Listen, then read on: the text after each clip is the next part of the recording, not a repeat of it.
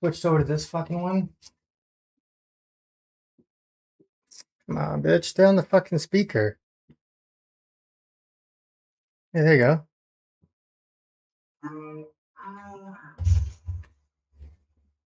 Alright, now you can go to the computer. How's this connected? How's it connected to a laptop that's off? What the fuck? That's this laptop, and this laptop's not even fucking on. What the fuck? It's off. How the fuck's it connected to it?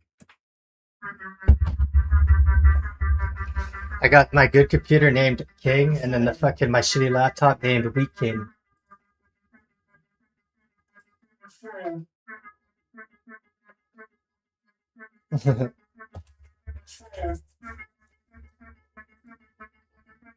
Alright, let's go. I was trying to. I was going to set up two laptops, but there's not really much I can do with the other one. Just have like chat on it. Like, there's not really much I can do with it. Another laptop. I had 4 screens set up earlier. It's like a badass. Alright. Oh shit, visual event trip, that is. Hold on. You gotta see a Papa Beats go copyright. Porch pirates are the worst. Oh, I agree, man. This is what first video I watched of his, The Dark Side of RuneScape.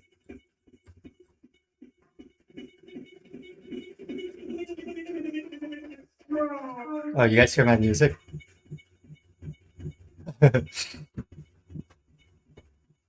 They got a store underneath me that fucking plays like sad boy music. Yeah, 1 mil views in 2 days. Jesus Christ. Welcome back to the Papa Meat channel. Hi. Look like it like that.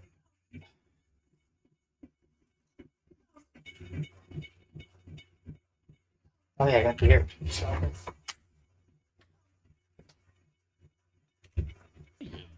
you doing? Coming in and sitting down because today we're going to talk about one of my least favorite things on this earth. Porch pirates. Not that kind of pirate.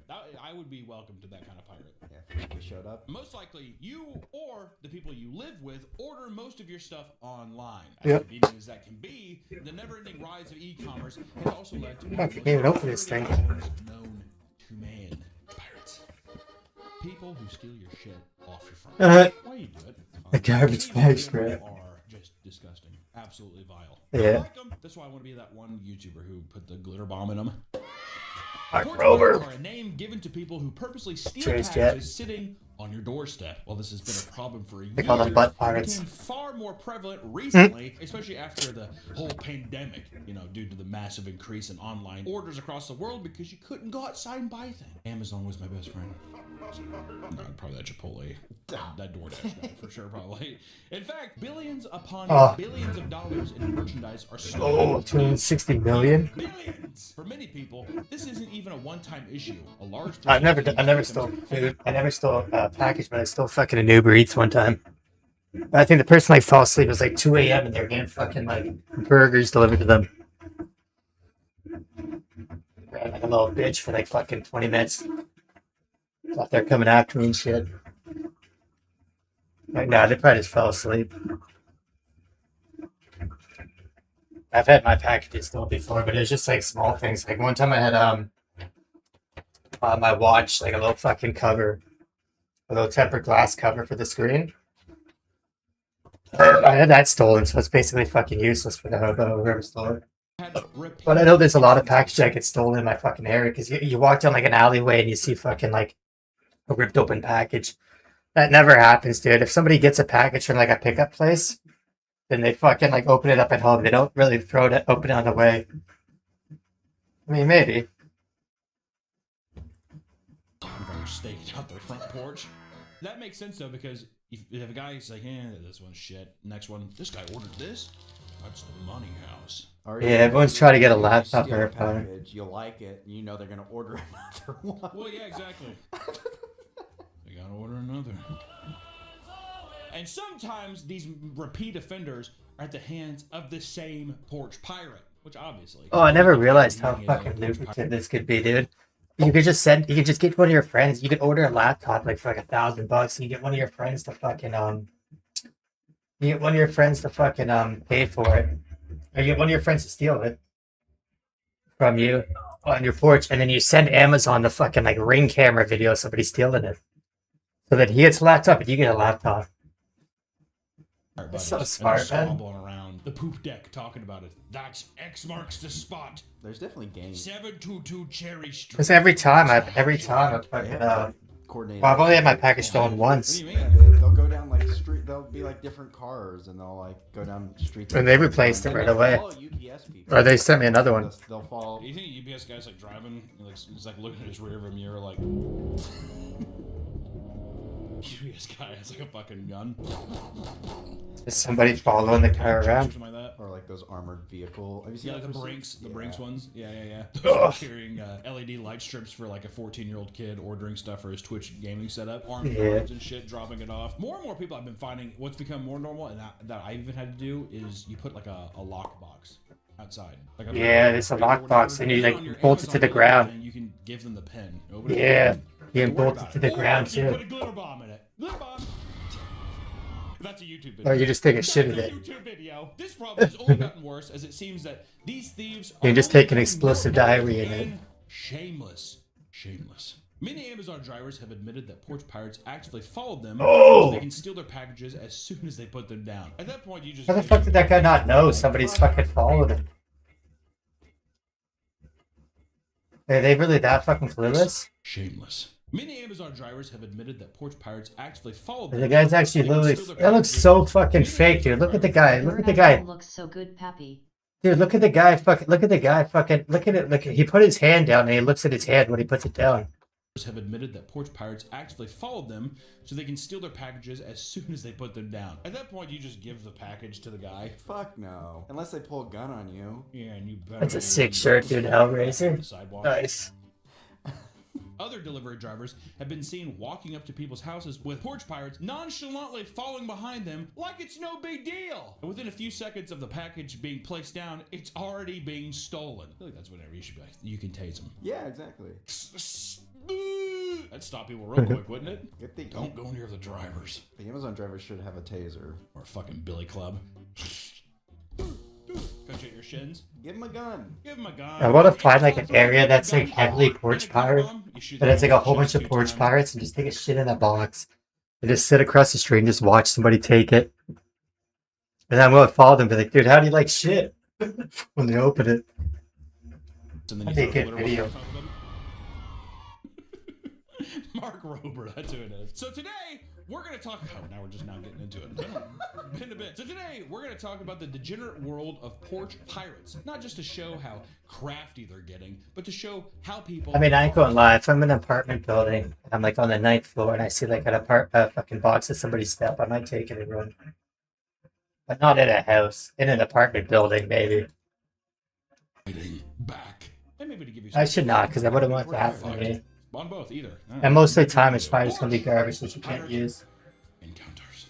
In 2018, a Brooklyn neighborhood was being terrorized by a man whom they called the Picky Package Thief. Could have probably settled on a better name than that. Dr. Seuss lived in that neighborhood? Yeah. Something like that. I do not eat green eggs and ham. I do not like you, Sam. I am. Every time people would order packages, this man would come up to their Oh, porch dude, and sit down. Once he grabbed the Somebody's packages- been time. Was it you or somebody else? Somebody's been time stamping all the farts in my streams. Who was it? Was it you? No, I think it was Fart Streams. Hold on a second. Let me see. Dude, my other YouTube account. That Canadian accent beating hard. Dude, my other fucking YouTube account made $300 this fucking month, dude. I'm almost ready to fucking retire. Here, I'll show you, dude. Me love. I just got to cover the fucking names. You guys don't see the name. It's right here in the bottom corner. It's right here. Hold on.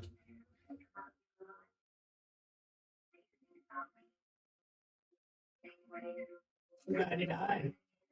Estimated revenue $2.99. That's good. Last month was only $100 off the second channel.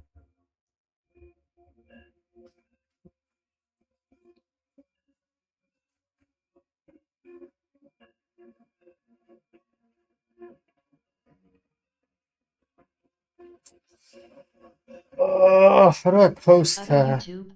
Yeah, I can't say what it is because I just repost clips on it at YouTube. Well, YouTube kicked me out of the partner program before for What's the link, babe?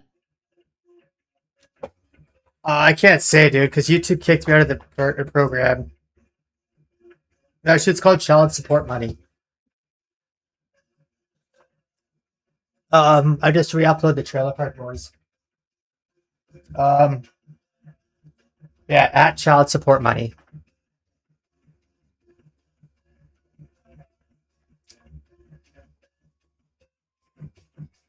Yeah, I just re-upload it. I re-upload the Trailer Park Boys, and one of my fucking deleted scenes and extras has fucking 56K views. And we made like $200 off that. Yeah, dude. Until YouTube fucking kicks me out of. Dude, we made $419 off this one video with 50K views because the video is so fucking long. Look at that. You see that 4 in the front? 418? 419? Crazy, dude. That's Canadian too, so that's even fucking better. Yeah, I'll turn to the brightness a bit more. There you go. That's better. 419 off of 56K views. Just because the video is fucking 5 hours long. Holy cow. Yeah, that's fucking good. My average view duration is fucking 36 minutes. Made $419 and we got 144 subscribers. 34.5 watched, 34,000 and a half watch hours. 56.4 views. Yeah, it's because it's Trailer Park Boys, all the deleted scenes and extras. Like, it's fucking really long. It's fucking... Yeah, it's like 5 hours long of fucking Trailer Park Boys. Like, shit nobody's seen. Their order, throwing out anything he didn't want before leaving. I wanted to upload the very first Trailer Park Boys movie from 1999, but I keep getting copyrighted. Yeah. And I can't even upload Jill because I keep getting copyrighted too. Did you ever make that much on your OF? Yeah, I made like a fuck. When I started it, I made like a fucking $1,200 in like 2 weeks. Yeah, when I first started it, dude, I made like $1,200 in 2 weeks, and I bought a gaming PC. Hell yeah, I remember that shit, dude. I'm trying to find out how to fucking. Oh shit.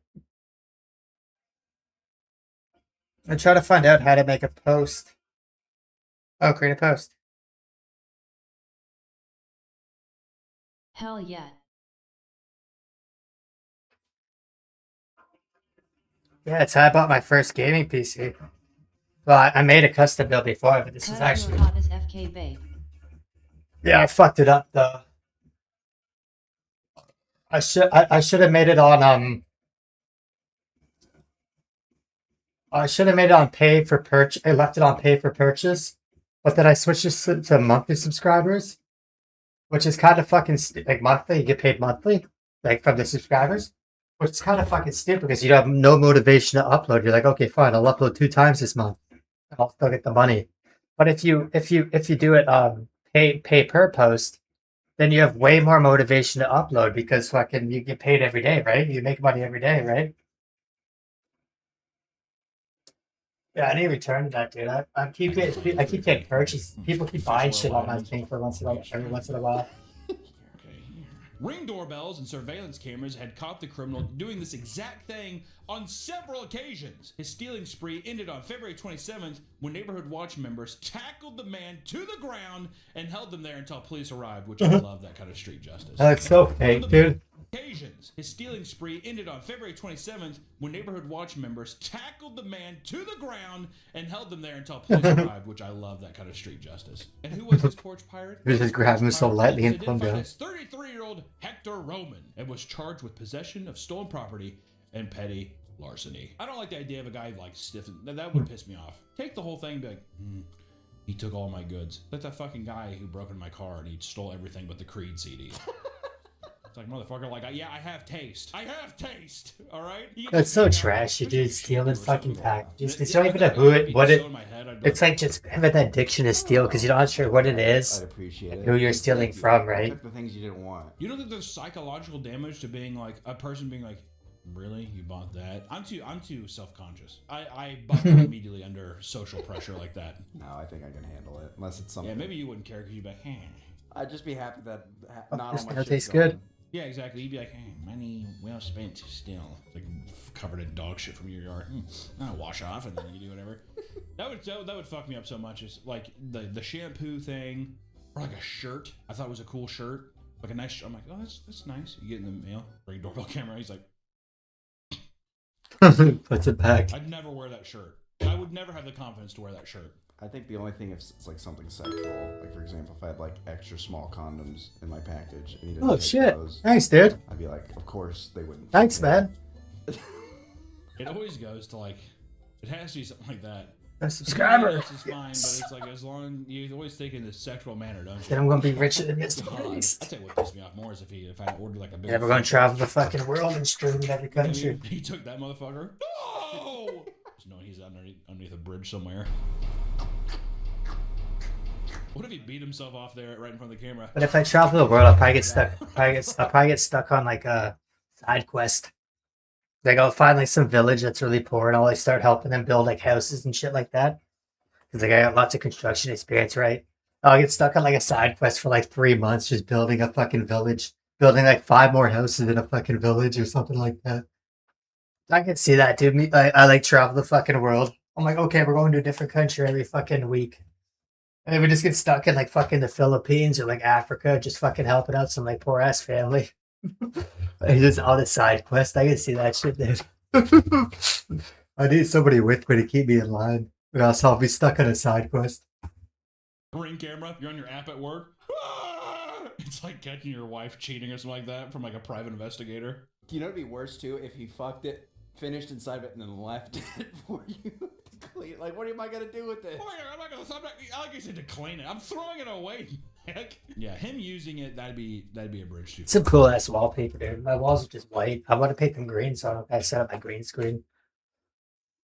But those are some trippy ass fucking walls that he has, dude. I think Wavy Web Surf has like similar walls, or fucking one of those guys with similar walls.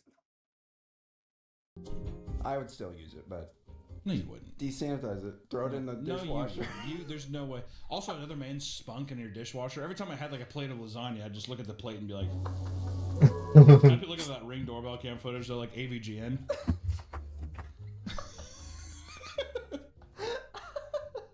This motherfucker's Second o'clock, baby. Would you drive home immediately? Oh yeah, go check who I else. tried to beat him. I'll go check who else was posting the. Keep looking at your Ring doorbell. He just lasts longer than I would. That pisses you off even more. This video. Who else was timestamping? Don't let that pile up. First, you missed one. A neighborhood in Oakland was terrorized by a porch pirate who would steal potted plants. The plant bandit was caught numerous times stealing plants off people's porches. At one time, he even stole an. Oh, it was you. Yeah, it was you, dude. You're posting all the fucking timestamps. Yeah, it was you, dog. I thought it was someone else. Hell yeah. Thanks, dude. You're posting all the fucking timestamps, dude. Yeah.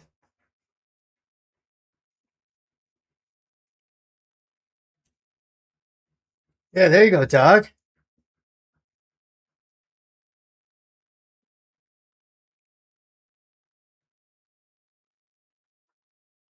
Thank you. You're the man with great hair. Gotta get the bank top plug in. What?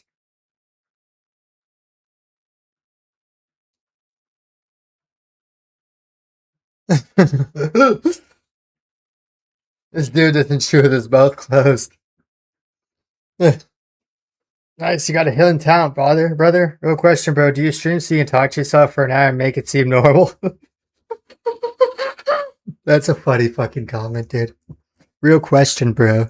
Do you stream so you can talk to yourself for an hour and make it seem normal? Can't trust another comment. Can't trust somebody who uses Firefox. Why not? It uses way more less resources than fucking Google Chrome. Google Chrome still uses more resources than any other program on your computer when you're not even using Google Chrome. You can be playing fucking RuneScape and it's going to be using less resources than Google Chrome is going to be using in the background.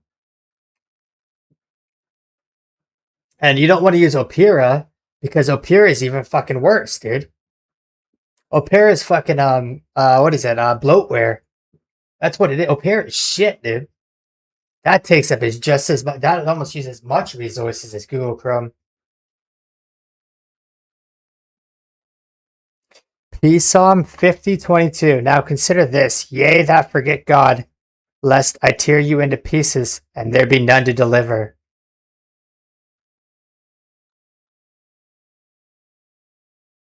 Fantastic stream. Keep up the good work. What a nice guy. I salute you, sir. You became a true American, and I can truly appreciate it. Fuck, dude. That's a funny ass comments, dude. How'd you get away with that? Cheers, chat. At night. Like uproot it from the fucking ground? That's happened to my dad. Someone it's like $1,000 Seiko palms that he had in front of his house. Yeah, first off, the flex with the dollar price tag on it. He's like, I don't know, $1,500 Seiko palms. He had a lot of them too. Sometimes he would also go after packages, leaving nothing on porches untouched. The suspect, who had been getting away with this crime spree for months, was described as a bald man in his 60s or 70s. Police would eventually detain a man who matched the description.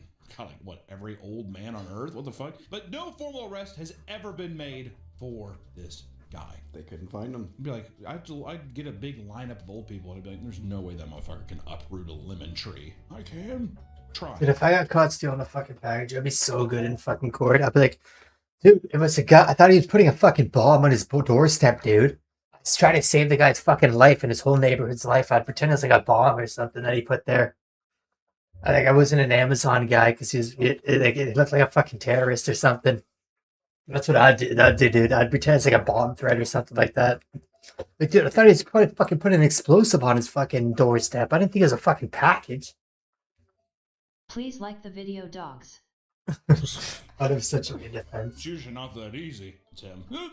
Yeah, definitely. When porch pirates steal packages, they're often hoping to get something extremely valuable. But they usually get shit. A thief took something that was truly priceless. Elise Brink had recently lost her father and had his body cremated.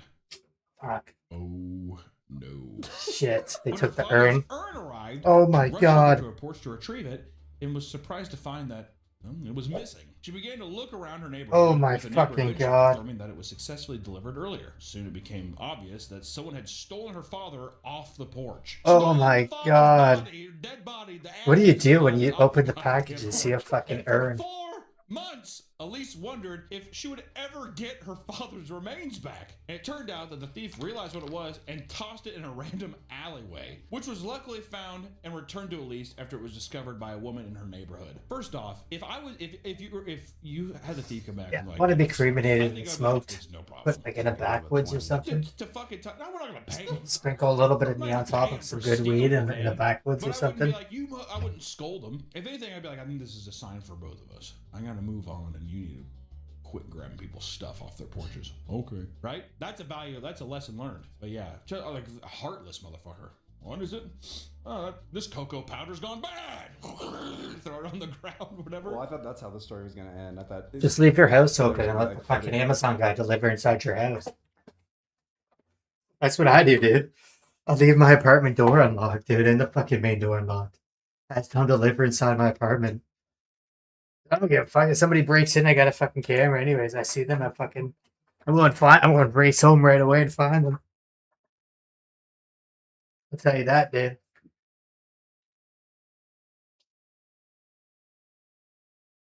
That's what I do. I just leave my like main apartment door open, then my apartment door open. I say, "Can you just deliver my apartment?" All the doors open. Because I live in like a heavy crackhead area, Him, so like, they steal emptying packages like in crazy. the He's like, this is a nice urn. Takes the urn, runs off. Shh.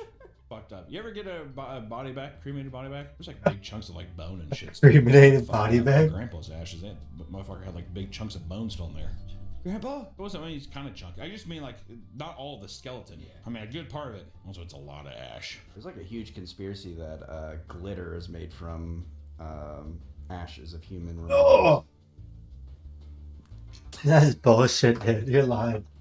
One, who would think of that? And then two, where did you, what Yeah, where'd you come up with that? to have that article in front of you? Instagram thing. There's a lot of videos where it's like, do you know that there's only 2 companies that make glitter? Yeah, Papa Meat's definitely my favorite metalhead I hate YouTuber. the snarl in your voice there. Hopefully I see him at a concert one Contortion, day. it's Hopefully I see him at like a wait, Cannibal no, Corpse there's only concert. 2 companies that make glitter? I know he's American, so I probably won't. But Horrifying. Mark, whatever the fuck his name comes in. It's just him and the fucking cremation company, probably. Yeah. Does he still make videos? Mark Rober? Yeah. God damn. What? He has 71? subscribers. Holy fuck! I remember when he had 20. Get me the kids. Whee! I remember when he had 20 million. What the fuck? Why does he have 70 million? Watch this dildo. Woo! Look at that! Oh my god. What the fuck? Oh my god. What the fuck is this? Mark Rober is his own fucking compound, dude. They're letting kids around. Crazy, dude. Motherfucker, goddamn! What is this? What the fuck? All right. So Oh! the scariest fucking channel on YouTube is Mark Rober's channel. Yeah.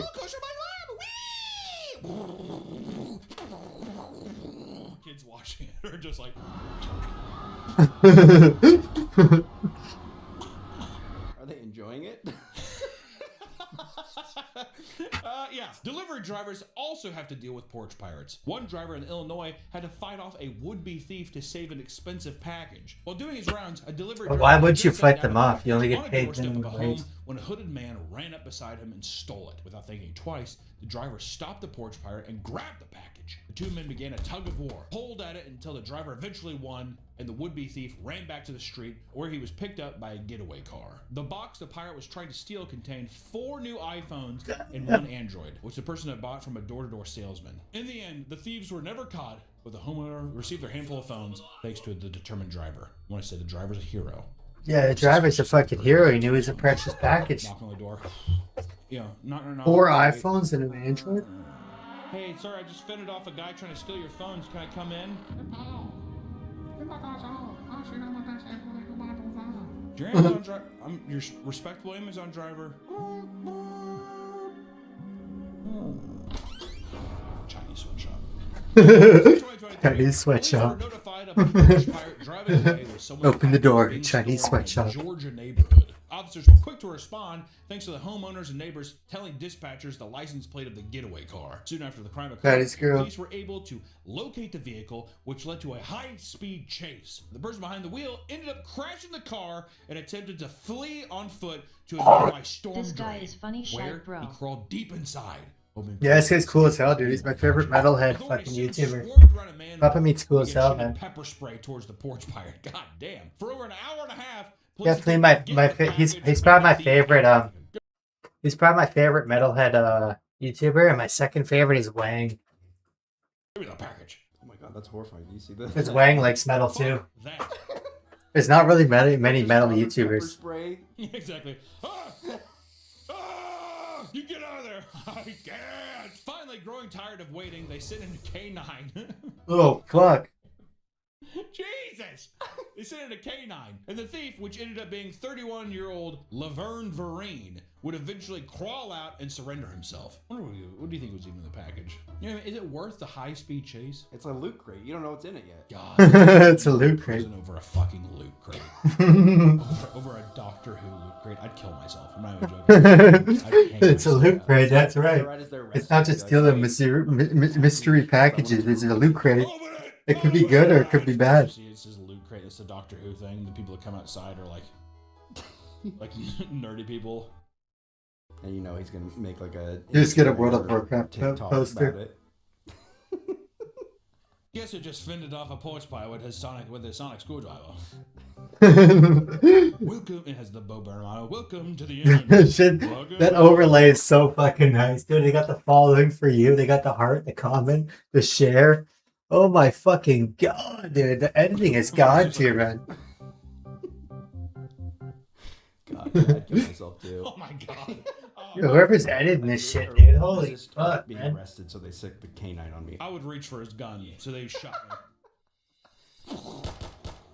me. The victims of porch pirates aren't the only people who despise them. As it turns out, even porch pirates hate porch pirates. Self-hate. One Ring camera catches the moment that 2 porch pirates are found stalking out the same package being dropped off by a FedEx driver. I bet that happens a lot, dude. Oh yeah. You're on my turf. Exactly. Get out of here! As soon as the package is put down, 2 men hop out of their cars and race to grab it first. They get into a fight over the package, and one man was armed with a knife, and the other grabbed a flower pot. The whole thing occurred in broad daylight while the family was still home. The package contained a brand new iPhone, and it was suspected that they somehow knew what was in the package before even coming up, like they were staking out their order. Kind of fucked. It's hard not to be suspicious of this, especially when we look at just how many porch pirate schemes have evolved over time. Yeah, I'd do that for $1,000 iPhone. That they were having their packages stolen on many occasions. Biggest problem was that they weren't even the ones ordering them. Huh?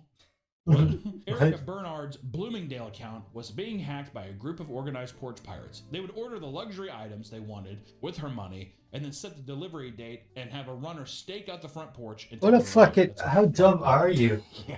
How dumb are you? Letting them spend your money. What a weird scheme. What a stupid fucking lady. Pulling the package away from the family and sprinting away. It ended up being a vacuum cleaner worth hundreds of dollars. Whoa. In the process of trying to chase Well, them, vacuum her husband cleaner's worth just underwent $100. knee replacement surgery. Does it suck your dick too if it's worth over $100? Like that vacuum better fucking suck my dick and be my girlfriend.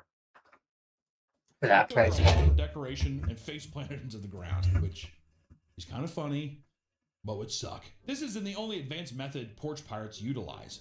Many have resorted to wearing disguises. On many occasions, people will sell their old Amazon or FedEx vests on eBay. Love when a me some porch metal. pirate is wearing one, I families was are raised less during likely the to Billy suspect Idol foul and play Sex when they Pistols approach the stage. porch to replace the package LOL for punk an rock empty and one. Iron That's kinda Maiden funny. days I all didn't the way, think about that. bro. On eBay, you just buy a vest and be like, walk up to people's houses. It's the I same did. thing in construction. Have you ever listened to Steel Panther? Yeah, nobody will question you. Yep. Not all of them are quite as sophisticated. You should try. You should look up the band Steel Panther. There's a man scripting together a disguise to conceal his identity. I saw them live once in Was Toronto. caught trying to steal packages anonymously by wearing a red pair of women's underwear on his head. Yes. Mental problems. Yeah.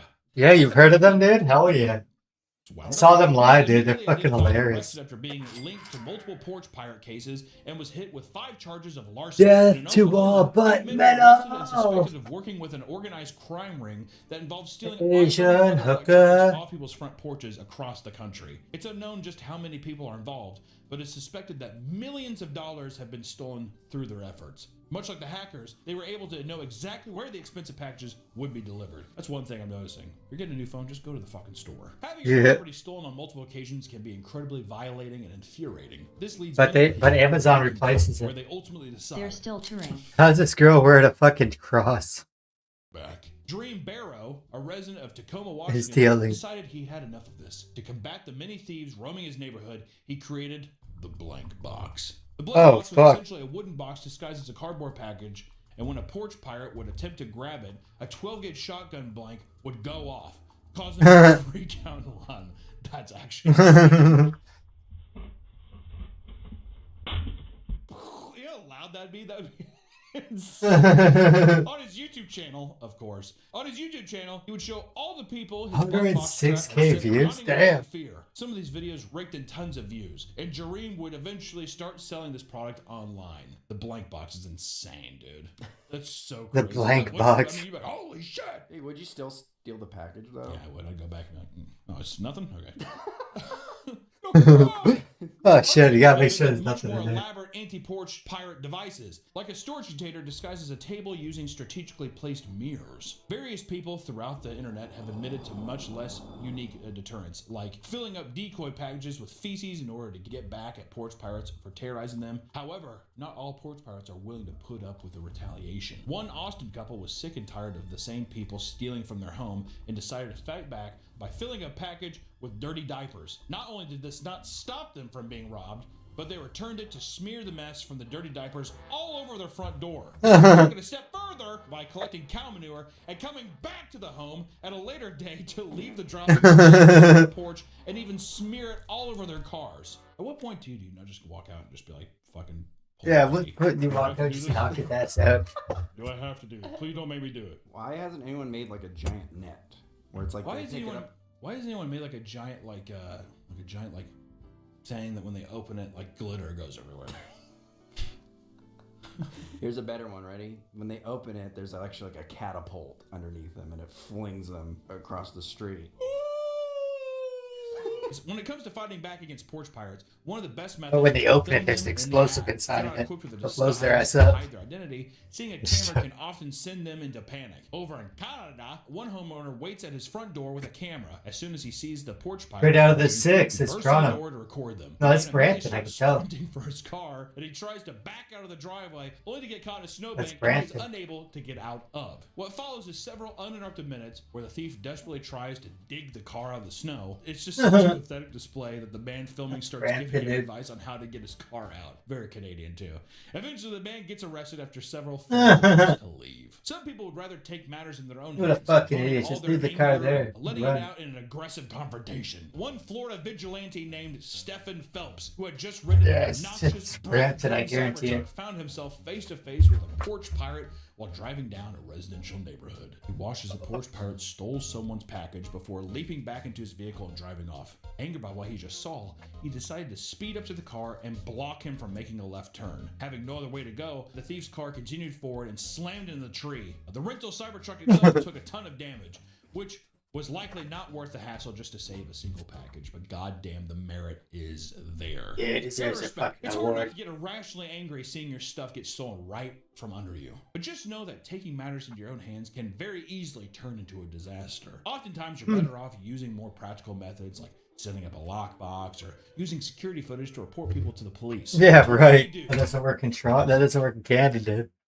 That might work in the States, but that doesn't work in Canada. Using fucking video film to fucking report people. The doctors of death in case people want to be sick.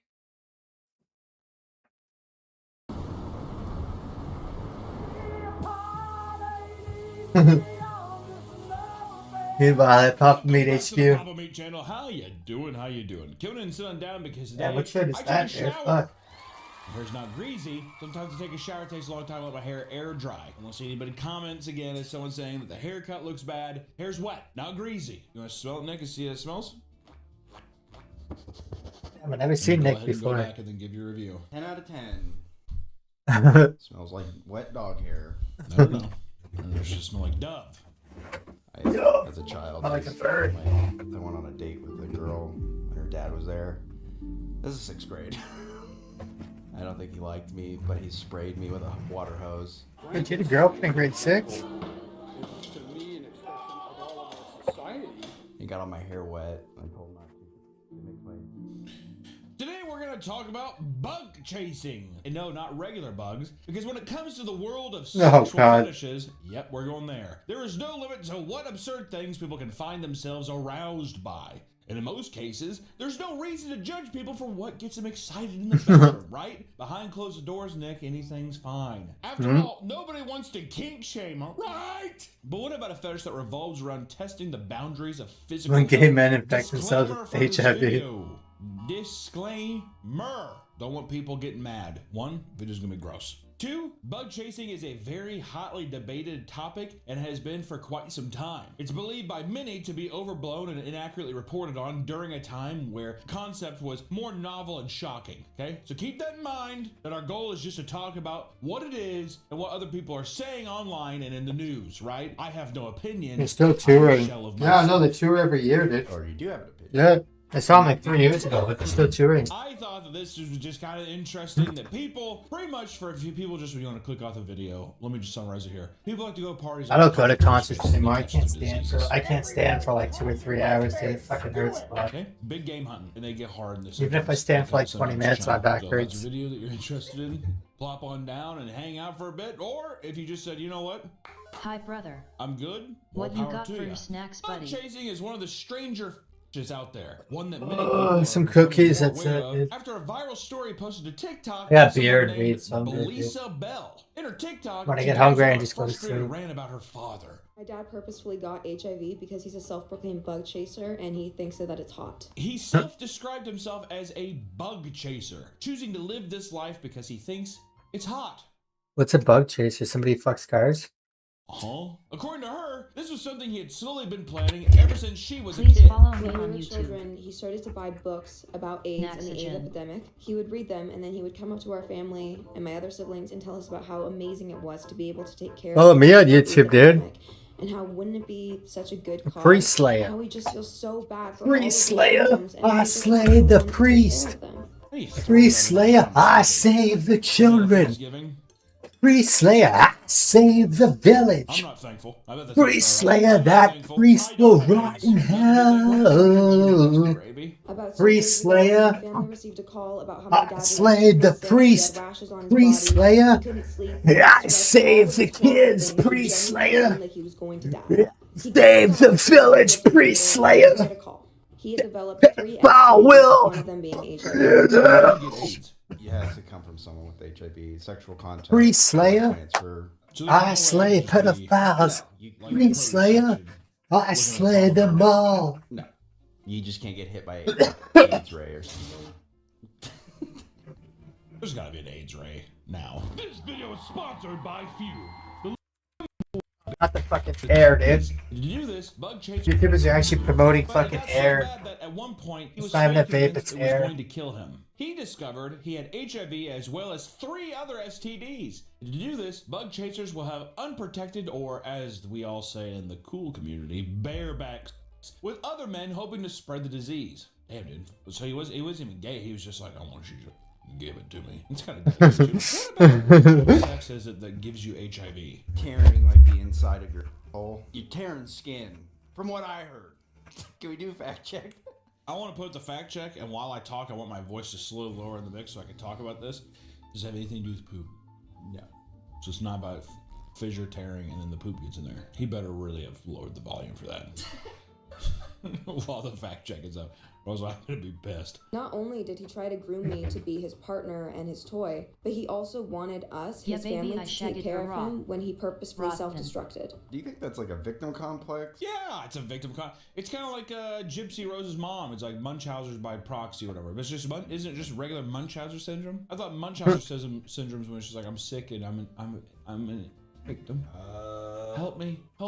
After the story had gone Please viral, like the her video, family was dogs. furious at her for talking about it publicly, and Blizzard was kicked out of the home, and she began resorting to TikTok crowdfunding to afford moving out. This eventually worked out, and she has been updating Holy people about the fuck. process as it develops. Can you 6K? Can you get rid of AIDS or HIV? What exactly is the difference? Because this is actually an interesting thing people don't know. What is the difference between HIV and AIDS? AIDS is a advanced stage of HIV.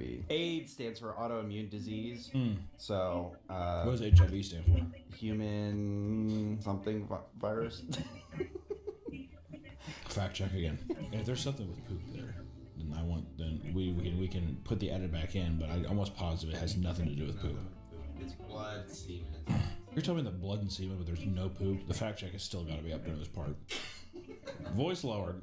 Bug chasing has been around for quite some time. In fact, many claim that it's been a thing since the AIDS epidemic of the early 80s. As medication began lowering the death What's rate bug of the virus, chasing? gay men slowly They began fucking having bugs? unsafe sex once again. They no fucking longer each being other. afraid of catching it. Even back in 1997, it was known that a tiny community of bug chasers existed. There was fear that if their numbers were to grow, it could roll back the last decade's worth of work, medical advances, you know what I mean? Jesus. I don't do a fact check. I don't even feel comfortable publicly saying that. I have no cite your sources. I was gonna say that sounds cartoonishly evil to That paint the gay people. sounds like an offensive. It feels like someone pulled that from like an anti-gay pamphlet or something. You know what I mean? And they were so evil and so horny that they said, "Why are we doing? Let's just give each other AIDS." There's no way. We have got to fact check. Bug Let's do chasing swim is a break rare to fact check. practice Fact where check. individuals There have been many intentionally seek publications that HIV have greatly infection through exaggerated the unprotected prevalence of the sex, bug chasing often community to driven make it by more sexual enticing excitement. article. The way it's been Damn, I thought they sensationalized has were been fucking incredibly cars or hard to something. determine the truth about this strange fringe group. So even though it is real, I think some So you people, try to fuck maybe somebody even with AIDS ourselves just to within get the AIDS? fact check That's we bug have to do chasing? are making it seem maybe much worse than it is. Even though we That sounds did suicidal. start this video on a man buck chasing HIV.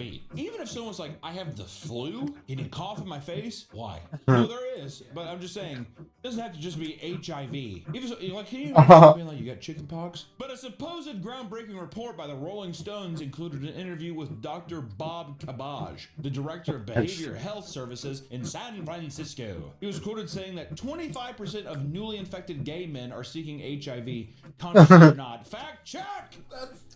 Fact check! That's no way. There is no way! What are we doing? Who wrote this one? Yeah.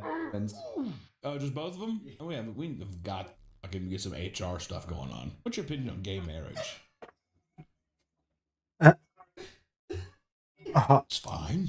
In a Newsweek article, however, he Fuck, got ranted something about how stuck in he my never teeth, but I actually can't. said that.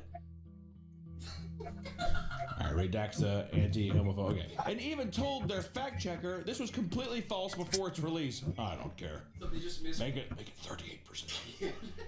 Whatever. Say he hates gay people. Like, I never said that on the cover of the Rolling Stone. Other outlets like Vice insist that bug chasers engage in sex roulette parties, which are events in which one person is secretly infected with HIV and everyone avoids the use of condoms during sex, giving people the thrill of not knowing whether or not they have it. Many of the people in these articles seem certain of their existence. Sex roulette. They cannot seem to point to a specific group event they've seen with their actual eyes. You know what? It's too much HIV stuff. I was gonna say. Because every time I've ever heard bug chasers before, fucked, 'cause man. I've heard it before, this HIV viral post, but it was always like people being like, you have strep throat, or like you have it was like, it's basically like They're minor trying to thing. speed I run don't think fucking I've ever heard of AIDS. anyone being like, I need to go get HIV. Not saying there isn't, because Oh, I bet what you there is fucking someone guy out with there who's HIV? trying to toe the line. I would say it's general STDs. They want to get like gonorrhea or like Yeah. something that's kind of curable, where it's just like roulette of like, I'm gonna get sick, and then you find out if you got sick or not. It's like an adrenaline rush. It's like an adrenaline junkie. Can you imagine someone the same way that someone like buys like a necklace and they're like, oh, I've always wanted this chain. Could you imagine that with like genital warts? I've always wondered what my balls look like with all these like little beautiful pearls on my skin. I want to, you know what? I want to interview a bug chaser who they regret doing it, where they're just like, I was stupid. That has Yeah. to be 90% of them, if not 99%. Yeah, try most of them, I think dude. it's something where you just you get the thrill. It's like that's got to be the craziest post-nut clarity. Sit at home, blink around, throw it in your mouth. Oh, jeez. Across all strange corners of the internet, you'll find people discussing these so-called bug chaser parties, while it's likely that they're being completely overblown. I think it'd be interesting to see what they claim goes on during these events. There are two types of gift giver parties. One involves an orgy that consists of just one HIV positive person. After the deed is done, the host reveals who the positive person was, letting the group know who was potentially infected. See, I wouldn't want that. I don't want to know who's infected. You don't? I like that actually at the end of the party. Everybody gather around. Who had fun tonight? It was a good time. We had a great time. And for everyone wondering, drum roll. It was Sarah. She's like, or I guess it was a big guy. It was David. David! I knew. I had to suspect. I should have went with my gut. Like a party that casual at a party? Maybe it is. You know what'd be fun though? You go into those parties and looking around and being like, guessing who's got it. You know, there's got to be one guy who's just like, Everyone's all health. Everyone's all good, and then one guy has like super gaunt eyes and cheekbones. Nosferatu sitting in the back.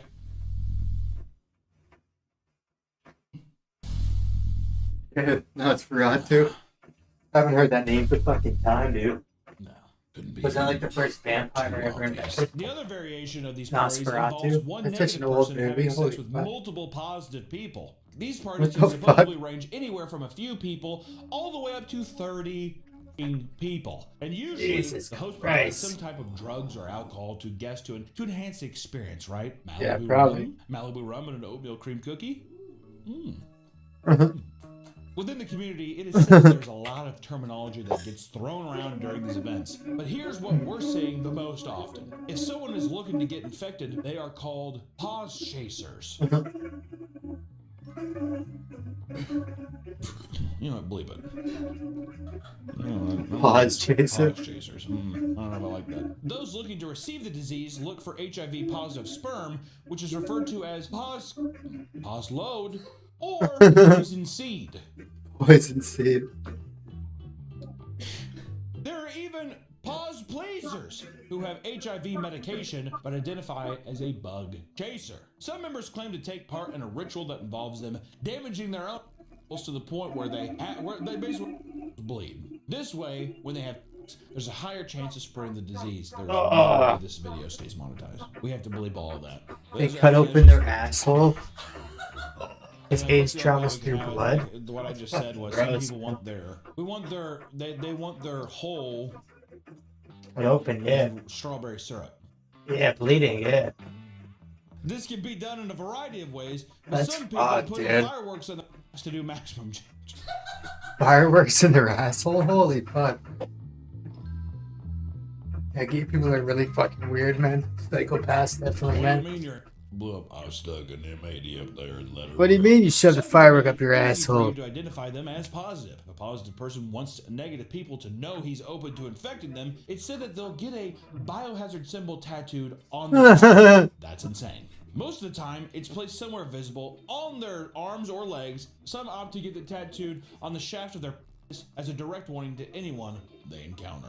Yeah, Let's take a step definitely. back and discuss why it is that people find themselves taking part in bug chasing. For many bug chasers, the idea of catching HIV and other STDs is simply an extreme online fantasy. Bug chasers existed for a long time. However, the internet has allowed the community to practice the fetish without actually contracting the disease, right? You do a nice little role play. It could be a little preemie baby. You can't do that, and you get to live a normal life after that. For some, bug chasing is similar to thrill seeking or adrenaline rushes. It's the idea that they're doing something taboo and potentially dangerous that gives them this rush. And online, a man spoke out about how his ex was a chaser and how his kink was going to holes without the use of a condom. He had HIV and got a thrill off knowing that he altered someone's life without them ever knowing it was him. That's not a good person. That's He altered somebody's life. I think, well, yeah. That's fuck yeah, that's a Yeah. crime, yeah. Yeah. Others who partake in the community view getting the disease as empowering. When they get HIV, it's like they have been freed from their fear of getting the disease. There just has to be fact checks. All the sources, source links. Where if it's wrong, listen, go yell at them. We're just reading what we found. All right? I did not know this was going to be so heavy HIV. Is this a problem? I think this is a problem. I feel like I'm going to get nuked into the ground. by saying HIV. Yeah. Yeah. Yes. Thanks for spreading HIV. This shit's not getting monetized. At least you got sponsored though. Even today, bug chasing still exists in small pockets of the world, mostly facilitated through online communities. While there have been incredible evolutions in AIDS medication and the way treatment is administered, some bug chasers considered it to be the equivalent of an adult using floaties. According to them, medication like pre-exposure prophylaxis takes the thrill of masculinity out of having sex. There are various dating sites used for explicit purposes of meeting people who have AIDS, HIV+, and other sexually transmitted diseases. Websites like PositiveSingles.com or the fuck? PosMatch.com. There are events here and there that aim to reduce the shame people feel living with HIV. Some are strictly kind and wholesome, while others seem to have more degenerate intentions. In 2021, the gay star Tim Tyler tried to host the Pause Pride Fest with the goal of raising money for HIV groups and to celebrate people who may feel outcast from society due to their disease. That's fair. So is pause a? I don't know. It's really early in the morning to talk about this much HIV related stuff. I really thought it was going to be like, yeah, I'm sick. I have a boner. This sounds all well and good until you realize that part of the event would include the Chasers Jamboree, aka party including those with and without HIV. The website advertised the event stating chasers and gifters would identify themselves with colored hankies. And the Twitter page posted a poll asking those attending which category they fall under, with a grand majority being chasers. It turns out that Tim has been an open bug chaser who successfully contracted HIV, so the event appeared to be more of like a super spreader event designed for his own sexual fantasies rather than like an uplifting thing. Maybe it could be both, I'm not sure, but it's, I don't know. A blogger contacted the resort hosting the event, explaining that the event was not at all about raising awareness for HIV. Supposedly, the owner sat in stunned silence for 2 straight minutes after realizing what was actually going on. They dropped the event soon after. Tim announced its cancellation. He then suspiciously reached out to people about continuing to donate to event's PayPal account that Tim manages himself in order to raise money for HIV nonprofits instead of just donating directly to the nonprofits. I think Tim might have been scamming a little bit. Pick it a little bit off the top, yeah. While most people would probably be a little more private about their chase fantasies, some people are willing to post public Craigslist listings in search of their dream gift givers. Other people seeking dating advice online have admitted that bug chasing has caused significant problems in their relationship and led to eventual breakups. After dating a man for 6 months, one user admits to finding out that his drag queen boyfriend had been secretly hooking up with pause guys in the hopes of being infected. Damn. You want to lean me in on that? Okay, we're getting way too intimate way too fast. Jeez. This is private stuff. In the span of 2 months, he slept with 50 people. The user was Holy told that he was fuck. doing it so he could get government benefits and to fit in better because many of his friends were HIV positive. I don't know if I believe that story, Nick. That's too crazy.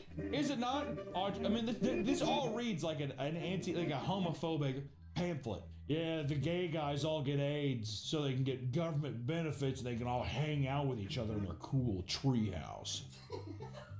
The bug chasing community has a dark underbelly that many of its members struggle with. There are more serious implications for those that are driven to get the bug. A small section of the community gets HIV as a form of self-harm to cope with something more serious in their life. Mental illness is seen as a big component, with many people being preyed upon or agreeing to certain acts while not being in their right state of mind. Some research insists that this fetish is based in addiction. Certain fetishes are tied to bug chasing like BDSM, but one in particular is extremely damaging. Chemsex, also known as party and play, involves both parties injecting themselves with hard drugs while having sex. This behavior ties the act of bug chasing to Having getting sex? high and creating a very addictive loop that is hard to break and even more dangerous. The addiction only worsens with each party or interactions as people slowly grow more desensitized to the idea of having HIV. There seemed to be a lack of proper knowledge of the disease for many people that partake in acts like this, and all of these elements leave many people broken and hopeless. One man claimed that he was seeking an HIV positive partner so he could get infected because it was his death wish. When questioned why he wanted to go out this way, he stated it was no different than someone addicted to drugs or energy drinks. You hear that, Red Bull? You got some explaining to do. They believe it's a way to control their fate, stating they would have died from cancer or a heart attack. I'm gonna die from HIV. Another man simply wanted to die from bug chasing because he didn't see any other way. They claim they have no skills or friends in life to keep them around. And the thought of getting AIDS is arousing, so they believe it's the best option. This is just sad because Suicidal, dude. mentally You put in a deterioration, fucking mental ward. lack of self-confidence, lack of social skills, all come together for someone to just be like, what's the point? And that's hard. Yep, that's why girls think they're worth so much, dude. Just on this channel. Men devalue themselves and put pussy on a pedestal. Gotta reel back a little bit. I think we might be done just for a bit. I think it's safe to say that bug chasing is one of the stranger and more dangerous ones, if not the most dangerous one. I mean, I don't know. Unless it's just like I want someone to murder me or whatever, which I don't know. If you're watching this and you're part of our massive, overwhelmingly gay audience, be careful out there. You never know who's out there prepared to give a little gift. And those who participate in bug chasing, just make sure you're prepared to deal with the lifelong consequences that follow. Thank you guys so much for watching this video. Stay safe out there, wear a mask, and wash your hands. We'll see you next time. Bye-bye. Tone Deaf butt sex.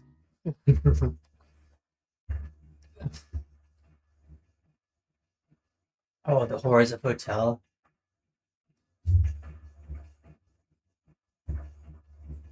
The horrors of hotels.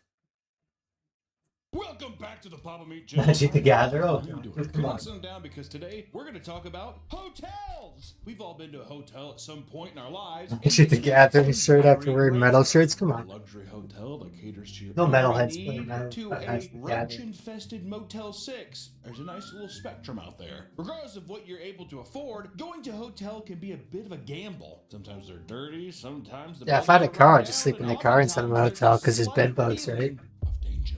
A lot of Whether it's hotels have from bed bugs. Crackheads or maybe weird neighbors next door. What's that in the room next door? Apparently, hotel room break-ins have become surprisingly common. And by that I mean, I feel like that's always been a thing. right? So much so that there's an entire genre of video focused on giving tips on how to use household objects to lock hotel doors from unwanted guests or staff members, using things like hangers, towels, and forks to basically block the door. People even buy additional portable locks and alarms online to ensure their safety when staying overnight. You might think that doing this 20-minute long setup to lock your door or whatever while you're sleeping might seem outrageous, but at the same time, you don't want to be that one statistic. So let's look at just how bizarre and terrifying the world of hotels can be. Over time, we've seen a large increase in sexual predators going after women in hotel rooms. Really came swinging again with this one, dude. Jesus Christ. Can't ease into it at all? Holy I thought I might start with petty theft, but nope. Here we go. While creeps preying on innocent women have been a tale as old as time itself, more people have felt comfortable coming forward to share their stories. One woman from Austin, Texas, recounts the night she had awoken to a man who had somehow gotten access to her hotel key. As he was attempting to open the door, the woman noticed his finger prying through the door, trying to undo the latch. The woman screamed and charged at the door and slammed it shut, yelling, "Get out!" The man said, "Ah!" He scurried off. She quickly called 911, but soon realized that the man's severed fingers were still in the door latch when the police arrived, which is awesome. I would put him in a fucking jar. If I was that woman, I would pick those fingers 100%. And it goes without saying that more often than not, the source of most disturbances and strange occurrences are the hotel guests themselves. For example, one man was arrested for gooning in the hotel lobby. In Nashville, such a beautiful place. A man named Jonathan Walker had visited a Hilton Garden Inn, and he started using the computer in the hotel's business center. Despite not Gooning like robbing people. he started playing porn on the speakers for a long What the period of fuck? time until hotel workers. Back when I was growing up, a good was somebody who robbed people. Let me jerk off her. Jonathan refused to stop watching. Fuck. To the point that the police officers had to Fucking take Gen him into Zs custody make and new remove him fucking from the premises. changes As it slang. turns out, this was a Fuck, dude. repeat occurrence, and he had already been banned. He's from the fucking a hotel robber, not a He fucking. was A charged goon with is a trespassing. robber, dude. He must have been locked in, dude. Not a He's like, fucking I can't fucking hear jerk you. offer. Oh, he thinks it's like a public library where you can just go in and watch. Dumbass Public Gen library, Z's you always watch change all their those. Is that what you slang. do? Well, that's what. Like, let's fucking go and stuff. What are you talking about? Gee! Where they just let you watch porn, beat you all day, you old. Right, guys. Saying let's fucking go feels way better than saying LFG. Walk-ins, right, And guys? LFG What I wanna means know is looking for whenever, bird. He did it for a long time. I'm wondering that's because fucking he said he was a great, repeat yeah. offender to this hotel. I wonder if they just saw him and they're like, he'll be done in a bit. Who's gonna clean that? It sounds like he was just watching, not actually. And you better believe. Well, I think he was doing some dry rubbing, trying to start a little Indian fire. You know what I mean? Oh, pocket pool. Yeah. Also, too, there's no way they're cleaning those keyboard keys. Just leave it. They don't. Yeah, definitely. And of course, this is not the only story about gooning in a hotel. There's also Florida serial hotel gooner. I tried my friends. Serial gooner. In 2019, at Hotel Zamora, Jason Bradley walked into the hotel balcony naked and started masturbating in front of a hotel staff member. That's just not fun. That's a little peekaboo. That's a little Jack in the Box that I don't want to see. It's not sexual harassment. Yeah, well, it says the guy with the public library thing. How many I get it? When management intervened and told him to stop, Jason ran back to his room and locked the door. Like a little toddler. Like when your parents try to pick you up from your friend's house and you try to hide and be like, just to see if I can stay over again. So this time it's like a 6'3" naked guy, hard dick, run through the lobby. The police were promptly called and he was arrested shortly after. 3 days later, Jason was again arrested for the same thing. This time at a Hyatt hotel near Yes, Jack. Clearwater Beach. This time Jason was caught jerking it in a beach house cabana that he Jerking didn't it. pay for. Which was the biggest crime there. And that was after 3 women complained about him. So he was hiding there beating for a bit. Took 3 women to come forward and be like, there's a guy in there. And let me tell you, I don't think he paid. When confronted, Jason punched the employees in the face and then ran into the parking garage to hide. You think that was the hand he was using to beat his cock? No, I think he punched with his other hand and kept beating. So you think that he's beating and punching? That's alpha. The police were called and Jason was once again swiftly arrested. He now faces multiple counts of lewd exhibition and assault. Just a few months ago, he was also arrested for indecent exposure involving a minor. Just had to put the little shit on top. And there it is. He's just a guy being a dude. Okay. Piece of trash, dude. Straight up. Today's video is sponsored by Hungry Word. These can be live at how. There's a viral TikTok detailing a horrifying Strange hotel guests sneaking into their hotel rooms in the middle of the night, creating a traumatizing experience. Natalia Taksisi, a model from Thailand, posted a viral TikTok detailing a horrifying experience she had in a Japanese hotel. She had traveled to Japan for a vacation, believing it would be a safe place for a solo trip. Nope, there's a lot of pedophiles. APA Hotel and Resort in Tokyo, which is a well-known hotel chain. After a long day of sightseeing, she returned to a hotel in Japan's not safe at all, dude. It's full of fucking sex offenders and fucking people who commit suicide. That's all Japan is, dude. It's fucking people, adults who like fucking high school girls and fucking the same people who fucking commit suicide. This pathetic waste of fucking life. The only good thing in Japan is fucking sumo wrestling. After some time, Oh. she realized that it was coming from underneath her bed. Natalsi checked under the bed, coming face to face with a pair of eyes staring directly at her. She screamed and leapt off the bed. The Asian man climbed up from under the bed and stared at her for about 3 seconds. Do you think he was naked? No, I think he was just a weird, stinky man, little garbage man. At the moment, Natalsi claimed that those seconds felt like my life was over. Suddenly, the man started screaming before turning and Asian sprinting out the people room. are really weird. Turns around, pulls a Kevin McAllister. That's one person. Found a hidden power bank that the man was using for his phone, meaning he had potentially been there for a long. He was there. That's the thing about fucking Asian people to do everything unexpected. They're fucking really weird people. If there's any person hiding under your bed in a hotel room, it's gonna be an Asian person. The fuck? How'd you get here? The fuck? Playing like Angry Birds and shit. They're like robots that just get lost all the time. Due to the lack of CCTV cameras in the hotel, the police claimed that there was little chance of identifying the man, but eventually she was able to get a full refund for her trip. Thank God. I stayed at a APA hotel. Oh yeah, you did, didn't you? I forgot about that. They're nice. Apparently, we need to fact check this, but apparently the APA hotel is run by a cult leader. To me, it was the cult member. Man, maybe it was a cult member. They're like, go up there and take this battery and let it charge. She'll be up there real soon. Hotel guests have a tendency to do whatever they want in hotel rooms, seeing as they're paying for it. While some will settle for cranking up the AC all night, others treat the place like their own personal trash can. This was the case for Kelly Tedford, the OnlyFans hotel pisser. In New Hampshire, an OnlyFans model named Kelly Tedford was caught destroying a Marriott hotel room with her bodily waste. She had the plan of filming a video for her OnlyFans, Kinky Kelly, in which she would cover the entire room in her own piss. She would be all over the bedding, all over the curtains, even the AC unit, which it's like that's gonna blow it even more in the air. Which granted, the room's gonna smell like piss anyway, so she's like, it's. And she even pissed on the hotel Bible. Oh yeah, I'd shit on that. I'd burn that right away. I'd throw it out the fucking window. First thing I do when I get to a hotel is grab the fucking Bible and throw it out the fucking window. That was that. She's being a little. Yeah, I'm not sleeping with no fucking pedophilia scriptures. Fuck that, dude. Shown a thing or two. All right, we're kidding. I'm not keeping any fucking materials that have anything to do with fucking child rape. For years. I see a Bible, I'm throwing that shit away or shitting on it or burning it at the very minimum. And a whole new problem with hotel guests emerges when you look at stories revolving around luxurious hotels. Some wealthy guests can be straight up menaces. Some hotel workers have to put up with a very unique type of harassment, like the smear campaign orchestrated by a teenager named Theodore Weintraub. Theodore had been Theodore Weintraub at the bar inside the Mark Hotel, an upscale spot known for its high-profile clientele. He was turned down due to him being 17, attempting to use a fake ID. Batman been Superman. Become aggressive. After causing a scene, he was banned from the hotel for disturbing other guests, and he later tried to enter through a dinner reservation with his family, only to be caught and denied entry. He begged them to reconsider, only to flip out since he didn't get his way. And according to the filing, the defendant began accusing the hotel of being anti-Semitic and spitting in people's food until his father calmed him down. Theodore, stop. Stop it, Theodore. Calm down.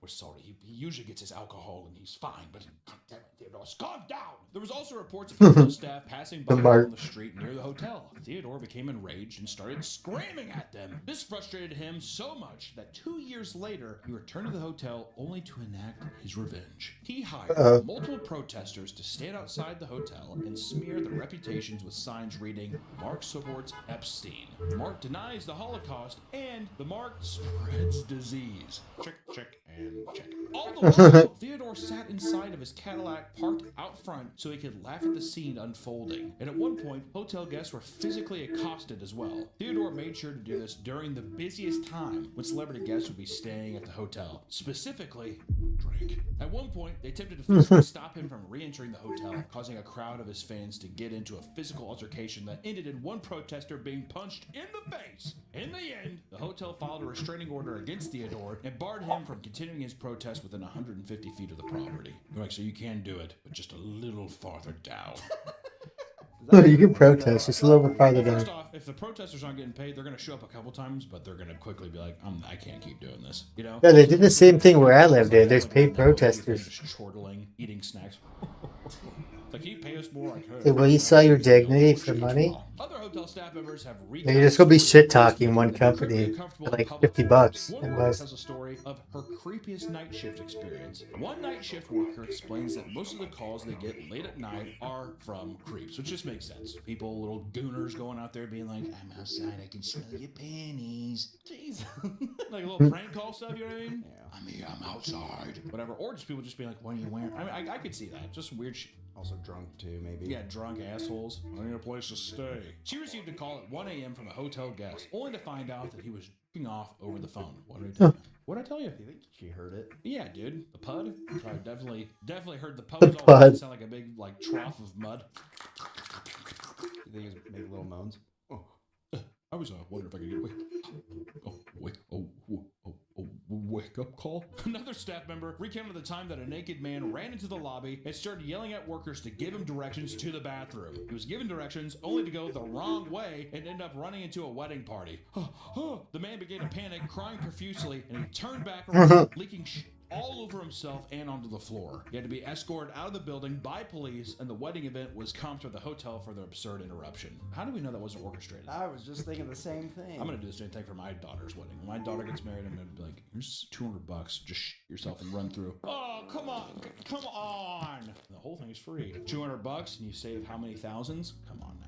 Easy to repeat too, because all you have to be like, the wedding's there, go up to the staff, ask where the bathroom is, go the wrong way. Easy peasy. The only problem is your wedding's in a hotel. Oh, I'm in nice hotels. Well, that's The true. Hilton Yeah, but where'd you get married? The Hilton. Isn't it a typical thing, like just tiny chapels? or Barnes. Or a barn? I got married on the beach. I don't know where. Nice, dude. I want to get married in Scotland on I'd never get married. Fuck that shit, dude.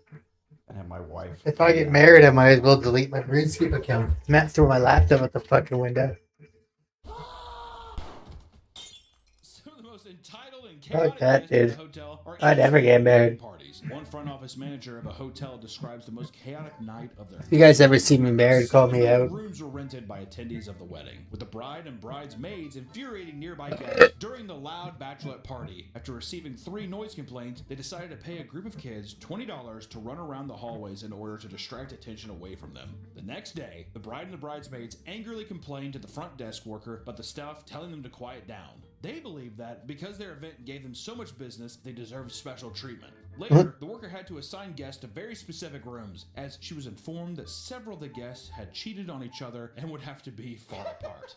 Some crazy wedding, dude. The Hilton's getting a little wild. The day of the wedding was full of guests screaming at the staff over small inconveniences. In the middle of the chaos, one mother reveals that her child drank too much pool water and ended up throwing up. Ew.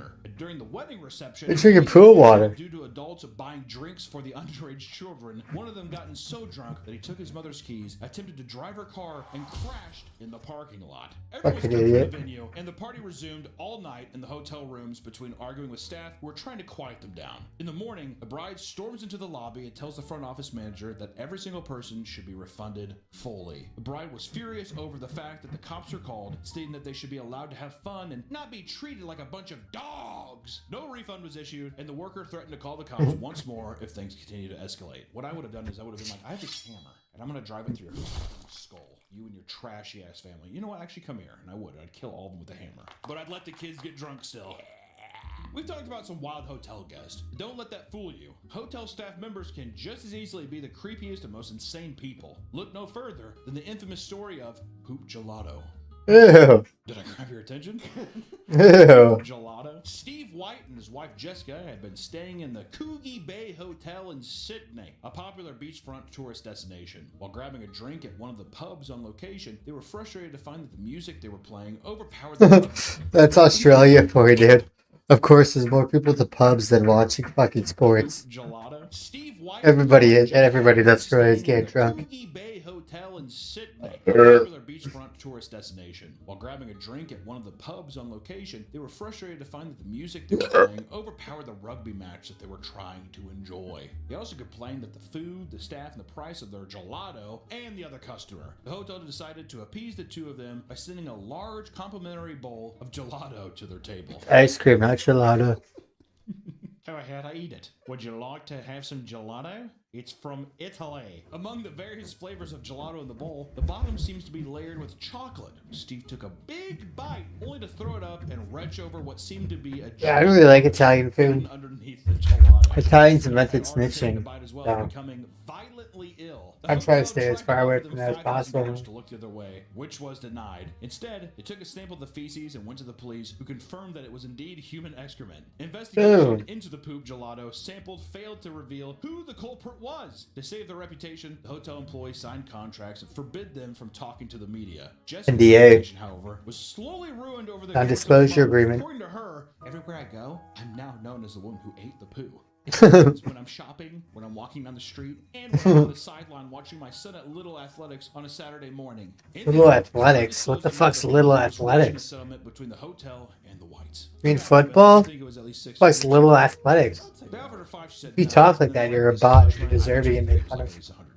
I think that she could have probably shut that place down. That's gotta be like bioterrorism, right? Some kind of crazy like that. And you got violently ill. I mean, like people would lose their jobs or I mean, like I think that legitimately she probably could have shut that place down. I was thinking like a mill. You think $1 million for some poo? Nah, dude. Well, the damages too. People call him Poo Lady. Yeah, reputation. I'm just saying. I think someone would buck over 100K. You want 100,000? Okay, I'm the poo woman. I'd be that way. In another disgusting display, we also have the Hilton Toe Sucker, which is my favorite story of this entire video. In Nashville, such a beautiful city for music, right? Once again,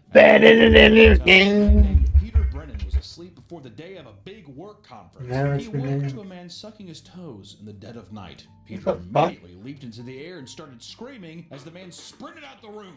This man was David Neal, the manager of the Hilton. It's always a Hotel man with two names, dude. night shift. David made copies of the guest key in order to break into the room and perform strange acts as a part of this weird, sick fetish. Definitely sexual. Definitely hard doing it the entire time. Must have been a good-looking guy, huh? Had sandals on. Well, that's what I was gonna say. He definitely saw. You're in room 428. Have a good night.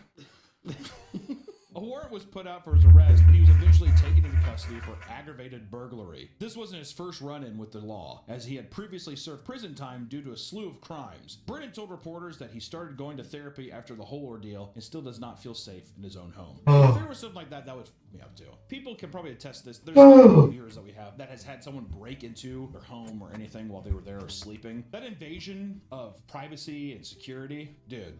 But does it make sense if it's in a hotel? Because that makes sense if someone broke into my It's house. true. I Yeah, have a but knife it's- extended it's the within same. arm's Any reach place all where the you were time. sleeping and you lock the door, I think It's that's not even bullshit. folded. Because then when you go home, you're like, It's "Here's not some even shit." folded. It's There's always some extended psychological damage to it. I within think arm's it- reach all the time. Even if it wasn't your home or your own hotel room, like let's Hey, say dude, I don't have to worry it about would shit. fuck you up forever. That's what I've been hearing, like rats in my ceiling. You said that too with why your voice was like broken.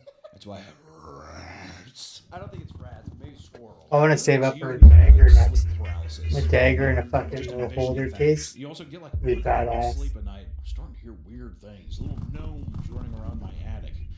Some of the scariest things to come out of the hotel experience is not the creepy people or staff members. It's the things people find in their rooms. It's common for people to find human excrement in their rooms. People, there's poo. Get over it. One hotel Marriott guest came out of the shower and pulled a towel from the rack, only to find that there was a baseball with smearing of poo on it. Others have Ew. found hidden cameras placed inside the hotel room, sometimes pointed directly at their toilet. That's the biggest thing. The amount of like hidden cameras I see in like smoke alarms, people put it in like AC vents, all that kind of also power power outlets, like the screw for your power outlet, that can be a camera. There's apparently a wand you can do to like go around a room. Yeah.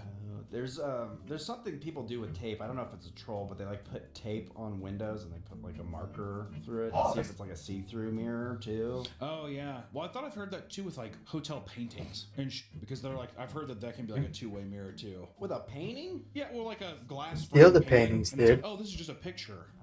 I've seen some crazy shit, man. Which makes you think when I see the girl who's like, The hotel room had fucking paint. puts like 70 things up to. I'm like, I don't fucking blame you. Oh yeah, I feel like Dick and like my fat shit.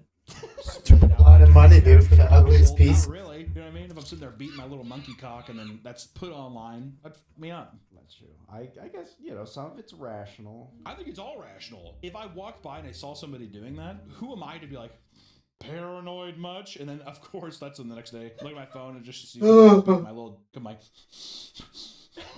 online. I'm like, how did they get that? One hotel worker had even stumbled across a live baby that had been abandoned in the parents' room. I hear that happens all the time. Well, that's the whole thing with dumpster babies, too.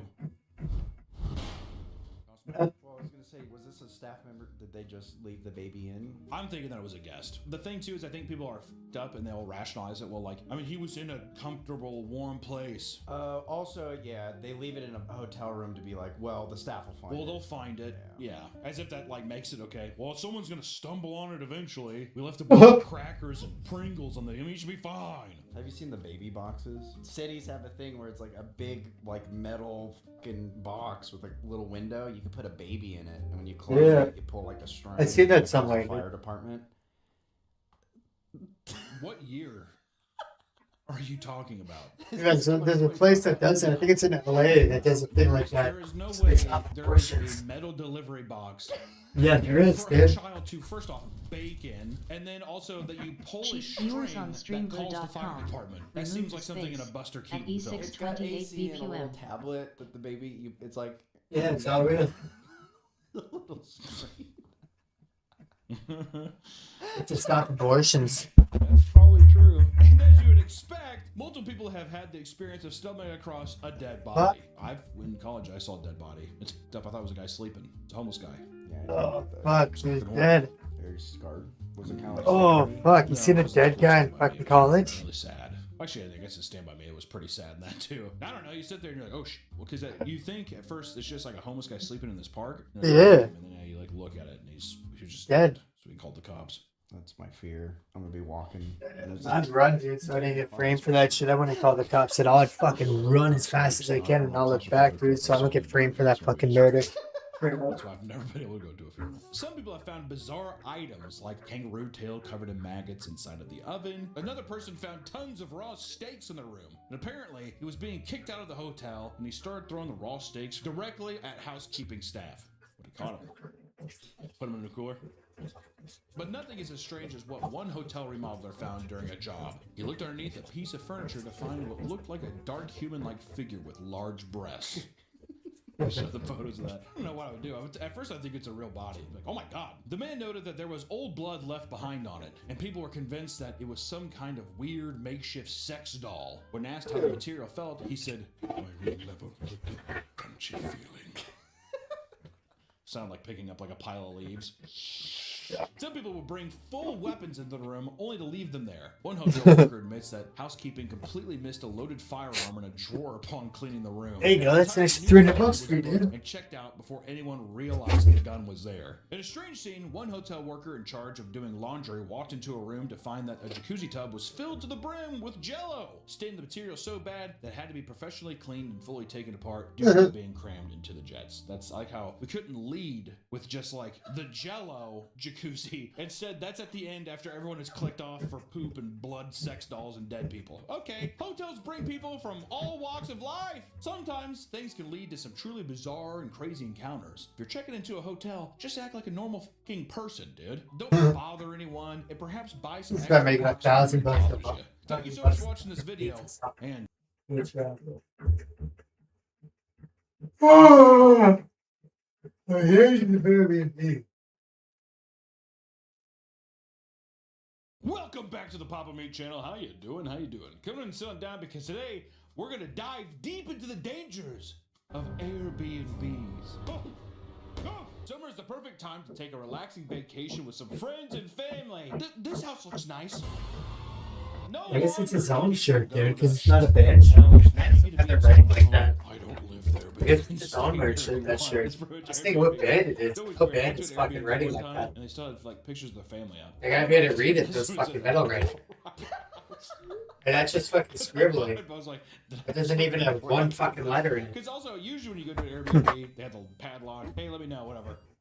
I just walk right in. So I was like, hey, is this you? They're like, yep, that's me and my kids. I was like, had on the nightstand too by the bed. I like turned around, like put it down. I was like, I don't want you to look at me while I'm sleeping. Was the whole house just covered head to toe?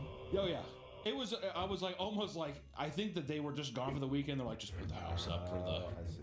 Maybe you want to take a trip to Cabo or the Cayman Islands, or maybe just a trip to Disneyland.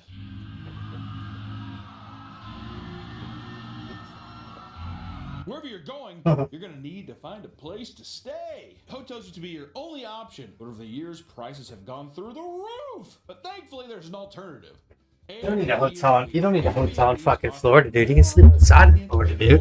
It's fucking warm as hell, dude. For your vacations, from Shrek Why would you spend it? Why would you spend $200 on a fucking Airbnb when you sleep outside and save $200? Will enhance your vacation. Please, Daddy, can we stay there? Please. We're staying in the missile silo. You'll like it. However, not everything is created equal because Airbnb operates in a very gray area. Dangerous and disgusting circumstances can still arise, from satanic rituals to gangs thrashing homes to even police standoffs inside the Airbnb.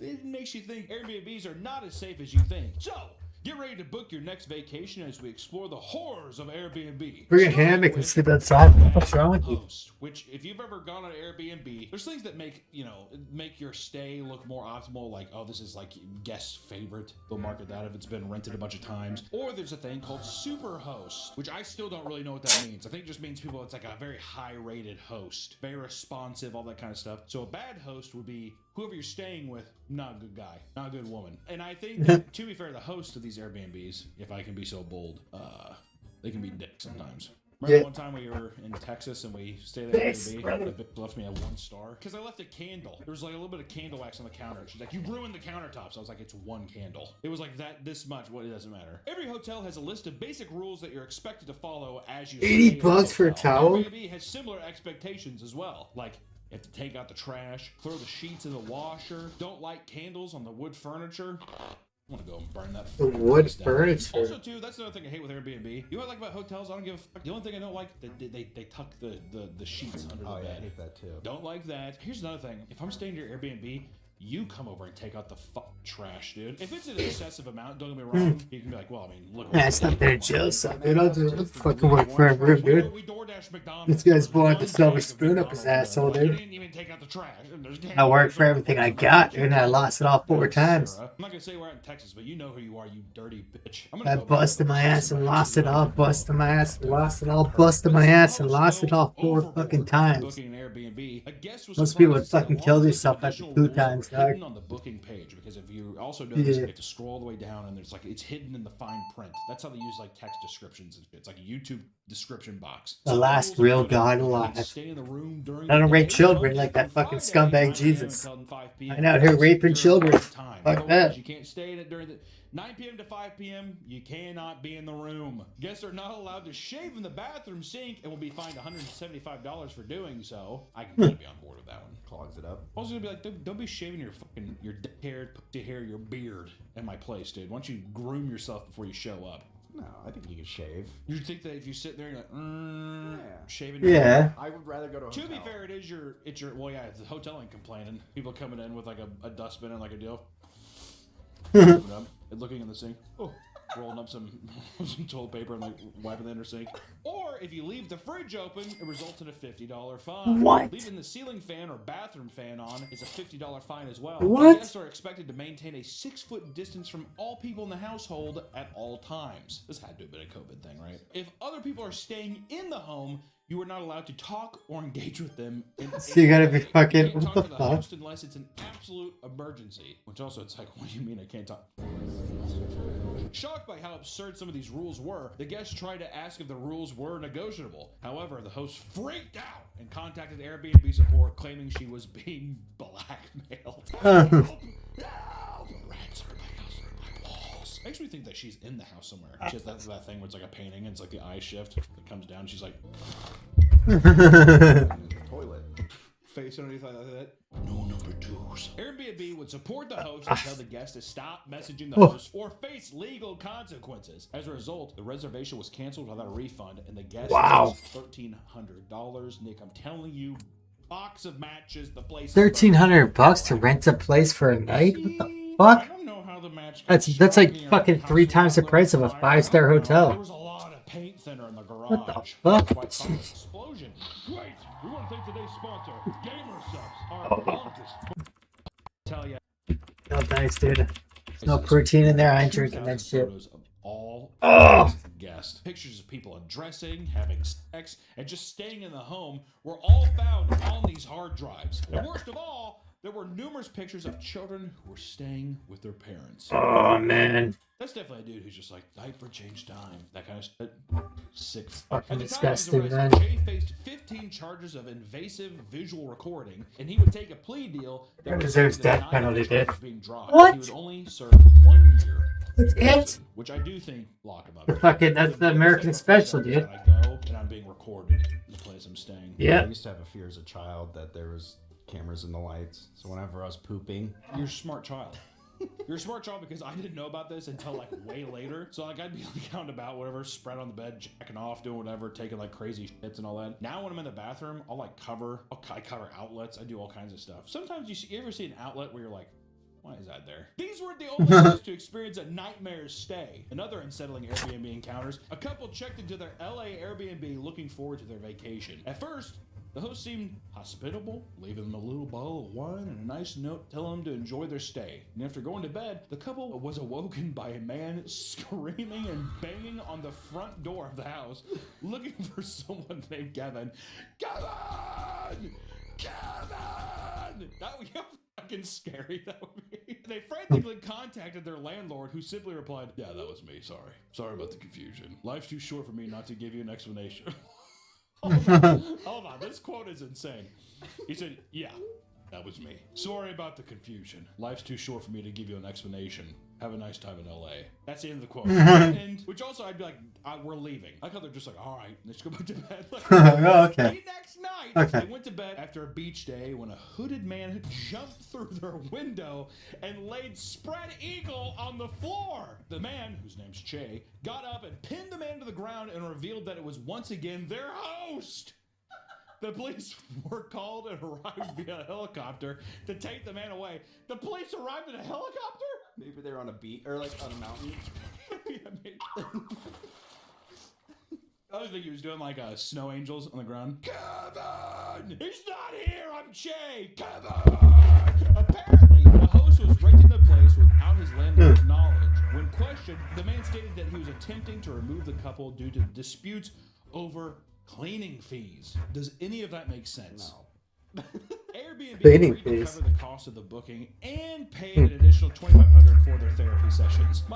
Honestly, the more that we talk about in this video, the more I'm just like, Holiday Inn is fine. Holiday Inn is perfectly fine. I've never had any. Well, to be fair, let me tell you, we'll do a motel horror story too. Airbnb, there's just something about Airbnb that just is a little. Well, it's someone's home. I think that's the uncanny nature of it. Is because I feel like I already shouldn't be here. That's like walking to Airbnb. But you're sharing, though. It almost feels like it's like You just need the house now, now you're sharing it. To buy, and you just decided to stay the weekend. Why don't we just It's like test driving a house. that kind of Yeah. thing. But it's just like it's Let me test drive this. Hey, can I test drive this house just for the weekend? Too uncanny. I don't like it. And as horrifying as that incident was, it wasn't the only time guests faced violence from their host. In another shocking case, a woman's stay ended with her being brutally assaulted. In 2017, Sabal Nukumbi. Sebulba.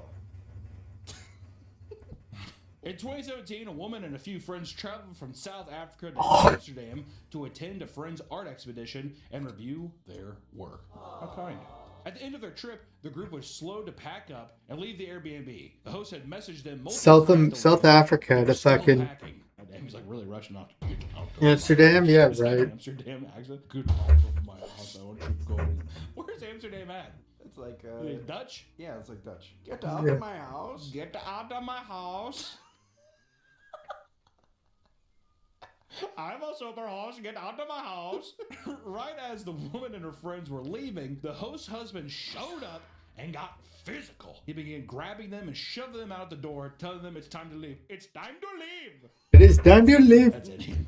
It is time to While leave. they were being forcibly removed, the husband began making racist remarks, referring to the guest as "you people" and telling them that this was not Africa. God damn!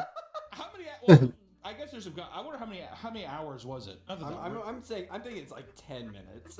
Yeah, in my mind, it was like an hour where they're like, "Well, sorry, we're running late." In any regard, to show up and just be like, "Get the hell out of my house!" I can't even this thing. Just going, Get the hell out of my Tell house. them that they were leaving, but that wasn't enough. Things escalated when the husband grabbed her and threw her headfirst down the stairs.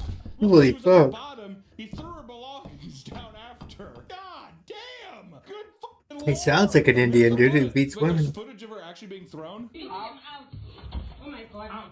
Exit. Out now. Oh my god. No. Ooh.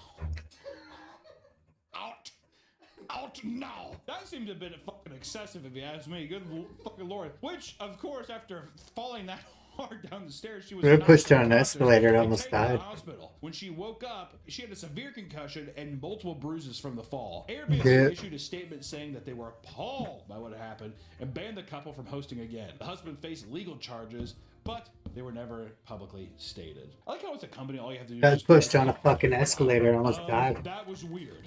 Right, Like guys? probably We all 30 agree that foot was weird. long. Let's just take a second to just Probably let like that sink 40 in. stairs. Luckily, that host can no longer rent 30, their 40 house. stairs. Problem solved. Thanks guys so much. It's like the amount of people that probably like Superhost getting like physically actually assaulting their guest. It's got to be a lot. You think the superhosts are doing it? Maybe not the Superhost. I think that was a rare instance of a Superhost getting upset.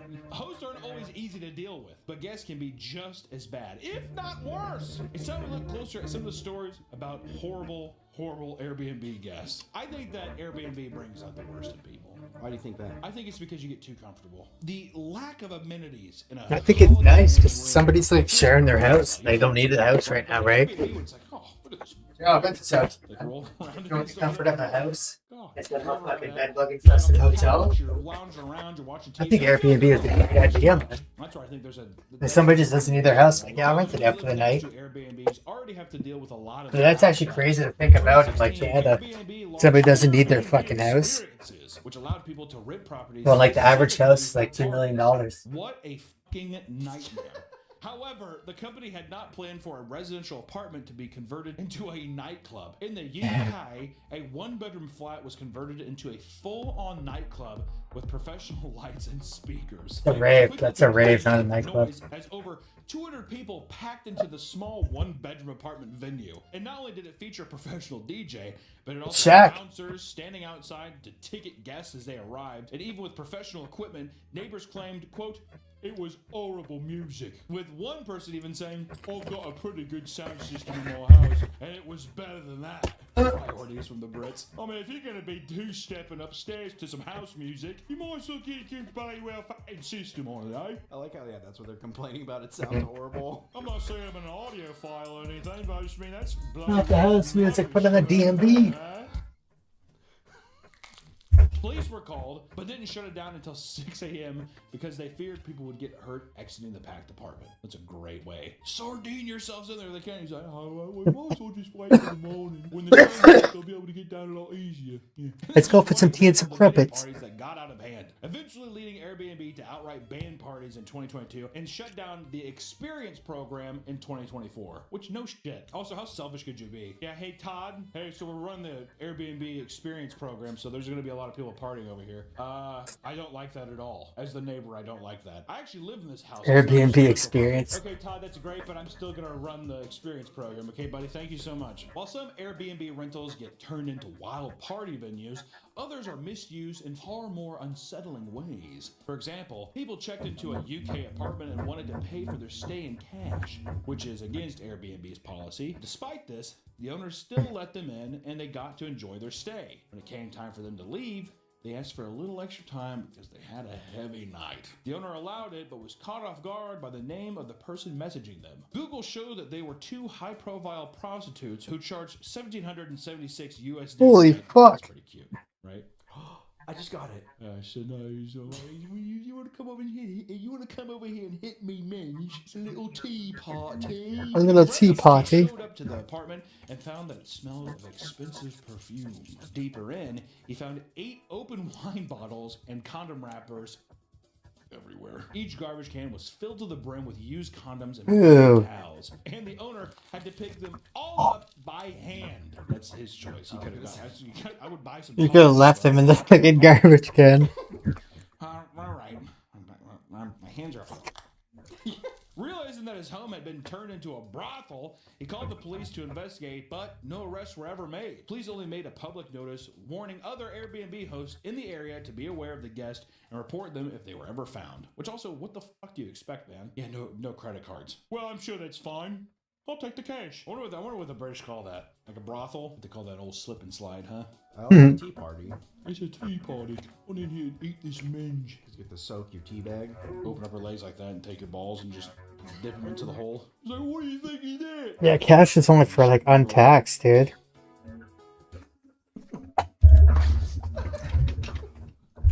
I remember when cash used to be king. These are beautiful places, and all Now it's not. Everyone hates cash day. what they deserve. But not all hosts are bad. Many rely on their rentals for their income and need the income to survive. Across the pond in the UK, a Harry Potter themed getaway had been ransacked after 2 guests checked out. When the host's brother opened the door to begin the repairs, he was shocked to see the condition of the flat. All of the coffee mugs and glass cups had been smashed in the kitchen. Furniture had been damaged and all curtains had been torn from the walls. Throughout the apartment, there were coffee stains on the walls, trash cans, and even on the mattresses. Do you know that's coffee? That looks... Looks a little like poopy. I was gonna say they like captured like a little person and dressed him up as Dobby. Dobby wants to leave. And this is him trying to get out. Yeah, exactly. Yeah, Dobby was trapped. In the year that it had operated, the Airbnb had all positive reviews with numerous families drawn to the theme. After everything had been cleaned, the cost of repairing and placing the items the guests had destroyed was $6,000. Or 2 magic wands. Huh? If I'm going to an Airbnb that's Harry Potter themed, put a Dobby in there. Oh, you know it'd be good if a little butler came out dressed as Dobby. Hello. But I don't. No. I'm not even a butler. I just want him to be. You know where he's at. But at some point, Master. Is he standing over you with a pillow? Master must love Dobby forever. Dobby wants Master inside him. Oh my god. Yeah, I just want to have gay sex with a guy dressed up as Dobby. You can finish inside Dobby. Well, okay, Dobby. If that's what you want. Just don't go back to Hogwarts. I won't, Dobby. I won't. Is Allison sleeping next to you? My wife and kids are in the other room. I'm like. Another host shared that they had a similar incident with body fluids in their Airbnb. As soon as the guests arrived, they began causing trouble. They had Oh shown up fuck, an that hour baddie early than Alinity's supposed still to, on and fucking brought their Twitch. newborn Oh my baby, god, which dude. they couldn't have. Which also, it's like, well, what do you want me to do? Damn. Oh yeah, that's weird. No, you can't bring the newborn. It's like, it's not a The fucking cat Rottweiler. fucking the cat abuser Alinity is still on fucking Twitch. Her tits are massive. Holy fuck. To go inside and clean, the host was greeted with a disgusting I didn't realize her tits are so fucking big, dude. Holy shit. She has some meat fucking cannons on her, dude. This is the one time. Yeah, usually people who have babies aren't just throwing Jesus shit on the fuck. floor and taking it in. Oh, white carpet. Alinity is equipped. But she beats animals, so you gotta look out for her. There were puddles of breast milk sitting on top of the comforter. They had also pissed in the shower and didn't wash it down. Love the clarification there. Yeah, they pissed in the shower, but they She says her jugs out on her stream, dude. The owner made a claim to Airbnb to cover the cost of the cleaning. We're making a public commercial that you can go. Yeah, sure, and she just, beats like, cats, put but she some has shit massive and put it, titties. like, on the Yeah, that's a carpet, pretty good put breast defense. milk. And all you have to do is you might just pay damages. That's it. That's the extent. And drugs are common at shitty motels, but can also be found in local Airbnbs. Daniel and Jocelyn Madrano were excited to receive an 11-day booking at their home that would pay for their upcoming trip to Florida. It's a nice little thing. They're like, well, there you go, finally. The man who booked the home showed up late and immediately began to act strangely. Daniel and Jocelyn watched on the security cameras as more people showed up with fans, tarps, pots, and random powders. They tried to contact their guests, but were ignored. Shortly after their guests arrived, the police were called. Investigators had tracked down 3 men in their car and had canines search their vehicles. And inside the car was pounds of meth and all the men were arrested. A little fairy tale. Back at the house, it was Yeah, discovered yeah. that they had set up a massive meth lab, producing over 100 pounds of meth in less than a week. They cooked in the Damn. kitchen and dried the meth in both the master bedroom and the Madrano's daughter's bedroom. The state of the home was unlivable as the chemical processes had stained all the walls and made the home smell of ammonia. Meth crystals had gotten cooked into the carpets all throughout the home. And altogether, the cost to repair the home came to about $26,000. Damn. 3 men who were arrested face first and second degree felonies and have a $500,000 bond, and all are still awaiting sentencing. Just whatever you do, you can Oh. piss, you can do whatever. Just no drugs. Well, you were in Wisconsin. They got a $500,000 bond. You know what, in Wisconsin, you would've got a $1,000 bond. Yeah, you could shit, put breast Or a milk in. $500 God bond. forbid you- They got the Wisconsin special. Millions of items go missing or are forgotten at Airbnbs every year. From phones to toothbrushes to random socks, these items are pretty tame in comparison to what a group of renters discovered at their French Airbnb. A group of 20-year-olds rented a 7-bedroom house roughly 10 miles south of Paris. Yeah. As they explored the massive home, they went outside and walked around the garden and made a grisly discovery. Slumped over in a small dugout hole was a rotted corpse of a 30 to 50-year-old woman. God damn, she must have been decaying to not know how old she was. 30 to Buried back in the 50. garden, concealed by branches and stumps. She was fully clothed, but didn't have any shoes, and she wore a large diamond ring on one of her fingers. The cause of her death was impossible to determine because she had sat there for so long that she nearly decomposed. Based on all the available Maybe it's a piece of evidence, art, it's dude. believed that foul play was involved. Yeah, it's After a the piece of body was art. removed, investigators questioned the group of renters and they canceled the reservation shortly thereafter. God, dude. Can you imagine? Well, also, too, the property Maybe was just so buy massive, it, Barney, all people for have maybe been it's staying there for art. so long, never You're actually rich. ventured through the garden. So who knows? Think about like the landscapers. Word. Maybe it was just like in like the fall season, because I know in some places where it's like, oh, in the fall into like winter, obviously there's not a lot of landscaping because stuff's not growing as much or whatever. It's more of a spring, but still, I don't know. People book Airbnbs for a wide variety of reasons, including birthdays, vacations, and business trips. But most guests check out after they finish their celebrations. However, 2 guests check in, but never check out. On the island of Cephalonia, 2 guests performed a satanic ritual that involved taking their own lives. Lilia and her 30-year-old German boyfriend arrived at an Airbnb in a vehicle with fake plates and locked themselves inside. They arrived 24 hours before the first full moon of the year, which was necessary for them to perform their satanic ritual. When the full moon rose, Lilia lay in a bathtub and cut herself, resulting in fatal wounds. As she bled out, her boyfriend sat next to her and watched her until she died. When she was gone, he took a knife and stabbed himself in the heart, ending the ritual, and the 2 bodies were discovered the next day by the owner and reported it to the police. Outside of the bathroom, they had drawn all sorts of symbols and placed dark objects around a pentagram, and showing investigators it was all for a satanic ritual. Lilia was an international student from Bulgaria, studying in Germany. She had been missing since June and was being sought by Interpol. So who knows? Do you think they got to meet the devil? I think so. How do we know that that night when that happened, that a demon didn't just be like, you did this correctly? That's why he stabbed himself. This is awesome. If you're a Satanist, is hell cool? Is hell rule? I thought Mm-hmm. like Satanistic shit was just being like you basically worship yourself. Well, okay. Well, let me just say for the people who are like, let's kill ourselves and we'll enact No, a hell is ritual. cool. What's the end goal? Go to hell. So you want to go to Because hell. the opposite is Or you're pedophilia. you're like, I gotta become a And taking advantage of Or children even and weak Steve, people why who would don't you know think free about will it? is. Even demons want to get to hell. They want to get out of hell. And everything I've ever read, they're like, yeah, they get out of hell and they just like fuck with people. Heaven is full of pedophilia. Well, I'll just say maybe instead of Hell is killing the yourself, opposite. you just go to Cabo. It's just I'm telling you normal. right now, you There's go no to jet skis in pedophilia. Cabo, you're gonna be forgetting about the devil, dude. I'm just saying that right now. Now listen, guys, the next time you're thinking of going on vacation, make sure to weigh your options and choose where you stay carefully. Behind the beautiful photos might be a host with too many rules or even killer roommates. You never know what you're gonna get, which could be anywhere, but let me tell I you, believe in insane because I don't support vacations are supposed to be fun. But if pedophilia. your accommodations are Catholic, bad, then it ruins the entire trip. Just be Benjamin. safe when you're going out there, and if you're using Airbnb, I don't support pedophilia We'll see you in and the take next advantage of young children and people who don't know what free will is. That's why that's the opposite of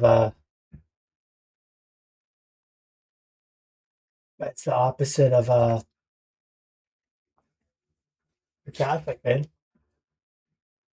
Being satanic is yeah. Just because I don't support child rape how you and doing? How you doing? take advantage of So weak down people who here don't know today, free we will are is. talking about Lynn. Oh, is that an obituary hat? A good Nice, portion of dude. you just cried. Nice fucking hat, dude. Pissed your pants. The obituary So hat. talk about some Nice, maybe some man. little nasty tenants, little parasites called squatters. Some people look at those A as sick freedom hat, fighters. man. Landlords and Obituary's a squatters, sick two groups band. that are constantly at odds with each other, even more than cyclists and car drivers. Not to do with that pile of worms, right? But a squatter, for people who don't know, is essentially someone who occupies a piece of land that doesn't belong to them. In the process, they can utilize squatters' rights and attempt to permanently take over the property for themselves. You're delusional. You cannot do anything because the police said they will investigate it within a week, so they will come back to us. So as far as that, you have to leave. Pretty funny if, you know, the landlord is like a slumlord and he's a dickhead. Not so funny if you're just like, this is just some extra revenue for me. This is my Yeah. grandma's house. Please don't live here. The squatters' rights state that these people may be able to take over a piece of property through adverse possession. They can legally own a property given that they live there for an extended period of time. Upkeep the property, pay taxes, as well as many other stipulations. There are benefits to these laws, like allowing unused properties not to be wasted, especially today, where everyone is encouraged to buy up as much property as you possibly can to get rich, right? That's where the slum Oh. come from. People price gouging and raising stuff out. So you can live in an abandoned pushing a lot house. of areas. At least If this you way, find it, it's I was cheaper always to live wondered, somewhere. dude. If you find an abandoned house, can you just make it your house? Like nobody's living there. There's such a housing crisis. Like if you go there and like you protect it as your property and you like fucking take off all the boards on the fucking windows and like fix the fucking front door and shit and you like plant the garden and shit, could you make it your house? Like it's a housing crisis now and shit, right? I mean, it might get hard. It might be hard to fucking hook up power and shit like that, right? And get fucking Bell over there to fucking hook up the fucking internet. But maybe I could, dude. Instead of fucking paying rent, maybe I can take over my own fucking house, dude. That's such a good idea.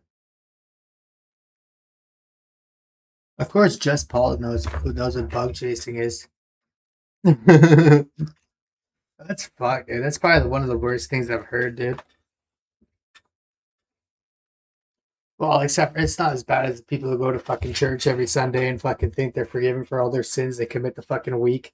And then the next Sunday they go there again and think they're fucking innocent for all the sins they've committed again for the prior week. That's probably the worst thing I've fucking heard, dude. Like what the fuck, dude?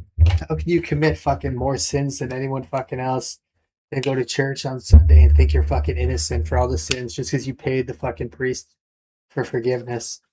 Or confession for a confession time slot. You paid him money, so you think you're innocent now.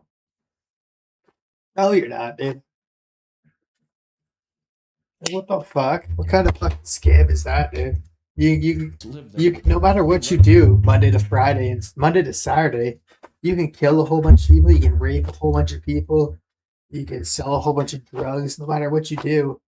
As long as you go to church on Sunday and pay the priest and get a confession time slot, you're innocent. Like what the fuck, dude? That's fucked. That's pure evil. Kicking out a squatter can end up becoming a stressful and lengthy legal process. For some landlords that have multiple properties, it drives them a banana sandwich. In 6 months, you haven't paid rent. It's my house. But that's not to say that we should feel bad for all landlords. God, we should feel bad for barely any landlords. Because many of them are downright evil. A new report shows how much rent prices increased across Los Angeles. The housing crisis has long been an issue in Los Angeles. Come to Toronto, dude. Expensive rent in the wake Come to of Toronto. Our rent is double if you're with fires in Los state Angeles. history, a Fuck spike out of here. in rent gouging across LA County. Even this year, it was discovered that LA property owners began Just moving with a girl. What the fuck you doing? Why would guys even pay rent in LA? Just moving with a girl who's probably paying no rent.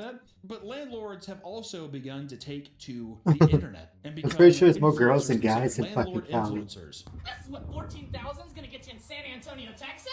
It's a speed tour, so let's take a look. Here we go. We see the big, beautiful yellow door right there. I don't know why they made it yellow, but they did. Or TikTok, it's called hashtag property talk. Nowadays, there are tons of landlord influencers that give us a peek into their day-to-day lives while flexing their wealth and pushing their online courses because, as we know from our boy Andy Elliott, if you're a rich man, you have to put it in a package. You gotta tell people, man. Yeah. Yeah, you gotta make a package for them. That's how they make Yeah. money. That's how they become wealthy, is because there's people that I'll teach you the secrets when really there's probably a kid from Illinois who uploaded a video that broke down, like how owning property works or something. But ultimately, they want to sell you the idea that you need to buy tons of property and become a landlord to live a good life, to have that secure passive income life, right? Here's what it takes to have $10,000 a month in passive income. Everybody's spoiled. I've been in business for 31 years. I started. Yeah, $10,000 a month, but you spent fucking $3 million on the fucking houses. Fucking idiot, dude. Work for you. That's what a lot of them say. When this career Yeah, but you spent $2 to $3 million on the fucking houses. And you're only making $10 million a month, or 10K a month. Like, what the fuck? And I'm like, what the It's just like the same people who fucking. It's just like the fucking same fucking shitty ass fucking YouTubers who make fucking RuneScape videos saying, yeah, you got to spend $2 bill on gear, but you can make $2 mil an hour. Like, what the fuck, dude? That's not making money. If you're spending $2 billion fucking dollars and you're making $2 million for like maybe 20 hours at most, then you're like, fuck this. You're not making it like indefinitely. Like, it's just for whatever time you can handle. Like, they're like, yeah, you got to spend $2 bill, and you got to have a twisted bow. You got to have max mage. You also have to have a fucking fucking oath plate, the fucking max Beely, and you'll make $3 mil an hour. Yeah, but you got to spend $3 bill. Like, what the fuck? That's not profitable. Like, some people are just so fucking stupid, dude. No, all of these people that participate in this kind of content are absolute garbage scum. Yeah, that's right, I agree. Samuel Leeds, a landlord influencer who makes videos like this one where he giddily explains how you can convert multiple rooms in a house, including bathrooms, mind you, into bedrooms in order to hike up the prices astronomically. This was a bathroom.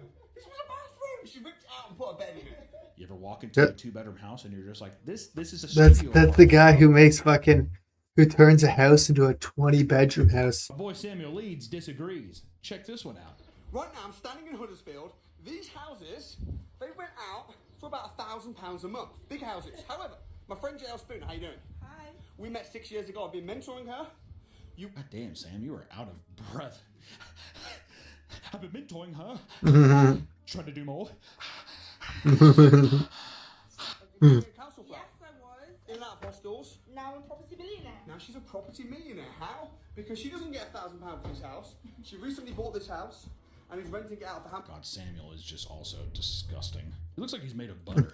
Doesn't it? This is the bad that I just want to see a video of him, like just some guy. It could be anybody. Just say he's made out of. Just hits him over the back of the head. He's just blind. No, he looks like one of those. He looks like one of those fucking 3AM YouTubers where I was always fucking hyped up. That's who he looks like, dude. Yo, what is going on, guys? Looking at a house, technically like 6. Looks like one of those guys, dude. Basement, but they couldn't call them bedrooms because the ceiling was too short. Yeah, because it would be like a hobbit was living there. Yeah, these landlords will buy a fucking house and then turn it into a fucking. They'll buy a 2-bedroom house and turn it into a 20-bedroom house. There'll be like there'll be fucking bunk beds in one room, bunk beds in another room. The washroom's a fucking bed. Someone's sleeping in the fucking hall. Someone's sleeping in the living room. Yeah, dude. That happens so much here. I've had to rent a house like that before. Like, it's 3 bedrooms, and me and my wife were all excited because we're like, oh, like we can each have like our bedroom, and then you'll have like a little art room, and I'll have an art room. And then like went downstairs, and I was like, this is depressing. And she was like, oh, I'm shorter than you, and I'm like, I don't want you to be down here in this hobbit hole. Other influencers will record themselves calling their tenants to reveal that they are massively raising their rent. In this case, from $1,200 to $2,200. Damn, it's illegal. I love that I get to watch somebody do this, and they're all giddy doing it. You're currently rented for $1,100 in that house, and it's in Miami. It's a pretty low price in today's market. I wanted to see if you wanted to stay there. Yeah, I was planning on staying. I don't want to move, and I have been here for over 10 years. I would want you to stay, but we would have to raise it a little bit. Okay, and? There's houses in that area going for $2,500. You can take the lower end of $2,200. Are you kidding me? That has to be a joke. $2,500. That's over double my current rent. Also, he's adding the emojis, and he's like smiling while doing it, being like, she's like, I can't afford. I've been here 10 years. And he's like, Yeah, you gotta expect it to go up after 10 years. I mean, sure, there's still seniors there's still seniors renting fucking like 2-bedroom apartments for $500-$400, maybe even $200, dude. I knew this one guy that his mom was renting the fucking apartment for fucking $200, a 2-bedroom apartment for $200 a month in Toronto. Yeah, it's because they got it 20 years ago, some particularly wild squatting, and it hasn't been raised because they've been paying the rent for so long. They haven't had to be raised because it's a massive apartment building. But a house, yeah, it'd be raised. Yeah, right. Get out of my face. I'm not gonna move. This is my house. Cool, this is harassment. Bye. I'm trying to, I don't know, I feel like, are we manipulating people by showing the squatters? Obituary. Kill every landlord. I don't know. Both things are interesting. I particularly, I owned a house and I was just like, yeah, you know what? I got another house, and I found out that a dude was squatting there, and he just gets to just take over my property. Enjoy that. But also, I just do it to someone else. Calling people on the phone, having to raise your rent. That guy should be squatted on. That should be illegal. It's like, yeah, you know what? Yeah. I don't know. I feel like, are we manipulating people by showing That guy should be squatted on. being like, kill every landlord? I don't know. Both things are interesting. I particularly, if I owned a house, Here we I go. was just like, yeah, you know what? I got another house, and I found out that a dude was squatting there, and he just gets to just take over my property. I don't think I'd enjoy that. But also giggling and calling people on the phone, having to raise your rent. That guy should. That guy should be squatted on. Be squatted on. That should be illegal. But first, before we get into the juicy landlord stuff, let's talk about squatter stories. Which we can talk about a squatter who moved into a home and then sold it for £540,000. A squatter from London named Keith Best was doing a painting job in his neighborhood when he spotted a large, broken down, abandoned flat in East London in 1990. London's going to an abandoned house to take it over. Colin Curtis after it was given to him by his mother Doris when she I need like a couple $1,000 to fix it up. out in 1996, simply abandoning it without ever coming back to check on it. He's just like, I'm just gone. Which maybe that's how they do things. And There's a lot of abandoned houses in Toronto, and every house in Toronto is at least $1 million. So there's millions of dollars just sitting around in Toronto. I just have to fucking save up a couple grand to fucking put into the house and to make it fucking livable and shit like that. Build a garden and shit, fix up the driveway and shit, so people know it's like my house and shit, right? Began his renovation sinking £150,000 into the property out of pocket, despite not even owning it. He admitted in an adverse possession claim, but having to do so only weeks after it was criminalized. The Curtis family discovered what he was doing, which began a lengthy legal battle over who owned the property. By the end, Keith had spent £400,000 in legal. Especially if I lived in Detroit. There's so many abandoned houses in fucking Detroit. Okay, first off, where the I'd take over one of those and turn it into my house fucking fast. Keith was under harsh ridicule. He told reporters, I've been portrayed as a thief who cheated an old man out of his home, but that's not true. The whole thing has been a nightmare. It affected me health. It cost me a lot of money. I never made anything from this, and it's being made out that I robbed a pensioner. I have not made a profit. The negative press led him to losing his job while having to return to court 8 times after failing to settle the dispute with the family peacefully. The stress was so great, according to Keith, that it led to the mental decline and the eventual death to his mother. It killed me mom. She sold the estate and having on me. It was awful. I regret that. It killed me mom. I didn't make God. money from this. Saying that. He's like, it killed my mom, and I didn't make any money. didn't make a single dime. My mother died, I didn't make any money. I almost died, I didn't make any money. Possession was overruled, and he was finally successful in gaining ownership. That motherfucker was in a 20-year battle. Yeah, that's what I'm going to do if I lose this apartment, dude. I'm going to take over a fucking house, dude. Keith recently sold the home for £540,000 and retired, now residing in a large home in Essex. Yep. I did not make a dime. Until now. Which also, $540,000 seems like he still didn't. I lost money on it. With the court fees and everything else, he just sold it. He's like, Yeah, dude, the average house cost in Canada is like fucking 1 point something mil. Right. You'll get a piece of shit for 1 mil, dude. If I find an abandoned house and fix it up, $1 million right there. I'm a millionaire. A woman named Hale had one day discovered a woman named Sakabia Johnson inside her home, but when she called the police, they refused to have her removed. Under the Georgia Squatter Reform Act, she did qualify as a squatter. I have to go to the neighbor though and like talk to the neighbor and be like, hey dude, I'm going to take over this abandoned house. Mind if I run an extension cord to your house and pay you monthly? I'll probably do that, right? I mean, at least I until I get the power guys in here. Should not people fucking do that, dude. That sounds so sketchy. People won't fucking do that. Recently evicted from the property. Especially in She Canada, signed dude. orders People are that idiots up here, denied dude. she was a squatter. What followed was a Average civil IQ court appears like a ruling 2-year-old, in dude. Hale's favor 3 months later. However, she found herself in more trouble when it was time to reclaim her property. Hale planned to clean up the house now that it would soon belong to her, only to find that the locks were all broken. Soon, Sakamiya and a man she brought with her had forced their way into the home. When cops arrived, they deemed Hale's action as an illegal eviction since she was forcibly removing items that belonged to Sakamiya, even going as far to yell, "Leave before I get my gun." Because Hale had not yet received the proper documents to legally evict a tenant, she was charged with criminal trespassing and a misdemeanor count of terroristic threats. Hale was thrown into a police car and forced to stay the night in prison. Eventually, she was able to successfully reclaim her home. You gotta be careful. My parents had squatters. How long did they occupy the house for? A couple months, because we were in California. Because the thing was, the house. But you're in America, you can shoot them. They're trespassing. The foreclosure letter got sent to the tenants, and they opened the mail, which is illegal. So then they just decided we're not gonna pay. Didn't you say that they left the house in absolute disgust? That was a different tenant. My parents had 3 houses. Their parents are slumlords. Yeah. Today's video is sponsored by Hungry Root. Have you ever wanted a personal shopper for off your Street Common after taking over a 100-room mansion at 114 Piccadilly in London's West End. It happened during a time of radical politics fueled by a decade of rock and anti-establishment sentiment. And on top of this, there was a housing shortage after World War II that made it incredibly hard to find shelter. Many of the remaining buildings were left vacant by property owners waiting for its development value to increase. A bunch of broken buildings from the war, and they're just like, fuck it, I'm just going to leave it. And then whenever it actually starts to Hopefully spike, eventually it'll be worth something. however much more. The group's reasoning behind this act was to show the world that the city doesn't get to just belong to the rich people in power. Unfortunate, because yeah, it does. That's just, the group stormed the building, put up barricades, and even installed a homemade drawbridge over a dry moat in order to keep unwanted visitors at bay. It was renamed Hippie Dilly. Honestly, dude, creating a drawbridge is sick. I want a drawbridge. Yeah. What do I have to do to get a drawbridge in my life, dude? It wouldn't be that hard to make nowadays, right? You're not a big, crazy one, but just like a little... Get some chain, you get some... Drawbridges are gangster, dude. Drug dealers Hell yeah, dude. began living in the building. It was so populated that they had to host house meetings and give people jobs. You never see a drawbridge in your fucking life, dog. Let me tell you that. Sympathetic to their cause because they need food to also feed all of these people. It basically became a homeless shelter is what it became. The place became a media sensation to the point where some celebrities would show up, take pictures, and attempt to be seen as hip. Yeah, Mick Jagger with his giant mansion. Oi, you guys are really. I haven't even seen a fucking drawbridge yet. I've seen lots of fucking nice houses, man. But I haven't seen a drawbridge yet. Get back to the zoo. Those who tried to get into the property were met by members of Hell's Angels, who aided them with security to return for housing.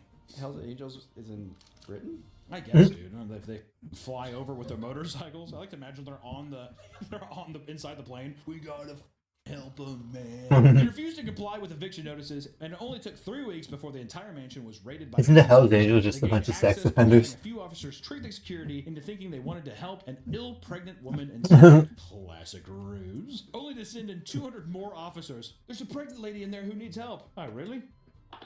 Hippies started chucking iron bars, wooden planks, and other items around the house at the officers, but it was all shut down fairly quickly. There were a few arrests, but a majority of the residents left without pushback. They're just like, just get out of here. Just bloody well Get out of here, you bloody wanker. It ignited a squatters movement that continued for many, many years, falling into the 70s, or the 80s, y'all. But then we have landlords. Let's just say landlords, yes, they price gouge. There's a lack of human empathy that goes into the business of that. But we can also talk about a landlord who gave its tenants lead poisoning.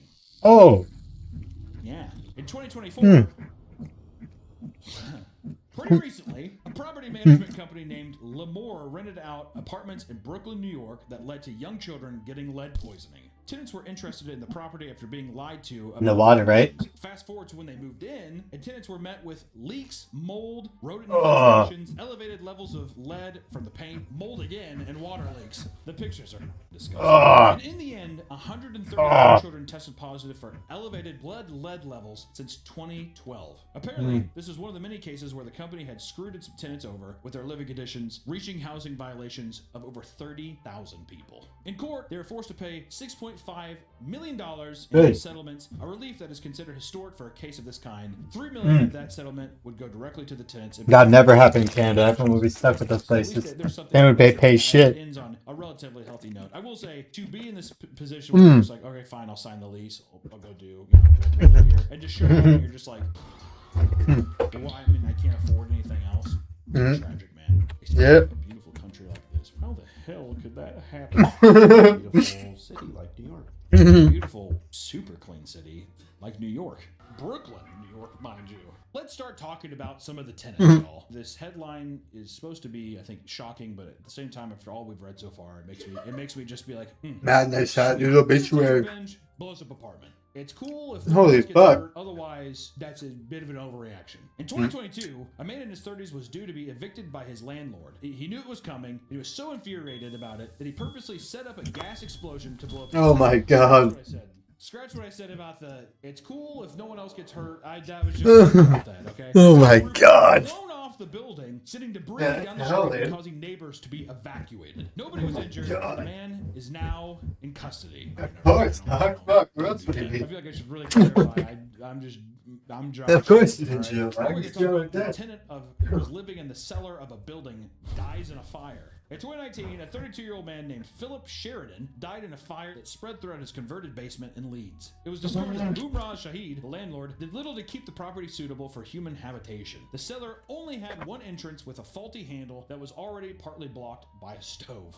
You have to jiggle it. Fuck, dude.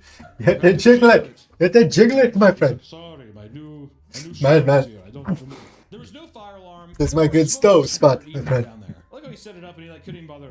You'll smell the smoke. You'll wake up and run. The source of the fire that killed Philip was the stove itself, so he had to run through the fire just to save himself. He ended up suffering severe burns all over his body before falling to the floor outside of the building, passing away after a short time in the hospital. It was clear that everything that happened was 100% avoidable, fuck. and Shahid was arrested and given a 13-month prison sentence. That's it? That's it? 13 months? Holy f- Over a year, Shahid. 13 months. What if the weather? You killed somebody. We're gonna give you a little over a year.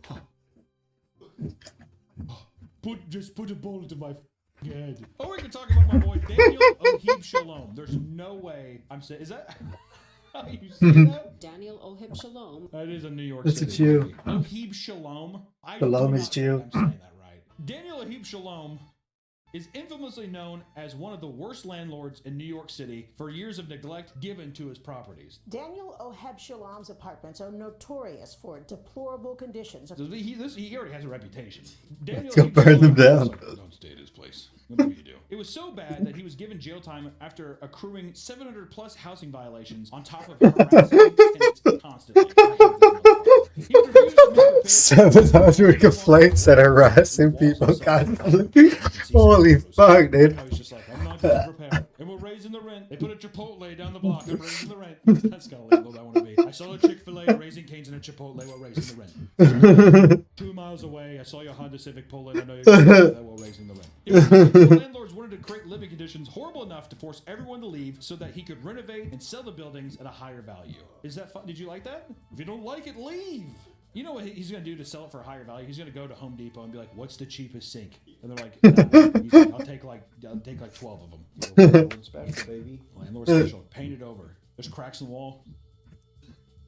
All right, it's good to go. One man recounts the condition, stating, quote, "Imagine waking up in the middle of the night with smoke throughout the building and the smell of burning oil because of a boiler that was never maintained. Imagine fighting cancer and not having heat and water." They would withdraw the rent straight out of our bank account every month. But Damn. we get no heat for 5 days every week. 3 days with heat, the rest of the time no heat, no hot water. He's like, "There's a new Thai curry place open on the block. We're raising the rent. The bodega on Yep. the corner just became organic. We're raising the rent. You can now buy organic Doritos from the bodega and a Boyhead sandwich. We're raising the rent." To avoid getting caught and forced to fix his building's many problems, he would forge documents regarding proof of upkeep and even listed other associates of ownership documents so it couldn't What a be fucking clown, dude. greasy little. What a clown, dude. I like how he's just Fuck like, I that. crafted this thing with AI and I signed it, and I also signed it in my dead niece's name, so people will. You just want to scam as many people as possible, dude. Fuck. According to a DA, there was an instance in which the ceiling was so damaged that it collapsed and injured a small child. So I heard him scream, and when I went into the room, the ceiling had collapsed over him. And thankfully, you know, it wasn't a major injury, but I mean, it hit his head. It just fell on a child. Oh, it's alright. I got hit in the head too. I'm like fucking hundreds of times as a kid. I'm perfectly fine. Back to prison a second time to serve 60-day sentence. One or two hits in the head. That's alright. At 2 properties that were ordered by the I got hit in the head probably a couple hundred times or a couple thousand times. Kid, I turned out I don't fine. have it. Well, if I have to repair, I'm raising the rent. When the man was sent to jail, residents of 2 of If I have to Washington repair, Heights I'm buildings raising got rent. together to push the city to let them own the property as a tenant-owned co-op. That'd be really funny. You're gonna let them live in this wasp nest? All right, let's see what happens. Let's see what happens when they have to raise the rent. And then it goes into a different story when we become a landowner, all right? They received tons of support from city council members, and a conversation began about helping to set up proper financing for renovations, as well as giving them community ownership of the building. News came out that he was punched in the face soon after being arrested, which was applauded by all the tenants. There's a little cherry on top. He got arrested, and someone just beat the hell out of him, and everyone's just like, yeah. He's like, so what am I going to do? My hands are tied. I only have 700 other buildings in New York City. Okay. All right. So we're all officially barbarians now. The Mongolians have come back, and this is now China. It's like, what are you talking about, Daniel? Yeah, the guy next to him is just like, stop your crying. My stove. They're in the same prison cell. Just kiss me in my sleep. Daniel's like, I'll buy you a new stove. Oh, you, Daniel Osholo. Do you have any really bad landlords? Yeah, dude. I think there's ethical ways of also just being like, I have to raise it. Property values going up to meet demands with whatever. I need to make my end too. Maybe there isn't an ethical way of being a landlord. I don't know. Especially whenever I was living in like lower income housing and stuff. Those are always the worst, at least in my experience. And then you would have to put down this huge deposit for cleaning, and you never got it back. At the beginning, when you move into an apartment, you take pictures of all the stuff where you're like, hey, there's this. You don't get charged with that end. At the end, the woman sent back the pictures that we took at the beginning of our stay that was cleaned and that was clean. It said, oh, well, these are the things that we have to clean, so you're not getting your deposit back. And we were like, that's the pictures we took 12 months ago. And they're just like, shot, and they just ghosted us. And what can you do? And at the end of the day, you have to like live with it, just being like, well, there goes like a $300 to $500 deposit or whatever. And I think that's where they get you too, because they're just like, once again, Then you go break a couple windows, dude. 90% of people don't get their deposit back easily. Like, it's just some shit where it's like, well, the blinds are messed up. It's like, those are $30 blinds on top of a $1,200 deposit or whatever that is.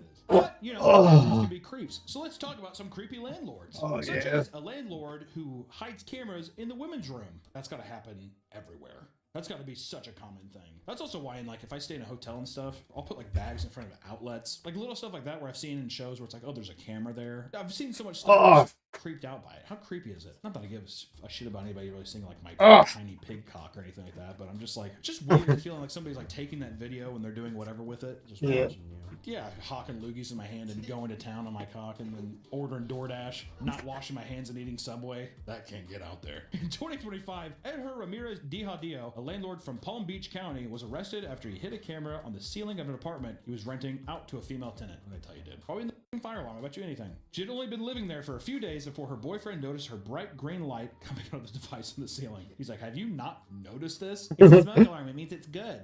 It's healthy in here. He brought it up to Edgar, who claimed it was a device that strengthened the Wi-Fi signal. Suspicious, she asked him to cover it with a piece of tape. He ended up just using a small piece to cover up just the blinking light part. She thought something strange was going on and removed the device to find that there was an SD card inside of it that stored various photos of her in the room. The man was charged with digital voyeurism with a bond set to $7,500. I like to leave up these pictures for a second just to be like, I don't know if you're ever in Palm Beach and he's like, hey, you want to come check out that deal? Be like, I think I'm going to pass. Digital voyeurism. How many people has he done this to? How many times did he... You need to make it sound worse, dude. The place, they're all nice. And they're just, digital voyeurism sounds gangster. And they just have people come in, you know? He's like, I gotta get my fix before the next person comes in. Just right back there. Ooh, there's no paper. I'll go run get some. Just sit there and wait. Just sit there and wait. That's how they decide who they're gonna rent it out. Yeah, but whoever takes this smelliest shit, it's like, those are gonna be some juicy pics. Or we can talk about a landlord who stole some tenants' lingerie. Just seeing the picture of him immediately. Like how he's just like, I just don't know what I did wrong. That's what his face looks like. Fuck, I should get that. Is it a crime for me for things to smell good? It's like, no, it's a crime that you stole it, you fucking creep. He's like, okay, news to my ears, man. In 2021, a 45-year-old Rooster. man from Ohio named Ivan Rock was accused of illegal and disgusting behavior by one of his female tenants. According to the victim, Rashi she Rock. had seen Rock's behavior shift to become more aggressive and menacing over time. Jesus. At one point, she had returned to her home to find him sleeping on her couch naked. It was an accident. Oh, this isn't my house.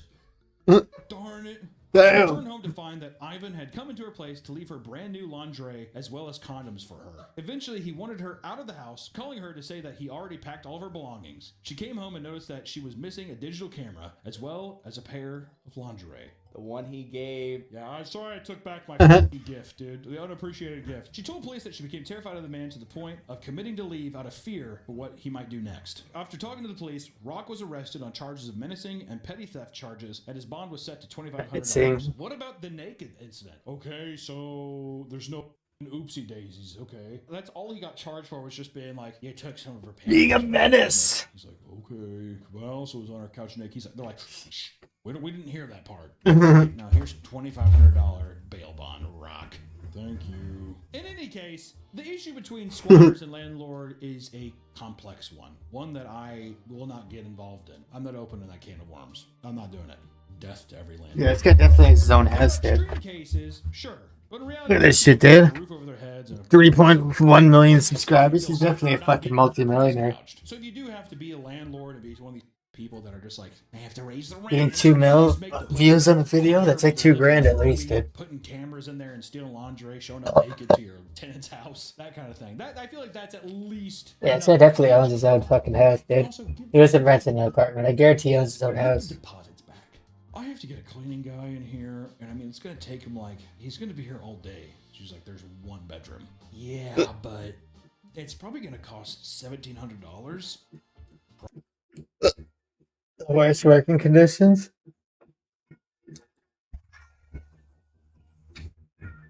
Welcome back to the Papa Meat channel. How you doing? Coming on Sundown because today we're talking about horrible working conditions. Oh, God! You know, we all know about the tyrannical nature of these gazillion-dollar companies that treat Gazillion, papillion, bajillion. you as a viewer even worse for one of these tyrants. Amazon. Heard about the bad stuff they're doing? Piss jugs and such? How about Apple? Oh. And Nestle. Nestle, they make the Nesquik. Children's bones. Here's a conspiracy theory. Is Nestle chocolate powder ground up children bones? Can we be sued for this? Is that slander or something? No, guys, I'm serious. This is real. You know, it's common for big businesses to do whatever they want so they can squeeze as much work out of people as they can for as little pay. You know, and listen, I am a businessman. Yeah, it's Canada. It's Canada. The whole Media Magic, Meat Cannon, Creepcast. Career jobs, and I hope that my employees are just happy. Oh, he owns 4 smokestacks? Fuck. Treated fairly because I love and respect all my beautiful angels. What's the fuck's the point of owning a smokestack? You know, there's a suggestion box or something, which feels so played out. But at the studio, I had people make videos and talk about just some of the things that they like, or maybe some of the things that they want to be fixed here. Like, you know, Harry and Nick want a massage chair. I'll get to you guys, but until then, I hope they're good. I haven't seen them yet, so. Send them the videos yet? Well, they're still sleeping. It is 3 a.m. I emailed them. Listen, the first couple that we got so far, it's bullshit. Like, I mean, censor that, okay? No, I'm serious. I will. I'm gonna talk to them too. Yeah, you need to. That's your job. J-O-B, do you know how to spell? Yeah. I'm sorry.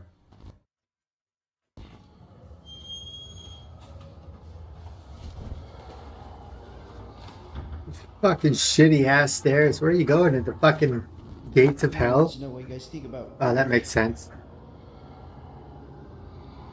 Yep, see ya. Go to hell. Jump. Love working for Papa Meat.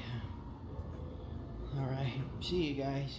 Jump, dude. There comes a point where things delve into a realm of straight-up cruelty, when morals are thrown out the window in favor of maximizing output and profits at any cost. We are tiptoeing very close to this YouTube channel. We gotta watch out.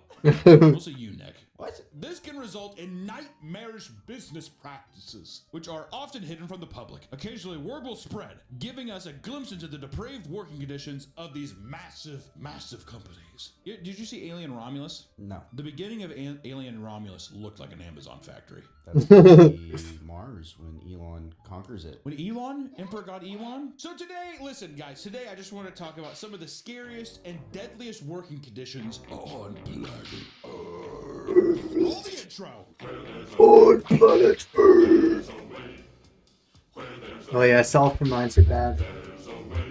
Construction is bad, sulfur mines. Service work. Social media influencer. Yeah.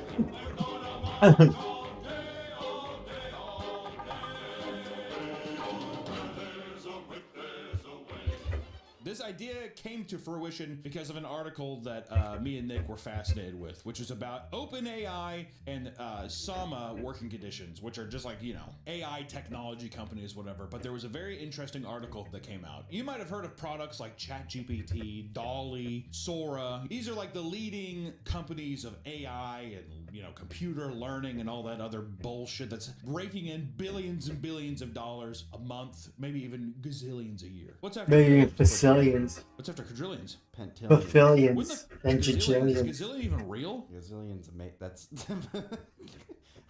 You're telling me right now that gazillion isn't even a real number? Well, ladies and gentlemen, there goes my intelligence. Creating an AI model trained by the media and the internet means that inevitably there's gonna be issues. If we've seen some of the little dicey things that happen online, might not want computers learning from that. I don't want AI learning from that. Okay. Early on, people were finding clever ways to trick ChatGPT into bypassing its own moderation Yeah, filters Dad, to speak do anything now. language, or even instruct people on how to properly build explosives. Right? These people were able to basically trick the code, and all of a sudden now these AI models are some dicey stuff, and they're telling children how to build literal explosives. And that led to DALL-E giving disturbing images that it was learning from because people were able to bypass and do all that kind of stuff. Basically, moral of the story: a job was created. Content moderation. OpenAI began outsourcing the job to a company called Sama, a data training company that focuses mainly on AI algorithms. Sama. Workers from Kenya were hired as data laborers, which essentially meant parsing through thousands of images and videos to identify objects and help the AI understand how to identify them on its own, right? AKA, they were taking images of dead children, maybe child pornography, all kinds of stuff, and they were making these people sitting in a room and just be like, that's bad, to the computer, so the computer can just be this weird hive mind that's just like. Sama had absurdly high expectations, pressuring employees to identify complex videos and images at breakneck speeds, sometimes being given only a few seconds per labeling task, right? Was that a dead kid? Was that a dead kid? That's a dead kid. That's a gay dead kid. No, it's a gay dead kid. It was a dead kid. It was a gay dead kid. To avoid being punished. What is Sama doing back there? How are they punishing people? I know it is. They're like, all right, I'm fired. No, you're not fired. You're punished. Go a level deeper. They go, little hatch on the floor and throw it up. According to a 60-minute interview with Sama employees, completing the work allotted in their contract, you're not fired. Resulted in You're getting punished. Instead, they received, and this is a perk, they would receive 2 pieces of KFC chicken and a bottle of soda. They used to say, thank you, they get you a bottle of soda and KFC chicken. 2 pieces, and that is it. I love that. That sounds pretty good. Not bad. Not bad, Chicken, dude. Colonel, oh, yeah. I could have a couple pieces of chicken from the family bucket. Yeah. Hold on. This is very racist. 2 pieces of chicken. Listen, you can say it's racist from Sama or anything. Everyone likes chicken. I love the Colonel. Granted, I would love just more pay, but if they're giving me cherry Coke and a couple thighs, then why not, dude? It was normal for workers who had children and struggled to find work to live paycheck to paycheck at Sama. That's strange. Wow. It's so crazy to me where it's like, well, first off, I want to know, is there research? How many people are there? Even if it was thousands, you're telling me you can't throw a third chicken wing? Yeah, another family bucket. No, I just mean like you can't get them up $15 an hour. I am the CEO of these channels. You think I'm not trying to line my pockets as well. I get it, all right? But I try to keep my boys happy, all right? Only when my boys are happy does this whole gravy train keep rolling. So you get a bucket of KFC every day. I'm not giving you a bucket of KFC. I know what I said, but I'm not going to. Your cholesterol is too high, and that's coming from me. The job itself slowly became more and more bleak as the labeling task became downright disturbing. Because the AI models needed to identify and prohibit inappropriate language and images, many Sama employees spent entire work weeks combing through shocking visuals and text descriptions of vulgar content. Like pornography, drone attack, self-unaliving, dismembered bodies, bestiality, child abuse, sexual slavery, and even actual acts against children. God damn, dude, what the fuck? If you can think it, What the fuck is that book? Actual acts against What the fuck is that book, dude?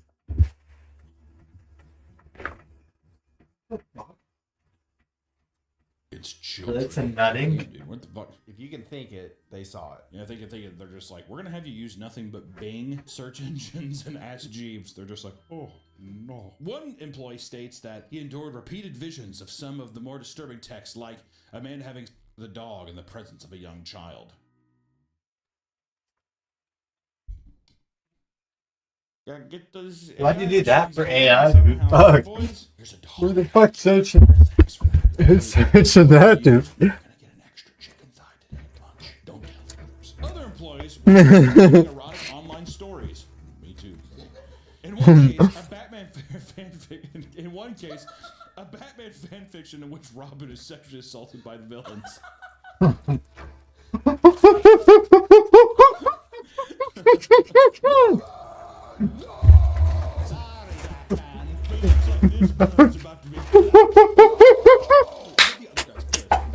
You read about Robin getting his sucked by the Joker, but desperate for their paycheck, they did their job despite the psychological damage. And one Instead of Batman saved everybody, he gets fucked by everybody. Due to the trauma after seeing these images.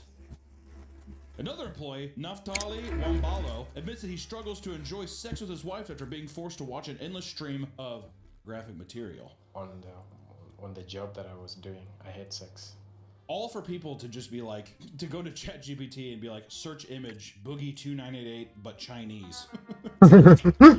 Cool. And there's a guy who's just like sitting at home like at Sama and like in the Clockwork Orange.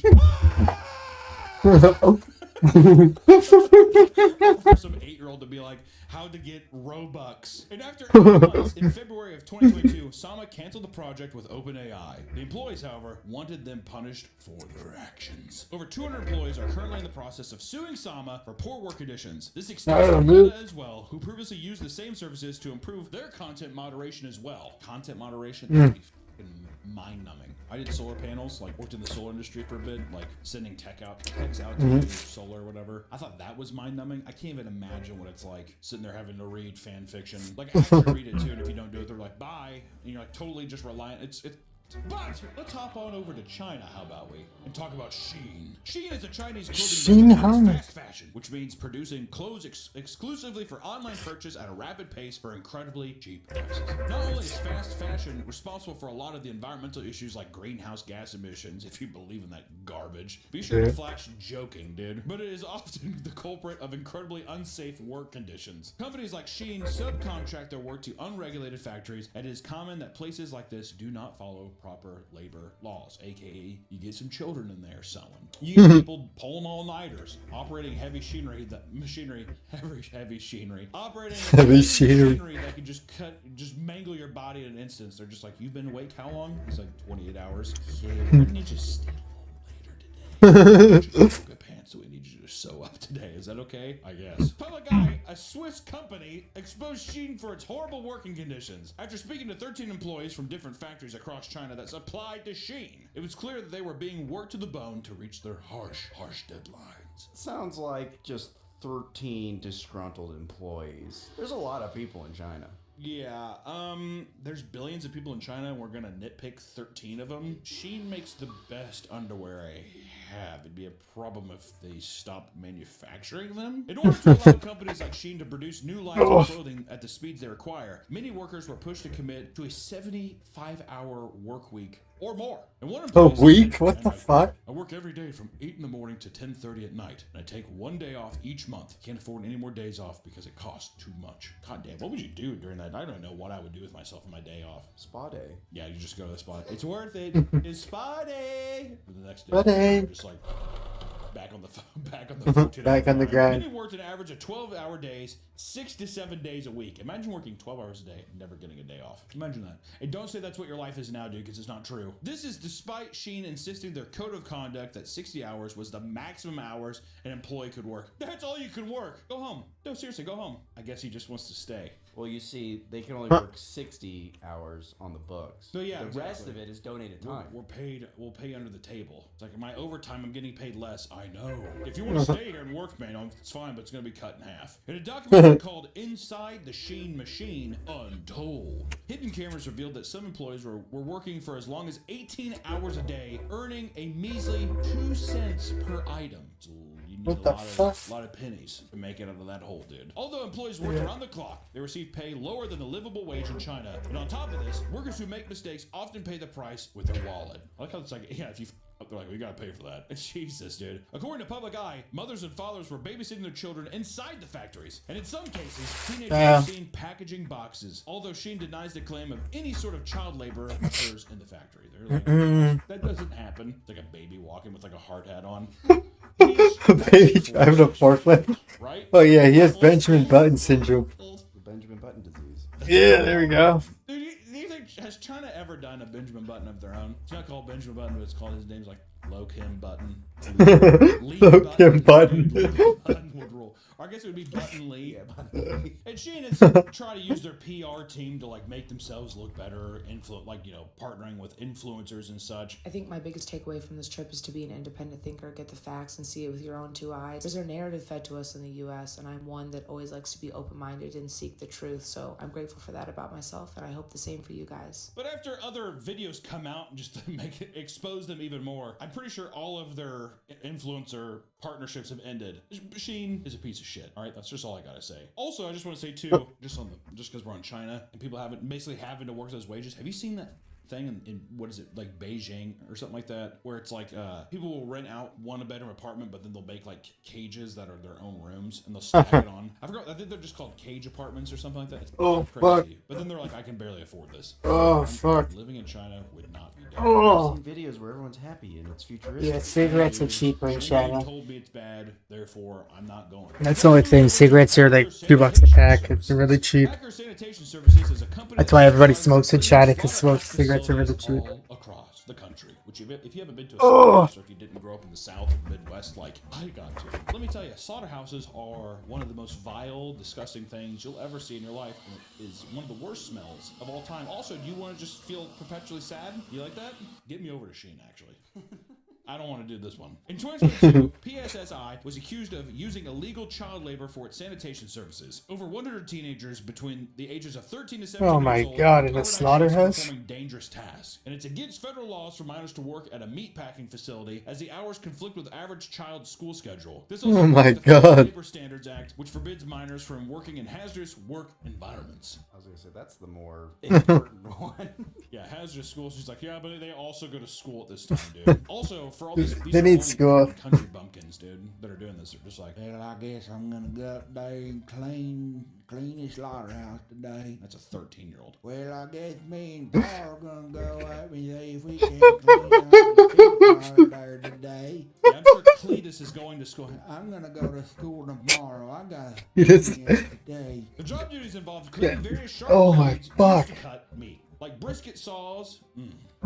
And head splitters. Doing so means the use of incredibly hazardous chemicals. The work at PSSI has resulted Yeah, in it many is figures, fatalities yeah. in the past, and in 2019 that led to the death of Antonia Gutierrez. The man climbed into a chiller tank as he was cleaning it, only to get caught between the moving auger blades Oh. as he screamed for help. Fuck. It was literally Oh. a saw trap, and he became a saw victim. As the investigation started, PSSI did whatever they could to stop Oh, that's a bad death, man. Investigators would interview the children. PSSI managers reportedly surrounded the entire room so they could stare them down as they answer questions in order to pressure them to lie. Now, Cletus, did you climb in and clean any of the blades?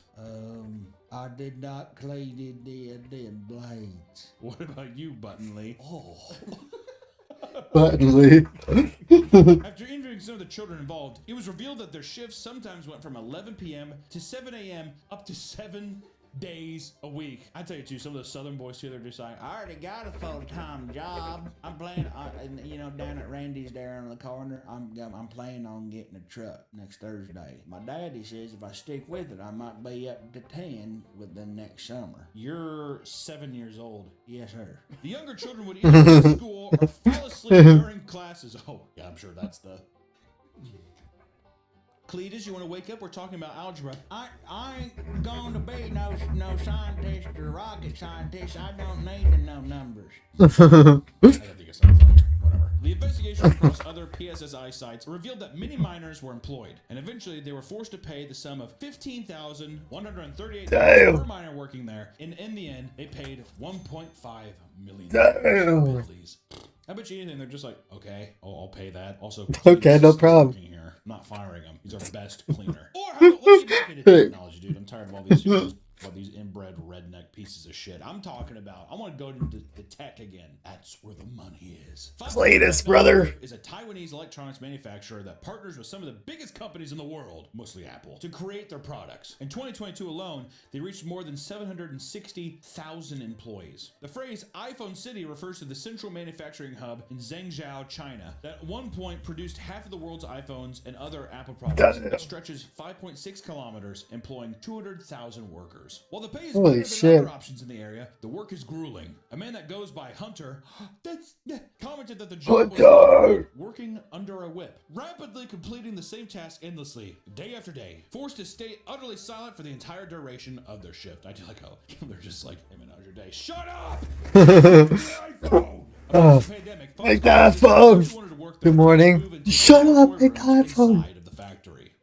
The rooms themselves were 6 square meters and were shared with other employees. The rooms had no windows, so employees had no clue of what time of day it was. Jesus Christ. Don't you have a watch? Doesn't it? On the job, his managers did not want him or anyone working to stop even for a mere second. He recalled seeing one employee have his pay rate reduced for simply drinking water for slightly too long. What? What does that even mean? Okay, dude, that's excessive. Alright, that's 3 seconds to drink of water. You're in jail. If they wish to use it and return without getting scolded. That sounds like Amazon. It does sound like Amazon. If there's piss jugs, then it might just be Amazon. During COVID, workers were told that they shouldn't get tested for the virus so that they could continue working and not be forced to quarantine. Because of this, workers were squeezed between other feverish workers for 11-hour days. Everybody's getting sick of that job. It was normal to see employees acting erratic from the working conditions, passing out from exhaustion, and attempting to unalive themselves from sheer stress. Some revealed that when a worker made a particularly big mistake, they would make them write a letter of apology that would be read out loud in front of other employees to embarrass them and make an example out of them. Jesus. We're making iPhones, dude. Jesus Christ. Have like been in those roles before, now they're out. So now they're like, I'm gonna treat everyone like a piece of shit. They leveled up. To stop stories about the poor working conditions from being released to the public. Oh, man. Resulting in dragging a Reuters journalist out of his car and beating him for trying to take photos. Jesus Christ. I like how he's just like taking a photo of something else, and they're just like, get him! Foxconn's biggest scandal was in 2010, when it was revealed that the workers from Longu were jumping off dorm buildings in droves, unaliving themselves in desperation. And after 18 attempts and 14 confirmed deaths, large nets had to be installed outside the buildings to catch falling bodies, which people now have. The nets have become, I think, kind of a widespread thing. But imagine that. Your working conditions are so bad that they actually put McDonald's giant play nets out. You know what I mean? Like for the play place when you'd like fall through the thing. In 2012, workers used this PR to force better work conditions, and 150 workers had climbed to the rooftops and told management that they would all jump unless their demands were met. And also, there's literally an entire Wikipedia page of people who have taken their own life from Foxconn. One interviewer, Soon Dan Yong, states that he, quote, threw himself from an apartment building after losing an iPhone prototype in his possession. And before death, he claimed he was beaten and his residence searched by Foxconn employees. I'm wondering if that's what started it, because I remember that was big news. I think he was at a bar. And he left the phone at the bar. Yeah, it was like a prototype thing, and he's like, oh, I left the thing there, which, oopsie daisy, whatever it, you know. I guess if it's a prototype, it's a big deal, but at the same time, too, it's like, you know that there was some unruly shit that they did to him. Tortured him, did all kinds of shit. Drive somebody to death? Come on. But to close out the video, we're going to talk about the Triangle Shirtwaist Factory. Let's go back in time a little bit, dude. We're talking about real stuff now. Let's go back in time where the world was black and white and things were just a bit more simple. The Triangle Shirtwaist Factory operated in the top of 3 floors of the Ox Building in Manhattan. It was essentially a sweatshop that hired teenage immigrant girls, working them for 12 hours a day, 7 days a week for very little pay. The working conditions were very poor. These are some things. The building was unsanitary. The air quality was poor and the room was not air conditioned. Bathrooms hardly worked. The stairwells were poorly lit and the sprinkler system in the building did not work. That's foreshadowing. How does the bathroom hardly work? It either works or it doesn't work. This was as unsafe. The bathroom hardly works. The building turned into a fire. Managers tried to clear it quickly with fire hose. What, the toilet doesn't flush and the fucking sink doesn't work or something? A sink just drips? As they lit the garments ablaze, 600 workers rushed to the elevators to escape, having to exit in groups of 12 before eventually shut down. For the rest of the women stuck on the top floor, they had no choice but to jump down the elevator shafts to their deaths. The stairwells led to doors that were locked, leading to more women burning to death. Firefighters arriving on the scene witnessed girls jumping out of windows, completely out of option as the fire inched closer and closer. Not only did they die, but some landed on top of fire hoses, slowing down the firefighters' ability to fight the fire. Firefighters' nets were laid out to catch the rest of the jumpers, only for multiple women to jump simultaneously, ripping them open and ending their lives. Ultimately, 146 people died in the span of 18 minutes. It was a huge disaster, one that led to worker safety being taken much more seriously, and people pushed heavily for reform, resulting in worker protection laws as well as high standards for factory operations. I'm almost positive that led to like buildings having fire exits and stuff. It's genuinely alarming how companies can force people to, in poor living areas, poor living conditions, to strong arm them into these horrible jobs making iPhones. Yep. Out of all the, well, let me ask you this. All these jobs are horrible. Just want to say that. Horrible things that happen. Out of all those jobs, what were the ones that you think, which was the worst job? With the Sama thing, you are mentally being tortured. Mentally fucked. Then Foxconn is almost the same because it's like you're living in a dorm. I feel like out of today's list, Foxconn was the one that scared me the most. Listen, all of them horrible. But I'm just saying Foxconn, it felt like it was just the worst of everything. So I just gotta say this. If you find a good job, hold on to it tight. Don't take shit from any employers who try to quit them. And Godspeed with this crazy work adventure. Godspeed. Amazon, I use them almost every day. Apple, I use my iPhone every day. Take me out. No, literally shoot me in the head. Take me out. Also, all the employees who talk about my working conditions here at the studio, I just want to say they've all been fired, and they've been replaced with 9-year-old Alabama children who are cleaning up the studio as we speak. Alabama. Sucks to suck. Public Eye, a Swiss advocacy. Public Eye, a Swiss I can't say that. Public Eye, a Swiss advocacy. I can't say that. Public Eye, a Swiss group. Public Eye, a Swiss advocacy.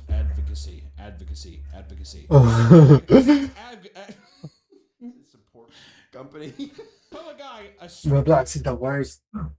Welcome back to the Papa Meat Channel. I don't think we got copyrighted yet. Sit down because today we're talking about Roblox. It's not copyrighted, dog.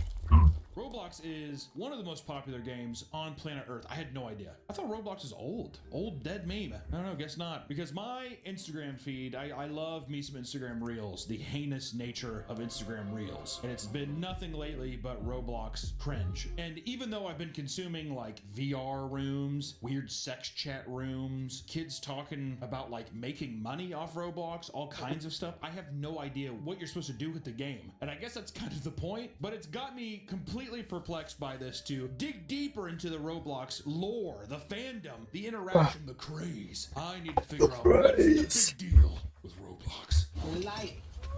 There's Roblox.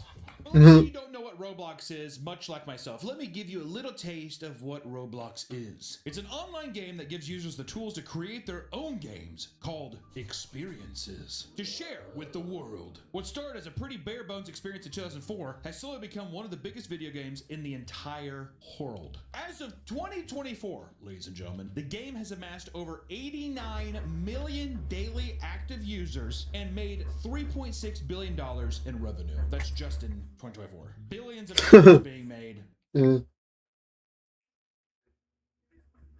I thought it was a Minecraft clone. I thought it was too. It's like, what is it? Legos, and then what's the other? Mega Bloks. It's like, who the f wants to play Mega Bloks? Well, when you see some of the freaky shit that you can do in Roblox, I think Minecraft's gonna lose a whole lot of appeal. Let me just say that. And let me say, as a side note, at its peak in 2020 during the pandemic, the game had 160 million daily active users, including half of American children under the age of 16 years old. Half of all of American children are playing Roblox. It's gotten so big that major companies have started collaborating with Roblox to make high-budget gaming experiences. Kind of like Fortnite with like Travis Scott. Like all these other companies are kind of coming in and they're doing like cross-promotional stuff where people can get skins or experiences. But these are some of the ones that Roblox has been able to pick up. The Gucci Garden. Gucci, dude! A Gucci sponsored experience where players could enter a virtual store and purchase limited time cosmetic items. Or Sonic Speed Simulator, an officially licensed Sonic game in Roblox. A Sonic game inside of a game, dude. The game inside of a game inside of a game. Dude! Yeah! Where the f did he go? I feel like he just came back. He just posted something. Was it good? It was just a social media post saying like, I'm back, bitches. He's hyping up his new album. Call me. That shit's gonna flop, dude. Does anyone care? Yeah, he twerked on the devil. He did twerk on the devil. Got my jimmies all riled up. And of course, we talk about the Dress to Impress Charlie XCX collab, a line of clothing themed after the artist's Brat album that was released in the popular Runway dressed up game. It's Roblox. It's this character. But it's not all fun and games in the world of Roblox. You know, I'm hyping it up big time. Like with any other game, there's a seedy underbelly. There's something nefarious going on. It's a Goldshire. It's this popular, you're gonna have a little bit of fungus growing. Alright? Let me tell you, Roblox has a whole mushroom kingdom just waiting to be explored. Which it goes without saying, but a majority of the people playing Roblox are very, very young children. As we said, half of Americans. No, a lot of adults play it. I'm just gonna say every American child under the age of 16 is playing. Lots of adults play it too. That's a statistic I'm making up, and it's gonna be. And they play Minecraft too. It's fucking for 3-year-old children. But the game is free to play on PC and iOS. Basically, free to play meme there. You know, the graphics, I think the visual style is uglyish. It's too old, it's outdated. But I think with meme culture and how wonky everything looks, I think it's very appealing for like meme content. However, there are loads of different things to spend Robux on, which is their premium currency that costs real money, baby. With it, people can buy cosmetics as well as in-game perks. You want to deck your fucking character out because let me tell you, you gotta look good in the game, dude. If you're not looking good, are you even playing? I doubt it. With its user base being as young as it is, this is where it starts to see players being exploited. A problem that has persisted for a long time in Roblox's lifespan. One common method is through phishing links that are sent to users promising free Robux, which takes people to a website that looks similar to Roblox's, and from there, scammers are able to. It's fucking mute, Papa mute. 2,500. Steal the user's login and bake credentials. Basically, they're taking children. Does this look like Roblox? Like, yeah. They have their mom's credit card. This is all we experienced as RuneScape players back in the day. On there. Now you have all these people coming in and just stealing probably millions of dollars worth of stuff. Other scams include tricking kids with valuable items, only to trade them for far more inferior ones. Just taking advantage of children's lack of game knowledge, dude. You know, everyone's done that. That's yeah, it's happened back in RuneScape days, dude. Does this one look cool? Yeah. Oh no, my thing got hacked. My Discord got hacked. I got it back though. Yeah, the guy sent that to every sent to like every person on my fucking friend list, but I hacked it. Yeah, I got hacked at like fucking like 3 AM or something last night when I was sleeping.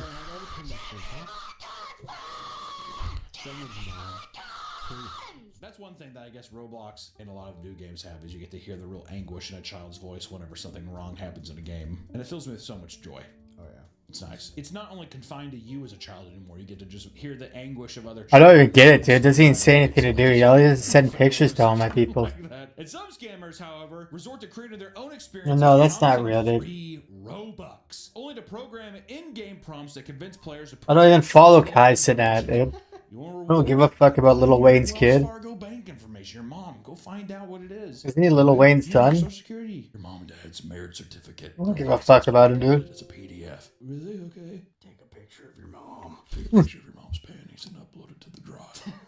Upload it to the Roblox cloud. And in some cases, people are convinced participants to purchase items off of Roblox platform using third-party sites, resulting in major financial losses. Which leads us into Roblox's shady business practices. Yeah, we're talking about scammers, but what about the main cube men themselves? Roblox, Mr. Roblox, how he's scamming its users, right? Roblox really gets its rocks off, manipulating children into spending obscene amounts of money on the game. Okay. They giggle, they chortle, they rub their bellies, and they're just like, I can't believe they're still spending. It's gotten to a point where it does feel malicious. It feels targeted. There are plenty of ways the game pushes people to spend money in Roblox, which is easy to do for children who aren't spending their own money in the game, right? Fuck my leg. Days, credit card, Roblox is a good time. Doing to my brain. Oh. Fuck, why does this happen? Why does my leg muscle get so fucking tight and just fucking hurt all of a sudden? No.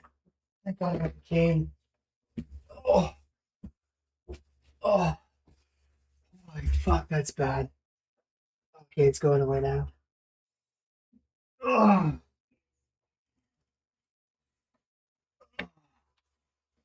Oh.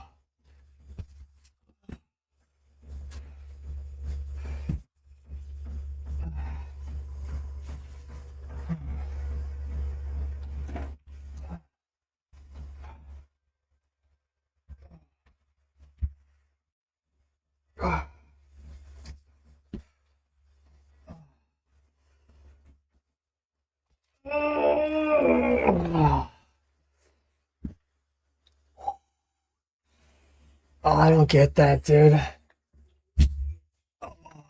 Fucking hurts so bad. This fucking muscle right here, it just gets rock fucking hard. Just fucking hurts so bad. I think it's like a muscle spasm or something. Muscle tension maybe because it gets really tight. I heard you on the phone and he was like begging you. Oh, fuck it, that's hell, man. At first, he told me to buy it. He's like, buy it. I was like, no. Fuck!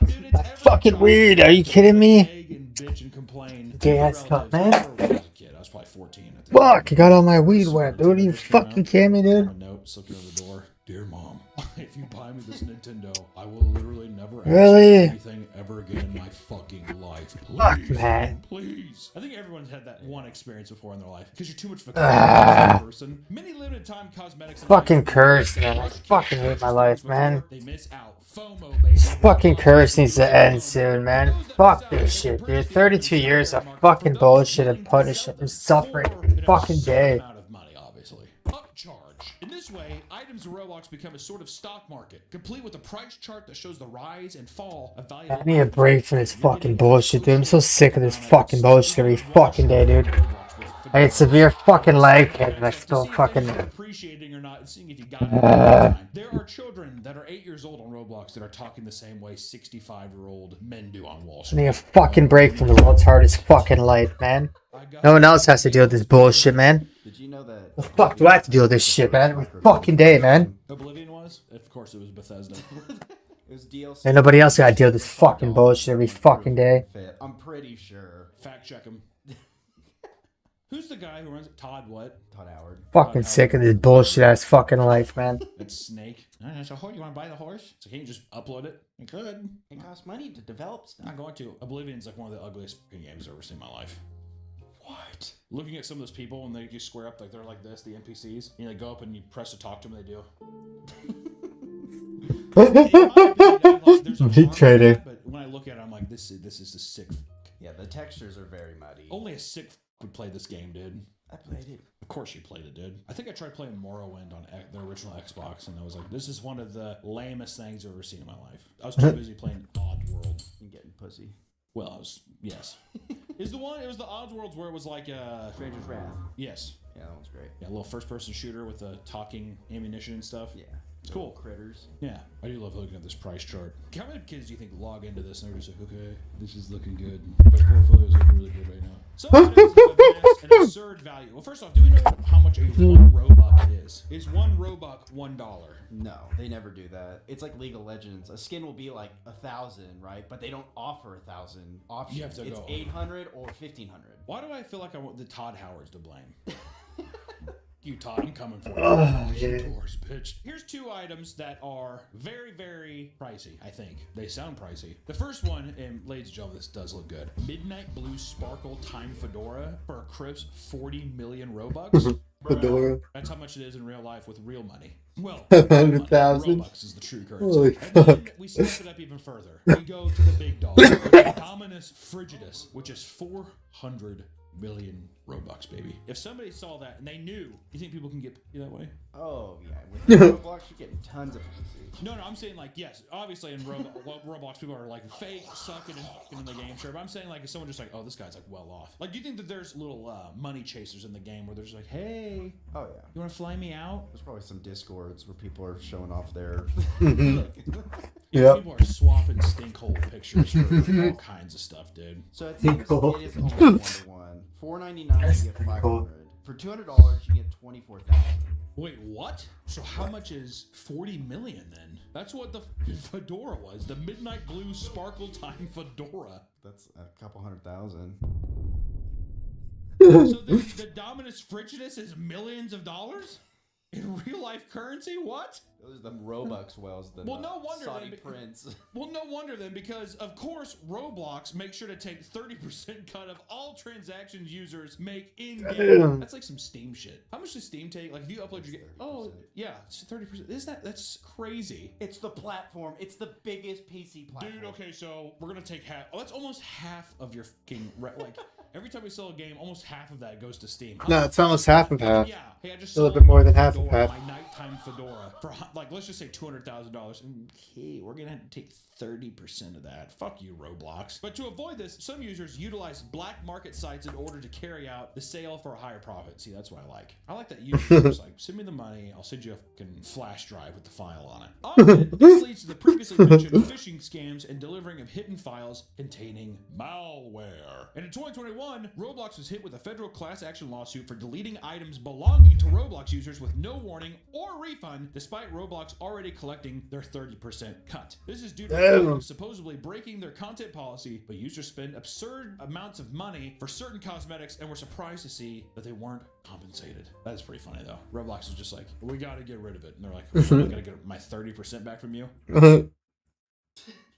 No. It's like a Roblox guy who just like runs away. I like that the Roblox people only interact with its community through Roblox characters. But it's not just in-game items. Even big companies are pushing real-life brands in-game to its users. Is there Pizza Hut in Roblox? There was, I don't know if this was brand sponsored, but there was a McDonald's one where you just sit there and people come in and you take orders and you like, go back and you just like pretend you're making something and then you like hand them. It's so odd, man. So you're an employee. Some kind of part of your McDonald's brain where employee you're just like, simulator. This is just totally relaxing to me. Yeah. I don't know how, but I wish I could get there. It's like the farm simulators too.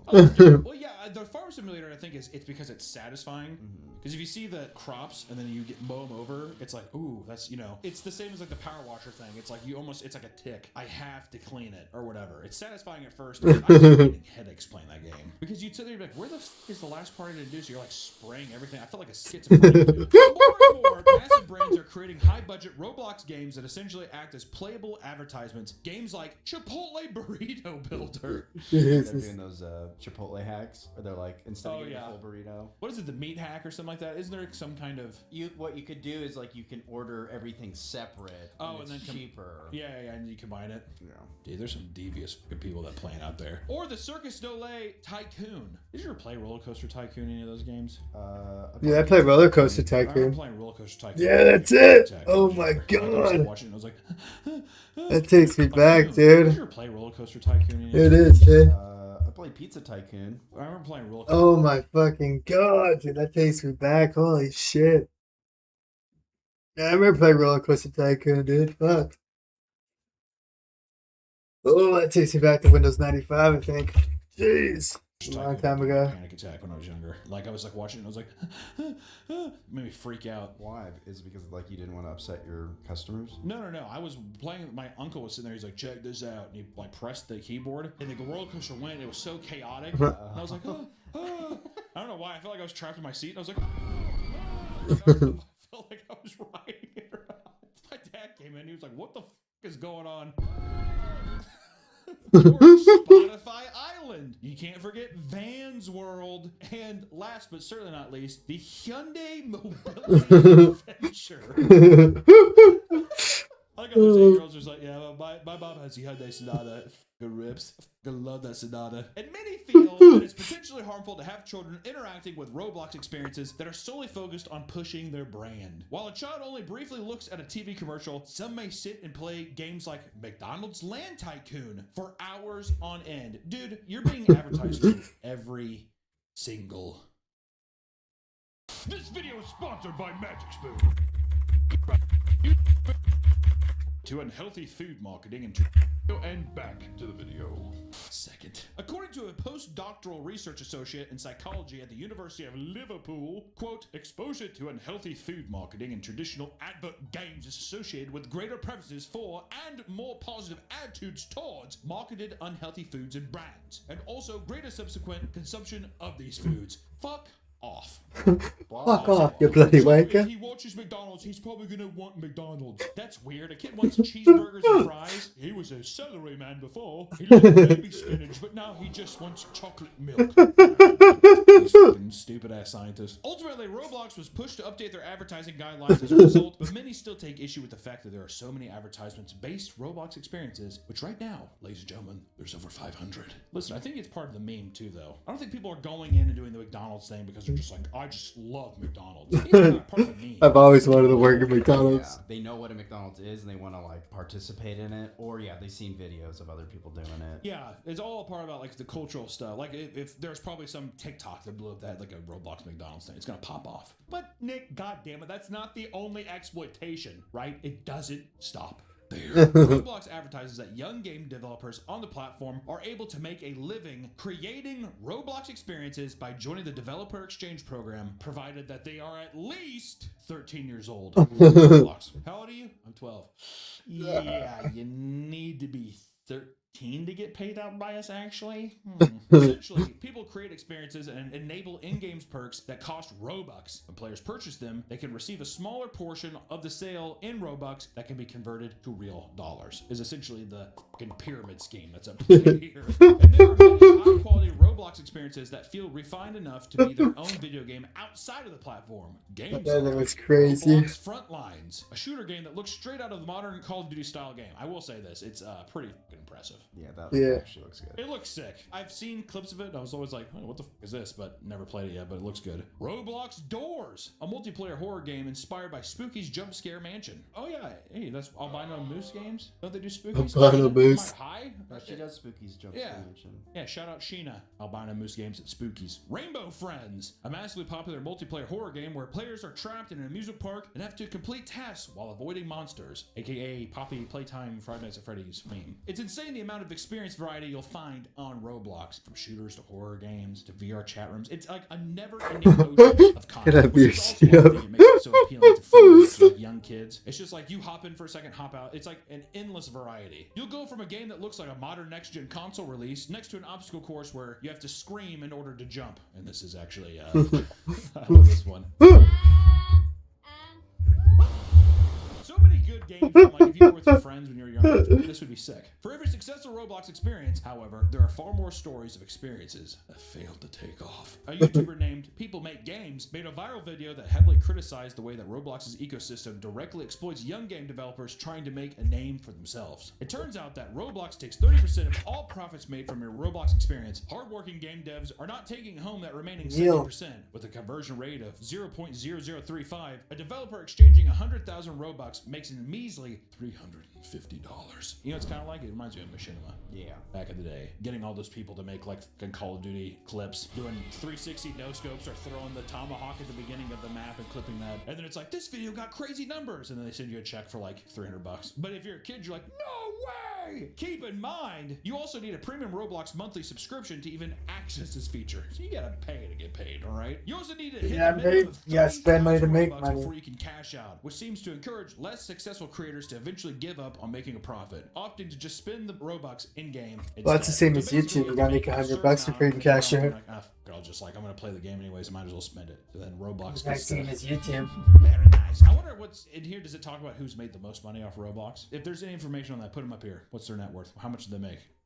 1.1 billion. There's got to be some people who know how to like game the system or something like that, but it's Yeah, Roblox, right. baby. It's cutthroat. For people that want to pay extra to promote their game, they There's must purchase drink. another unique currency known There's as shotgun. ad credits that cost 285 Robux each. Yeah. I love how it just never goes outside the Robux currency. We buy another credit with our own credit. I bet you after a while they're gonna be like, no USD, only Bitcoin. I bet you anything that's what happens here pretty soon, dude. You need to purchase a minimum of 10 at a time, and when you do, then you enter a sort of bidding war with other creators to have your game advertised in the best/most viable spots. So not only do you have to buy a minimum of 10 of them, but now you're just like, God, I hope it gets a good spot. Please get a good spot. Essentially, Roblox maximizes profits by creating a very difficult and often unsustainable dev ecosystem that has resulted in many creators becoming burned out at a very young age. Newsflash, get a normal fucking job, dude. How about you don't build games in Roblox? I'm burnt out. Go outside. You're a child. If you're like a 40-year-old and you're like, this is all I have, I'd be like, well, buddy, I don't know. This is the fucking ship you swam in on. But I burnt out, Bob. I did a break. It's like, Let's not go through some rocks and some cars or something. Fuck. having giant teams as they need more and more designers to maintain their popularity and elevate things. This often leads devs outside the Roblox community into game dev Discord groups, sometimes even signing contracts to work for people who may very well be children as well. There's no way the money can be worth it. You're having a child sign an employment agreement? Word? Come on, they're at least 13. Are you at least 13? Almost. All right, I believe you. Show me your ID. All right. You do need the help maintaining Poppy's play. Nah, but you do seem confident. For many young, up-and-coming game devs, this can result in unfair business practices. The claims of child exploitation began escalating to the point where Turkey had banned Roblox outright. This resulted in groups of children protesting the streets of Turkey, chanting, And one adult. Come back. And one adult. It's all kids and one adult. You think like the 16-year-old or like the 17-year-old that's there, you think he's just like, what am I doing? Or is he just Dude. no, he's chanting with them. I mean, listen, He's with them. He's part of their gang. but it's nothing like. I thought it was much bigger. Yeah, I mean, if it was like, Mardi Gras, like the French quarters, like that, Mhm. I would be like, holy shit, this is crazy. But let's get outside of the money-making stuff. Let's talk about more of the player-created experiences Gras. where some of the juicy, explicit, weird shit starts to happen. Because I know that's why you all decided to click this video. We can start with Roblox Condos. Who wants aka sex? The virtual sex games. In Roblox, these characters. You're going to see a lot of that. As exciting as it is that children have an outlet to create whatever they want, user-generated content in Roblox sometimes delves into something much darker, like Roblox condo servers. Who wanted These are sex? sexually inappropriate games that find ways around Roblox's moderation filters. This results in the creation of games focused around dating, talking about, and engaging in sexual activities through the use of uniquely coded animations. Granted, they're pretty funny. There's a lot of them that are very, very funny, but you have to remember that, once again, don't forget that half the world's children are playing this game, which makes it, I would say, pretty creepy. I would say all in all pretty creepy. Some maps in this genre include digital strip clubs and red light districts. Oh, baby. Often, these games are created and banned incredibly fast, sometimes in under an hour. While Roblox had moderation tools set to catch things like this, they are constantly re-emerging in new locations under different accounts. Like how people are just like, we need our fix. Like people deleting and they're like, How many is an hour? "We gotta get back in there." How many is an hour? Do they take Robux? Do you think that even in these things, they probably can't moderate how old a person is to let him in, right? No, that's why they just ban them. It's against TOS. I see. As you would expect, not all users in these servers are children, and it seems that many try to move their conversations onto different apps outside of Roblox. People use Roblox as a connecting tool to get a little puppy, get some boy butt, do whatever they can, man. Little horn dogs. People are horny. It's primal human evolutionary trait, man. People just trying to get that dog out of them. Yeah.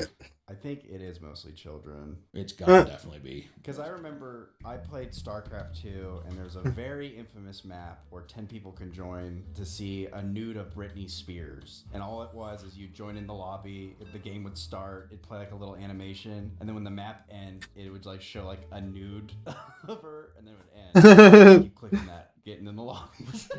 Get back in. Get back in. An exciting time for the early days of the internet. But not all of these extreme servers are just sexual by nature, right? Inappropriate Roblox servers like this have existed in the past, sometimes taking a turn towards the extreme roleplay side. Some people were able to get away with creating Third Reich roleplay servers in inappropriate settings. People were literally creating World War II Germany in Roblox. We can't show Yeah. I'm just saying. My kids doing shit like that. Oh my god. KKK and enact vicious hate crimes as a Roblox character. And in other experiences, players get to dress up in a real terrorist attack. You know what I mean? God. Oh my god, dude. Research report: Roblox was found to be an X-rated pedophile hellscape, exposing children to grooming, violent content, and extremely abusive speech. Yeah. We started off as an X-rated pedophile hellscape. Imagine being the parent of a child. Hellscape. Whatever, you're just like, Oh, it's a pedophile house. you want to take some time off there, big man? I can't. Me and my friends are going into an experience right now. It details a list of alarming examples of people abusing the game to do harm to children. Like a case I can't. I'm already addicted to it. 29-year-old man groomed and engaged in inappropriate behavior with 150 minors. Oh, God damn. that's He was gross. arrested. The police found 175 hours of footage showing proof of these Ew. acts. 175 hours. You know, whenever you see somebody that looks kind of weird online, that people look in the comment section, they're just like terabytes. This is one of the guys that was actually like that. During their research, they found a now removed community group called Adult Studios, where thousands of members would solicit acts from minors as well as trade secrets. Oh my god, Other dude. similar groups are found as well. Hundreds of Roblox experiences relating to Jeffrey Epstein and P. Diddy easily got past the moderation filters, allowing games like Escape to Epstein Island and Diddy Party to run uninterrupted for a Diddy long Party. It's just a funny meme. I mean, it is, but it's still whenever there's so much Oh my other god. going on the side. It's just one of those things where it's like, really? That's just not a filter. You can have a game called Escape to and also Escape to Epstein's Island. And the thumbnail is goddamn. Other vulgar games include experiences such as beat up homeless outside 7-Eleven or beat up the pregnant. The fuck? You have the homeless outside of 7-Eleven. Most cruel, just unbelievably evil people on the planet. They just have no filter, so they're just like, yeah, I'm beating up the homeless outside of 7-Eleven. But me and my friends are going to log on to beat up the pregnant women server. And your mom's just like, okay, and just shuts the door. But unfortunately, many play Roblox with much more sinister intentions. Didn't we just get done talking about files? Many play Roblox not just to talk with people online in sinister ways, right? For all the kind of weird stuff that we just talked about. But some people want to take it a step further. Whoa. And take the people from the Roblox experience into real life. Like a 38-year-old man who's given a child's address over Roblox, so he comes over with his fly down only to get confronted by their mother. And according to him, I he signed just up wanted for an to account do on some that Minecraft website with stuff my together. Gmail. You think you're gonna come in my house and play with Wow, dude, it's a fucking scam, dude. My Bisco got hacked. What should I do, Looks like bro? a fucking To Catch a Predator episode. It's haunting. It's like a 5-year-old. It's like, Stupid, dude. I don't even watch fucking Lil Wayne, Tyson at Lil Wayne shit. He your friend. How old are you? 38. Do you know how old? Dude, how old are you? I'm Please like the 38. video, What are you gonna dogs. do with a 12-year-old? Why don't you make an account, dude? What's crazy is when I was 8, 10, 12 years old, I wanted to talk to older people because I thought they're cool. But now as an adult, I see that's like wildly inappropriate. Oh, yeah. I'm trying to think if I was 10, 11, 12, whatever. I don't think What I've should I ever do, been bro? like, how old are you? The guy's like 40. And I'm like, oh. Oh no, dude, you already fucked Usually it's up. like prehistoric Ugh. bitch. You don't know shit about this, dude. I'm young. You're Cause old. it was a You're gonna betting die app soon, and I you know have that? That's multiple. the heartless thing. So you might have been somebody to give your address out on Roblox. No, it wasn't. It was a crypto fucking app. My door code is this. It was just a fucking scam. My mom and dad are gonna be It's a pump and dump for 3 scam. weeks. I'm gonna be here all alone. They keep calling me Kevin McAllister. Dude, what are we? Is this the rest of us just file shit? There's one sad story to end. Of course. You know, in some instances, not everything's sexual, dude. Sometimes it's something as cool as a woman convincing a child to kill another infant. What the fuck? You know, Roblox is awesome. Such as 36-year-old Tara Alexis Sykes, who was arrested in 2024 for aggravated child abuse. This began on Roblox, where the woman had been conversating with her 10-year-old daughter. It seems that the daughter was no longer living with Sykes, instead staying with 2 temporary guardians. Sykes began giving her instructions on how to kill both of her guardians, quote, by cutting their throats with a knife while they slept and burning their house by dosing bedsheets in aerosol spray and setting them on fire. Oh my Now, imagine God. that, but it's 2 Roblox characters. Each other, okay? This extended to her 2-month-old infant as well, where she requested that she kill him by either drowning, burning, or dropping him. How fucking sadistic do you have to be to tell like a fucking child this? The young girl was terrified of her mother and felt that disobeying her would somehow lead to her being killed. Because of this, she exited the room to pick up her 2-month-old infant before dropping her to the floor. Oh my god. Found to have a skull fracture, and Sykes was arrested. Oh my god. I'm hoping the child is fine, besides the brain damage. You know, we were going to do this video. I thought that we were just going to be looking at funny clips of voice chats and stuff, but Roblox is a very scary place, and you should stay away from Roblox. If you're a child, get off Roblox, please. I'm sure that there's good spots on Roblox. It's not like the whole thing is fucking terrible, of course, but... Me and my buddies, we play Roblox. We have our own little server. We all met on Roblox in the McDonald's. Was y'all kids? I don't know what you do in your free time. I feel like Roblox has become too big for its own good. Too many kids on. I'd say just wipe it. I think if yeah, you see, right? Said. No. I think get rid of it, dude. You have Minecraft. I feel like Minecraft exists. You don't need all that other stuff. It's different because you can change your character and you can do funny animations, funny sounds. There's a lot to it. It's complex. Yeah, there's evil people everywhere. There's evil people everywhere, that's true, but I think whenever half of the world's population of children... Half of America's population. The world. I don't know, dude. This shit left a sour taste in my mouth. God damn, man. You want to get on my server and I can show you around my penthouse suite? Okay, let's go. Alright, yeah, let's do it.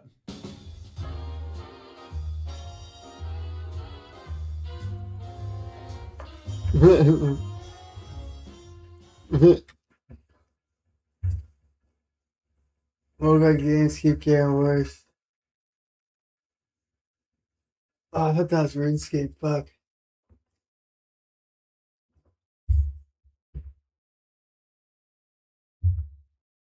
Prison life exposed. Welcome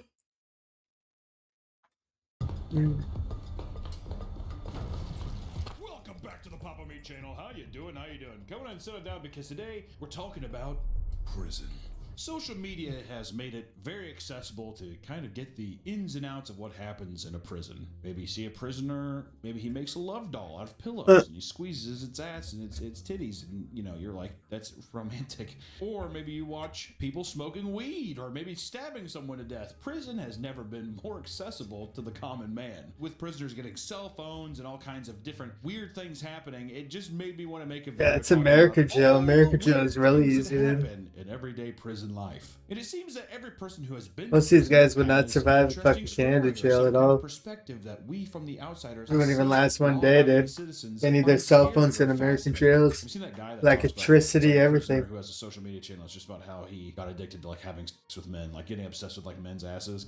I'm talking about this motherfucker's ass was so fat. It was like your baby mama. That motherfucker's ass was fat. Ungodly fat, right? So let's take a look at some of these absolutely wild stories and see what life's like inside the clink. Is that the right word? Verbiage? Brink? The clink. I've never heard of clink. I'm almost positive clink is a clink. Yeah. Slang a generic term for prison or jail. Okay, the clink. Yeah. Just making sure. You know, when people think of prison, what do they think? And don't say butts. And pedophiles and murderers, and if you're thinking of a movie, what do you think? Yeah, in America, fucking jail must be fun to just butt fuck everybody. Some of the best stories come from people trying to smuggle must be just a massive orgy. Prison. Prisoners have to constantly find more creative ways to bring things in, whether it be cell phones or drugs, all that kind of stuff, and they have to get creative. You know, back in the day, it was just your butt. I feel like the butt's a dead meme. Well, that's the first place they look. Well, that's the whole thing. They have you like squat and cough. Really? Oh yeah, that's you get naked and they're like squat and cough. So you squat, and you go, you're supposed to immediately just shit out everything. There's no way you're pushing like a box of ibuprofen up that. You know what I mean? Our first little subject today, which is an attorney smuggling K2 soaked court documents. First off, just want to say, great prison pic. He looks lovable, but he also looks like he could just kill me with his bare hands. He also looks like a Raider too. Called a bear. Just kind of cool. In 2025, this year, this happened this year, 2025, 37-year-old Nathan Williams got the help of his other inmates to come up with a unique way to smuggle in drugs to Duval County Jail. Oh, God. You see that Jacksonville Jaguar thing? Duval. He took an assortment of their legal paperwork and had them soaked in K2, a synthetic form of marijuana that is illegal. it's illegal now? I guess it is illegal. Okay, well, I think it's a synthetic form of marijuana. It's like rat poison. If it was marijuana, people would be like, I don't give a. But they're like, no, this is bleach and Tide Pods. That's gonna get you hot. I smoked it once. I know I've told you this story, but I was playing World of Warcraft with my buddy like way back in the day, hitting some shit off of like a Monster energy can pipe, and we were just gaming. And all of a sudden, I was like, I had this horrible panic attack. And I'm like, I'm gonna die. I'm gonna die. Like I thought that I was having a heart attack. I'm like, dude, I'm having a panic attack. So now I can't smoke weed. I haven't smoked weed since I was 16 years old. Try it. It's been 32 years. I don't want to. I'm sticking to healthy stuff like Jack Daniels and whiskey and rum, dude. That's why I have this. That's why I have this body. He was successfully transporting the drugs for financial gain for a while, but an increase in drug overdoses led to an investigation that resulted in him being caught and arrested. He now faces 8 third-degree felonies. So started off light. They have this year a little K2 soaked in rat poison, shove it up your bum, and then now people are ODing on doo-doo pills. I don't know how I'd feel about if I'm trying to get high. It's like this is up my ass. I guess if you're in the clink, it doesn't matter. You throw a condom around it. I like to think that it was just like bare fist, just like covered in the K2 oil. He just like, he wants to get high too. And he's like, oh. Well, I guess if it wasn't covered, it would just dissolve in his body, and he would probably just OD himself. Or he did the saw method and dipped it in wax and swallowed it. Yeah. Well, I want to get more eccentric with it, so that's why I'm going to switch to pigeons smuggling in foam. What the fuck? Dr. Doolittle getting arrested? What the? How did that happen? In 2017, a pigeon was found trying to enter a Brazilian prison with a cell phone attached to it. Guards noticed that an inmate was frantically trying to capture the moving bird, so they intervened and lured it down with pieces of food. Dig in their asshole and grab out some like a cupcake or something. Hi. Further investigation revealed that it was wearing some sort of vest designed to help it carry contraband over prison walls. Pigeons had supposedly been bred and raised by inmates with the purpose of having them smuggled out and given contraband, so that they could be released and use their instincts to return home. Bred them in the prison. He's like, no, give him time. They must make love. Only if they make love is his home. That's a pretty devious way of bringing in some stuff, though, huh? Training pigeons. How'd they get the first pigeons? Pigeons or something. Probably plantains or some shit like that. Or we could talk about an updated pigeon, a drone, delivering drugs to inmates. Well, that makes more sense. You can be pretty far from a drone to control it. Some of them, yeah. Or you get like a little extender. Yeah, with giant metal rod. In 2016, it was discovered that drones are being utilized to smuggle copious amounts of contraband, like drugs, cell phones, and films. Where they watch these films? Also, just like, doesn't the cell phone just do that for you? I need Yeah, it's America's jail, dude. You get to see your own TV in your cell, your own electricity in your cell. Yeah. When an inmate named Thaddeus Shorts, that's a great name for a prisoner. When an inmate named Thaddeus Shorts had been released from prison, he came up with a scheme to efficiently deliver products to those inside. He would make up to $6,000 per drop-off. It's not bad. Yeah, it's good. You're not doing daily deliveries, though. There's no way that the guards are like, what is that thing? Drones are so loud. Can you imagine he's like, it's multi-drops a day. I'm making $700,000 a month. The operation was shut down after Shorts was caught near the facility with a brand new truck he had purchased from his earnings. The vehicle was filled with drugs, DVDs, and other packages alongside a drone. I like the idea that he immediately got out and he's just like, I'm going to buy a $150,000 Ford Raptor. Dropping off Twinkies and to inmates inside, dude. Apparently he was so proud of the scheme he orchestrated that he told the investigators everything that they wanted to know. He told them he was using the money to create a new, customized drone that could carry larger quantities of supplies. He definitely saw Catch Me If You Can. They're going to be so impressed with this evil scheme that I'm doing that the government's going to hire me. Shorts was convicted yet again, prompting prison management to become more aware of how new tech can be utilized to smuggle stuff into prisoners. Look at that drone. The picture of this drone is obnoxious. I think DJI drones have 4 propellers. This has, I think it's 8 propellers. If you've never been on a drone, it is not a quiet affair.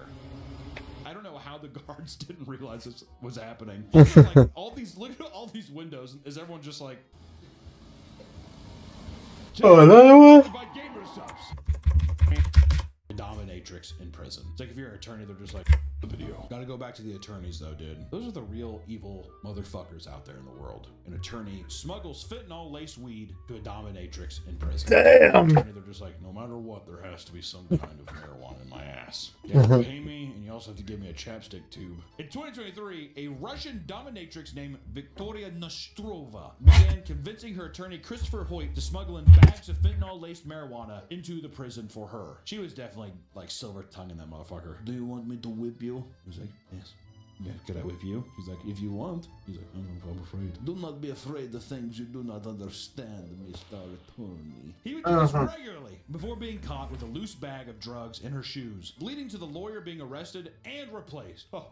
I'm gonna put the replaced thing. Being arrested. Well, was he still in the case? As it turns out, the reason for Victoria's imprisonment is absolutely banana nut crazy. In 2014, she was caught on a traffic camera propping up her recently murdered neighbor in the passenger seat of her car. And according to the quote, all that was left basically was his skull and bones, no legs, no left hand. I couldn't believe it. She's like, I don't. Why are you dragging around a dead body?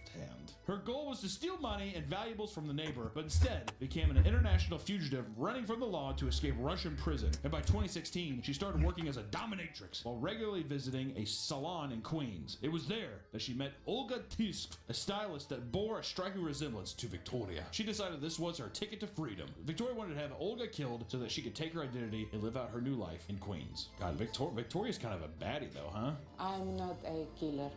I'm woman. Only woman. Also, they don't look that similar. I think the only similarity is they kind of have a cold Russian stare. Like they're just like, how are you doing?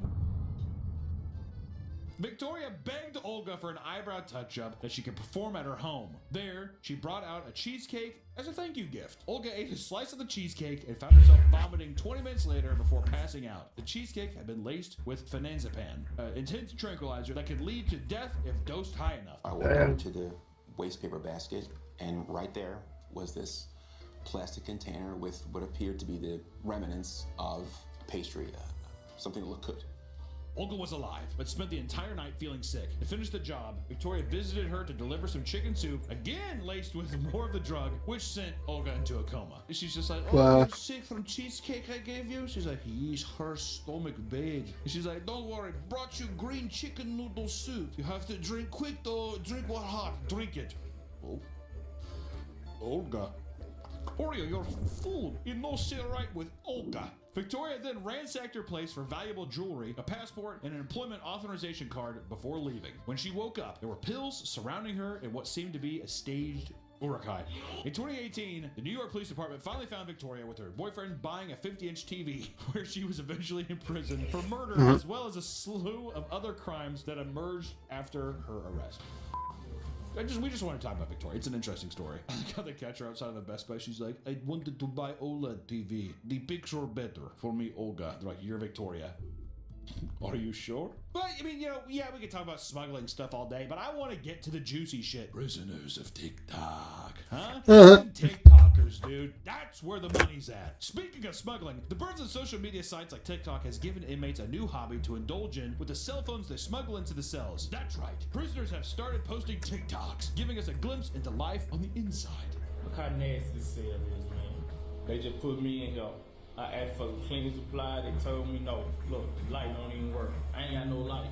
This the light. So all you guys, when everyone was complaining about The light through the window, calm down. No way. Ooh, this is unconstitutional. Yeah, more adults use TikTok. 2025, we got niggas sleeping in a mat. Out this bitch. Hey, bro. Are you alright in there? Yeah. Alright. If we get rid of TikTok, then we don't know what the prisoners are doing on the inside. Inmates would post videos of themselves creating do-it-yourself projects, messing around with other inmates, and most importantly, food videos, baby. Many inmates would post detailed videos showing how they would rig their living space to make food that was less depressing than the slop that they would receive on a daily basis. A lot of people making some, horrendous concoctions with various ramen packs and everything else. This is what set it off. The pickle placement. Also, some of them, dude, I eat a lot of these recipes that they're done. One of the bigger prison influencers has made a name for himself as a very prominent TikTok prison chef. I said shelf for a second. His name is Untiktolard, prison chef. Did I say that right? Untiktolard? Untiktolard. whose name translates to a TikTok convict. In French, what is he, eating snails, dude? Has over 400,000 followers on his account where he posts videos of his personal prison recipes as well as other types of educational, amusing content. Let's show some of it. You're...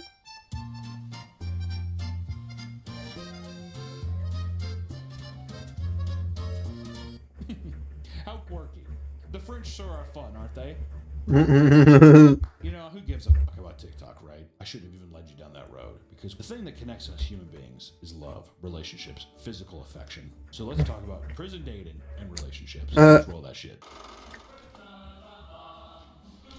I want to first talk about a murderer rapper who impregnates two jail workers. Impressive. In 2024, Darius Tyson was accused of getting 2 employees at Durham County Jail. I just figured it out, LOL. Darius, You a high dirty school dog. member from North Carolina, was imprisoned due to murder charges for kidnapping, burglary, and conspiracy to commit murder. They thought if you take a prison photo, you have to like look at the camera. Maybe he was looking at a big fat ass of that woman. He's just like, that one's gonna be mine. While in prison, it was discovered that he had intercourse with both a contracted nurse as well as a detention sergeant within the facility, both of which became pregnant. And the shocker here is one of them was a man. Can you imagine? Oh, Darius, what the hell? You guys got upset when they knew? Yeah, dude. Like, I risked my job and everything to do, you know what I mean? Or maybe they're just like poly, or if they're poly couples. In on it. You never know. He had also used his charm and influence to get another detention sergeant to provide him a phone, which he used to orchestrate illegal drug deals from inside his cell. He was delivered other contraband as well, including a vape pen. But I bet you Darius didn't even consider getting a few. What you want to think today's? Okay. I just want to know what kind of silver-tongued devil this is, dude. Jesus. All I put in was my Gmail. They wanted PPL to put in their card numbers, scammers, and hackers, I swear. Yeah, dude.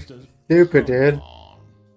Why would guys today give away free money? Darius, no. Come on.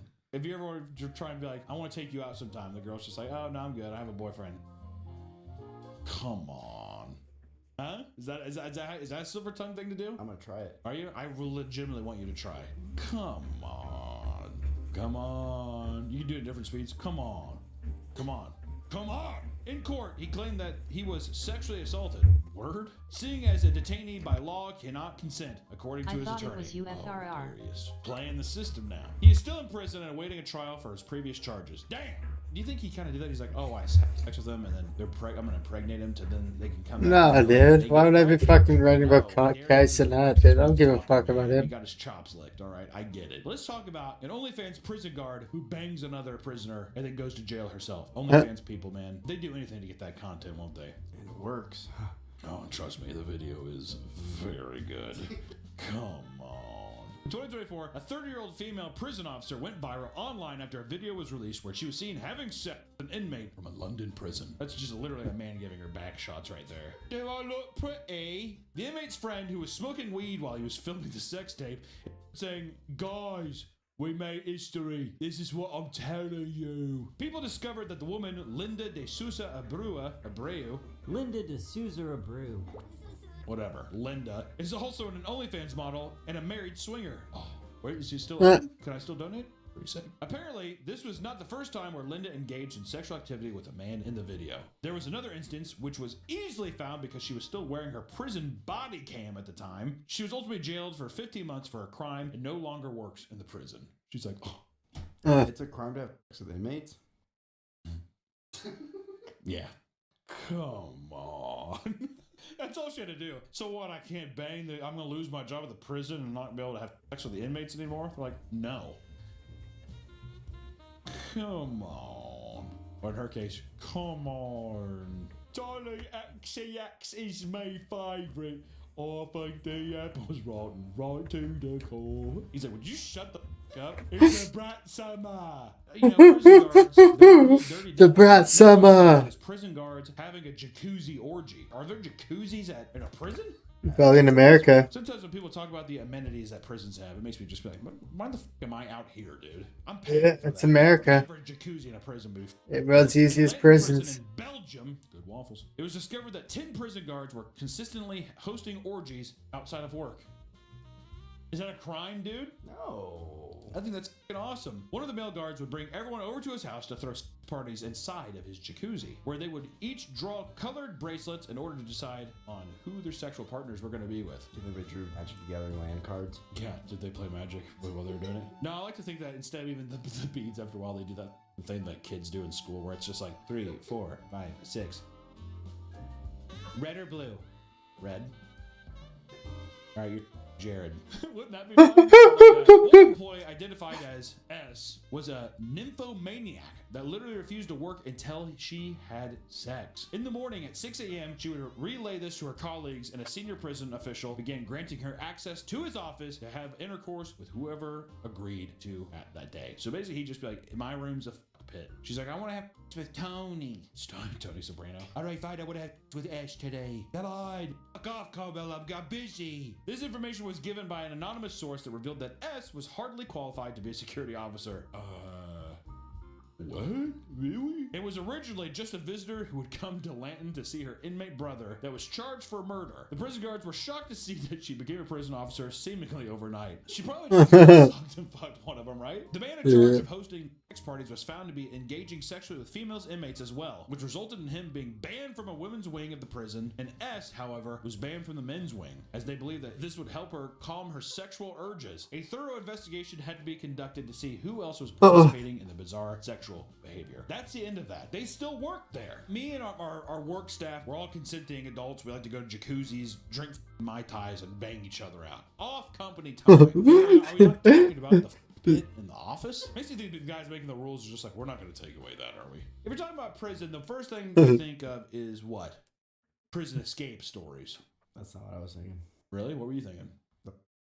We gotta move past the sexual assaults, man. I guess I'm thinking of like Alcatraz, dude. Work with me here, Nick. God, Yeah, it's America, dude. Just one big party.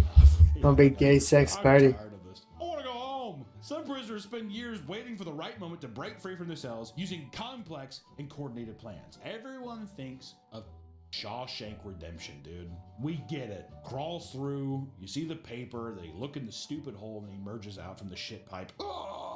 Whatever. We get it. Let's look at some real life stories, all right? Like our first one. An inmate who used peanut butter to trick the guards.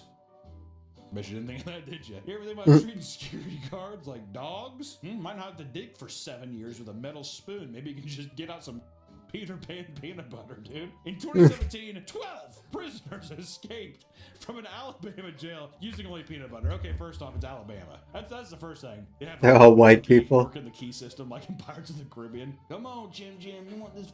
Come on, get it. During meals, the prisoners were regularly served peanut butter sandwiches. To enact their plan, they had slowly been stocking up loose peanut butter in the cell for a long period of time. I'm guessing they're just taking the thing out and they're just like scraping it out and like just keeping peanut butter. But where? Like just put it in the corner. It's a huge like mound of peanut butter. Damn. There's also got to be a guy with like a peanut allergy who's like down the block like, calm down, Jerry. We'll be out soon. He's like, let me set the stage. It was 6:30 p.m. at night. With a hefty dollop of peanut butter in one hand, one inmate was able to cover up a number on their cell so it matched the number of a door that led outside. So they're just saying that if it was like 610 and the door that led outside is 810, that they're just like, it's like, that's 810. He's like, I guess this is 810 even though the 8 is made of peanut butter.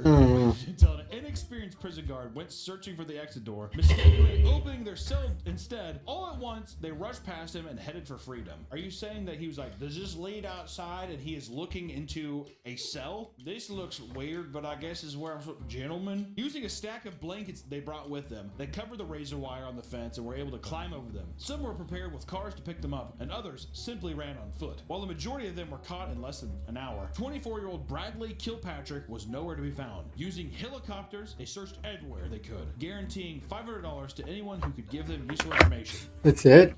$500? God damn, what a fucking hellhole. I would give anybody 500, count it, $500. That's right. See, he knows. $500, anybody who can give us some useful. information. And I'll tell you, if anybody wants to pass, you pass forward that right there, the jiffy. Come on. He was eventually captured after being spotted in Tequista, Florida. And in a press conference, a sheriff, James Underwood, stated, quote, "Escapes happen. We've got some evil people down here, and they scheme all the time to con us and our employees out of the jail. You've got to stay on your toes. This one time we slipped up. I'm not going to make any excuses." Some of the inmates been pretty smart on what their plan was, changing some numbers on the door with peanut butter. That may sound crazy, but these people are crazy like a fox. I'd be like, maybe fire the guy who looked at a peanut butter sign and thought that the inside of a building led to outside of the prison. I don't know. That's just me. Or we can talk about Casey White's prison escape. Casey White, an alleged murderer, had escaped an Alabama prison. Seriously, Alabama, you guys suck. Casey White, an alleged murderer, had escaped an Alabama prison with the help of a corrections officer in 2022. The officer, Vicky White, oh dude, never tongue this girl who's just like, no one really dated. I never went to mom. He's like, "Darling, I'll take you dancing tonight." Are you serious? Were you really? The officer, Vicky White, began giving Casey special treatment after she found herself developing romantic feelings for him. As the relationship developed, she began using a burner phone to contact him from home. 1,100 phone calls were discovered on record.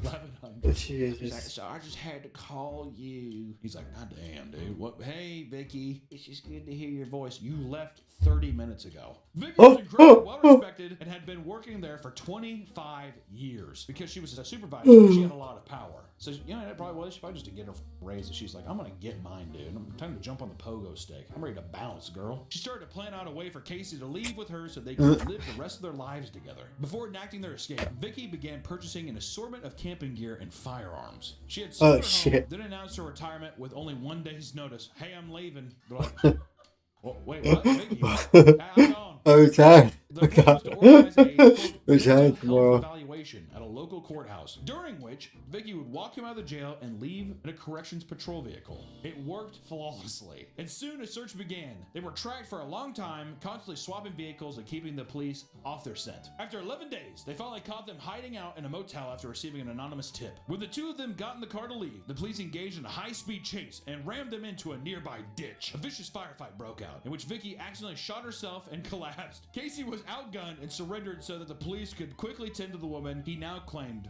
was his wife. In the end, Vicky died from her injuries.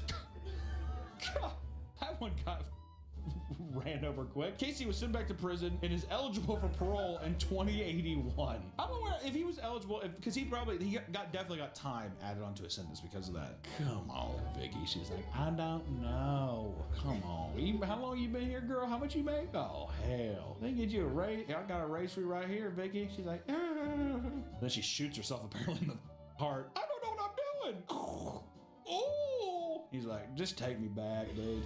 She's like, "It's like Bonnie and Clyde." He's like, "Take me back. Is it Chicken Tuesday? Take me back." No way the Vicky snuff is that good too. You know what I mean? Look at her.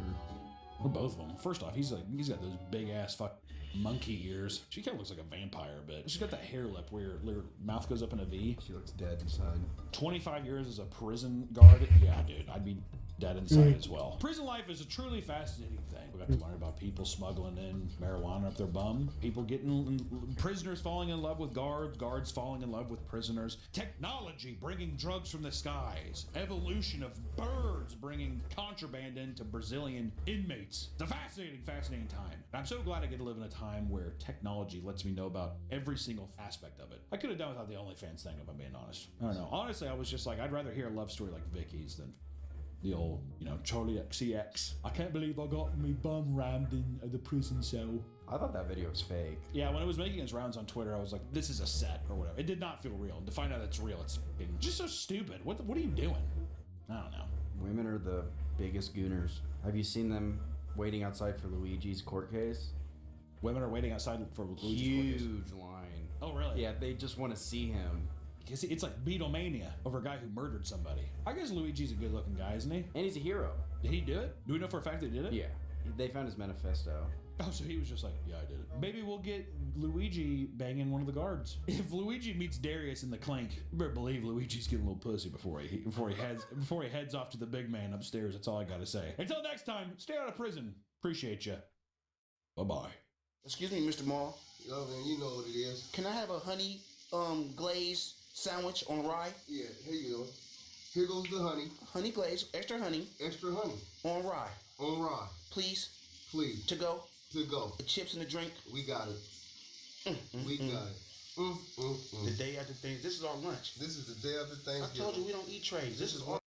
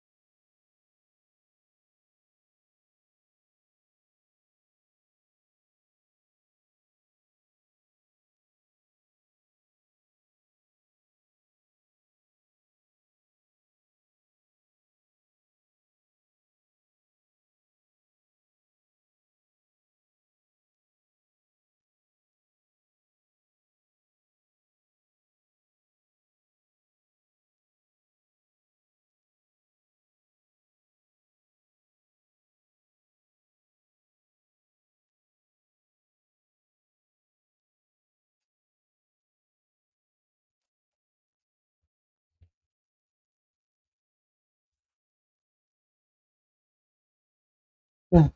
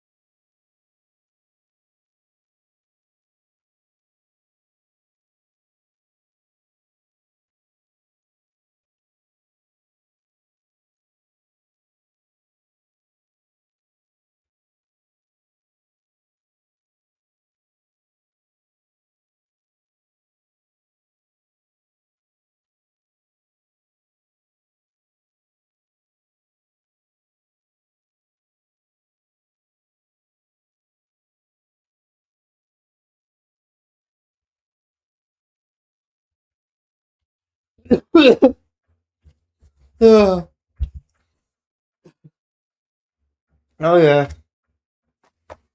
Hmm.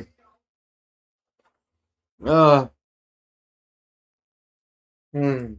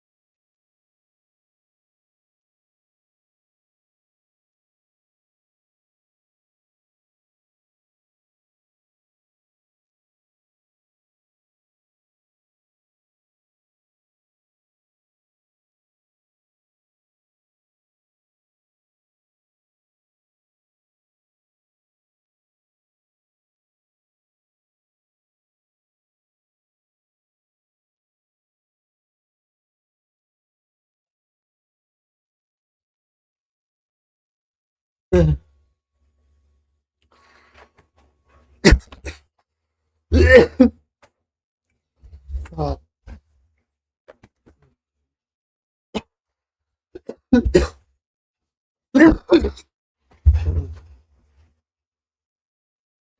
Oh, I remember vision.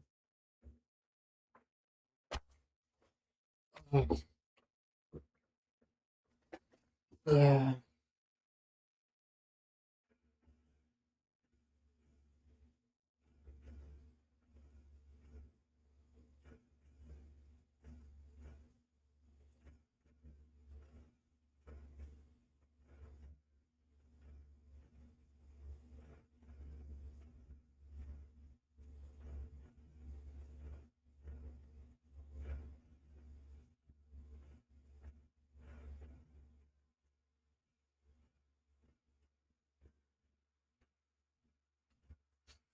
Hmm.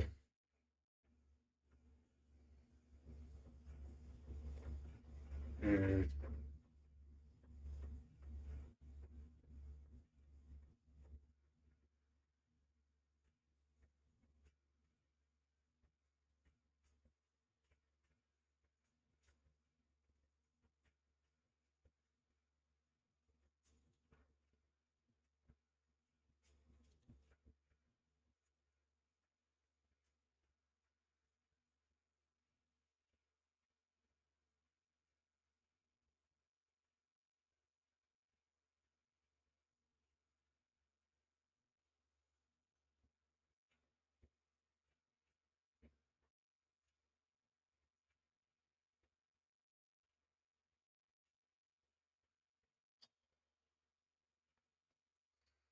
Yeah. Yeah. Mm. Mm. Mm.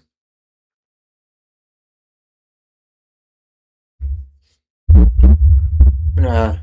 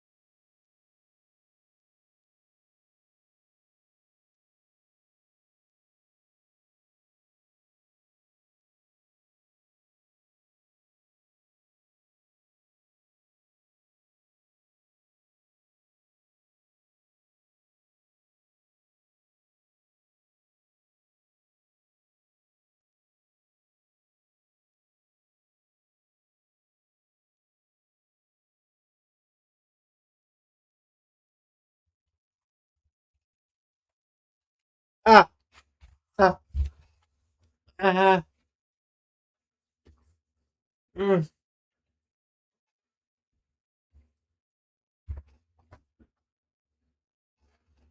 Mm. Mm.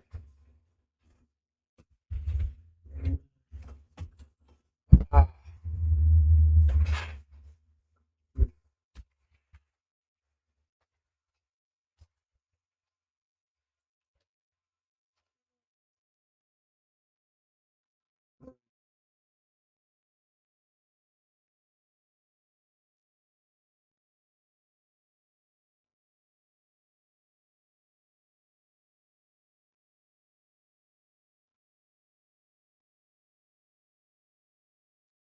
Ah. Ah. Ah. Mm.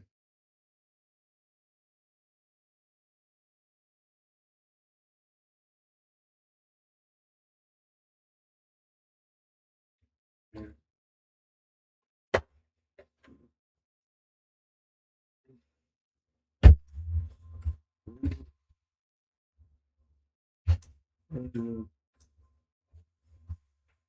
Mm.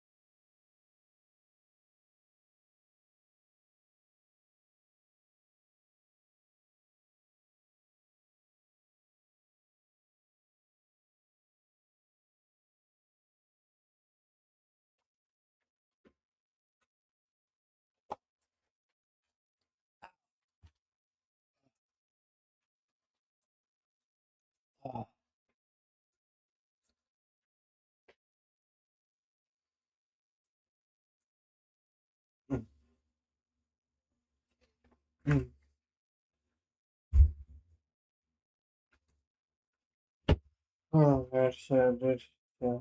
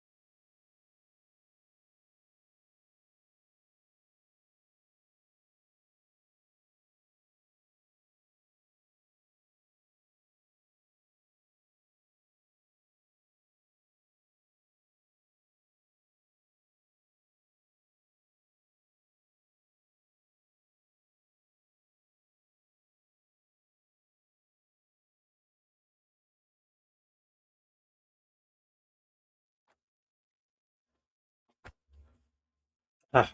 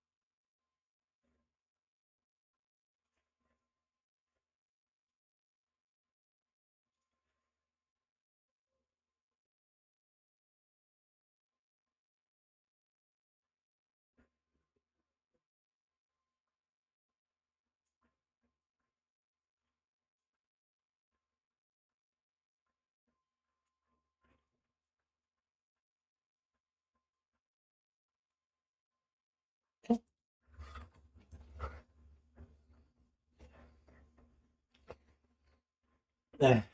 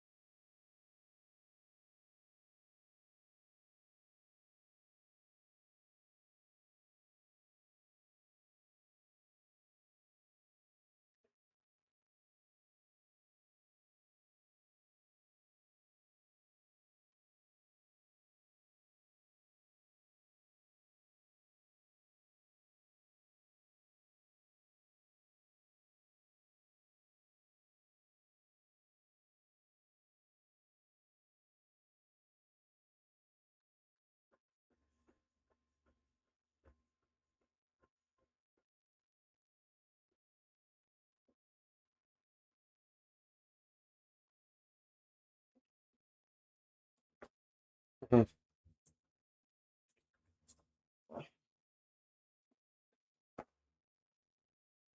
Mm.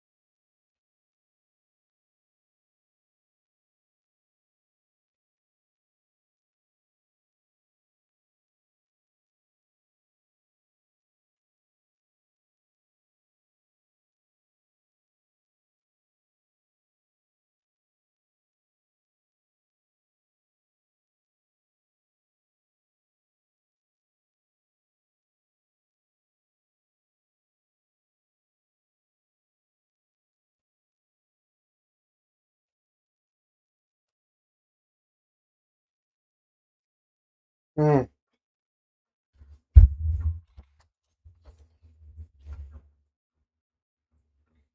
No.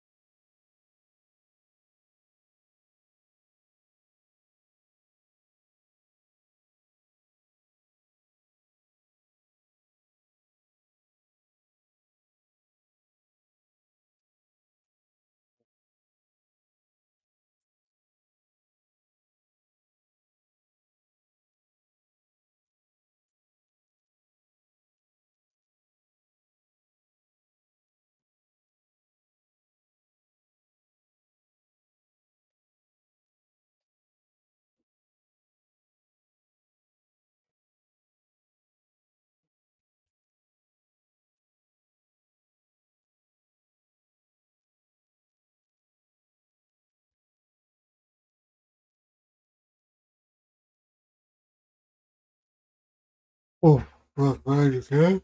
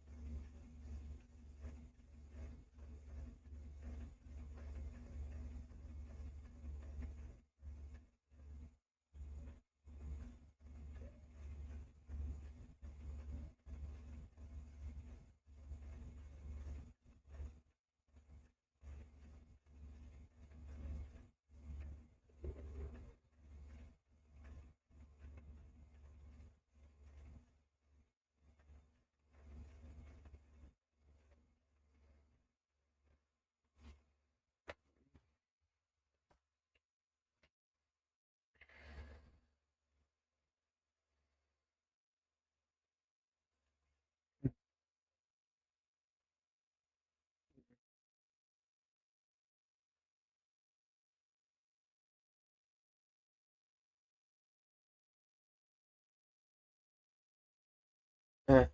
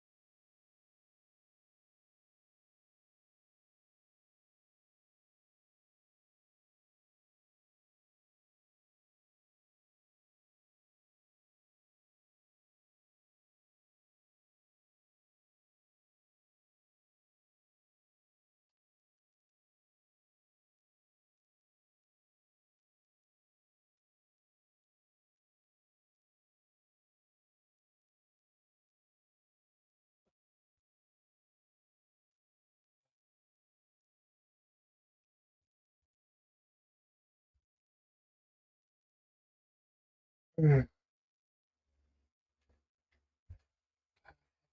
Poke it. Just poke it, bitch.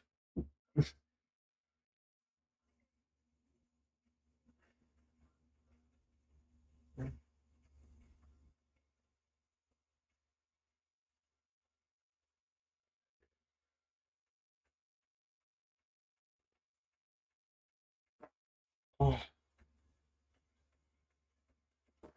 Oh. Oh, I guess my foot was on the fucking keyboard. Oh. Mm. Mm.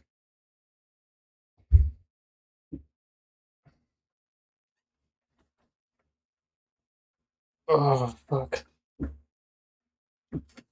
Mm. Ah, fuck.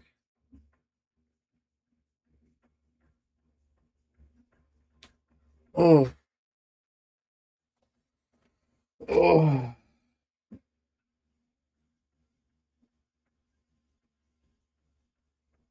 Ah. Oh. Mm-hmm. Oh.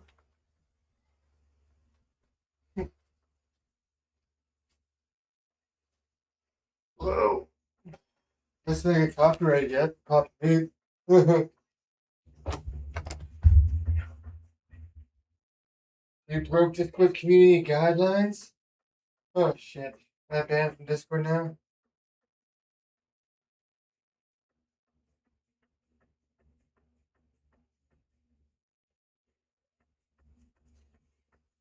Oh. What's it say?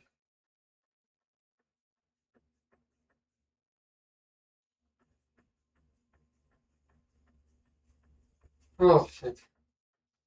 This guy says, hey, can anyone work Tuesday? It will be 125 for half the day, like 4 hours.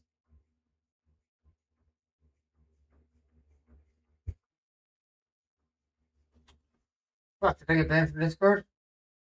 How did I get banned, dude? I didn't fucking. I got fucking suspended from fucking Discord, dude. Where the fuck's the little. What the fuck? I just fuck full screen, man. Damn. Oh, my asshole. Oh, fuck.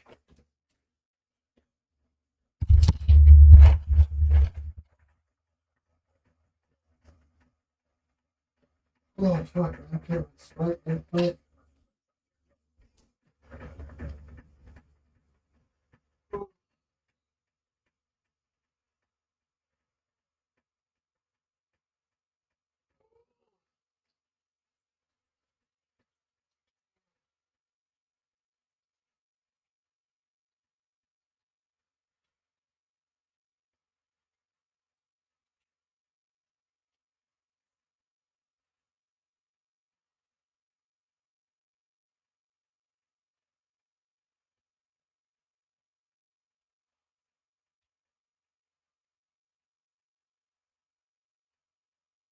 Oh. Why did I break Discord's community fucking guidelines, dude? I got fucking hacked, dude. They didn't have second fucking, what's it called? Oh. Just Paul Crab Legs Delight. Oh shit. Wait,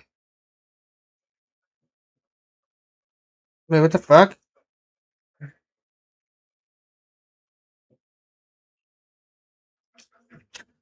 Ooh.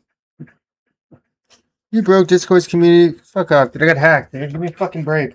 Take that, please, dude.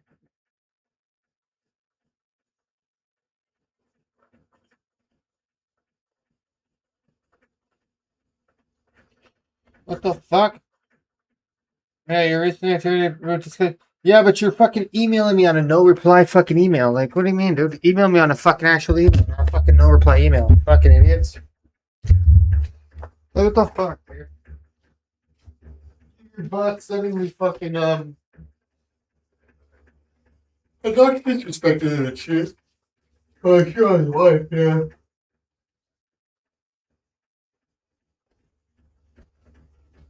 Oh, man.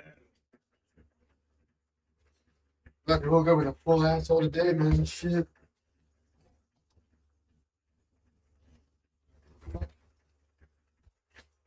Oh.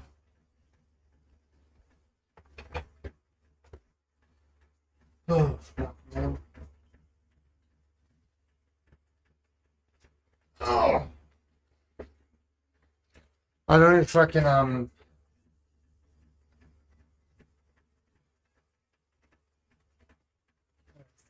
yeah. Oh. Oh.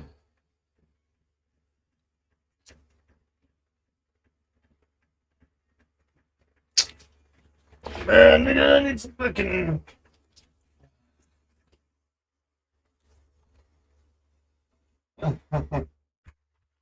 Oh, man. Oh, man, that full asshole. I'm a full asshole, baby. I'm full of shit, baby. My asshole is full.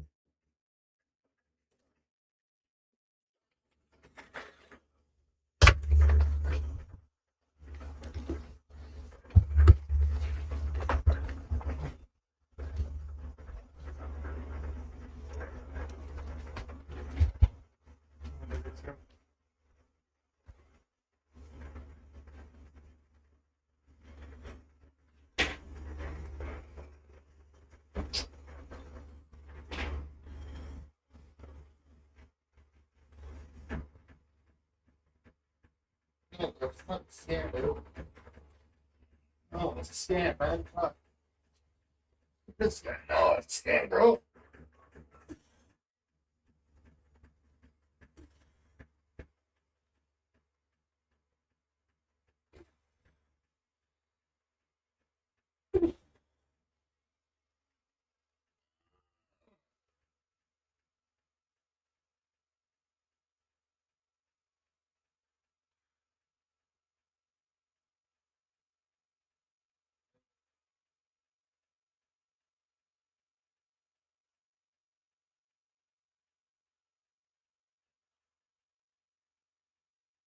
Oh.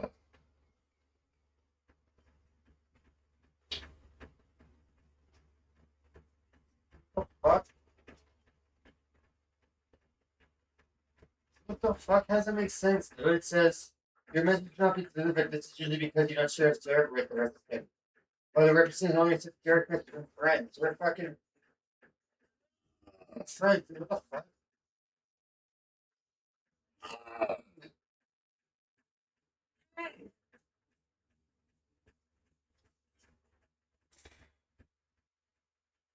It's not fucking bad. No fuck Discord for God knows how fucking long.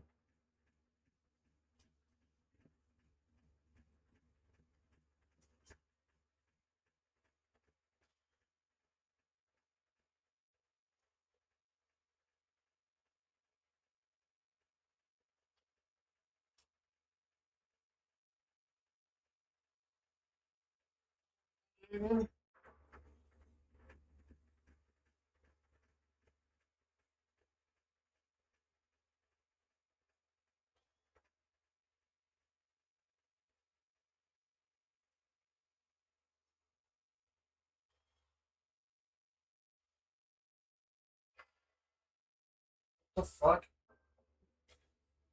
What the fuck is this? Testicular torsion. What the fuck?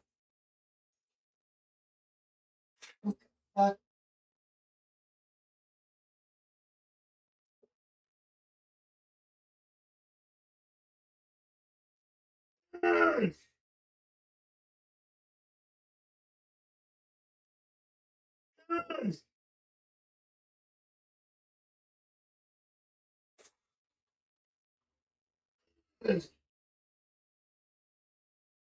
Ooh, I wish 10K.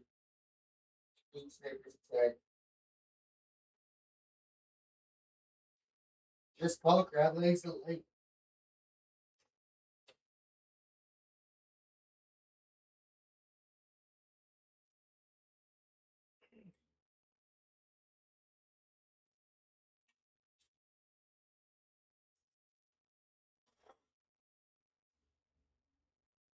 That shit creepy experiments. Oh, fuck. Man, no shit's like that anymore. Oof. Oof.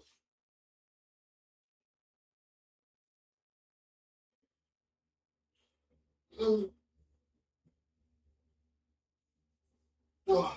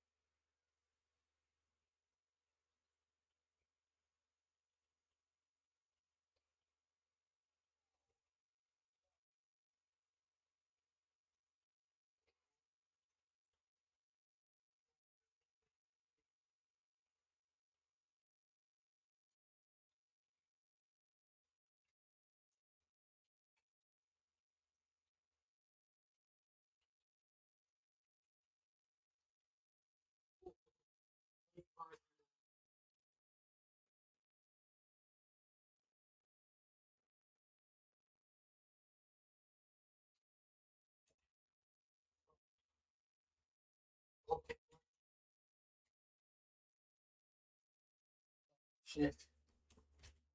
Oh, man. What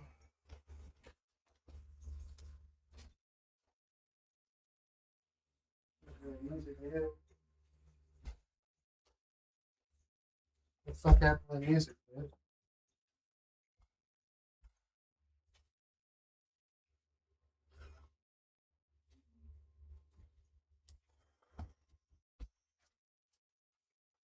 Ugh. Fuck, dude.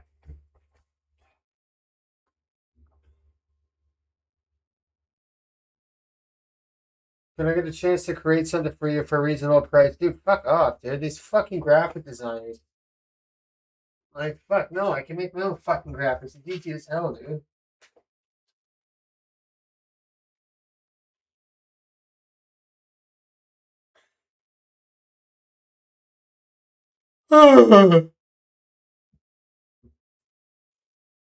Oh, fuck.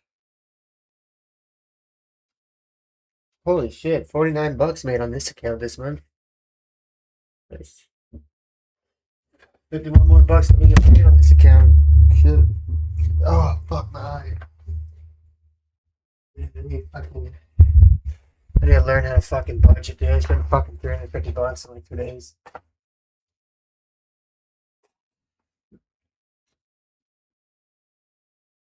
Fuck, man. Thank God I'm not a fucking parent. Shitty fucking parent. My kid probably come out fucking like from like fucking autism and fucking Down syndrome and fucking missing a leg or something. He has 3 fucking arms and 1 leg or some bullshit like that.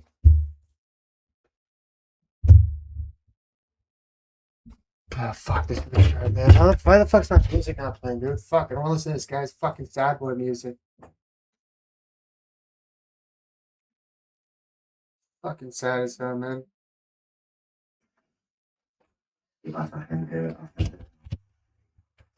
This thing is so desperate for fucking attention.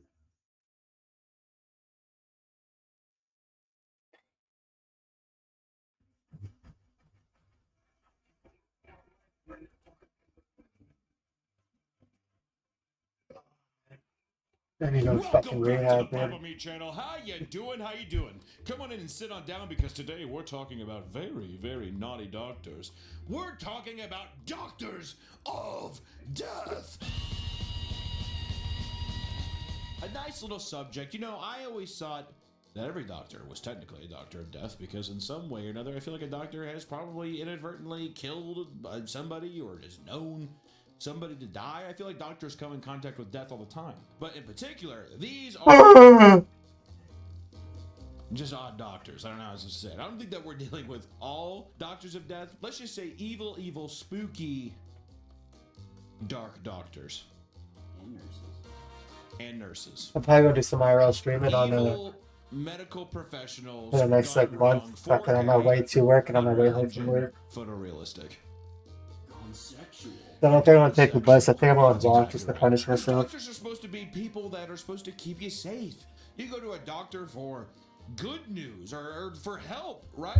Doctors are the angels on earth, dare I say. These people, you know, they defy that logic. They're the archangels. They're the demons.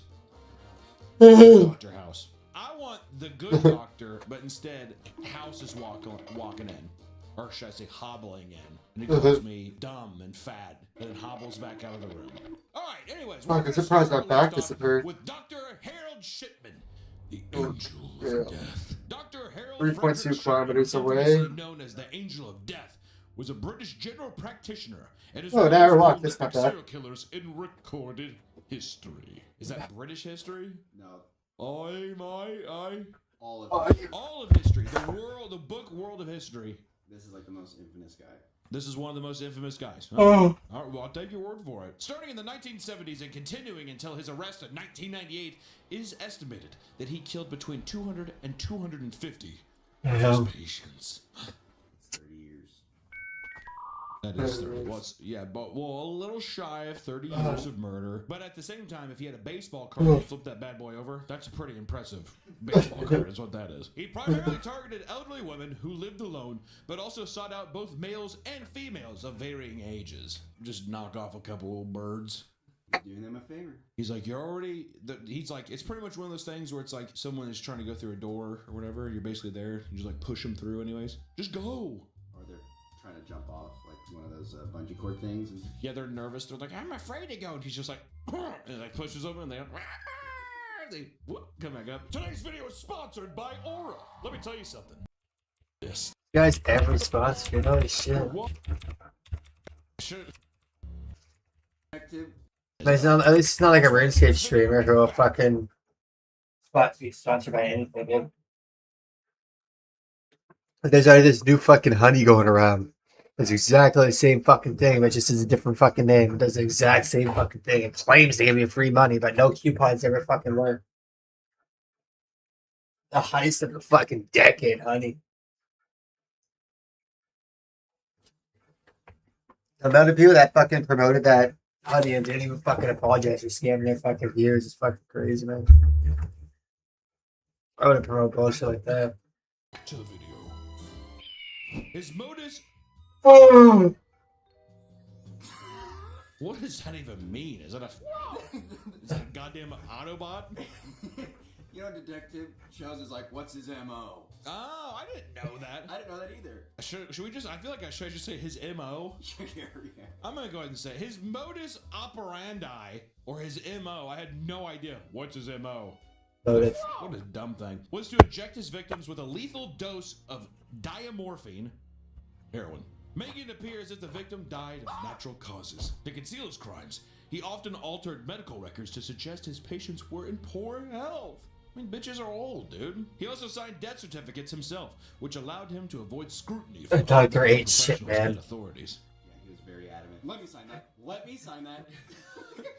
That paperwork right there. Nah, let me grab that. Let me grab that quick. Can I see that? I just want to see it real quick. You should write on that, and it's done. It's done. He's altering the records. Shipman was fascinated with death from an early age ever since his mother died from lung cancer. During her illness, she was administered morphine, which alleviated her pain. Psychologists and criminologists have struggled to fully understand Shipman's motivations, but it is speculated that his early exposure to the effect of morphine had some influence on his killing spree. Here's a question. Do you think he killed his mom? That's a bombshell because my immediate gut reaction was yes. Well, how did he give his mom cancer? No, you know what he did? No, you know what he did to his mom? His mom got cancer every day. He was like, here, drink this water. He kept putting a water bottle by like an open window and letting light come in. Here, drink this, Mom. She's like, tastes like microplastics. He's like... Before the murders, Shipman was caught forging an opioid prescription for his own use. King. He was fined 600 euros, then was able to continue his practice after attending a rehab center. He had an extremely controlling personality and would constantly override the wishes of his patients and their families, insisting that his methods and decisions were final. I love that. I never liked Breaking Bad. It was so fucking slow. You do. Like, fucking like But it's just kind of like 3 episodes of just fucking boring ass fucking talking, and 1 episode of fucking an actual show. Morphine.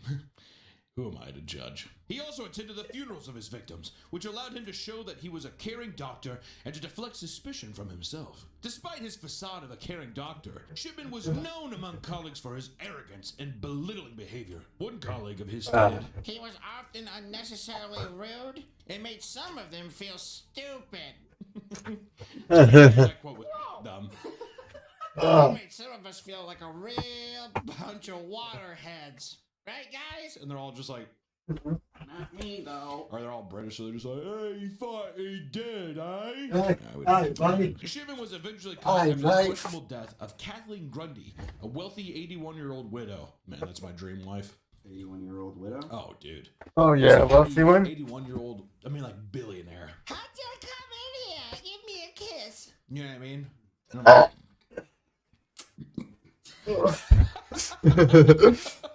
His daughter grew suspicious when she found out her mother excluded her and her children from the will and left 400,000 didgeridoos to Shipman. Shipman. Didgeridoos. And Didgeridoos. and revealed the lethal levels of diamorphine in her system. This led authorities to exhume several other bodies, uncovering more evidence of lethal injections. Shipman was convicted on January 31st, 2000. It was found guilty on all 15 counts of murder and murder to forgery. The worst crime of them all. I like how there's like one guy. Be sure to get the forgery in there. Just in case. Just in case the 15 life sentences are enough, be sure to put that forgery up. It was noted that during his trial, he showed no remorse for his actions. His demeanor was often described as cold and detached. He was sentenced to life imprisonment with the recommendation that he should never be released. Well, at this time, how old is he? He's gonna be old as fuck, right? And I recommend you never let him out. He's like, I'm Yeah, dude, I saw it. I just saw him. I recommend it. sleep on a cot for 3 years and die. I was passed out. Justice is served, doesn't Was so it? No, messy he's and like, so all right, good. you're gonna have to basically be. Thanks, dude. Fortunately, I'm punishing myself, so I can't do what I want to do. He's like, that's great. I can't watch it, dude. I'm punishing myself. He was found to have rode the sewers in his cell at Wakefield Prison on January 13th, 2004, the day All before good. his 58th birthday. Oh, he's only 58. No, that's still a long time. 58, almost 60 years old, and you've had 30 years of killing. I mean, that's like, that has to equate to like at least a 90-year-old Please like guy. the video, dog. You know what I mean? Like that much. Like, come on. How many collective years did he steal from people? Add it on top. Even if it's a fucking 83-year-old woman, it's like you got a year left, maybe. Add it on top. See, now you're 59. This is seen as his final act of control, denying the families of the victims the chance to see him. Wait, it's Dr. Shitman? I thought it was Dr. Shitman. It's one of the most shocking examples of The fuck? medical malpractice, leading to significant changes to how doctors are monitored and how death certificates are issued. That's actually kind of crazy. I mean, this get to a happened point, in the year enough is enough 2000, time or the to guy rest, was then watch in anew. prison in the year 2000. I still think about anything like that in my lifetime as like being relatively soon. Enough is enough time to rest. That was like when 9/11 happened. Yeah. Yeah, no. True. Way to bring the video down, dude. So I gotta punish tell me, like, myself. a rich person, and you write the people out, and you only give yourself. What's ahead from this weekend? Dunce, dude. I do wonder what kind of control that is, though. A lot of these serial killers I do deserve fun. binding, like BTK, bind, torture, kill. They have Yeah. some kind of like super control over it. Yeah, BTK is a serial killer. I don't know why people listen to the fucking band. Lackluster. I think it's just like that. BTK was a serial killer, wasn't he? I control your life. Oh, okay, well, I guess, yeah.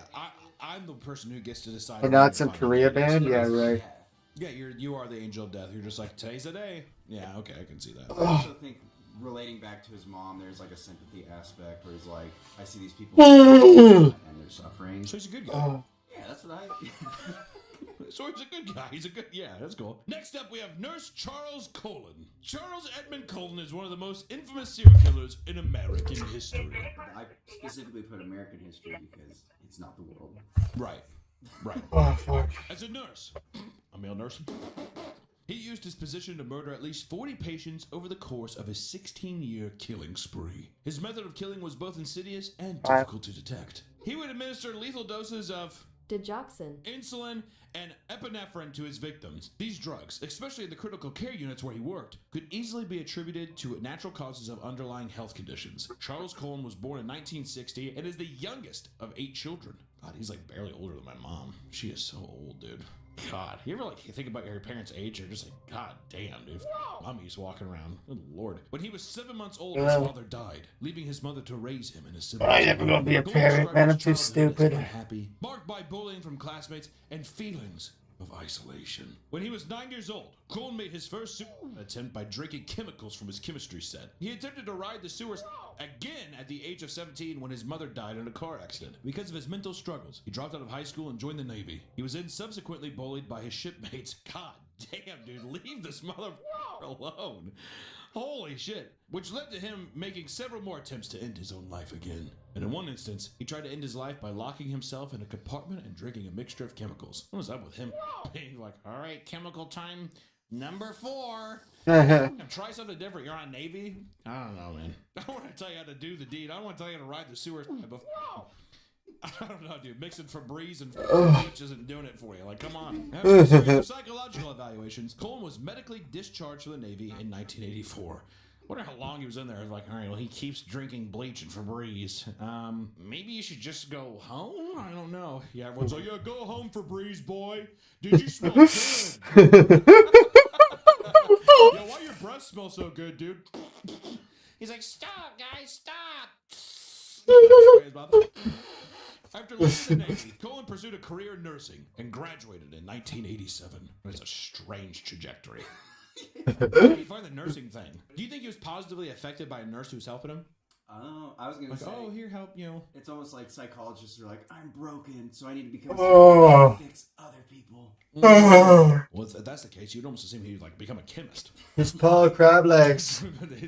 Why, if you keep drinking that many chemicals, why would you not be like, I'm going to make the perfect death potion for myself?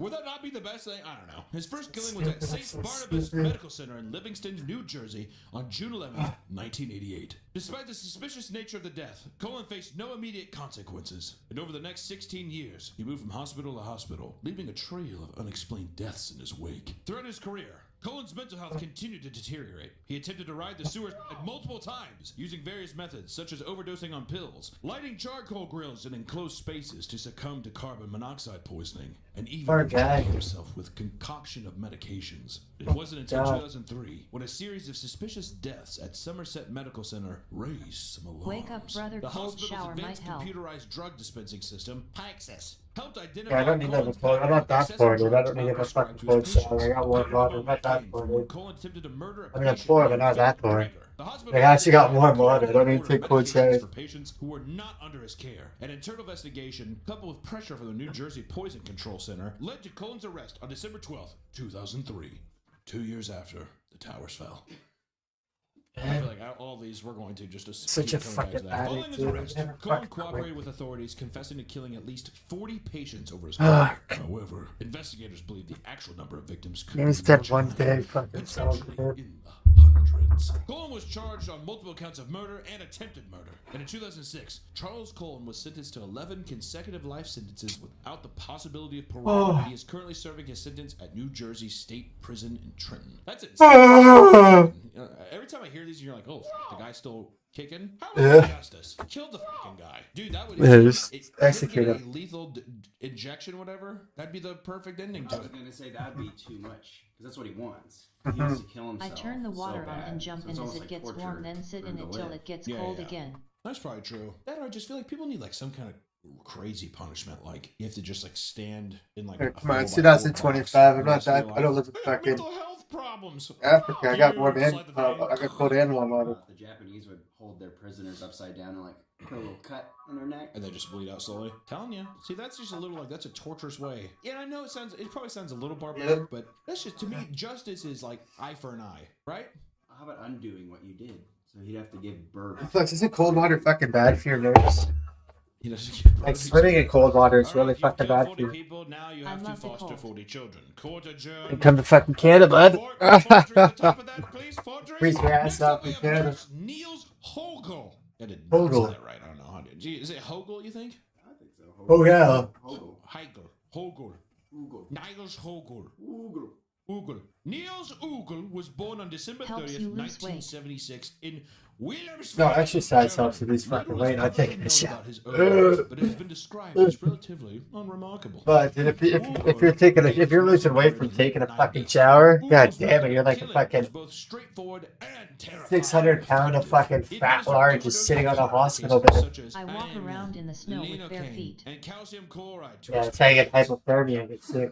I just don't even try because I know I'm going to say it wrong. So Or if you got athlete's foot, yeah, I need to do that, dude. I've been like athlete's foot for like 10 years, dude. Could induce life-threatening cardiac heart attacks. It's just heart attacks. Ugel would then attempt to resuscitate the very patients he had brought to the brink of death, all in an attempt to demonstrate his medical prowess and his heroic deed. Some colleagues reportedly referred to Ugel as Resuscitation Rambo due to the frequency and enthusiasm which he engaged in AFC resuscitations. Which, first off, red flag number one. And the guy's like, "Oh my god, yes, my turn." Instead of like taking it seriously, but if also kind of how creepy is that? Is that goes Resuscitation Rambo? Oh, it's a Whitechapel shirt. That's what his shirt is, dude. I was trying to read his shirt for so long. It's Whitechapel. I must have failed a lot though too. Yeah, or I tried. Nothing I could do. Well, you know, at least I gave it my all, right, guys? And they're like, "True, Ugel." Wait, I'm gonna have to see Whitechapel again. I'm gonna stick with Ugel. And there's an S there too. There's no S in Whitechapel. 2000 to 2005, during which he is Fuck. believed to have killed at least 85 patients. Fuck, though dude. the actual number, as always, may be higher. Which also, you know what I would say to that is like, why would they not admit to just be like, yeah, I killed like a lot? Because maybe they forget. I don't remember. Did Ugel kill that guy? I'm going to say wash. I don't know. His actions went undetected for years, and his victims were often elderly or critically ill patients who were less likely to survive a medical emergency. This made it easier for Ugel to manage falling, I murders can't with get natural up. deaths or medical complications. He would typically work the night shift, a time when And if fewer you staff fall were and you present, can't get up, allowing him to operate with little. you shouldn't be walking. You should be in a fucking Ugel's downfall wheelchair. began at Del Manchort Clinic, where colleagues in hospital administration started noticing an unusually high number of resuscitation attempts and deaths during his shift. Oh, fuck. I like how they're just like, all right, so during the daytime we had 2 today. During the graveyard shift we had 463. So that has to be a typo, right? Ugel, is that a typo? I don't know. I guess I'm just lucky. It's an 87% fatality rate. Where, you know, you got to know when to hold them and you got to know when to fold them. Am I right, guys? Despite these red flags, it took several years before concrete action was taken, and in June of 2005, a colleague caught Ugel in the act of injecting a patient with potentially lethal dose of Ajmaline? Ajmaline? I don't know. That is no, it's Ajmaline. Ajmaline? Is it a Gorgut's tea? I am a salty prince. No, there's an S like in the middle of it. Like it looks like C. It looks like C, and there's like an S in the middle of it. The patient survived, and Ugel was arrested. Initially, he was charged with attempted murder, but further investigation revealed the true extent of his crimes. Initially, he was tried and convicted for 2 murders and 2 attempted murders, but Ugel eventually confessed to 55 murders and convicted for 85. Oh. They just tagged on more for him. No. I'm pretty sure that's Ugel. He's like, no, 9, that's not me. After a deep psychological evaluation from doctors, he exhibited traits of narcissism and a craving for attention and recognition. Thank God I don't have any kids, man. I'll be the world's best parent. Would you say I'm narcissistic, Nick? Give me some narcissistic. I get my kids taken away from me. Arrogant thinking and behavior, lack of empathy, consideration for other people, and an excessive. I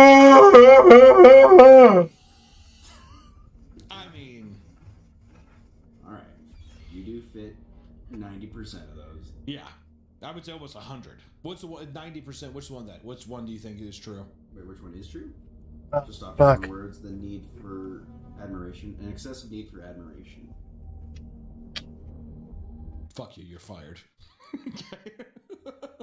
His motives appear to be a combination of a desire to impress colleagues with his resuscitation skills and a pathological need for control over life and death. During trials and testimonials, he stated to saying some of these things. I wanted to create an emergency situation and then bring the patient back to life. I felt euphoric when I managed to assassinate Oh my somebody. fuck, dude! I can't even message these guys and let them know that it's a fucking. Recognition. You know, I can't even let my fucking friends list know. Your message cannot be delivered because you're not sure his server or he's not on your fucking friend list. Are you fucking kidding me? So I can't even send fucking messages because I got fucking hacked on Discord.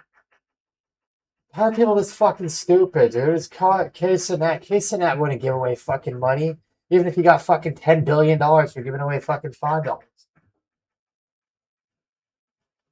That motherfucker wouldn't give away money unless Please if he. have the video dogs.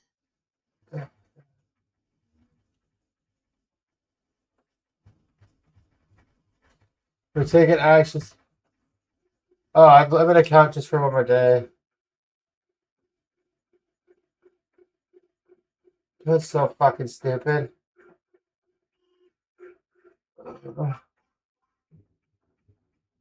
Financial scams, yeah. I mean, why the fuck? So I got some stupid people on French. They should believe that fucking real. Anything to do with crypto is a fucking scam. Like, how don't you guys fucking know this shit? Spotlights, you know, are people who are like, The crypto's just the way. Again, band and the lead singer was heavy metal killed another band's member. I was gay. Oh, Mayhem. Never leave me. Or Isn't it Mayhem? Control them and like, you know, torture them for my own sadistic game. But just being a doctor and just Yes, it's an old band, dude. I think it was Mayhem you're talking about. like now, this patient I get to control when this patient goes. In like a caring way, in a fucked up caring way, it makes so much more sense. Like the more we go down these, the more I'm like, oh, obviously this is like a serial killer's like paradise. Also, it's noted that he had an unremarkable life, so maybe he was just bored.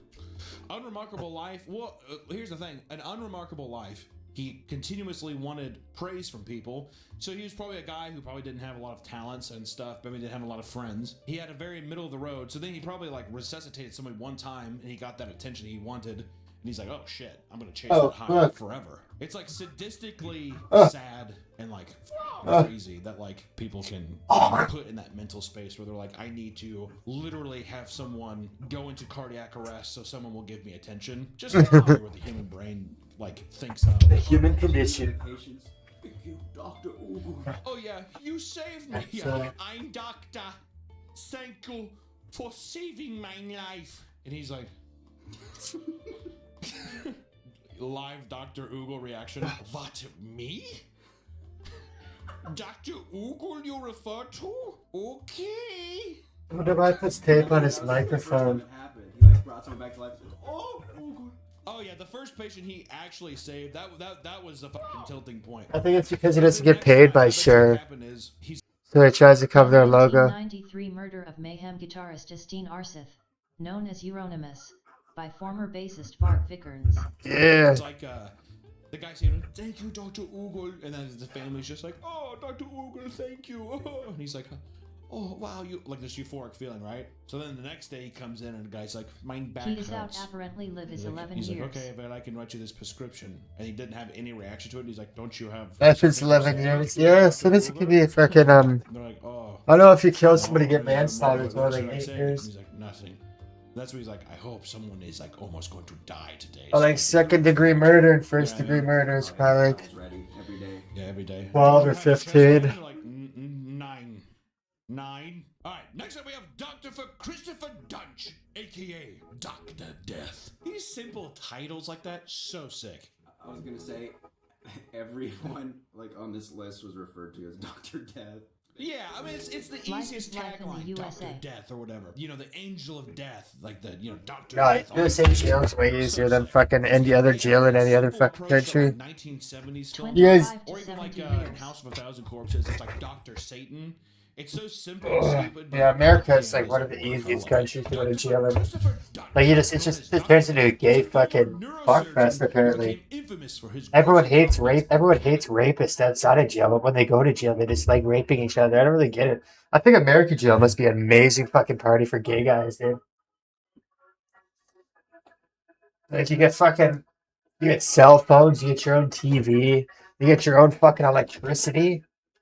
Like 99% of other fucking jails don't give you any of that shit. And maybe a few in fucking Europe, like fucking the like Finland jails, the fucking wealthy jails, but yeah, American jails are really easy. And you just go to Wisconsin too, get the Wisconsin special, get a $500 signature bond, no matter what you fucking do. You get the Wisconsin special. Catastrophic outcomes of his surgeries. When you put a bull Born in into captivity, the 1971, bull goes Dunch had gay. a promising start, earning his MD and PhD from the University of Tennessee Health Science Center. Despite early warnings about his lack of skill during residency, he began Well, I don't practicing go in gay, Dallas, dude. Texas And I'm a young bull. 2011. Yeah, I got it from the Tennessee Medical Center. Which, no offense to Tennessee, imagine he's just like DeVry University. DeVry. Phoenix Online, National American University. Full Sail. Full Sail, yeah. Do they actually? Because they don't make any babies. Thank you, sir. No, they don't, dude. However, his tenure at these institutions were short-lived due to his incompetence and catastrophic outcomes of his surgeries. We've said catastrophic twice, so that's how you know it's about ready to get real bad. Buckle up. Patients under his care suffered severe complications, ranging from nerve damage to paralysis and even death. Some of the paralysis sucks, his dude. malpractices were these patients. Just the paralysis. Jerry Summers. Dunch operated on Summers, a close friend, leaving him a quadriplegic. Oh my god. Summers' surgery was riddled with errors, including the improper placement of spinal hardware and excessive blood loss. This is his homie. Fuck. Well, that's exactly. His buddy's just like, see you on the other side, buddy. And you They're just bleeding out. He's like, I'll see you on the other side, dude. well, Jerry, it didn't really go as planned. He said his wheelchair just like, I think I misplaced the part. Old bull, look at those heifers. Let's run down an I F1. like how excessive blood loss too. Oh shit! I should not have cut that. God damn it! Is it? Dude, bulls aren't It's not a fucking. serial killer. It's just a bad doctor. It's just a bad doctor. To get the title Dr. Death and it's just from your own incompetency is so Old funny. bulls say let's Oh walk my down God. and F Or them Kelly all. Martin, who was a 55-year-old school teacher. In Bulls March are of fucking. 2012, Bulls are thinking about underwent a fucking routine each other, spinal dude. fusion surgery performed by Dunch at Baylor Regional Medical Center. How does he keep getting doctor positions and places? Good God. The surgery turned disastrous as Dunch severed an artery near Martin's spine, causing excessive blood loss. Despite clear signs of complications, Dunch failed to manage the situation properly, and Martin died from this massive blood loss. Oh my Botched surgery. fuck, dude. Look at that, dude. Properly. And Martin Oh my god. This is there. This is there. Oh. Aorta. That's bad. Aorta is a fucking. That's bad. You don't want to hit that. died from this Oh fuck. Why is there screws inside his fucking bones, dude? What the fuck?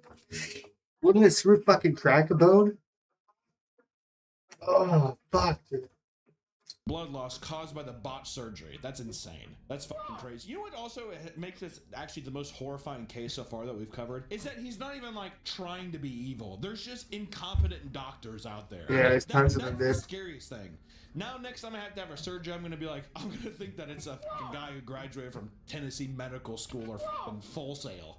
Or we have Mary Efford, who was a Full Sail. 73-year-old woman who suffered from back pain. In 2012, Efford Mary underwent suffered spinal from that. fusion surgery by Dunch at Dallas Medical Center. Oh, what Dunch the fuck? placed several screws Oh. everywhere in muscle tissue and scarred Oh. bone, severed nerve Mm. roots, and left surgical implements in her spine. Mm. Efford was left with severe pain, limited Oh, mobility, fuck, and poor required girl, a man. wheelchair. Another surgeon described the operation as the worst he'd ever seen and likened it to assault. He just screwed into the muscle. He has like a DeWalt drill. He's like, I don't know. I mean, she's 74. She's not walking anyways, right? I like how another surgeon, another operation guy. Wait, was she walking before? He's like, this It's is fucked. the exact same as if he would have just beaten her with an. Next we have Flo Brown, who is a 64-year-old woman. She underwent cervical spine surgery by Dunch in 2012 at Dallas Medical Center. During the surgery, Dunch severed Brown's vertebral artery, causing a massive stroke. Oh fuck. I feel so bad. I'm like, it's just, how are you just like, no, god damn it. Okay, hold on. Yep, she's spazzing. We have to spazz her, guys. I like to think he's that like chill about it too. Oh, okay, we got to bleed her. Another one. The nurses are just standing there like, their mask on. They're just like, hold on. Yep, she's spazzing. We have to spazz her, guys. Brown was declared brain dead and died shortly after the surgery. Holy fuck. Do you think he was the one who declared her brain dead too? No, I think he was trying to. No, she's fine. She's fine. No, she's fine. She's on the table. Yeah, just. That's horrible. That's horrible. This honestly feels the most, like, this is the most evil. Just incompetency, human incompetency, and just especially Dallas being like, he checks out in our books.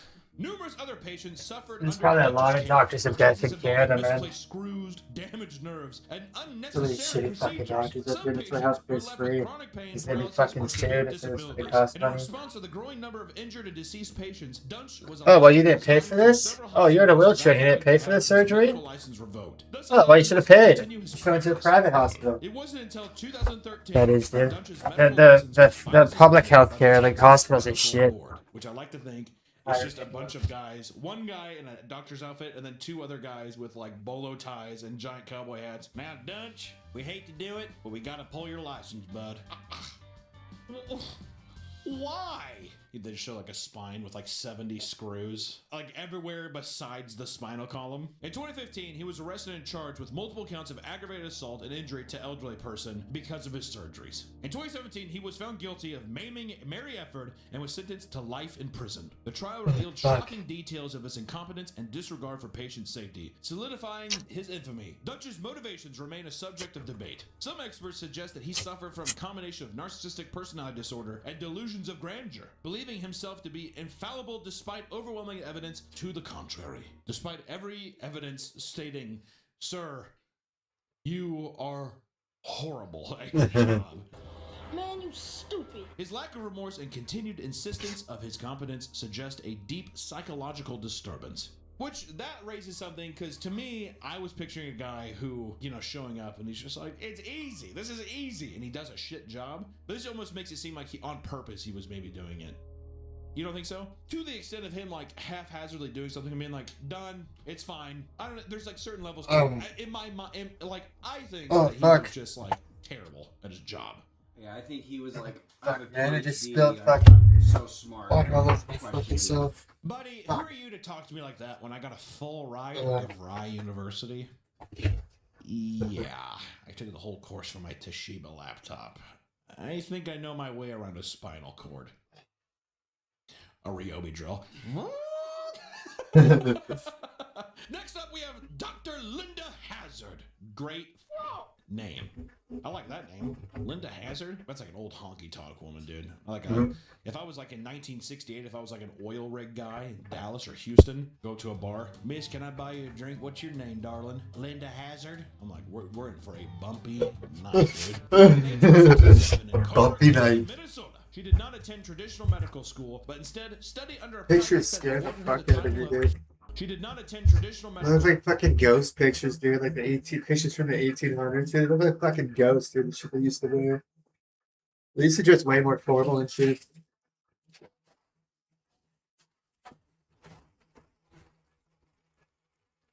I definitely wouldn't survive then. Because I don't wear suits, right?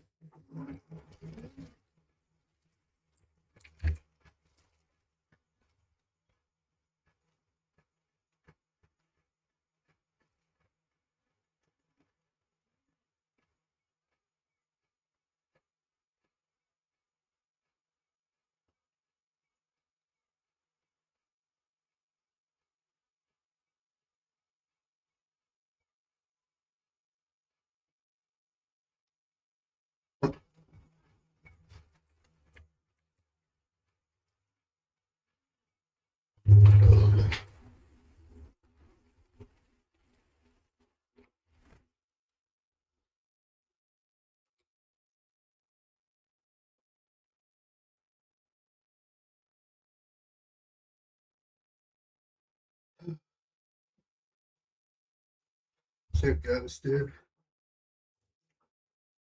School, but instead study under a practice that awarded her the title of fasting specialist.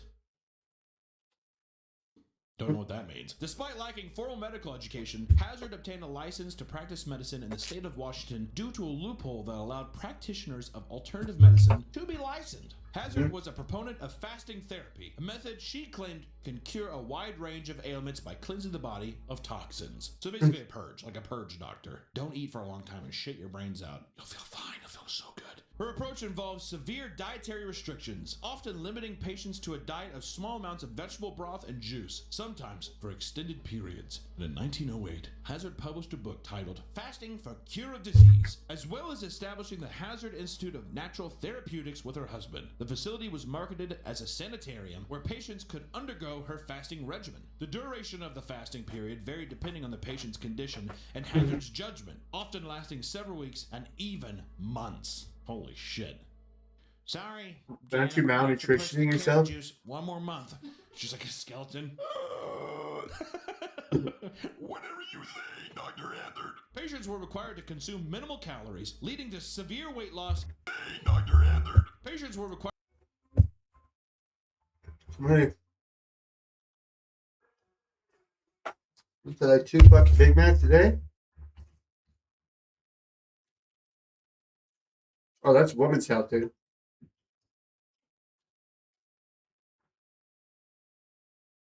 I think guys need more calories than fucking women. To consume minimal calories, leading to severe weight loss and malnutrition. Hazard promised that her fasting therapy could cure a wide range of diseases, including, but not limited to, digestive disorders, tuberculosis, cancer, heart disease, and even mental illness. In addition to fasting, treatments included daily enemas and massages, which Hazard claimed were necessary to aid in detoxification. Wait, what's an enema? Daily enemas and Applicator inserted into rectum. Saline, stool, colon. So it fills your fucking asshole up with water? Or saline? Saline?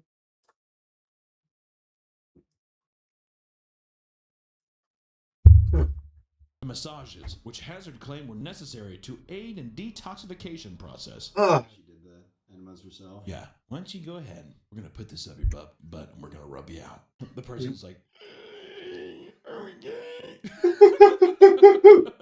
Due to the severe caloric restriction, patients experience extreme weakness, fatigue, and significant weight loss, and many were bedridden and unable to care for themselves. Hazard's treatments resulted in numerous deaths, and she was suspected of causing the deaths of at least 15 patients. Many of her patients were wealthy individuals who came seeking cures for various ailments, but ended up losing their lives. Steve Jobs. Hazard was known to exploit her patients financially. Well, that's a shocker. She often had them sign over their assets and estates to her control, using their weakened states to manipulate them. My God. So you gonna sign over your page today? What? No. Okay, 4 more weeks of carrot juice for you. We'll see. 4 weeks later, you ready to sign?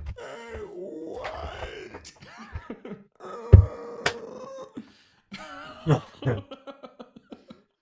In some cases, she forged documents to gain access to her patients' wealth. That's crazy. The 1800s, right? The 1800s and early 1900s were so fucking stupid. Those times were so dumb. Yeah, I mean, she just signed over everything. Really? Well, where is she? I don't even know. I don't even know where she's at. I think she's sleeping. Well, okay, it is 1902. That's fine with me. Big stamp. Here's all the gold. Perhaps the most famous case involved the Williamson sisters, British women who came to Hazard Institute seeking treatment. Both sisters underwent fasting regimen, resulting in significant weight loss and severe malnutrition. Claire Williamson died in 1912 from severe malnutrition. God. She weighed only 50 pounds. Oh my fucking God. Did you see that fucking person, dude? And severe Holy malnutrition. fuck, dude. Claire Williamson died. Oh my God. Look at their fucking arm and their face, dude. Holy shit, dude. Holy fuck, dude. 1912 from severe malnutrition. She weighed only 50 pounds at the time of her death. Fucking My God. How old do you think she was? They must have been like 60, 70. They were really that old, do you think? That's insane. I mean, like, the bones probably, they probably only weighed the bones then. Oh, wait, maybe they look a little bit younger. Because even if it's a child, that's crazy. It's like maybe 30, 40. Wow, even 30 or 40 and only weighing 50 pounds, that is insane. Dorothea, who barely survived, later testified against Hazard, revealing the horrifying conditions at the Institute and the extent of their suffering. And in 1912, Hazard was charged with manslaughter for the death of Claire Williamson. Witnesses testified about the severe malnutrition, lack of medical care, and financial exploitation they endured. Hazard was found guilty of manslaughter and was sentenced to a minimum of 2 years and a maximum of 20 years in prison. Once again, welcome to the early 1900s. You're either going to serve 2 years or 20 years. It's up to a coin toss. We're going to be giving that to the local clown. Go ahead, local clown. On a unicycle, juggling some like pies or whatever, and he's like, Yeah. 2! Oh, well, justice fails again. And she served only 2 years before being released on parole in 1915. After her release from prison, Hazard moved to New Zealand, where she continued to promote her fasting treatments. She eventually returned to Washington and reopened her sanitarium. However, her reputation was significantly tarnished, and she faced ongoing scrutiny and criticism. Hazard continued practicing her fasting regimen until her death in 1938. Ironically, she reportedly died while attempting to undergo a fasting cure herself. Please like the video, It'd docs. be funny too, as if, well, actually, that's kind of. Yeah, at least this guy knows how to use his fucking microphone. You see fucking some idiots with fucking like $500 fucking microphones, and they didn't even be like fucking their lips touching it just for it to fucking work. No, they can pick up everything in the fucking room, dude. I don't know how fucking they get the microphones like this and right to their fucking like a hair away from their fucking ears. I'm like, dude, what the fuck? Spend $300 on a fucking microphone, I could hear you, dude. Like, lived a longer life. So I'm glad that got tarnished like that. Good for it her. is the people that have fucking like mouths that have way too much saliva. All you hear is their saliva every time they talk. Peculiar beliefs in action. From an early childhood and persisting as an adult, he claimed to have visions of a beautiful dark-haired woman who was destined to be his true love. Carl, me and you, brother. You know what I think of? I think of just like putting on October Rust by Typo Negative. Just hearing the beginning piano licks to love you to death, whatever, and just being like, there's a dark-haired woman out there for me, Carl, don't you worry. He often referred to himself as Count Karl von Kosel, despite there being no evidence that he held really any notable title. I gotta with that. He's like, I'm the Count. This is turning into a goth thing, I'm telling you. In 1926, he immigrated to the United States, leaving behind his wife and 2 daughters in Germany. In 1930, Tanzler met Maria Elena Maragano Helen de Hoyos. Too long of a name. First, Yeah, shorten too the long. name up real quick. Just squeeze it together. How about just Maria de Hoyos, whatever. A young Cuban-American woman who came to the hospital seeking treatment for tuberculosis, a disease that was often fatal at the time. Tanzler became infatuated with Hoyos, convinced that she was the woman from his visions. He lavished her with gifts and professed his love. Despite her lack of reciprocation and her being already married through an estranged husband, we won't go into the whole rigmarole of it, but she was married. And despite Tanzler's efforts, which included using experimental treatments and medicines, Elena Hoyos succumbed to tuberculosis on October 25th, 1931. This feels like a goth love story. Almost Halloween. Come on. Tanzler, with the permission of Hoyos' family, paid for constructed an elaborate above-ground mausoleum in Holy Key West fuck. Cemetery to house her body. Uh-oh. Jesus Tanzler Christ. visited the mausoleum almost nightly, often serenading her with her favorite Spanish song, La Boda Negra. And in April 1933, Tanzler secretly exhumed Hoyos' body and brought it to his home. You know he's not good there. Uh-oh. Over the next several years, he attempted to preserve and restore her remains using various methods. He used wires and coat hangers to reinforce her skeletal Ew. structure. He replaced her eyes with glass ones. He used silk cloth soaked in wax and plaster of Paris to repair her decomposed skin. Oh, that's Tanzler gross. dressed the body in fine clothes and applied perfumes, disinfectants, and preserving agents to mask the odor of decomposition. He also fashioned a wig from Hoyos' hair. Oddly romantic. Also, I just want to say I have a song called Graveyard Lover out right now on Spotify, and it's literally about he's a guy band? picking up his dead wife to have sex with her because he misses her so much. That's how serendipitous is that? All right, which this wasn't even his wife. This Wait, was he has just a band, dude? That's What's it called? literally about Cask.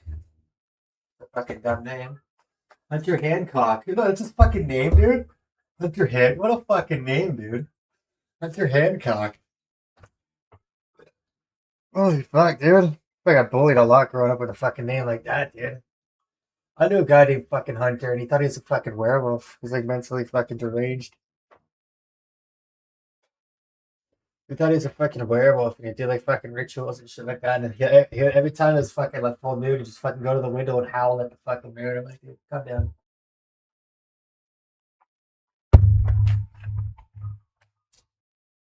It looks like fucking depressed. No, it's anime though. Fuck. Yeah, I don't. It's anime, man.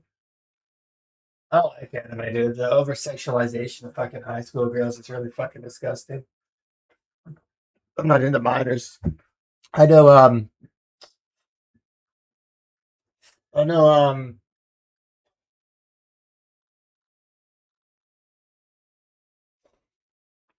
I mean, I know that's why anime started, fucking pedophilia, because they banned it. Fucking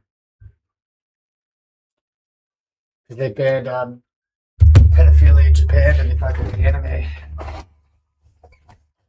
But they banned child porn, and they just started making fucking anime, which is just over sexualizing high school Japanese girls. Because he misses her so much. That's how serendipitous is I don't that, know anywhere right? near anime. Which, you know, this wasn't Or even the his wife, church. this is just a psychopath, but still, just my digression. I'm not Tenzo sexually lived with interested in Hoyo's corpse children. for 7 years. Whoa! Sleeping beside it in his bed. He continued Right. to care for and maintain the body, convinced that his love would eventually bring her back to life. Mhm. In 1940, Hoyos' sister, suspicious after hearing rumors, discovered Tanzler's morbid secret. Authorities were alerted, and Tanzler was arrested. I'll be honest, if it was my sister and I found out about that, I would be pissed. Do you think she walked in on them? Yeah, he's naked. He's like, Maribel, close the door. Don't tell anybody. The case generates significant public interest, with many fascinated by the macabre details. Despite the bizarre nature of his actions, Tanzler received some public sympathy, as many saw his actions as those of a heartbroken, albeit delusional lover. That's what I'm saying, dude. That's kind of what I'm at. I'm like, what? Dude, he loved her. Come on. They're just like, that's my sister. What's love got to do? Got to do? What's love got to do? Got to do? Maliciously destroying a grave and removing a body without Guantanamo, that's a big word. Holy fuck. I'm surprised they had that word back then, man. We're all hopeless romantics. Guantanamo. In a deliberate, unprovoked way. When did he say in an unprovoked way? Or deliberate? Like, why did they say Guantanamo? Some fucking idiot made up this fucking one word because he wanted to seem smart, although it's fucking smaller than fucking unprovoked. Charged with wantonly and maliciously destroying a grave Wonton? and removing a body Is it without wonton, authorization, like fucking- the statute of limitations had expired. Ooh, bummer. Statute of limitations isn't even fucking real, He was dude. prosecuted for his actions and was released. Yeah, the state of limitations is not fucking real, dude. They can arrest somebody for a fucking He cold continued to murder from express 20 his love years for ago. Elena Hoyos, even creating a life-size effigy of her. Before they took her body away from him, he created a death mask of her face, which was the central point of the effigy. Carl Tanzler died on July 3rd, 1952. The reports suggest he died next to the effigy of Elena, maintaining his obsession until the very, very end. I'm not gonna lie, that's kind of a fucking awesome one to end on. I don't know why. I know it's sick, it's right? But in a weird way, it's darkly and grimsly romantic. It's kind of a sweet story. Which, once again, if you kind of look at it though in a realistic lens, it's just kind of fucked up and the guy's a psychopath. But in a weird way, Dark I don't red know. and liquid drugs. Kind of sweet. Am I right? I agree. I gotta say, out of all these today, the Dr. Death, the guy that was just completely incompetent, that was the most horrifying one out of all of them.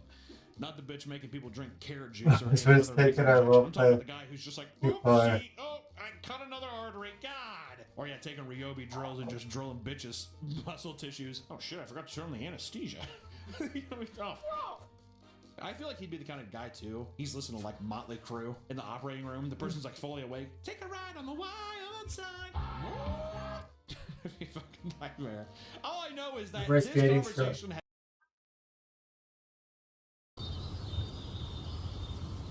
We're good? Yeah. Very few times in life an opportunity strikes to do something great. When you think of the 80s, what rock star do you think of? Axl Rose? Yeah. Vince Neil. I Ozzy. think Bret Michaels. Michaels. The man with 3 hits, 3 Titan songs in a 2-year span that has carried him his entire life. Poison is the name of the game. Bret Isn't Michaels' that first fucking- band, Poison. And today we are going to be talking about Isn't that the Kid- love that guy looks show. like Dare Kid I Rock, say, the dude. greatest love show of all time. People talk about The Bachelor. Boo. People talk about The Bachelorette. Boo. Right now we have shows like The Button on YouTube where it's That's dating fucking shows. dumb. Boo. Bored. The early 2000s gave us Hit my rock. amazing shows. Yeah, One fucking big those guys. rock of love with Bret Michaels. Same with Flavor of Love, dude. With That's fucking Flavor Flav. That shit was fucking hilarious. Flavor Flav.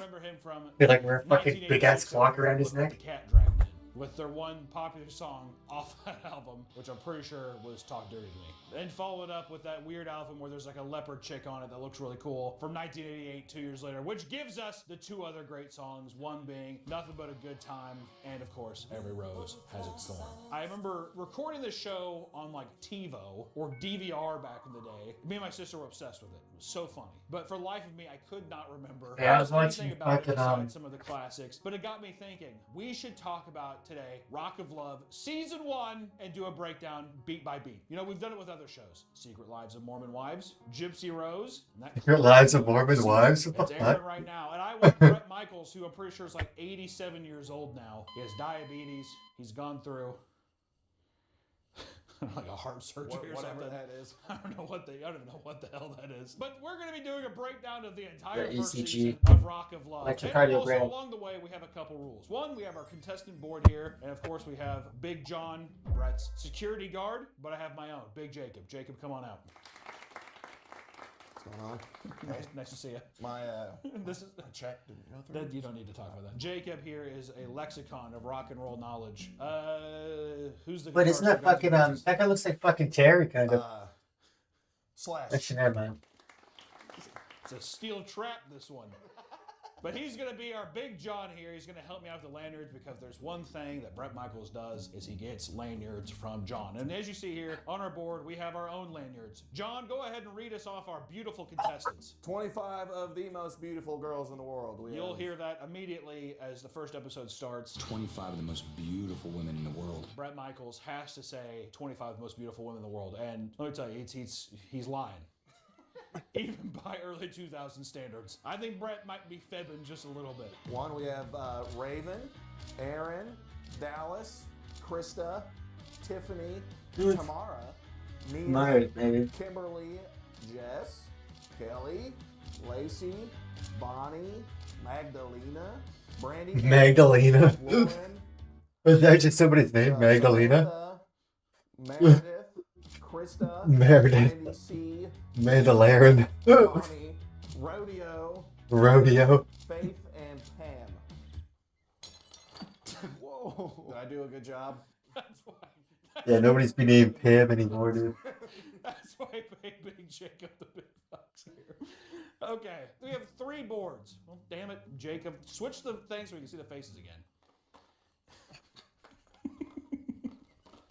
So we have 3 boards. This is how this is going to go. We have our contestant board where we're going to be able to talk about the contestants as well. Whoever we think is going to lose, or as contestants do lose, we're going to move over to John Sloppy Seconds. And then, of course, we have our winner board, which showcases the beautiful, ever luxurious Brett Michaels, and who we think is going to win and who we will crown the winner. Between the episodes, we're going to guess who is going to win and who is going to lose, and then we are going to move them and place them accordingly. 11 episodes. I want to be in the mind of Brett Michaels by the end of this. I want to Oh, I don't be wanna able watch. to choose by episode 2 who Brett's going to end up with. All right, 25 women. That's a lot of women. But without further ado, let's get into Rock of Love, Season 1.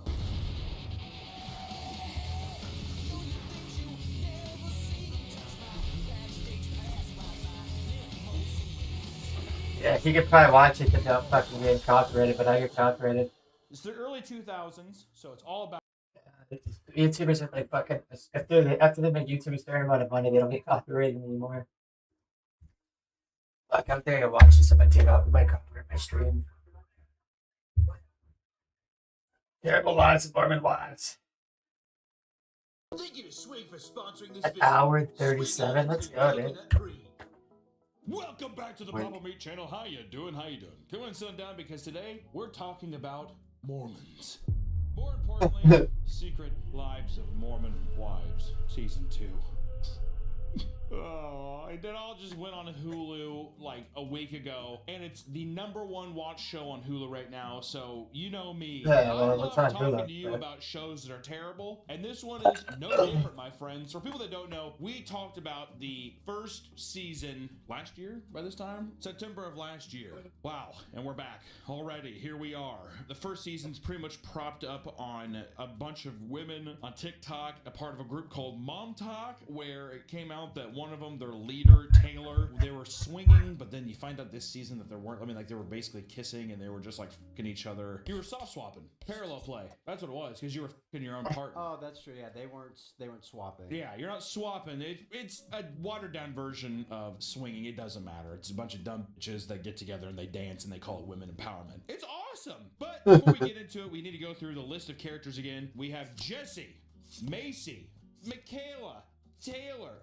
Whitney, Demi, Jen, Miranda, and we have Layla. And real quick, we have... Yeah, they ain't Mormons. None of them are fucking Mormons at all, I'll tell you that, dude. Swig. Thank you so much to Swig for sponsoring this, which is if you're a full-fledged mental degenerate who likes to put cream inside a soda, go here and wait in line with all the other Mormon trash that goes there. Awesome. Yum. And then, so what we're going to do here is, based on all the women, because... Yeah, none of those girls are fucking Mormons, dude.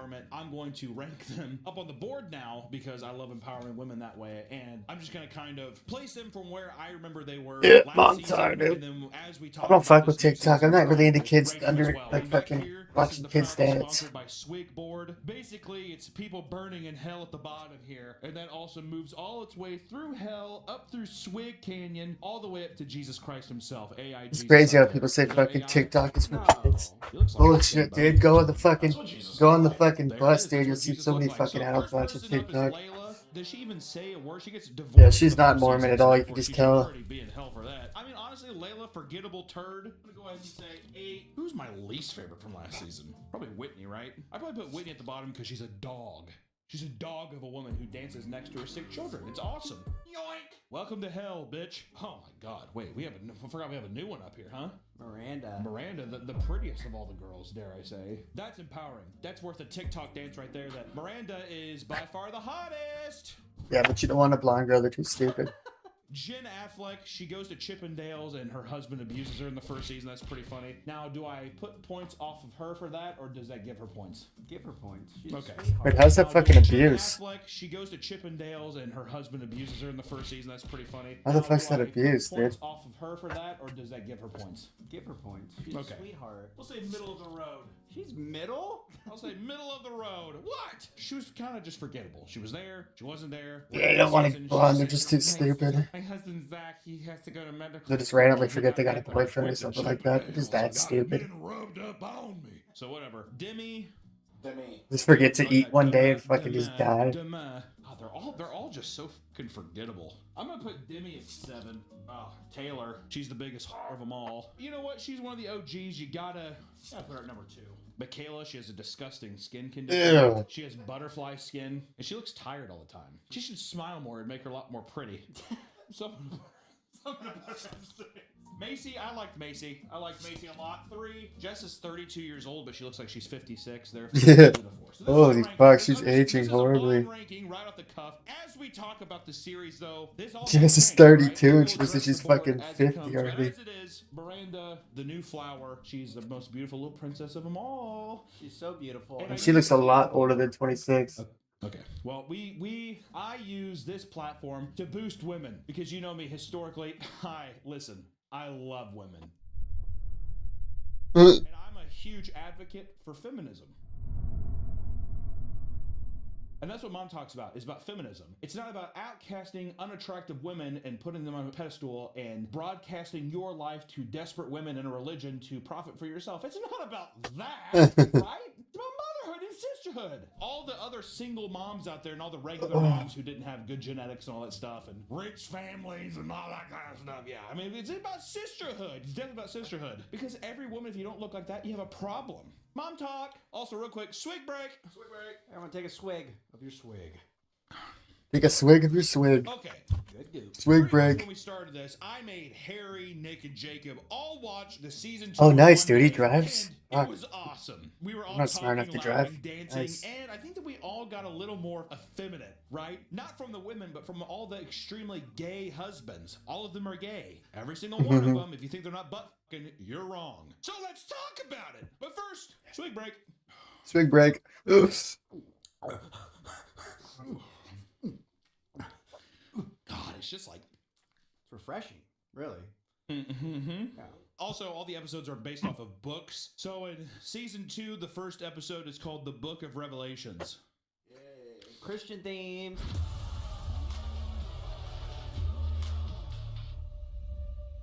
Brought to you by Swig. Quick break. This is just for pop? Yeah. This better be some like life-changing Dr. Pepper for this bullshit. This isn't fucking embarrassing. I feel embarrassed being in this line.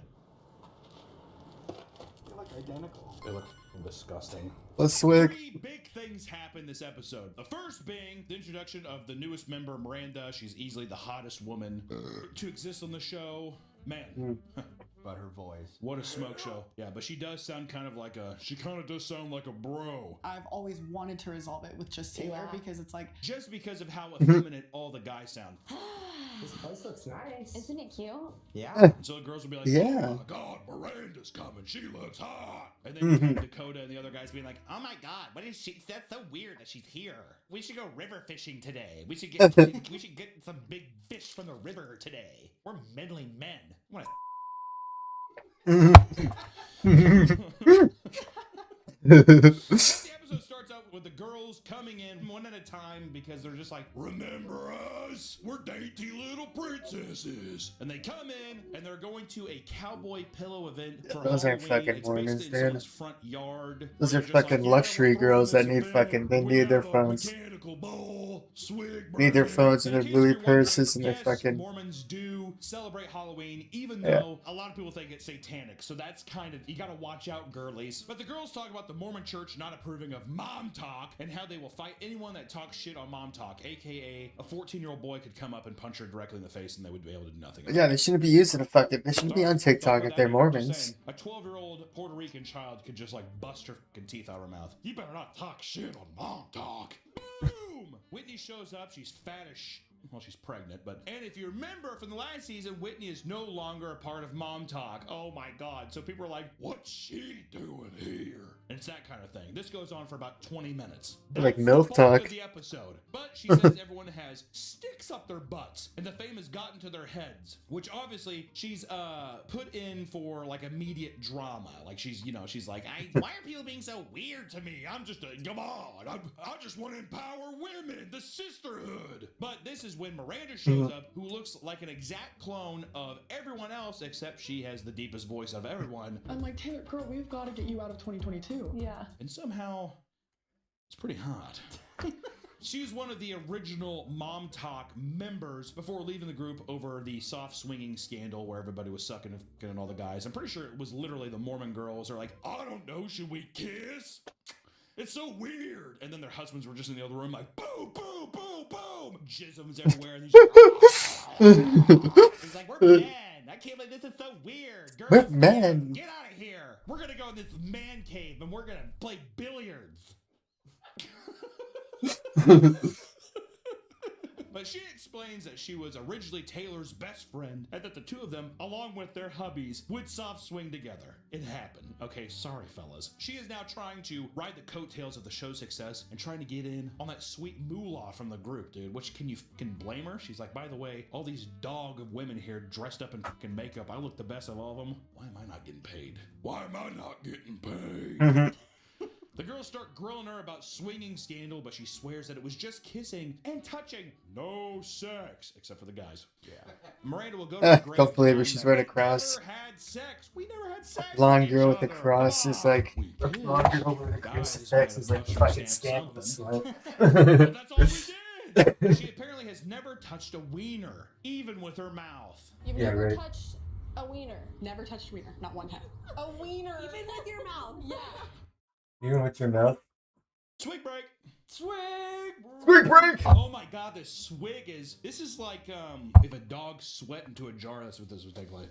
I like Oh. it. Also, I just want to say I won't say exactly where we went. Put GPS locations. But all the fucking little Mormon girls that worked up at the swig I went to, bunch of goddamn catty bitches. The internet was down. And they basically had to come out as if like someone died at their work because all the other Mormons in line were like, what is this? Guys are taking off their glasses. Wait, what? What happened? I can't get my Dr. Pepper and coconut cream, but I pre-ordered it on the app. I mean, you would think that hell froze over. I mean, like it was the end of days for these Mormons. Also the line. The line, it was unbelievable. It's Dr. Pepper and coconut cream. Think of a soda and then add coconut cream. Swig. Thanks for sponsoring us. Oh, Thanks for sponsoring us, retards. When suddenly, the worst happens. You have no one to run What to, the fuck? no one to yell to. You're all alone.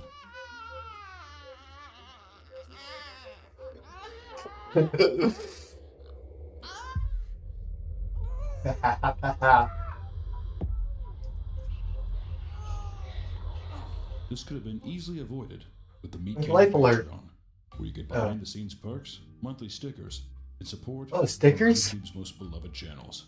Oh, I love stickers, man. Patreon. Please, for your own safety, Man, I love consider stickers, signing dude. up to the Meat Canyon Patreon. Oh, my father, you know.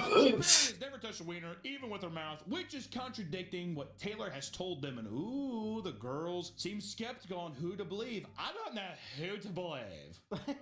I like how every time too, it's always like we really have to figure out what's going on. Like who are we supposed to trust? This is mom talk. This is mom talk. It's a sisterhood.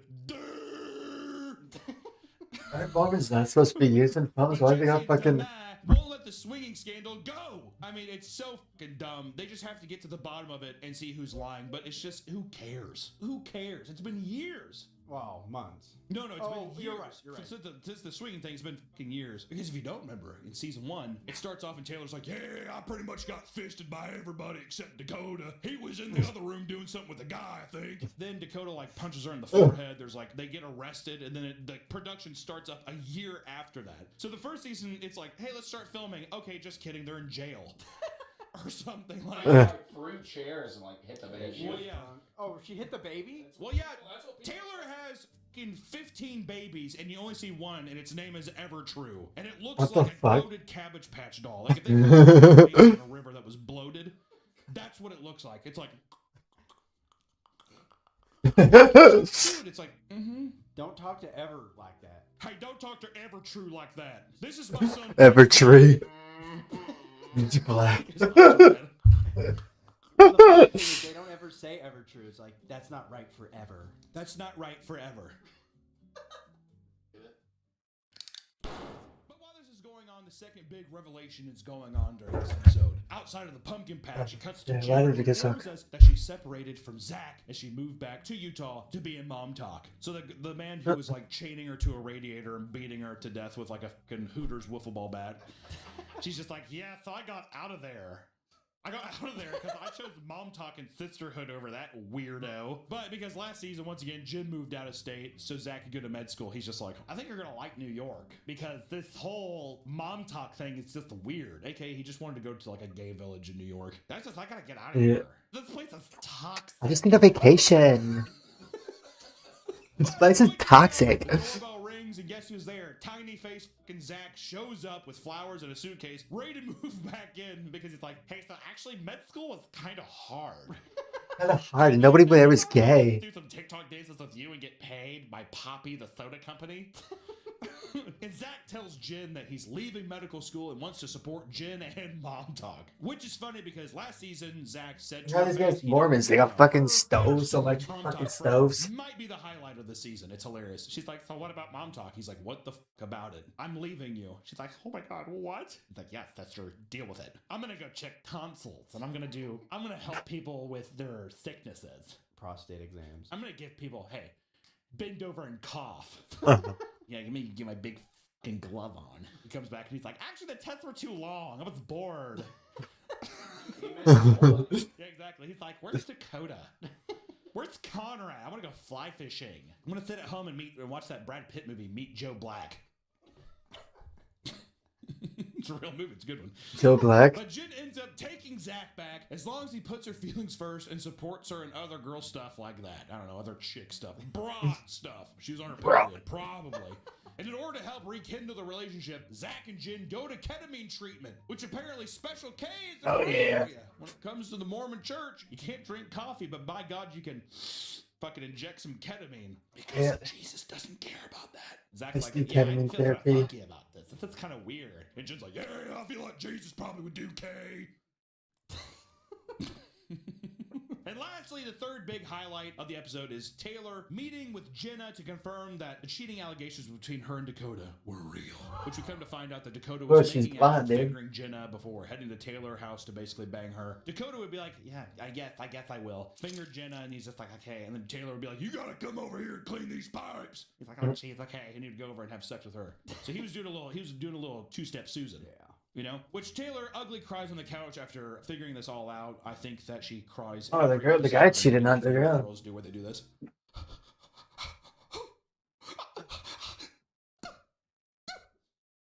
You gotta make sure you don't mess up your makeup.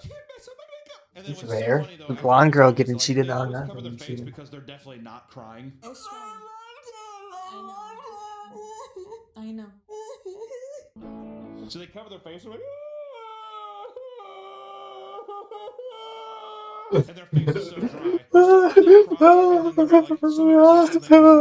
Switch their emotion immediately. They're like, wait, what? What'd you say to me, cupcake? Okay, so this was filmed a month. Swig break.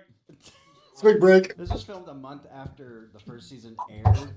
Do you think they just recreated like them meeting up and showing? Because I have a feeling they already talked like months before. Yeah, dude. All this shit is so scripted and fabricated. It's so fucking dumb. It really is. And Yeah, they're all also, blonde these girls, storylines dude. Of are course made it's all by fake, producers man. in the show who are like probably talking to Zach, hey, fucking dumbass, I'm failing at school. You guys need me back for anything? They're like, yeah, come back and beg for your wife back.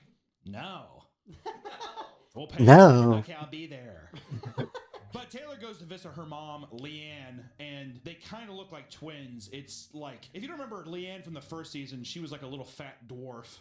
And in this one, she basically has all of her skin pulled back, and it looks like if there was like a mutated chromosome missing version of Taylor, that's what she looks like. She's like, I can't hear Everclear. Her face is all stretched out. I can't hear Everclear.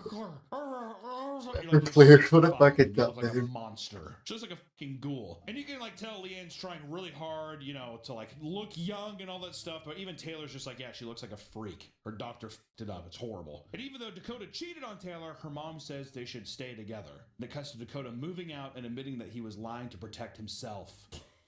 Yeah. I did lie. I was always doing it selfishly to protect myself. That's what I did. Yeah, she does sound like that. Oh my So god. far is Dakota in his like white Tacoma. Oh yeah. Just with boxes. And he's just like, well, I guess I have to get out of here. Guess it's my time to get out of Dodge. It ends with Miranda throwing a happy hour, which all the girls are invited to. Miranda made a Mom Talk cheese spread, which smells of desperation, and all the girls are being real big catty bitches about it. The smell of desperation. Oh, Lord. And the girls basically just begin trauma dumping on each other and grilling into Miranda. That's episode 1. How do I feel so far? I think I'm still actually totally fine with this list. It really hasn't changed much. Nothing's really changed. Whitney, for some reason, makes the beautiful glow of a pregnancy look disgusting. I don't know if it's rude to say. No. All I know is this. It's a nice swig break. Swig break! Swig break! We have to, sorry for the ad read, we have to read this. Do we have the copy? Oh, yep, it is. Drink We got swig. so many fucking cameras, dude. We have to, sorry for the ad read, we have to read this. Do we have the copy? Oh, yep, it is. Drink swig if you are a hopeless fucking Mongol who loves to cavities, cheese spread, and TikToks. Is this the right read? They have an updated one. Oh, okay. So we'll get we'll do it later then, because this one says swig openly. Oh, what keyboard? What kind of keyboard is that? The fuck? Mongol who loves to. Is it a weird keyboard or a weird fucking Mac? Cheese spread and TikToks. Is this the? It's like a fucking mat that has a keyboard built into it. Huh.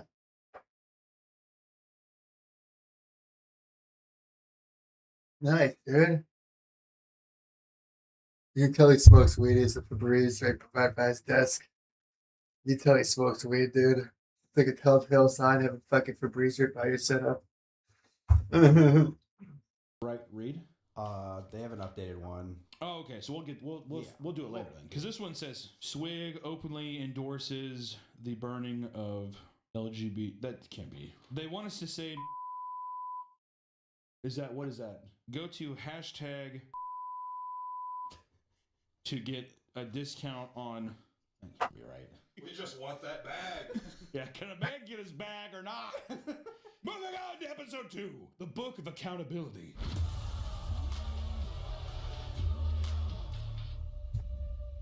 This is the Halloween party episode, which, side note, the first season aired in September, so these Hulu bastards were quick to start filming the second season based on how successful it was, which I think you find that a lot. Like, I think even for Rock of Love, they filmed season 2 like 2 months after the first season. So I think that's just maybe reality television bullshit. But, goddamn, that Swig's fighting back. Gassy. Yeah, I know. I can Swig at tell. him. Seriously, your diarrhea was unbelievable, bro. He was I thought he sitting had on the swamp. couch over here. And it's like, I was sitting on the couch and I was like, we kept walking by and I looked at his ass was dripping like he had diaper butt, and I was like, I thought he had swamp ass or something. I was like, what's happening? He's like, oh, you can smell that. In Nick's defense, that is a daily occurrence for him. Shitting himself was fucking. In your defense. Thanks, Jacob. But the girls start off saying that they don't trust Miranda and that she just wants to be back because it's successful. No shit. What the fuck do you mean? Yeah. She just wants to be back in the sisterhood because, She just wants to be back in the sisterhood because of how popular we are. We get to drink Poppy and swig. It's like, no, duh. Is that really that egregious to be a part of a hashtag on TikTok? She's a clout chaser. Good, admit it. Like, if somebody was like, yes, I would like to join in. I was a part of the original crew. I'd like to come back. To me, I'd be like, okay. Taylor and Miranda start talking about the swinging and how Taylor led Miranda's ex-husband on by saying that she had a sex dream about him. Scandalous. After some of the girls pick out cowboy boots for whatever reason, it cuts to some of the boys in the doghouse fly fishing and trauma dumping, which Kelly's is like baby the daddy. funniest way I've ever seen gay guys try to be straight. They're just like, yeah, just out here fishing. And then, like, basically Dakota gets his line all caught up. He's like, for some reason, I just can't get my line all weird. It's odd. Multitask, dude. Like, yeah, all the girls are being kind of weird right now. You know what, though? I'm glad that we get this guy time. They went to the back of like a 2025 Ford Bronco and just like, destroyed. We play a game called Shoots and Ladders. Rub your Dakota keeps getting his line tangled up and can't catch a goddamn thing, and Zach decides to meet with Jesse and Demai and try to apologize, which is really funny because he's just like, yeah, so I just think it's kind of weird that, I just want to make sure we're on the same foot. And they're just like, yeah, you kind of goofed up, huh? He's like, yeah, I'm so sorry about that. I don't feel like that's who I am, and that's like not who I want to be. Please don't take my paycheck away. I would really appreciate to still get paid and have sex with my super hot wife. But apparently Zach's wife Jen was just making shit up about him, like being related to Ben Affleck and gambling his med school money away, which once again, it's just, who cares? Like, who gives a shit? If you told me you're like, I'm related to Ben Affleck, why would I care if it's real or not? Well, because if it was a lie, you wouldn't trust me. You say Nate's a snake. No, I wouldn't. Because I'd be like, that doesn't matter. If you were like, hey, Hunter, I need to use your car to do this, and then I found out that you were doing something opposite with it, like that. Like a road trip down to Mexico. Or something weird like, you're like, yeah, I go and I give half my paycheck to a cancer foundation, and then you don't actually do that. Oh. To me, I'm like, that's scummy, and that's fucking weird, but you just lying and being like, yeah, I'm cousins with Ben Affleck. First off, I'd be like, you're not. And then where I'm like, that has no effect on anyone but you looking like a dumbass. So who cares? Like that kind of thing. Now Jesse and Demai don't trust Jen and think that she's a lying fake bitch. Sorry, girl. But to Jen's credit, Zach is probably just trying to save his face and not look too bad. So he's just like, yeah, I don't know why she's so weird and she lies so much. And he does this kind of drink. He does this. It then cuts to Zach and Jen talking about the conversation with Jesse and Demai, and Zach basically says that they were calling Jen a liar when she would talk about Jesse and Demai to Zach, stirring up drama between Jen, Jesse, and Demai. Next, there's a barbecue at Taylor's parents' house, and they invited Dakota. They started getting into it at the dinner table, and Taylor's stepdad basically calls her a whore and blames her for sleeping with Dakota. You guys had seen each other 3 times. He came over and had sex with you? What does that say about you? It's awesome. He's like, you're kind of a slut, bitch. And she's like, Daddy, I can't believe you talk to me like that. Then Dakota be like, yeah, you Dakota, did. Well, Dakota, you know slut. what? Actually, you were real easy. You were extremely easy, girl. Easy rider. It was like a giant open sign was on. Vacant. Scrolled in and just plopped my little stuff down, and I just stayed. And it was great. I loved it. They start ganging up on Taylor, and it's really funny. Taylor, give an inch so he can walk a mile. Just give fucking 2 inches of sacrifice and see what he can do. And basically everyone's saying that she needs to get over it and fix her relationship, aka it's nice like Mormon victim blaming, like blaming the woman, where they're just like, would you just shut the hell up and get back together with him? And she's like, oh my god, my family's treating me so poorly right now, I gotta vent and do some TikToks. But this is just like, it's a very classic way. It's the only time in the season where you ever get some like real Mormon thinking, which the show uses in every break or cut. They show a Mormon temple, but that's like about it for the extent of the Mormon shit they show. But this is like the one time where they're like, have you been praying? And she's like, yeah, oh yeah. And then yeah, Dakota's like, yeah, it's like the only thing that really gives me peace is praying. But it ends with Taylor crying and storming off. I had a good chortle. I chortled. We were all chortling. Jesse's going to have a Halloween party where she invites Chippendale dancers to test Zach and see if he has changed, which makes no sense. It's like being like, hey, my husband's an alcoholic, and being like, you want a shot, freak? You know, it makes no sense. When Jesse and Jen get there early so they can talk about Zach's conversation with them, he walks in wearing a 49er shirt. Loser. Basically what's going on is that the other girls are saying that Jen made shit up about Zach, or she wasn't telling the truth entirely about him. Again, it's just one of those things where you're sitting there watching it. Who cares? Who cares? Swig break! Swig break! The problem is that Jesse and Demi are going to have their... Wonder who the fuck's the Eagles playing tomorrow. Well, yeah, they're going to have the fucking Crypt Keeper and basically like one of the background dancers in like a Justin Timberlake video grinding on top of Jen, and she's like, "This, oh yeah, this is my fantasy." And you can see the other two guys are like kind of like, what's funny is they grind on her, but they're like really, they like really keep their distance away from her. They're like, "Yeah, this is sexy." They like look at each other and they get all hard. Yeah, they're looking at each other. Well, yeah, they were like, he was like grinding, but he was looking at the guy. He's like, you like that?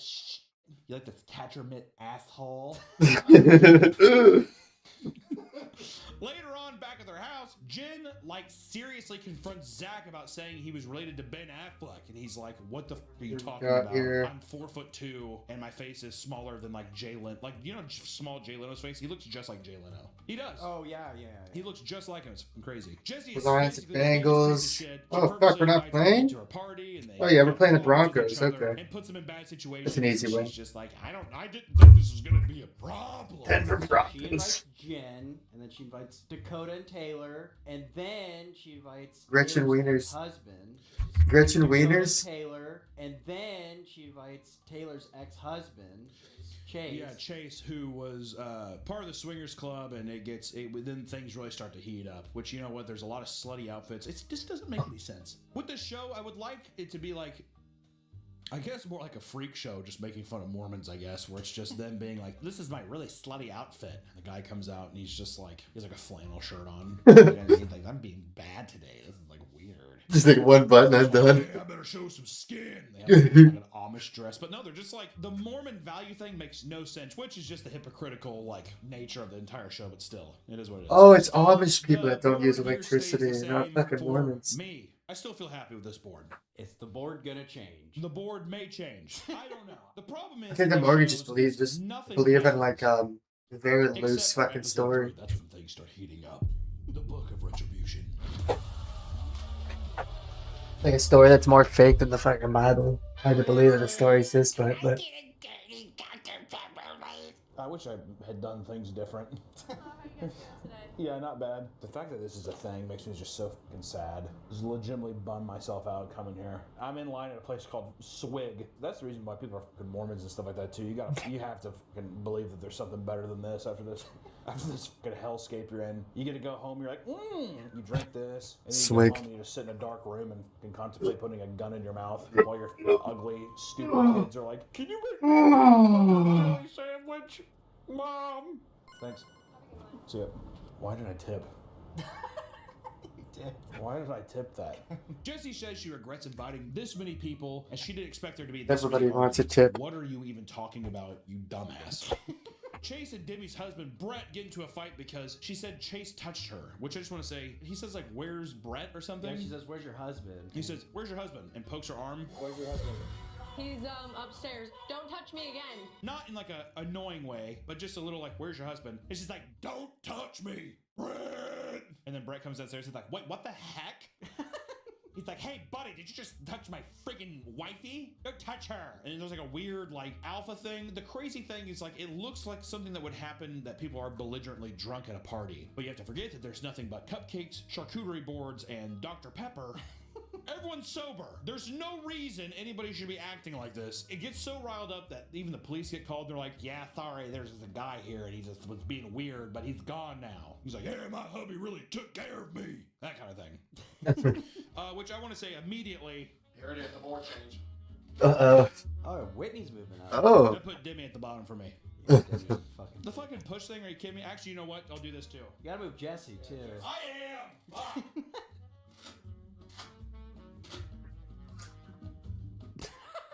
I moved Jess down to 8 because she threw the fucking party. Stupid.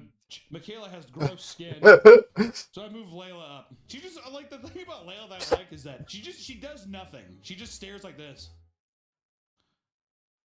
And to me, that's funny. Michaela's skin grosses me out. Also, she's kind of just being a bit more snooty this time and giving a bit more attitude. I'm like, why don't you smile more, princess? You'd be way prettier. Yeah. But the Chippendale dancers come down and it's really awkward. The Chippendale dancers, being Brett and the other Twinkie gay guy, Jordan, come down and it's really awkward. What the fuck? Jen and Zach is obviously. You can tell this guy's not even real. They're both fucking muscle and all. Aren't strippers supposed to like have to be like fucking ripped or all look like fucking default fucking Devons? Your therapy. Whatever. But on to Halloween night, Michaela is at her sister's house making stupid mom talk videos and talking shit about Miranda. Also, all these girls are in their mid-20s to early 30s to late 60s to late 80s. Not sure. They're all old, and it'd be something where it almost feels like a show about 16-year-olds because with the attention span that they have of a TikTok audience, and just because everybody looks the exact same besides Layla, they have to put their name and age up every time. Every time it cuts to them, you will see their name and age. It surprises me every time when someone's like, yeah, they're 32. You're like, yeah, they look. What? Well, also, they all look like 38 to 45. Too tan. Too tan, too much makeup, fillers. It's just like. Oh, yeah, the sugar. And the sugar, swing brain.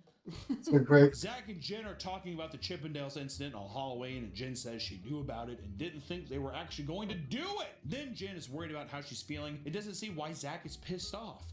She's as blind as a goddamn bat.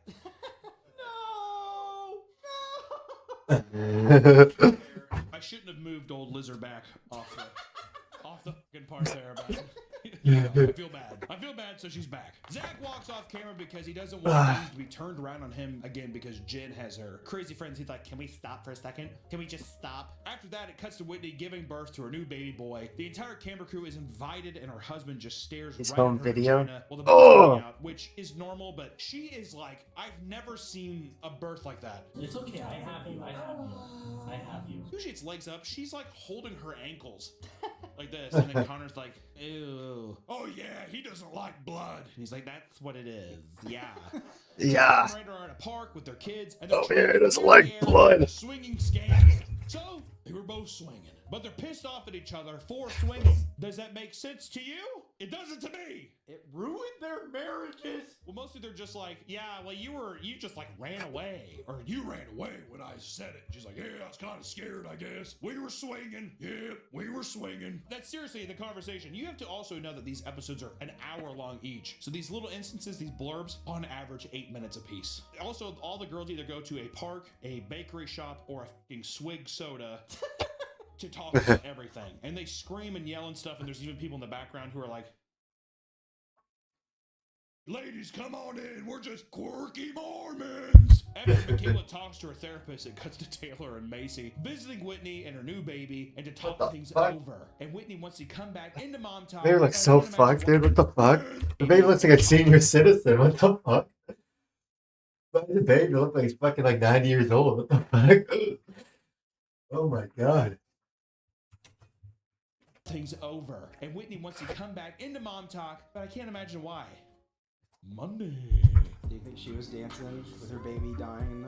I think that she should have like been twerking and just had the fucking baby like flail out of her pussy like this and just like hit the metal table and like fall on, you know. And then Connor's like, oh, yay, this is awesome. Look at you.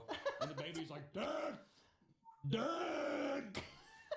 Yeah, they're like, you have to stop Whitney from twerking. The baby is sideways. The cord is wrapped around its throat. It's like, she's like, uh-oh. TV like that growing up.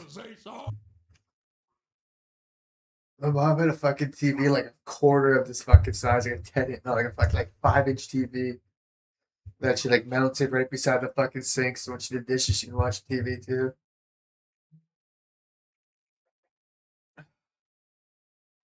Before I got abandoned. Oh,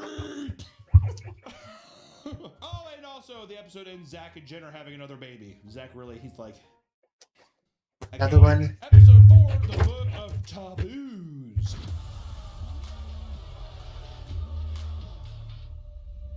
Layla and her boyfriend, I think his name's Cameron, whatever. You see him for 2 scenes in the entire series, so who cares? Are at a fair and they're talking about how he's never given her an orgasm, which all the guys at home are like, join the club. What am I supposed to do? Move mountains?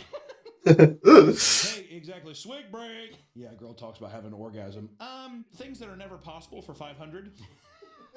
Taylor, Macy, and Michaela are at a brunch spot and talk about Taylor and Dakota's relationship. Her and Dakota are supposed to go to therapy together, and who pays for all these dinners and therapies and shit? Probably the producer. I don't know. It's a lot of stuff. So Macy started this thing called Sinner Sunday, where people anonymously message her things that they've done, and she posted online.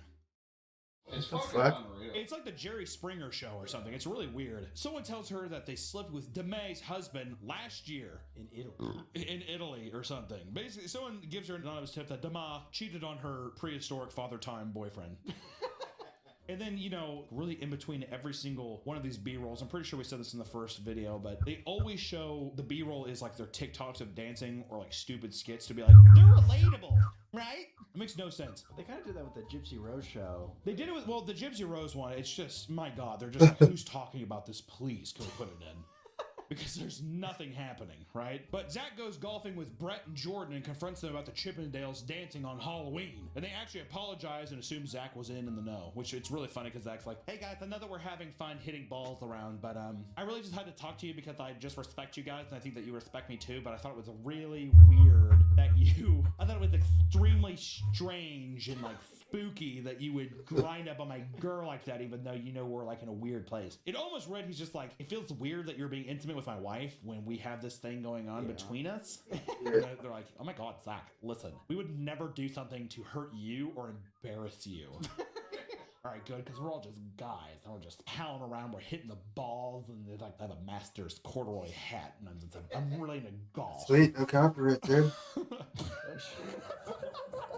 Brett, that's where the balls come out.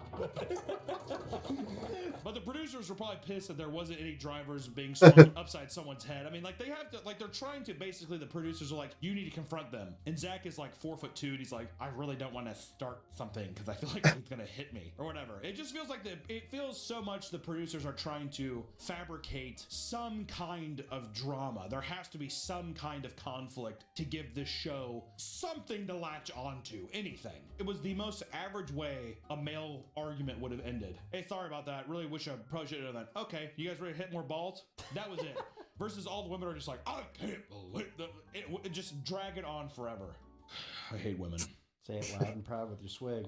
I hate women! Swig break. I have not taken down nearly enough of that. You see my shadow line? I'm out. You drank all of it? Oh, fuck. That fucking bathroom, dude. My septic tank is fucked. The man decides to throw a sex party for Layla because she's never had an orgasm. Once again, it's a myth. She invites all the girls over, and, you know, I ask myself a lot of times, why can't my friends throw that for me? Why can't I have a weird party where my boys come over and I get off? Probably don't sue me. A sex coach who comes in and helps them talk about their sex lives, and Taylor says that she kisses girls, but she's super straight. Yeah, I like to kiss ladies, but I ain't no. It's pretty much what she says. Is that? I mean, they're like, yeah, we're not lesbos, right, ladies? It's pretty much that. Literally, that's what it's. I mean, am I wrong? You've kiss girls. I've never kissed a girl. Yeah, but I am so straight too. I mean, I did not enjoy it, but it wasn't a turn on. Layla volunteers to be handcuffed and likes to be she likes rough play. They're whipping her and stuff, and all the other girls are like, this is so weird. It's just so weird that there's a feather tickling me, especially with all these ladies around. I'm not a lesbian. I don't eat tacos on Tuesdays. The way she said that, though, it seemed like they're just like, okay, we're just gonna end this, because she's like, okay, I guess I kind of like it rough. Well, yeah, she's like very indecisive. She's like, it's weird. She's like, it's weird. I've never actually even thought about what I like. And then they're like, so do you like this? Okay. That's the party. Later on, Macy invites all the girls out to dinner to celebrate her new book deal. Macy says she's confessed everything in her new book, so she wants the girls to be anonymously write down a confession, and then she'll read them out. Why? Why would you do that? Also, Macy, she's like, this book's about my life. I'm like, you're 29 and you live in like an echo chamber. I wrote like the darkest times of my life in here, and I was like, one day I'm gonna write a book. And so yeah, so I was 8 and I got gifts and cake. Chapter 9. I was 9. I learned how to swim. What a book deal. But someone writes down that Jen is fake. Oh my God. And that's we're at the halfway mark, ladies and gentlemen. Episode 5. Honestly, the Macy thing kind of pissed me off. Yeah. If I'm being completely honest. You know what? Layla being basically just like a cardboard cutout of a human being is making me like her more and more. Can you turn the other way so that... No. I like that my back is to it. Unironically, I think it's funny. I gotta move. Oh, no. No. Okay. I don't know why Taylor's getting moved that far down, but this is falling forward. Proudly sponsored by Swig. Yeah. Got a real tight-knit fucking operation here, boys. I like that. I'll tell you this right now. Putting old Lizard back up to number 2 is... she's just kind of catty this season. She has a lot more personality than the first one. She's also not letting Whitney go. Like, she's kept that on a leash this whole time, dude. I still gotta say, Miranda's my queen right now, even though she hasn't been doing much. Taylor's just kind of an annoying... What? But I still feel like I like Macy more than Taylor, if I'm being honest. Layla, I don't know what it is about it, but it's like if an alien decided to make a Mormon, that's what it comes out to be. And I don't know why, but I like that. So that's where we're at. I wonder the bottom, Demeh, still at number 9. Dang, you put Jen at 7? Yeah, I put Jen at 7. I kind of like that, though. Actually, you know what? Really, I only like the top 5, if I'm being honest. Like, the bottom, the 6 through 9's rough. Jen's annoying, because so far in the show, like, Zach will just be like, I don't know, you just lie about stuff, and it's weird. And she's like... Yeah, she just cries. Everyone's being mean to me. I don't know. It's that. It's fucking annoying. Always the Justin's victim. old. So there you go. And then Demeh is just fucking annoying. Demeh. Demeh is like too full of herself. Demeh. The things Doesn't even go by Demi, it's Demeh. I'm guessing that's just how people who enjoy this kind of shit are talking about it. She's so catty. That kind of stuff. But to me, I'm like, you're just an annoying bitch. Yeah, the meh is the worst. Also, I just want to say, guys, seriously, so sorry for using the B word. We're kind of using it in an empowering way, though. I'm using it in a way that empowers women. And honestly, I think that everyone would be a lot more cool and a lot more pretty if they just smiled more about it. Slay, queen. Slay. Episode 5, the Book of Divisions.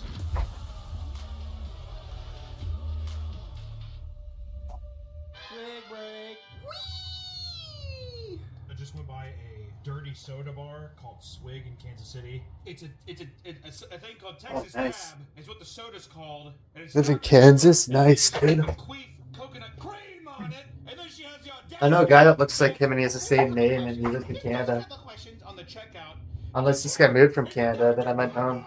With coconut cream, and it was a fucking mile long.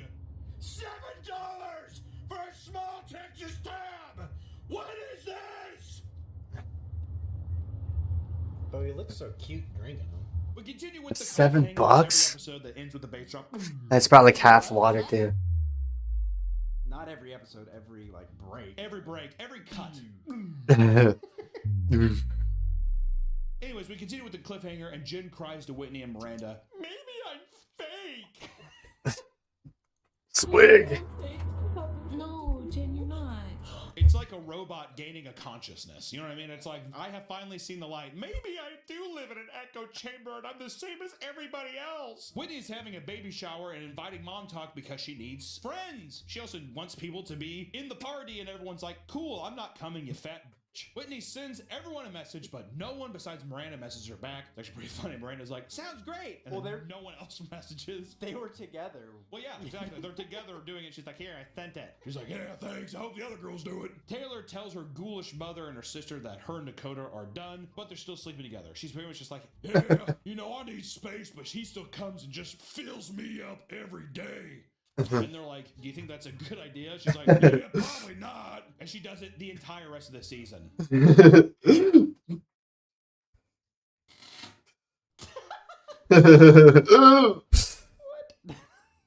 Jin's awakening made me like her more. Jin being able to open up her eyes, I was like, there you go. Also, they keep cutting to like a fucking one-eyed dog, like this mutilated dead dog, and I'm like, why are you doing all of this? Like, I don't understand, unless the producers are like, Taylor's blind. She's blind to her surroundings. Oh my god. Huh? That's really good. I was thinking about that. Nice editing choice. But Jesse and Dama meet up for Pilates and gossip about Whitney's baby shower. They talk about how they're going to do a hibachi grill date instead. They really had to reel in the racism for that too. Like sitting there, you almost like saw her like put her hands up like that and start to move her eyes. She's like, you know, the one of those girls that, and then that cuts. I didn't notice that. Yeah, I don't know. Well, I'm joking, but yeah, I didn't see her do that. That's how believable. Instead of working out, they just sit there and talk shit on Jen and call her a liar, which there's like a trainer in the background, and they're probably like, okay, I mean, you paid for like the hour and a half, 2 hours, so do whatever you want. But they're like literally on a Pilates machine. They're just like, we should just get that like weird samurai food. Like, yeah, we should rush hour tonight also. But the censored version or the director's commentary. And you're like, you guys know how to have fun. Zach and Jen argue over mom talk again, and Zach sips his soda and eats goldfish when he tells Jen that mom talk is horrible, and all they do is talk shit on each other. He's like, that's crazy. This is so weird, which is funny because it really, every time someone's like, mom talk's bad, you guys just talk shit on everybody. I'm like, that's every female friend group ever. Seriously, name one friend group where someone has something nice to say behind the scenes. To their face, they're like, oh my god, it looks so good, this is so funny. And then behind the scenes, it's just horrible. My girlfriend group never talk shit. You're not allowed around women. Not since the court case, remember? Jesse and Jen meet up at Sweet Treats to hash things out. It's just nothing but fucking bakeries and places where they're like, no coffee, just chocolate milk and cupcakes, thanks. I have to stay razor sharp. Jesse calls out Jen for being a liar, and they start to get into a cat fight. While they're fighting, a waitress comes around and gives them their, not even their fraps, they gives them basically just sugar milk. And they're like, oh my god, thank you, thanks. It's just like basically milk with chocolate and steamed cream. The conversation ends with Jen saying, we're not going to swing with you. The conversation ends, but it's also just like, what the f are you talking about, Jen? You smooth brain like Neanderthal. It's like, well, that was years ago. Which just seems, it's such a like a weird callback. And also, we're not going to swing with you. And she like quickly turns around and leaves. If you're asking to swing with us, it's a no. And I'm done with this conversation. You don't want to have this conversation. Guess what, dude? Way to go, you stupid bitch. It was unbelievable. I see hypocrisy. She is folding in herself like a goddamn neutron star. Like anytime she's like, I can't handle this. I'm like, talk about someone who has never had any adversity in their life. That is the epitome of what this board is. People who have never had to have any real struggle at all, ever. But my boyfriend died. Who cares? And guess what, guys? Mom talk is caving in on itself. The hashtag may run dry. Whitney, Macy, and Michaela meet up at Sunshine Buns, another bakery with cookies. Michaela makes a safety word and calls Macy, who is outside. Basically, they go there, and Michaela's like, I'll stay in the car, put your phone on speaker, and then we'll say sisterhood as the safe word. In case she needs to come in and, I guess, shoot the barista in the face. I don't really know why couldn't she just be there from the start? I'm not sure. Who cares? But she accidentally mutes Michaela like it's just so dumb. Which also is just a producer note. Mute it so she can't hear. Or act like you can't hear. And they cut to her in the car, and she's like, that's weird. That's weird. I'm surprised she hasn't messaged me yet. Michaela tells Whitney that she's not her friend and will continue to make videos about her, which, once again, kind of a power move. It's the one time in the show someone's like, directly to someone's face, I don't like you. You're so delusional and you think that everyone's always coming for you. If I want to make videos about you, I can do that because you're not my friend. At least it's honest. She's like, I mean, if we're in person, I'm not going to be a dick, but I have no reason to be your friend. Pretty good. Took the crown. I have got to tell you, Lizardback is like, she's the best part of the season so far. She's the only person, first off, in a female friend group about women empowerment, she is the only person that's actually standing up for herself and also like what it means to be like a better like female friend and all that stuff. The only person in the whole season is Lizardback.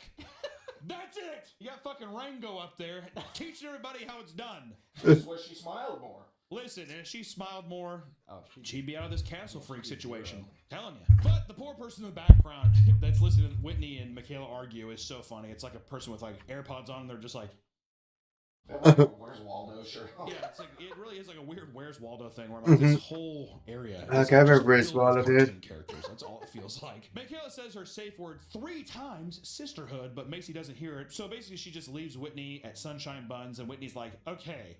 She cries and she's like, oh my god, she was my best friend. It's like you have no idea what friendship even is. You're so delusional. What's crazy about this too, that's different from other reality shows, is that yes, it's all scripted. I know it's scripted, but the actual real social implications that these women have on TikTok affects actual people versus like if you had like a reality show contestant, I don't think they have as much pull as someone who like, oh, I follow their TikTok, I like watch their updates. So it just seems, it's just cruel. It's like, just like, it's fucking malicious and disgusting. I don't know. It's emotionally manipulating people to like basically over some, I don't know. It's whatever. Whitney's, ugh, whatever.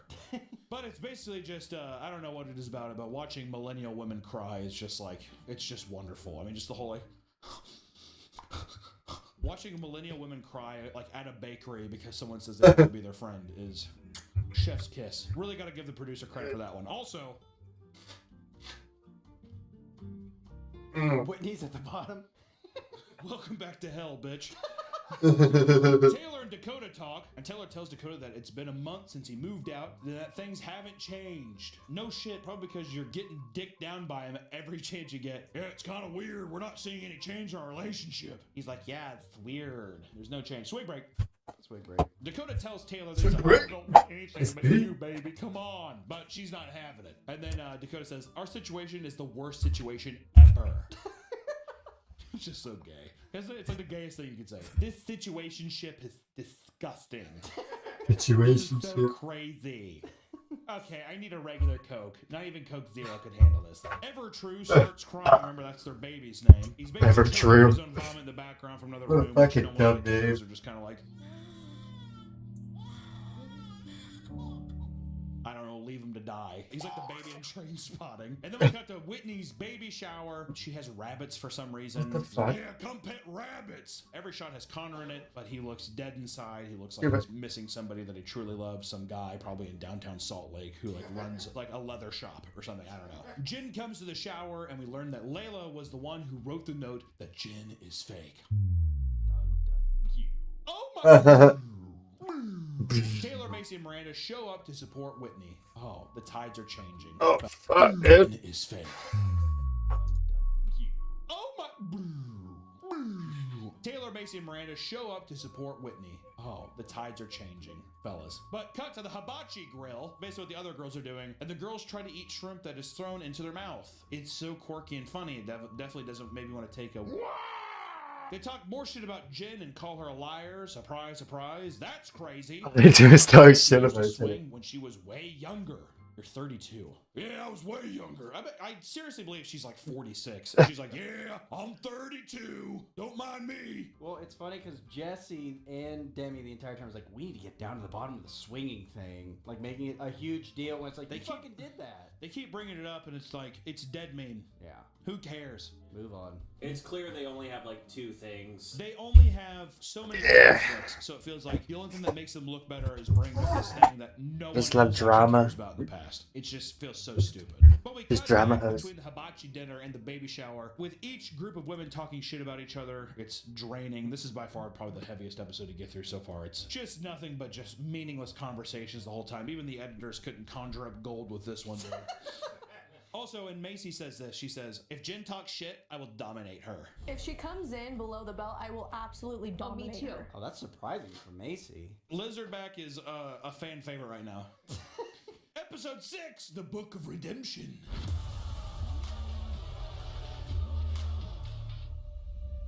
Whitney and Jen meet up. Jen talks about how she's depressed. That's her life secret, dude. This is what fucking when, by the way, the typical fucking blonde does. Just talk shit about all their friends. I can't. And even the camera crew's like, I cannot stay here. It's too depressing. Yeah. Jen says she's contemplating unaliving herself.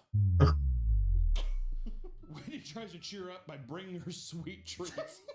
She's like, do you want Fruit Loops? Because, yeah, we also see that Jen ate a bowl of Fruity Pebbles. Like, the only thing she's done is, like, basically create a hamster cage in her room, and she's been eating Fruity Pebbles. And Zach, he's like, I don't even care. Like, yeah, she can sleep on the floor in there. I have a king-size bed that I'm having sex with men. I don't care. Cum pad now.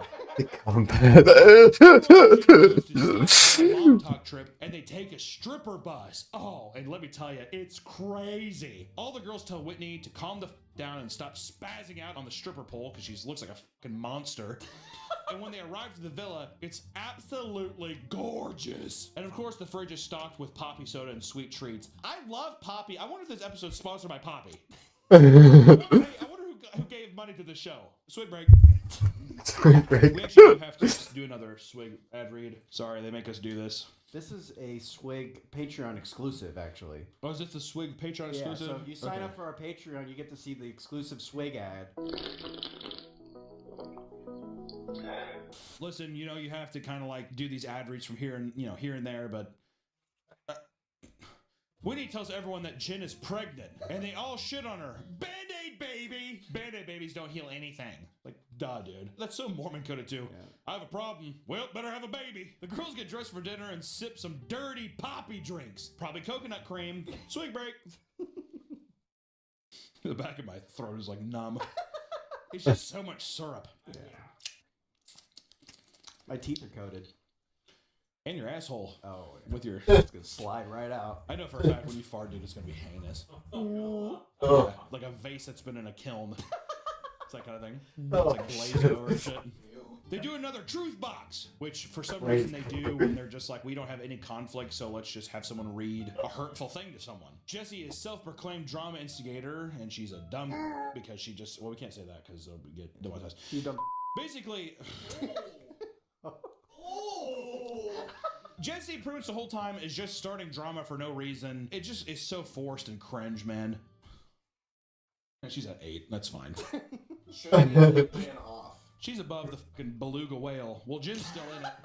Yeah, we have Moby Dick, Jessie, Dama. My boyfriend died in a car crash. I cry over everything. Whore, cutout woman, perfect goddess, and lizardback. God, Miranda. You know what? What's that? After just sitting there looking at it again for a while, I'm like, why did we ever move that one away, huh? My word, good for you. It looks so fitting too, having her next to Jesus up there. Yeah, I do not agree with that. I feel like Layla should be worse, but... Layla does nothing but look at the camera like this. She called Jen a liar. Yeah, and now Jen's been in a fucking room in a hamster cage eating Fruity Pebbles and like... I think, to me, I'm like, power move. I like it. One of the questions is asking Jessie if Jordan had a small dick, and Jessie whips out a picture of his cock and shows it to the girls. She's like, see, I gave him a little rub and tug, and it's 8 inches, chubbed up. They're all grossed out. Cool. Yeah, well, that's what they say. Ew. But they're also like, I'd love to ride that pogo stick.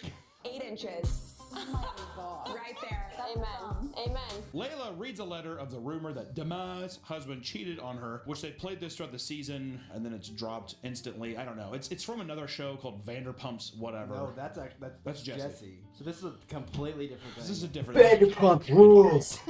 Brett, the Where's father that time, from, is dude? basically saying that he's cheating on Dama. Is that from Dumb and Talk Dumber? about how Dama wanted Jesse to be kicked off the show for more money, which I gotta say, that was like, what? Greedy. Oh man, I gotta watch Napoleon Dynamite one fucking day, Dama used dude. to be thrown in hell. I haven't seen Napoleon die. I used to watch that so much as a kid. Tina, come get some dinner, you fat lord. Layla, I hated her. She had nothing to do last season, so now I feel like she has to like stir drama. No, you're this. Okay, just because Layla goes down, Miranda does not need. Well, Taylor, at least so far this season, I would say right around episode 5, she gets out of like the, I don't know about Dakota, because it's like, who fucking cares? Now she's taking control a bit. See, that's why Michaela's up there, and now Taylor's kind of even being like, I'm standing up for myself. Is she a sweet baby, beautiful princess like Miranda? I don't think so. No ghost. Whitney's pumping her milk also the entire time. She's got her little fucking pump under her. Yeah, she has her pump under her shirt, and she's just like, yeah. I bet you it's like half and half too. It's not even like milk. It's like fucking butter and cream and shit. Sugar they drink. It's milk and soda. It's whipped cream. It's coconut cream. The next day, Whitney confronts Macy for her pushing back about not going to the baby shower last season. And all the girls put their ears to the door because they're all just like, what's going on? This is crazy. Which Whitney and Macy cry together, which it's also just like Whitney is so delusional. I do like Macy. I like Macy too. Macy's not bad. She's also just like, this was my moment you made about yourself. And Whitney's like, what do you mean? The world revolves around me. I can't comprehend anything outside of myself. Which is also very Mormon coded because you get a planet when you die. Oh, that's true. Not bad. Well, not the broads, the boys. Yeah, and you get 100 virgins. Is that Mormons, really? Question, could they be boys instead? Do I have to have girlies or can I get boys? They never said virgin women, they just said Exactly. Loophole. Just like them vaping. When they come... Uh-oh. Macy at 4 feels fair, no? Yeah, that's fair. I like Macy after that scene. I think you swap Layla and Jen, but that's just my opinion. Jen has done nothing this season. She's a sweetheart. When they come back to the table, Michaela calls out Whitney and Whitney blows up. Michaela tells her, I don't think anyone wants to be friends with you. Face drop. Fighting wakes up Taylor, who just goes back to sleep because she doesn't want to deal with it. Once again, great I moved her up there. If anything, I gotta say, Up on the people that I nightstand. like the most are the people who are just not fucking with that kind of stuff. All right, and Miranda, to be fair, not a lot of screen time. But she's just trying to stay. She's coasting by looks right now, which I don't blame her. She'll win that race. Hey, if we're going tortoise in the hair there, she's gonna be fine. Miranda realizes that maybe mom talk is pretty toxic. Which also, once again, makes me want to move back up. She's just like, actually, this fucking sucks. I hate drinking swig. I just want to have like a fucking vodka cranberry. We cut to Zach putting deodorant on their daughter, and Zach starts talking about how Jen is having a mental health crisis. You sit back and realize what really matters. Zach is wearing a Disney shirt that makes me want to gouge my eyes out, and Jen is thinking about stepping down from mom talk and focusing on the baby. A note pops up and it's really funny. She's just like, yeah, I think that I should probably just think about my baby instead of dancing and twerking for fake female empowerment. And then it cuts to black and it says, the production has decided to stop filming Jen out of respect. AKA, they're like, I cannot watch her curl up in a ball and eat fruit. I can watch like fucking Bluey all day. So they make her to press the shit that it's millions of dollars. We cut to the pickleball game that Macy is throwing, and they drink some yummy mocktails, aka it's just once again, it's like Sprite. They're like, it's cactus water. It's like, it's Sprite. In an attempt to get the heat off her back, Whitney starts to poke and pry at Dama and Jess's drama. And Dama thinks she's the fan favorite from last season, and Taylor calls Dama out, and she wouldn't be on the show without her. Which is true. Taylor's the head dog.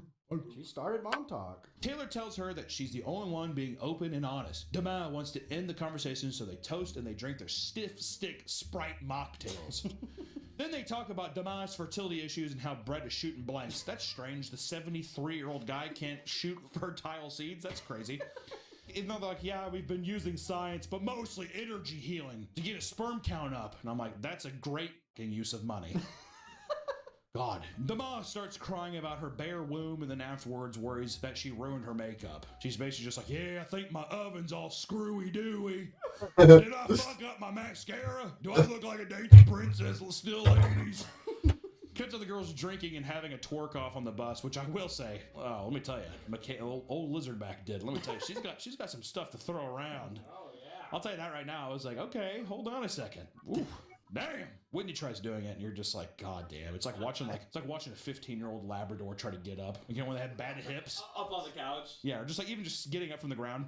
She's like, that's what it would look like. Michaela wins and can't shut up about winning the twerk off, which, you know what, you go, girl. She's got all kinds of stuff there, I'm telling you. She earned it. I think she'd be sexier if she just let the flare-up stay. Oh, yeah. The skin condition. Little sexy zebra, dude. Get them racing stripes in there. I like that. Why not? Little zebra cake princess. Exactly. She's sitting there just like making a clap. Wait, do you think that irritated her skin with her butt Oh, cheeks? hell yeah. Her two lips like slapping together like that. Probably caused a flare up, I'd imagine. She gets up, she's like, can you put cream on it? And the husband's like, what did I tell you to just... Yeah, I can't say that. Yeah, could you just use Gold Bond? She's like, I can't keep using Gold Bond. It keeps clumping up in my folds. He's like... The girls go into the hot tub and skinny dip, but really it just means 3 of them wear panties and run into a heated pool with their bras off, and they all have fake tits. Which I gotta tell you, these girls are fucking wild.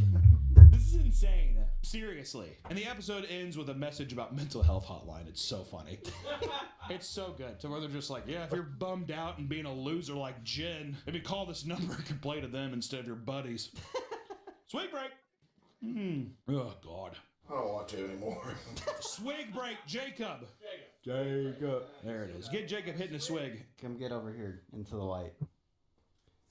I said get into the light. Swig, swig, swig, swig. The top of this is...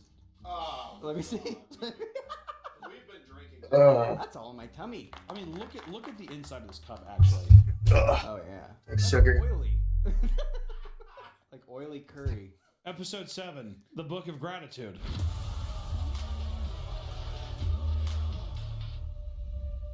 Swig break. Every time, no matter what time of day, it's a fucking weekday. Out of curiosity, what were they wondering? They already had an online order placed like a while ago. They were just picking up, but we're not able to run any more orders right now. They pre-ordered swig? Yeah. Okay. All right. I was just curious. No, it's all good. They can't take any more orders. That's what fun. Ridiculous. So actually, I need my order. Okay, the service could be down for like another 2 hours. I'll wait. Yeah, no, I shall wait. Patience is a virtue. Yeah, that's what God taught us. The Book of episode starts with Patience. Everyone making TikToks. Okay, Mom Talk's back in action.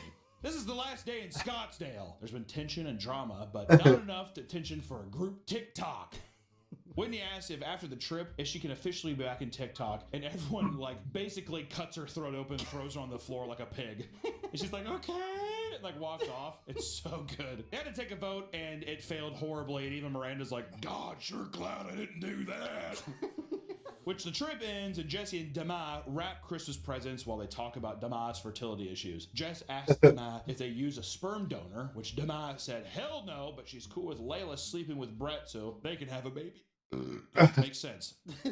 Taylor goes to Dakota's house, and Evertrue pisses and shits his pants, and they like don't do anything about it. They're just like, what do we do? It's just she's just like, yeah, I'm not sure what I'm supposed to do with that. And then Dakota's like, oh, okay, great, look at you, little creature, yum. And it's just like shit caked all over its back. I mean, it's like a visible mark, and they're like, it's soaking, and they're just like, okay. Which the producer asked Dakota if Taylor and him are still sleeping together, and he puts on a big shitting grin, and he's like, yeah, you know, it's awesome. But it certainly is making things weird. Which cut to Layla and Dama getting their hair did. And Layla reveals that her and her boyfriend broke up, and she doesn't know if she's going to make it to Friendsgiving because Cam broke up with her. Which Cam also was super Mormon. He's like, I want to go to the temple, which you have to be basically invited to go into a Mormon temple. So he probably sees her with like her tits flowing out all the time, and you know, her twerking and shoving shit over an asshole and all this other kind of stuff. So he's probably like, yeah, this probably isn't a great fit, is what I would assume. They keep saying that Mom Talk's purpose is to lift each other up, and it's the biggest lie ever. It's to lift each other up and about womanhood. How? Just shitting on each other. How? Explain it to me, please. Michaela and Macy are in a car going through a car wash, and they're strapped a GoPro to Michaela's child, and they're basically just like, yeah, you want to go through the car wash? And the kid's like, I could not give a fuck. And they're like, I'm so scared. It's such a painful thing. Like, she doesn't know to put it in neutral. It's like the first time she's ever been to a car wash. She's like, I can't believe it. Dama confronts Brett about the anonymous tip of Brett cheating on her. Yeah, Brett's like, I hate that. I hate when those rumors happen. They bread. I hate that so much. He never says no. Yeah, he's just like, what? Who said I remember that? going through car wash as a kid. It was fun. I mean, it's an anonymous, tip. Those kind of things piss me off. But Dama tells that the truth will always be revealed. And then Brett's like, Crimson Chin over there is really kind of like, looking like Billy Bassmouth, whatever, like looking around his big ass. Oh, that's a classic, dude. Billy Bassmouth. That's a Also, classic. everyone is on ketamine because Dama and Brett also do Special K. I think ketamine helped me a lot with that. Yeah. And I think that's just a Mormon loophole, which I don't know if there's Mormons in the chat. Is ketamine just cool? You can't drink coffee, but you can inject ketamine through an IV drip. Makes no It's fucking sense. like extremely The camera's down, overpriced. The audio kept rolling, and Brett and Dema talk. And let me tell you, he's just like, I'm super mad about that, Dema. And she's like, I don't know what I'm supposed to tell you, babe. Yeah, it's like fucking thousands of dollars for like fucking $10, not even $10 worth of ketamine. They fucking flip Whitney ketamine like suggested crazy. Mormon bake-off contest, so everyone starts prepping. Michaela and Macy meet up with a sourdough chef who definitely hard f***s this guy is awesome. You can tell that guy is just they call him like Duracell or some shit, or Energizer. He's like that little bunny. Them are Oh yeah, that's a classic, dude. And the two of them make sourdough bread together. Everyone for some reason is just like, oh my god, a bake-off? I gotta do sour bread. I gotta do sourdough. Connor and Whitney make sourdough bread with the Choose the Right on it, which if you've ever seen, it looked almost like it sounds like a Nazi. I'm surprised those guys even know it. Girls even know how to bake, dude. With today's society, a lot of girls don't even know how to fucking cook now. And Whitney's like, yeah, I think the other girls are stealing my ideas. It's like so petty over sourdough. They just find any little moment to just be like, you should just like jab at them. Yeah, I hope she doesn't use my recipe. And then Connor's like, I gotta get my hair done. Can we finish this later? I gotta get my hair done. But Zach comes over to update Whitney about Jen's pregnancy, and he definitely didn't come over to hang out with Connor and lift weights. Hey, so after we are done lifting for 2 or 3 hours, we should talk about Jen because she's sad. She's obsessed. She's super pregnant because I give it to her every day. Also, by the way, don't forget me and Connor are going on that 4-month-long hike up through the Santa Fe trails. Because that's going to be a fun and manly thing to do. We're gonna fish and we're gonna arm wrestle and learn how to make rings. But Zach starts talking about how Jen is also a big fucking crybaby. It's kind of funny. He's like, yeah, she's like depressed, whatever that means. I don't know, she's sad about something. I don't know. Come on, Connor, let's go. Yeah, Connor could just, give your fat pig wife that cosmic brownie and we can leave, please. Which Layla goes to Swig to meet up with her boyfriend Cam. And Layla starts crying about how everyone eventually leaves her. She's like, I'm so boring and everyone leaves me in time. It's like, no shit, dude. You're a fucking big wet blanket. You're boring. No wonder. Like, I would rather be around someone that's like mute. I would have more of a conversation with a mute person. She tells Cam that she's like, I love you. He's like, okay. And they kiss. It's not really. And I guess at this time he gave her an orgasm? Oh, really? Yeah, apparently. But then, anyways, my favorite shot of the entire series comes up because we cut to Dakota shooting hoops with his buddy Gavin, and that motherfucker bricks every shot. He does not make a single shot, and his boy Gavin's like, yo, you should like totally leave that girl. He's like, no, such a weird predicament to be in. He just like shoots the ball. He's like, yeah, I mean, I don't know, you should probably do something weird. He's like, yeah, I need to like worry about myself, right? I need to like see who I am.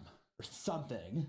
Gavin gives him some hard truths, and Dakota needs to focus on himself. And Dakota decides that it's time to stop having sex with Taylor, which I'm sure that was a real hard one to. You know what? I'm done. And Gavin's like, I don't think you really have to do that. He's like, no, I'm cold turkey. No more women. I need to just focus on us guys.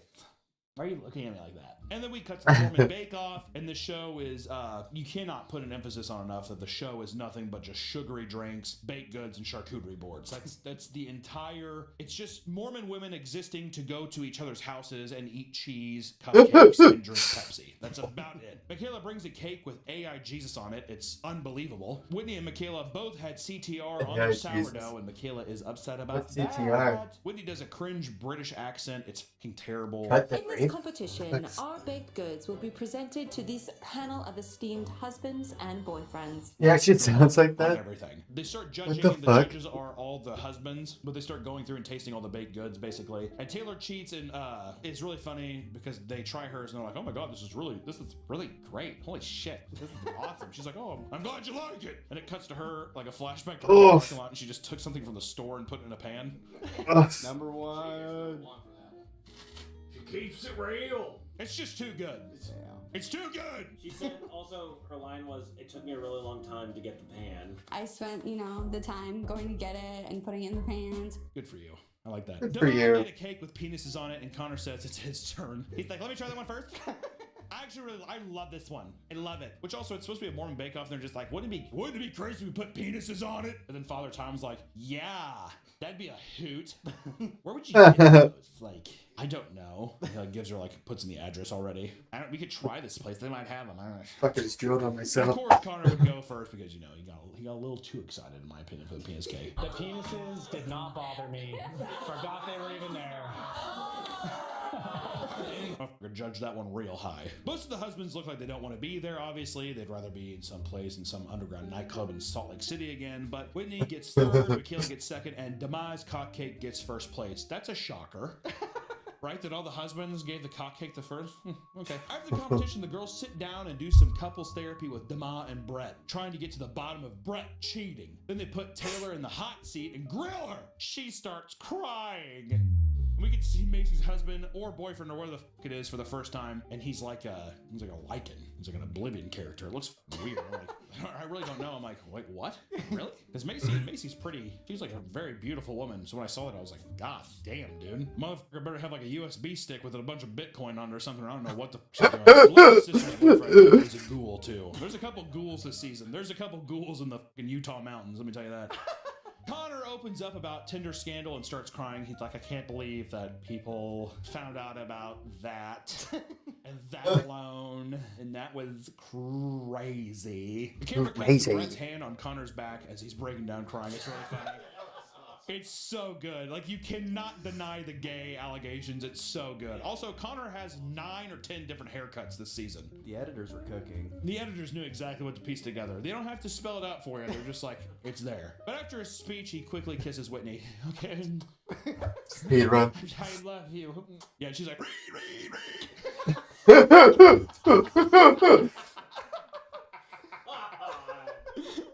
But the party ends with the group taking a big old picture together. Woo! Episode 8, The Book of Betrayal.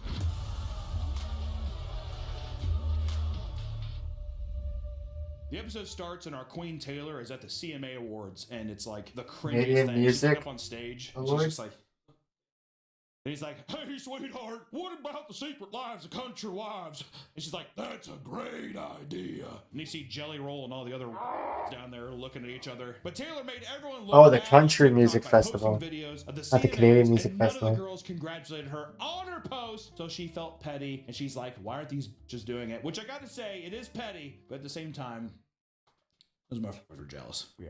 Every single one of those little fucking pig hoofs were jealous, 100%. And they're like, I was doing something. I'm like, oh, really? You're all public figures. You can't comment on the post being like, that's cool. Am I wrong? I mean, to me, I'm like, well, they do it all the time. That's the you thing. comment on every other post except Yeah. Come on, bro. My girl Taylor's in a league of her own. All right? Even a lizardback can't crawl herself out in the sun for that one. I'm telling you. But this stirs up some drama as fans start posting on other girl accounts, calling them all basically horrible friends. It's pretty funny. TikTok commenters really getting under their skin. So of course the girls start talking shit on Taylor. While this is going on, they're drinking yummy hot chocolate and it tastes like dirt because she's like, or she basically makes her a protein shake and she's like, wait, ew, this is like dirt. She's like, it's a protein shake. Okay, so this isn't hot chocolate? Whatever. At the Taylor's house and her parents This show isn't up every chocolate? time her mom appears. It just, I mean, it's like a character in Beetlejuice or something. It's like a Tim Burton character or something. You know what I mean? You know, his head's all stretched. He like stretches his head and like pulls it. I mean, that's what it feels like. Horrible. I don't know who did that. Get a refund though. God damn. They talk about how horrible Dama is by reading her post, and Macy and Michaela pick up Taylor to talk about the CMA Awards. They go to swig break. We'll go to swig again. Jacob, I don't see you picking up your swig.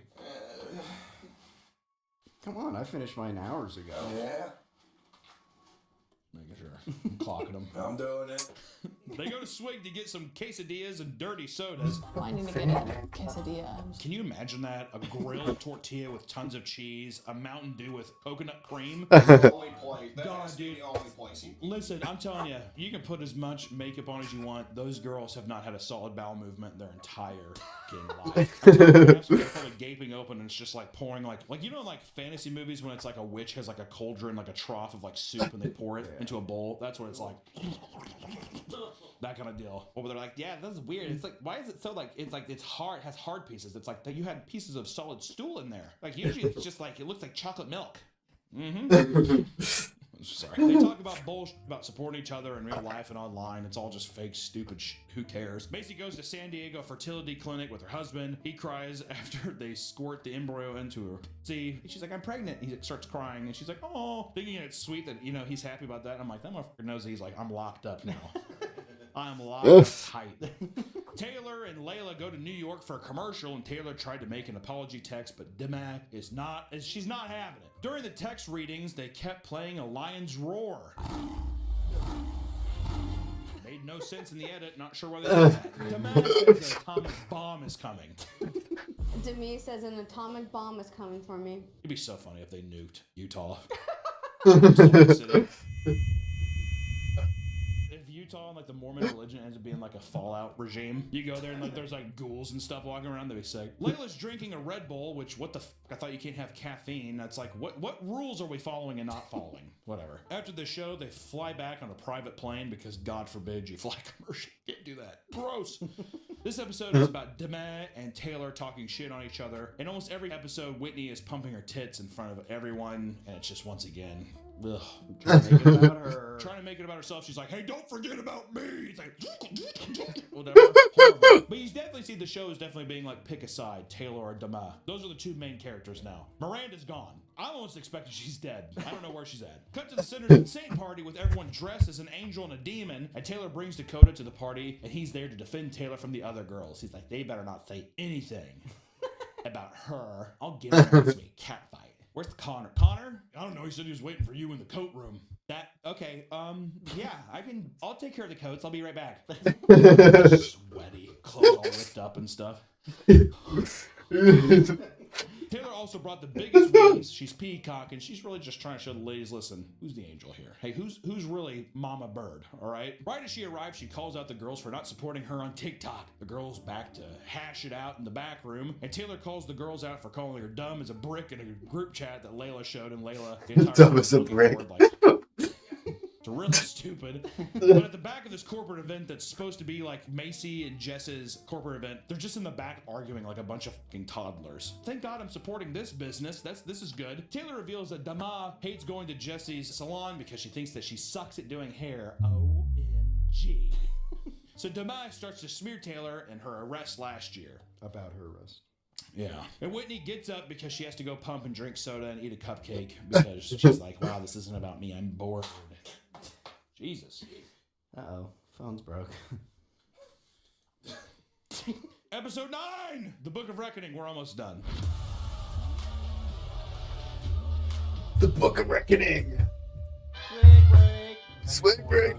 Oh, shit. Here comes the 1, 2, the 3, the 4. Who's my favorite artist?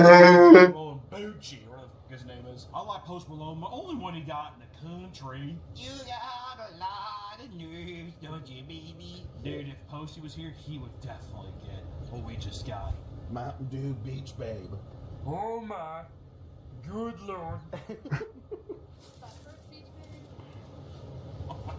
Jesus Christ. These better be fucking empty. I am not. You absolutely are. Dude, your left foot better be swelled the fuck up by the time you're done. Cheers, girls. Macy goes to Jesse's place for cookies because she knows that she is a sweet tooth, which that made me almost fucking drive my fist through my TV. You're a sweet tooth. It's like you guys have done nothing but drink soda and eat candy and eat cheese this entire fucking time, dude. God. Jesse basically finds out that she might have a thyroid cancer from a message where someone's just like, "Hey Queen, you look like you have a thyroid cancer." And she's like, "Oh my God, I never thought about that." And you're like, wow, I'm glad that you, I guess looking at your Instagram messages or you'd be fucking dead. The girls go on another trip without Taylor. Oh my God. And this time, the girls go to NOLA. New Orleans, baby. NOLA. Being a Mormon and going down to the French Quarters. The only thing to do there would be to get a fucking beignet, eat a funnel cake. That's all you could do. Do you think the girl was like jambalaya? Please, dude. Which the girls arrive to the New Orleans house, and of course, there are cupcakes and brownies there. You gotta have that. And Jen sends a video to the group chat talking about her pregnancy and how she loves them. After the video, the girls go into a round table shitting on Jen, especially Dama. And Layla starts talking, and in the background, Whitney picks some cat. I didn't know Layla's that equipped. Layla's shoulder. It's very odd. I don't know. It's like chimp mode. She's like, it's like, fucking leave her alone, dude. God. The girls go to a burlesque show, and it keeps cutting to the dancers on stage, and the girls are like screaming. God, dude. I don't know what it is about girls, but when they're like excited, whose is that? Oh fuck! It's good. Can you put it somewhere else, please? Why does it keep dropping? Where are you putting it? Just put it over there. Do you need your phone now? I'm just following along. I'll hold it. It's like fucking up the flow. After the show, basically Layla smokes a joint that comes out of one of the strippers' pussies, which I just don't. What are the rules? I don't understand the rules. And after the show, the girls sit down and talk about Taylor. They all go upstairs and scream after seeing Whitney with her fucking stupid ghoul mask on. I don't know. They're like, "You scared me." The next day, Layla pulls out a bunch of pregnancy tests and do a pregnancy roulette, and Demi freaks out and says, "What if someone's pregnant? It's not me." Which I was like, God, get over it, you selfish bitch. Good Lord. Which this, once again, feels like something that the producers did, where they're just like, so definitely one of the girls hasn't told someone that they're pregnant, so we should just like force them to say it. So it's fine. Demi starts crying after 2 tests turn out to be positive, because she knows that her fucking easy bake oven of a womb definitely could not bear a child. And she gets emotional and walks off. Is that rude? Whatever. Macy tells Michaela that she's pregnant. Oh my God. Macy! Michaela didn't piece it together, even though she's like, how can I not? I wouldn't doubt the end of the season if they're all fucking shots and pregnant. stuff. It's like if you look at her arms throughout the season, she has all of these giant circle shot marks, and it's you can just tell how self-obsessed everyone is. And the girls go out for beignets, which called that shit at the beginning. I knew that they were going to show them eating beignets 100%. Which also, if you haven't had it, it's a funnel cake. It's really not that big of a deal. It's funnel cake with powdered sugar. You wait in line all day for it, and also it's humid as fuck. It's like, imagine going to New Orleans. It's 98 degrees, 85% humidity. You're like, can I please sit and eat deep fried bread with sugar on it? And then, yeah, then I'll drink 4 hurricanes and die. Jesse and Dema talk about how Jesse realizes that Dema is the cancer of the group. Even Jesse, her supposed best friend, is just like, I think Demi's a big old bitch. The women do a Mormon chant at lunch. It's really creepy. And we find out that most of the girls aren't even Mormon. They're just Christians. So it's like, why? It's God. Why even go through all these stupid rules? They were born. I'm surprised none of them are, dude. They're acting. Cuts to the girls in all black, and they walk in slow-mo, and they're even like looking at the camera, and they're like walking in the French Quarters. God, it's horrible. They go to the Virgin Blood place. Remember where you drink the blood bags? They didn't know how to open it, or they took a sip and they didn't like it, so they ended up ordering Sprite and like Pepsi instead. It's pretty good. But yeah, they got rid of those immediately. And Deme says that she will leave Mom Talk if Taylor is in Mom Talk. Uh-oh. And this just feels like a rehash of the first season with Whitney doing the same shit. Michaela butts in and says that what if she did that about Whitney, right? She's like, what about me? Which, once again, like I said, it's all just the same beats of Whitney saying the exact same thing. She gets kicked out. She's the villain. So it's looking right now that, like, Deme's fate is going to be the worst out of all of them. While this was going on in New Orleans, Taylor's in Utah talking with her mom and sister while doing a puzzle. And she's talking about ending things with Dakota for good. We've heard that all season. I've heard that, and you've just been getting down, like a Cinnabon factory is all your fucking pussy is right now, dude. Jesus. What? You think she forces him? Oh, yeah. Oh my God. Yes. She can fucking leg wrestle him to the ground, and she does whatever she wants with him. He's like, Taylor, please, Taylor. That kind of thing. Last episode, episode 10, the Book of Salvation.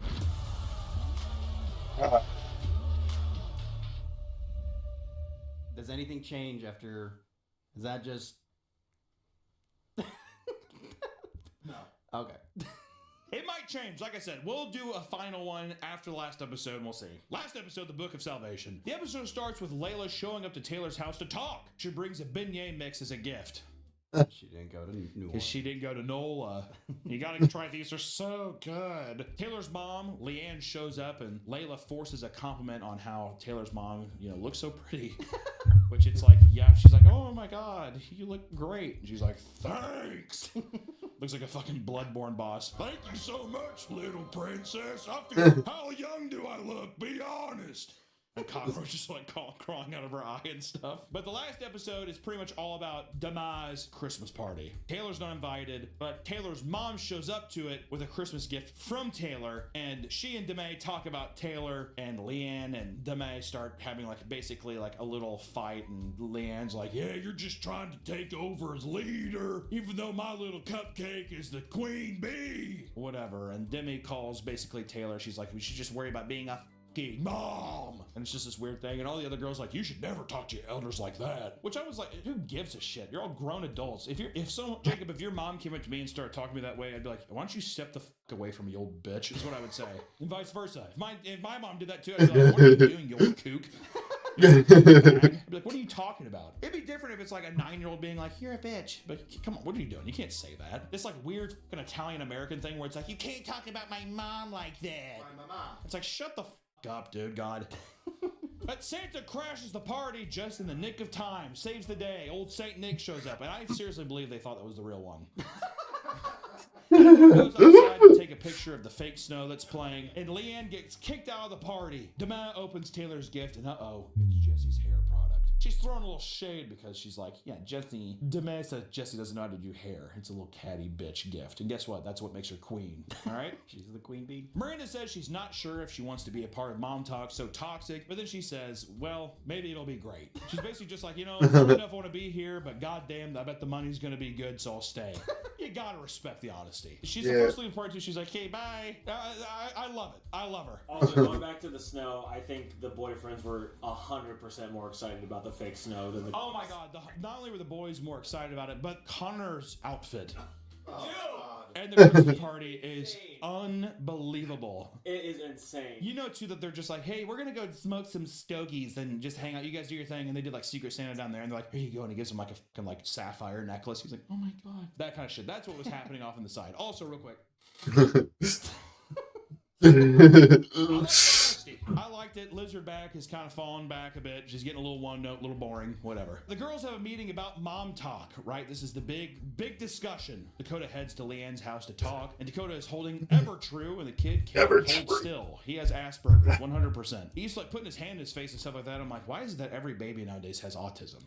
It's unbelievable. Every kid's just I bet if you lift up his shirt, his chest would just be like the lid of a Tupperware container or some shit. Microplastics, I don't know. Also, probably all the Swig. Oh yeah. Swig in the placenta. This is thick. Like oatmeal now. Macy and Jesse meet up at her salon to talk about the Christmas party. Get sponsored by a company and just talk shit about the bills now. You definitely own it because you're just like, yeah, I'll be back tomorrow to get my highlights. That kind of thing. You're so pretty, Jesse. She's like, thanks. That kind of thing. But everyone is starting the tides are shifting. Everyone's turning on Dema, definitely. And everyone meets at Jess's house, and the tensions are high when Taylor shows up. Uh-oh.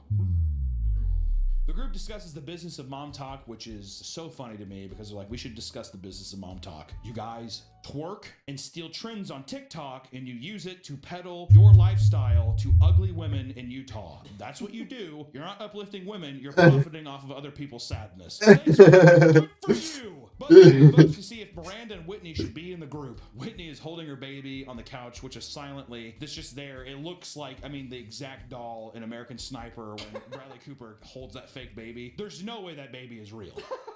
Her baby she's holding there is a prosthetic baby. She was rocking back and forth. I know, she's all nervous and shit. She's just she was fucking moving. It's calm down, dude. God damn, you can still twerk on your own time. Yeah, don't shake the baby. Up on Whitney, and I love it. And everyone is shooting strays at Whitney throughout this, just because they're just. It's so funny, and she's just taking it too. She's holding. She's just sitting there holding this fucking either dead child or plastic little doll. And Taylor says she doesn't want Demi and Mom Talk because Demi would leave if Taylor's in Mom Talk. And let me tell you, she stands on business, all right? Taylor and Demi argue. Taylor says that Demi is a horrible person for trying to be mean to Whitney, Jen, and Jesse. It keeps cutting to Layla doing awkward fish faces. She has no emotion. She's soulless. I don't know why she's here. She must be a producer's daughter. Taylor calls Deme a selfish bitch. Deme calls Taylor disgusting. Deme starts fake crying because no one's defending her, and she immediately switches up. She's like crying for one moment, no one's defending her, and then she like immediately like lets down, and it's like there's no tears or anything. It's really funny. And basically, Deme leaves Mom Talk.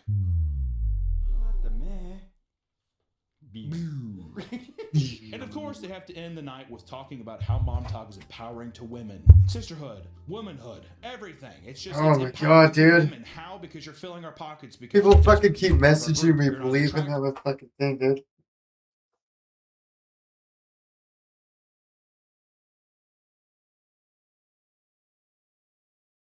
But I can't message them and tell them it's a scam. My account got hacked.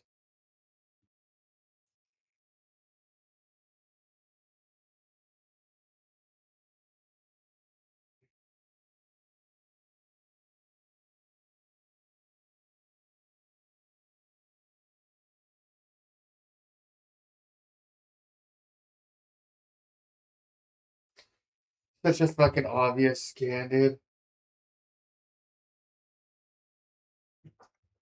I mean, people are so fucking stupid. Says, I'm excited to announce the launch of my very own crypto casino. To celebrate, I'm giving away $2,500 to everyone who registers, and you can withdraw that bonus instantly. Like, what the fuck, dude?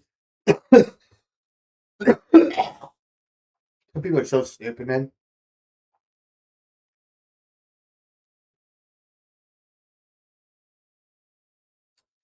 Yeah, that's just somebody fucking. That's just a Russian fucking hacker, dude.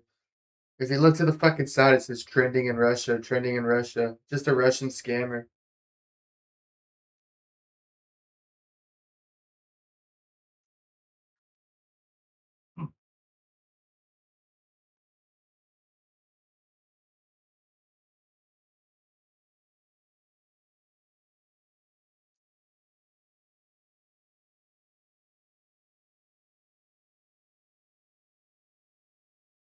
Why would he whip?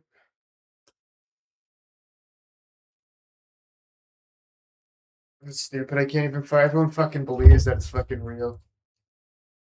As them, they know that. They're preying off you. They're preying off your religion. They're preying off your values. They don't have any values of their own. If you believe in this, you're fucking stupid. Open your eyes. Follow literally anybody else, a stamp collector on TikTok. That would be more beneficial than following these completely delusional, echo-brain pieces of shit that want to take all of your values, wrap it up in a bow, and sell it to you time and time again while they twerk and they dance and they don't do a fucking thing.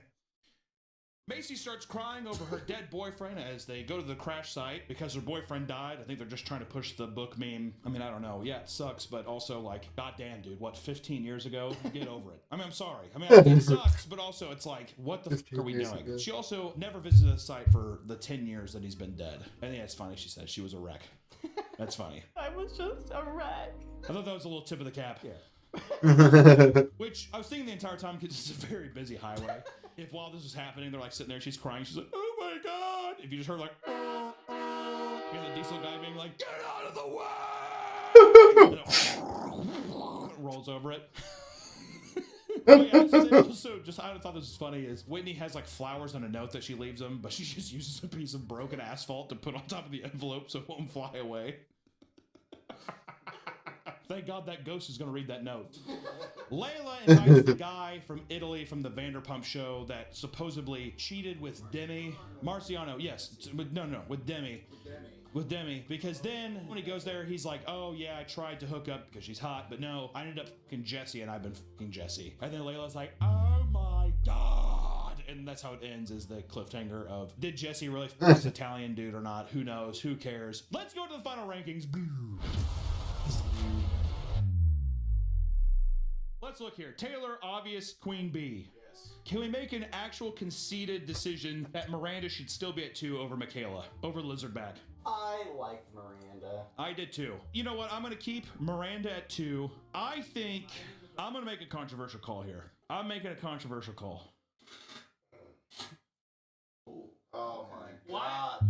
Why would she be 2? Macy is level-headed. The car wreck thing did get me a little bit at the end there. But I will say this, out of all of it, she is like the least problematic. And at least she's doing something. She has something to the show. They show her a lot in the show. An hour and a I'm half, giving dude, it what a Forrest banger. for having almost no screen I time never compared heard to her everybody. speak. Perfect. She's beautiful. Plus She 9 shows hours up, of she's streaming. We got like 2 more hours and I then we'll like take a her. break. As a I think. personality, also Miranda keeps Throw on in my check computer when to she's catch just on like, fire this again. group is actually horrible, but I'm gonna get my paycheck, so that's why I'm like force fine. I think it's fair. Let's keep moving on. Does Jesse stay at 8? I don't know. See, this is where I'm. This is another controversial call here. Hold Hold on. Oh. Ren fairs? Oh, Renaissance fairs. Let's see what his most popular one is. eBay's most haunting listings.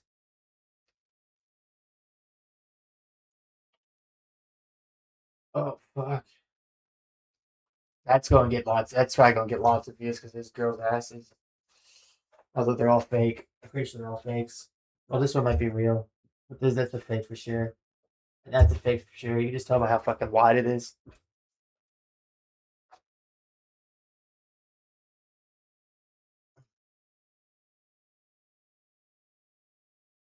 But watch it up. I'm more of a kitty man, but Welcome back to the Papa Meat channel. How you doing? How you doing? Come in and sit down because today we're going to be talking. Because today we're going to be taking a look at the strange and weirdest workout classes. You know, those kind of classes. Everyone wants to be healthy, kind of. But dieting doesn't always cut it. Never does. Going to a traditional gym can be overwhelming to newcomers. But fear not! Throughout the years, many people have pushed the solution to this problem by thinking of new and unique methods of getting your butt in shape. Many of them are strange and questionable, but it's undeniable that they've managed to bring in loads of people who would otherwise remain on the couch. We're going to look through some of the bizarre workout programs to see if they're truly gimmicks or genuine breakthroughs in the world of fitness. Get off your ass and let's ride! Yeah. God, growing up, you or someone you know may have taken part in Got a off my wide ass. variety of at-home workout tapes that used to be all the rage back in the day. While home fitness lessons like Yeah, my mom used to watch those. Provided fairly standard workout routines, there were many that tried to target different corners of the market. Chair dancing fitness, for example, would teach Chair you dancing. workouts you could perform while sitting stationary in a chair, sometimes while holding 2 plates that you could clap together. The big ones I remember back in the day were Let the plates break. The guy, come on, you working? That kind of thing. Push. And then there was P90X. Yeah, P90X was P90X. fucking huge. And then there was one Yeah, more. P90X is fucking massive. No, that's Richard Simmons. Yeah, he used to think, you're beautiful! And then whatever. There used to be one. There used to be like 2, the duo. But P90X was the, I want to kick my ass. That kind of thing. Being 14 and saying that. Oh, nice, dude. You got the fucking skin for the mic. He doesn't have to fucking tape it anymore. You got fucking skin for it. Nice, dude. That's cool, dude. Some workout tapes focus on very specific types of workouts, like body flexes aerobic breathing courses, where instructors would squat down and aggressively breathe out as if they just survived a potential drowning. It comes from down here. Some people need a little bit of extra motivation to get them moving. For them, they would turn to the strange selection of erotic home workouts. Love those. Put their pelvis up, and they're all wearing the one-piece thing. Doing the humps. You ever see that Jamie Lee Curtis? I forgot what movie it is. Jamie Lee Curtis and John Travolta during that workout class at the beginning. Oh. Let's think about something else. Actually, that clip is good. Linnea Quigley was known as a popular model and Hollywood scream queen in the 80s and 90s, and her breakout role from Return of the Living Dead, remember that? Showed her tits. It's awesome. Nice. First off, that movie might be one of the best zombie movies of all time, but yeah, she did a bunch of workout stuff, horror workout tapes. It was sick. To capitalize off her popularity in horror, she starred in Linnea Quigley's Horror Workout, a campy workout video mixed with cheesy horror movie stuff. It features a nude shower scene, erotic stretches, and aerobic exercises alongside a cast of zombies and other models. It's pretty sick. I'll be honest. So you're hard. The thought process is you're hard while you're working out. I think that you start hard, but then after a while you're like, oh, I'm like, this is actually working. Or maybe you're just watching, you just beat your, I don't know. Well, that's the whole thing they say is like you put up sexy pictures of women in your workout area and it like makes you work harder. That's what they say. Is that why Arnold had like really buff dudes next to him? Maybe. Darren's not gay. Maybe he is gay. I don't know. You're beautiful. Come here. Come here. There's also an awkward routine created by Joanna Warbeck that simply involves going out in an open pasture and skipping while waving your arms. The whole idea is that you are supposed to mimic the movements of a horse to elicit a feeling of freedom. Additionally, to get the maximum results, you must mimic the horse's diet as well. I remember when I was a kid, I watched this fucking. I can't find it on YouTube. It was a lost fucking video. It was called like Professional Skipper or something like that. A day in the life of a professional skipper. And the guy skip everywhere he goes. They did sponsored by Skippy's peanut butter and shit. I can't even find that video, dude. Nothing but grass. I added that last part, but still, you could. If you ate nothing but grass, I think if you ate nothing but grass, it'd kill you. I think it would like clot in your. I don't think you could digest it. Yeah, to blow up. Prancercise preaches spiritual connection to nature and to distance yourself from monotonous routine of industrial gyms. Hanging out with horses. Prancercise created the workout in 2012 and created a workout video to show off her technique. The video went viral for its ridiculousness, which landed her on the news, making the exercise even more popular. Would you do that? So far out of all of them, which one would you do? I'm doing the horror one, dude. Yeah, I was gonna get say. a big titty beard. Also, she. I want to get hard while I'm doing jumping jacks. Flopping up and down. Boing, boing. This video is sponsored by ExpressVPN. ExpressVPN is rated #1 by US News. ExpressVPN into your hack. Yeah, ExpressVPN is probably the best VPN. It makes your internet faster too. Each video it's actually weird. They have evolved this video and back. It makes your internet faster for some reason. Not just a thing of the past. They have evolved into something completely different for the Here's your modern VPN slowed down. Body Girl Fitness is a YouTube channel that offers viewers a very unique workout experience. Each video usually has a skit or theme that plays into the type of workout you'll be doing. The Pop That Ass workout involves a lot of core workout and twerking, while the Couch Potato Killer workout has a lot more punching and kicking. You give me boom and a crack and a boom and a crack. Come on, boom. Yes, scare hoes. Bring it back, bring it back. Scare hoes. Bring it back, bring it back. What's going on? No, seriously. What the fuck's on their garage door? What the fuck are those? Is this so they don't fucking hit their legs off that shit or something? What the fuck are those things, dude? I just so they don't hit their legs off these fucking old ass hinges. A really old fucking shitty door, man. I used to do garage doors. I've never seen these fucking things at all, dude. Bring it back, bring it back. What's going on? No, seriously. No, I'm serious. What is going on?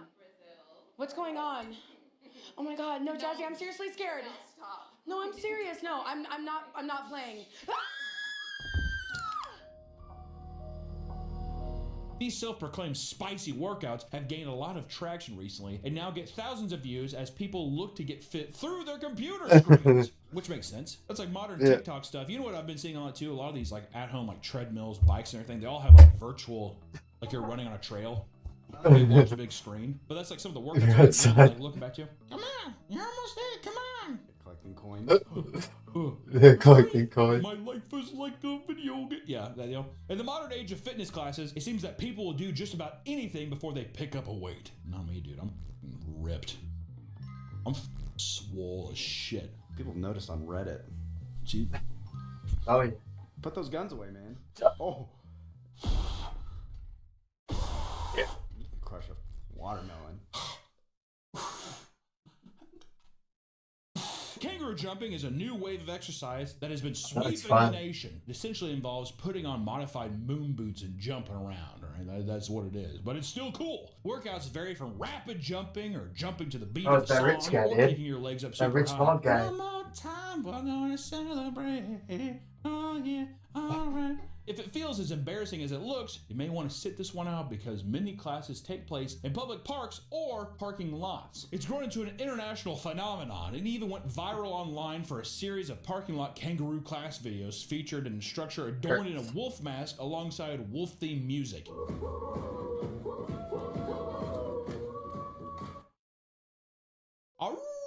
What really really draws people in are supposed benefits, which include the claim that kangaroo jumps reduce running injuries, making it easier for people to do cardio. While studies show that it aids in reducing injuries in novice runners, there are no long-term studies confirming it has any actual impact on reducing injuries as a whole. A workout that because running have does some cause benefits, lots of however, energy to is your fucking cardio legs. drumming. The name might sound intense, The but it's shock of, actually like, your super body simple. being All you need is an around. exercise ball and 2 drumsticks. Classes usually involve people drumming to the beats of songs for long periods of time while dancing around the ball.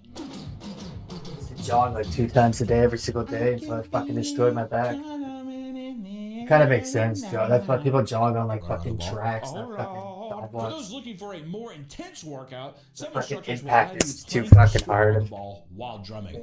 It might seem ridiculous, but there are some studies that show the exercise has significant benefits for cardiovascular health, hand-eye coordination, and stress reduction. Cardio drumming is also a great option for kids and older people, as it's super simple and low intensity, easy on the joints, all that jazz. And as people start to turn out new ideas, as people start to run out of new ideas, modern fitness classes become increasingly absurd. Bungee fitness classes strap you into a harness so that you can jump, squat, and literally fly around the goddamn room. It's ridiculous. The class isn't as inclusive, as people who are too overweight cannot join the class due to the potential safety risk. Fall on the goddamn ground like a sack of bricks. Many classes list the weight limit as 240 pounds, with some allowing 300-pound participants. The more weight, the higher potential for damage being done to the structural integrity of the building. One class even apologized to people who were too big to join, explaining that they had consulted engineers about reinforcing the building, but were told it wasn't possible. In that category. Oh, okay. Reinforce the Maybe it was building. just instructors telling people they couldn't. Just like, sorry, we had engineers come out, we can't. Yeah, an engineer, a guy who built the building, said that the building will literally break. It'll cause the building to break. Me and all these petite people, we're gonna jump around for a bit. You can watch, but don't move. Dear God, don't move. Despite that, it's still super popular and has a long list of benefits, including building muscle, improving posture, better balance, and weight loss. Sometimes it's good to step back and separate yourself from all the insanity of some workout classes and go back to the classic, like yoga. As you can imagine, however, some people are not satisfied with just basic yoga classes. They can spice things up with goat yoga. goat. It's exactly what it sounds like, yoga with goats. People claim that it's great for lowering stress and strengthening your core. There's also goats in the room. What they don't tell you is that the major risk of being in the close proximity of a farm animal is people regularly get peed and pooped on, which has led to having some asthma attacks or even vomiting. There's also a goat in the room. Not to mention, goats are extremely stubborn and will bite, ram, and climb all over you, leaving bruises and cuts from their hooves. The craze was super popular roughly 10 years ago and has been going strong since then, with multiple ranches being built for the sole purpose of goat yoga. There's also a goat there. Do you think the instructor's a goat too? I would be pissed if not. I'll just go with a little headset on. I'm just doing downward dog and shit with goats in the room. I think we can handle ourselves a bit. Another weird form of yoga is laughter yoga, which hardly involves any yoga at all. It's basically just a string of simple breathing exercises.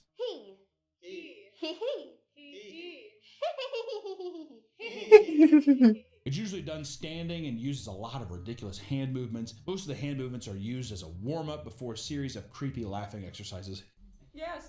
Hi, my name is Vicky. And I have breast cancer.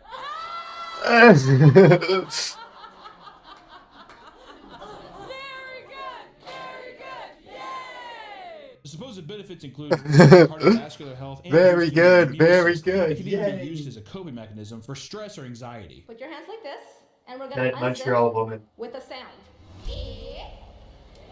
Gonna open it up. Take your brains. She's Spanish. What the fuck? Why is she in the French part of Canada? And then wash.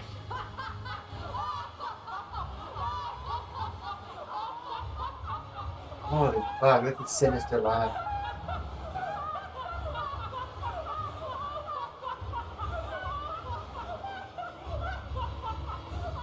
This exercise has a very cult-like following. Many who practice it believe it can cure almost anything.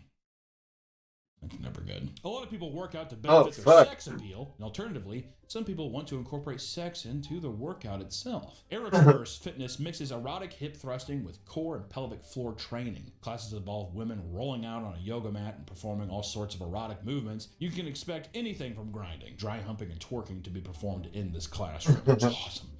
The whole purpose is to promote holistic sexual wellness and health, which claim to make the your sex fuck? life better. People believe that this They're specific scissoring. type of exercise brings them closer to their partners and is spiritually enriching, equating to a healthier body and soul. What the It is fuck, extremely dude? popular in countries like Russia, where content creators post TikToks that gain millions of views. Most of the comments think that the whole thing is weird. However, there are a few that get sucked in.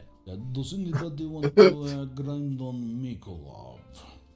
You look sexy, little baby. Come here, my little cherub. If you thought a Roboverse was freaky, wait till you hear about Sexercise. The main purpose of this workout is allegedly to strengthen couple bonding. Allegedly. If you can actually sit down and watch a workout video, you'll see that it's basically just borderline with clothes on, Miss Tybo.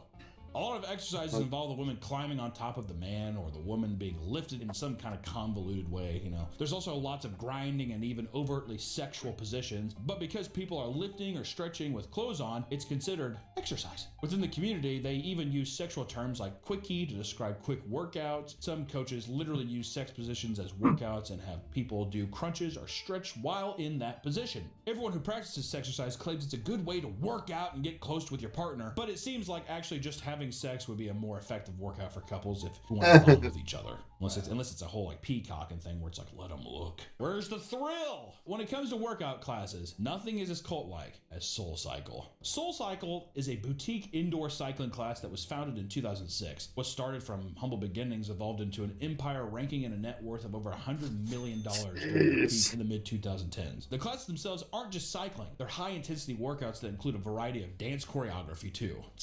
It's absurd. A typical spin class consists of loud music and an instructor that leads the group and motivates you to keep going.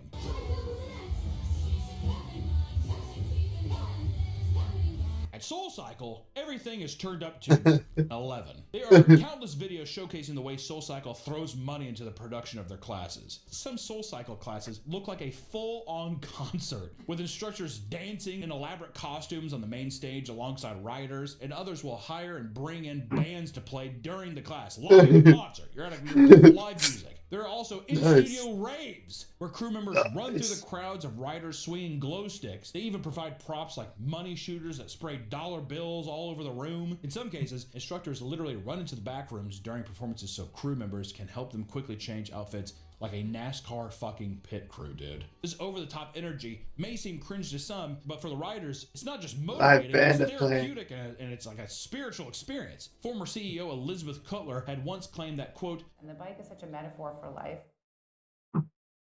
What the fuck? Rave music. Some instructors will go into passionate motivational speeches during their classes, screaming at the riders that they're strong and they're valued. Even though life might be kicking us down right now, even though sometimes things get a little religious. Watching God move during my cycling to keep people moving. class. Psalm 118:6 says, "The Lord is with me, I will not be afraid." On TikTok, people gush about how valuable. And why does the classes fucking have fear been, exist? with one comparing the classes to a fucking synagogue. I just got out of synagogue. It's this small reform synagogue called SoulCycle West Hollywood. And the rabbi's name is David. And he had the most third eye-opening sermon. SoulCycle. Writers often admit online that the classes have changed their entire lives for the My better. vibration in life. The way that they can scream and sing along with other writers to let go of their problems. They've even claimed that they've chosen SoulCycle over actual therapy. I'd be better. You're exercising. You're partying. You're having fun.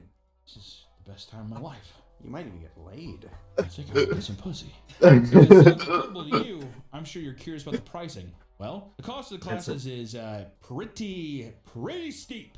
A single SoulCycle class, which lasts about 45 minutes to an hour, costs about $42. While it's true that the Wait, $42 or $4,200? the hearts and minds of their riders. Wait, did you say $4,200? A single SoulCycle class, which lasts about 45 minutes to an hour, costs about $42. While it's true that the Well, I can't see. Did it say 4,200? Did it say 4,200 or 4,000? 42. Because 42 is pretty fair because it's less than $1 a minute. That's pretty fair. Pretty steep. A single SoulCycle class, which lasts about 45 minutes to an hour, costs about $42. While it's true that the 4,200 process totally captures the hearts and minds of their riders, it's the instructors themselves that keep them coming back for more. It's not an understatement to say that more instructors at SoulCycle are idolized and treated like celebrities because of the charming and motivational persona they put on during the class. Stacy Griffin, one of the most well-known instructors, would sell out in a matter of minutes. She was so sought after by a number of celebrities who exclusively wanted to ride alongside her. Leo? Johnny Depp? People have claimed that Stacy could make the most reserved rider temporarily enter a trance-like state where they work harder than they've ever worked before. And for SoulCycle, their instructors are their biggest moneymakers. Top instructors can be paid up to $400 per class. Stacy, however, made a staggering $800 per class. Because they were essential for $800 for SoulCycle's 45 success, minutes? master instructors were treated like Hollywood stars. They would act like it too, partying all night and popping Adderall in the morning to push through their classes. This company culture ended up inflating their egos to the point of giving them a huge god complex, similar to many cult leaders. Some admitted that the fame made them feel like they could do anything that they wanted to with no repercussions. And one reporter claimed a male instructor gave her a spin class lap dance by gyrating all over her handlebars of her bike. You like that? While she was uncomfortable about it, their other riders squealed with joy. That's spinny. You're so lucky. His dick all over it. He's like, Mike's the Magic Mike's on. Others would openly fat shame and use homophobic and racist slurs, and in one case, a master instructor referred to a black woman as Aunt Jemima. Oh fuck! Yikes. Oh my One staff member was tasked with giving their star instructor Lori Zuckerman. They called some black woman fucking Aunt Jemima. Holy fuck, that's racist. Across the room and shouted, I grew up around Aunt Jemima, dude. Fucking best pancake sauce ever, dude. Sleep with their riders, something that the riders would brag about to the other riders. Was it Aunt Jemima like a fucking slave or something like that? Shut up. Who put this kiwi in here? SoulCycle riders long to be close to their favorite instructor. Yeah, I think she was, Highly dude. sought after. Aunt, I'm not sure. Aunt Jemima.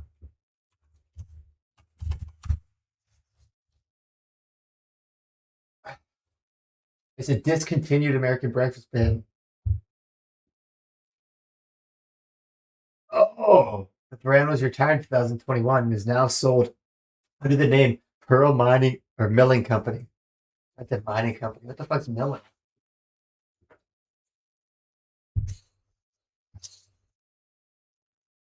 Oh, this was her, dude. Nancy Green. Wait.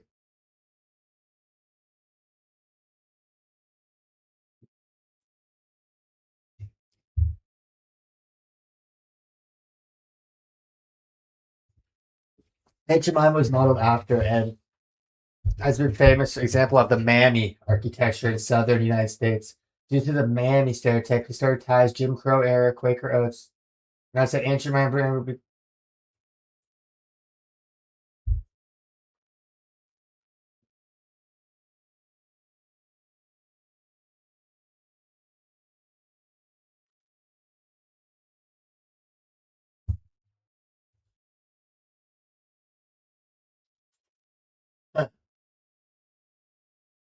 Aunt Jemima was based on a common enslaved mammy archetype. Holy fuck, dude. That racist fucking drawing, dude. Oh my god. Mama's wedding day. Oh, sweet, dark. Oh, fuck. Oh my god, dude. What if, about time, fucking Wikipedia. Genius fucking invention, dude.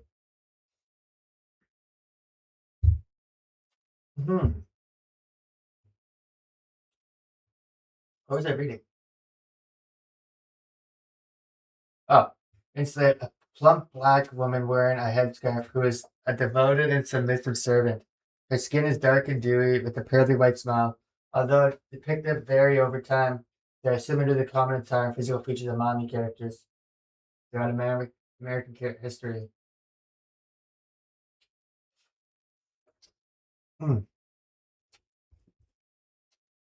Coveted front row. It introduces a type of cycling hierarchy where the most hard-working people are granted the ability to help lead the rhythm of the class. People will come to class extra early just to be the first ones to charge towards the front row bikes. For them, having their hard work praised by their instructor is everything to them. The most passionate ones even purchase $55 front row tanks from their merch store. Awesome. Front row. Been said that instructors purposely keep the most attractive riders in the front row, often taking less desirable riders who switch spots to achieve this. You love the energy? Let's put you in the back.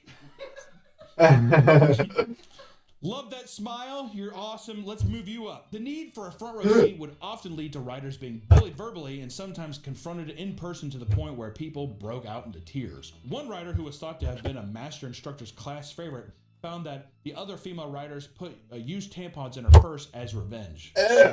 Soul Cycle is not nearly as popular as it was a decade ago. Poor business decisions and a string of controversies regarding their company culture and the effects of COVID lockdowns impacted them harshly. While still profitable, their numbers dwindle as they attempt to mimic the success of companies like Peloton and by creating bikes for home use as well. Listen, guys. Yeah, but those are fucking a lot of overpriced, home dude. Those are workout fucking like programs can feel like a gimmick, right? My Peloton Sometimes bike's it like feels $2 People grand. would rather do anything and pay anything just to avoid going to a traditional gym. I know I would. But you know what? Any way you can do something to just be more healthy, I say try it. While many of these can seem silly, at least it's motivating people to take that first step and make an effort to get Look at healthy. these I little suppose add-on there's no things. harm in that. Except people like, you know, Boost the whole Cycle volume. thing was probably a bit crazier. All in all, Cinema mode. not a bad idea to Spin, just pop get up up and be a player, little active. But speed, until video next time, my filters, friends, stay active, screenshot, stay healthy, keyboard shortcuts, and options. and Tybo. Can we remove See you this next thing? week. It's a bit What would be annoying. your workout if you had to make one? My workout would be tying a noose and jumping off the highest part of your, just killing yourself. That'd be mine. That's the restaurants. Welcome back to the Papa Meat channel. How you doing? How you doing? Come on and sit down because today we're getting lunch. Well, at least that's what I try to do. Every once in a while, I like to take my employees out to a nice company lunch. Sometimes we go to fancy Italian places, but mostly we go I've never been to a garbage company fast dinner. food and other things that are very unhealthy. But today it was going to be a treat. I was going to take my boys to Hooters. A little meme, right? Go to Hooters, you laugh. Oh, we haven't been here in a while. Only to find that Hooters in the Kansas City area was closed. Yeah, there's none. They're gone now. Did we let this happen? I was completely appalled. I had been to that Hooters for my entire life. My entire life I've been to that Hooters location. It's been Never revamped. been to one. I gotta go to Just one, man. everything. All knowing that I could go see some middle America women with big serve me mediocre chicken wings. It's a staple. It's gone. And it made me think about Hooters as a whole. What's happened to it? Where is it gone? And that's why today we're talking about the downfall of the restaurant. And for any of you who The maybe restaurant. are, I don't know, you said don't know what Hooters is, let me give you a rundown of one of the greatest restaurants on planet Earth. This genre of restaurant started with the origins of Hooters in 1983, when 6 men from Clearwater, Florida, opened a place that, quote, they couldn't get kicked out of, according to the Hooters website About section. So it was a bunch of Floridian guys basically being like, can we just open up a place we won't get kicked out of for Ool and the girls? Come on!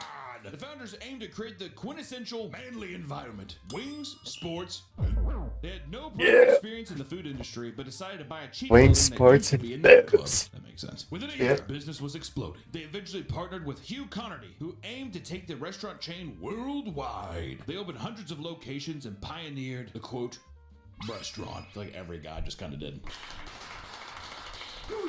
Hugh, you good man. They were not without their many controversies over the years. And in fact, Hooters has dealt with many. Various claims of gender discrimination. What? In one case, they were sued for their lack of male employees and had to settle for $3.75 million in a nice lawsuit. Tons of sexual harassment suits and studies showcasing the serious mental health issues attached to the Hooters girls. What, they get to smile all day? I'm sorry, you have to smile and be a little princess all day and be beautiful? Well, that sucks. Hooters truly was unstoppable for a long period of time, expanding into ventures outside of just restaurants. In 1986, Hooters released calendars showcasing Hooters girls from all over. Purchases of the calendar eventually became a way of funding the Give a Hoot campaign in 2002, donating part of every purchase to the fight against breast cancer. And then in 1987, Hooters started a television program called Hooters Night Owl Theater, starring Lynn Austin, one of the first Hooters girls who later transitioned to Playboy in 1986. Backstabbing. It was renamed to Hooters Movie of the Week, where Hooters girls would introduce movies that would play on the program. That'd be sick. Reanimator. You know what I mean? It eventually became an SNL-style skit show, providing comedy sketches until its eventual cancellation in 1995. That's a pretty good run. 9-10 years. And then in 1991, driver Alan Kulke was sponsored by Hooters for his appearance in the final NASCAR event of the year. They continued to sponsor various sports teams events afterwards, like the Miami Hooters, an arena football League teams, various other racing teams, and the NGA Pro Golf Tour. Hooters even started selling their food in convenience stores, like with their frozen chicken wings and sauces. And in 2003, Hooters created Hooters Air as a way to advertise their brand in the skies and expand their reach. People who boarded the flight would get to experience the Hooters restaurant in an airborne setting. That's awesome. Complete with the genius, traditional man. Hooters girls and their skimpy attire. Oh, to go back in time. Hooters girls were not able to sell food before they were FAA certified, and instead pushed merchandise onto passengers. They're just like, can I get some wings? What about this owl shirt? He's wearing like 6 of them. I don't see why one more couldn't hurt. Operation ceased in 2006, and Hooters of America lost $40 million due to the failed business venture. This failure was due to several factors, such as the cost of fueled operations. Do you understand how expensive it is to fly a plane? I mean, like, the jet fuel. My God. Airline competition. Do you think the Hooters airline is going to be able to compete with Southwest Airlines? Delta? And its adult theme puts off families and small children. Having a Hooters airline, it is awesome and hilarious, but you do completely ostracize the wife and kids aspect of everything. That's the fundamental process of the airlines making all of their money is families traveling to other places together. And if it's just the boys, let me tell you, you're gonna be penny pinching for a while, all right? But fresh off their failed airline, Hooters created their first casino and hotel in Las Vegas. This only seems natural to me. This is where I'm like, this is what would work. Created on the new Las Vegas Strip, the hotel aimed to rake in gambling earnings akin to its massively successful neighbors. Aside from the obligatory Hooters restaurant, it also filled the casino with Hooters girls that served food and drinks as well as acted as casino dealers. Dude.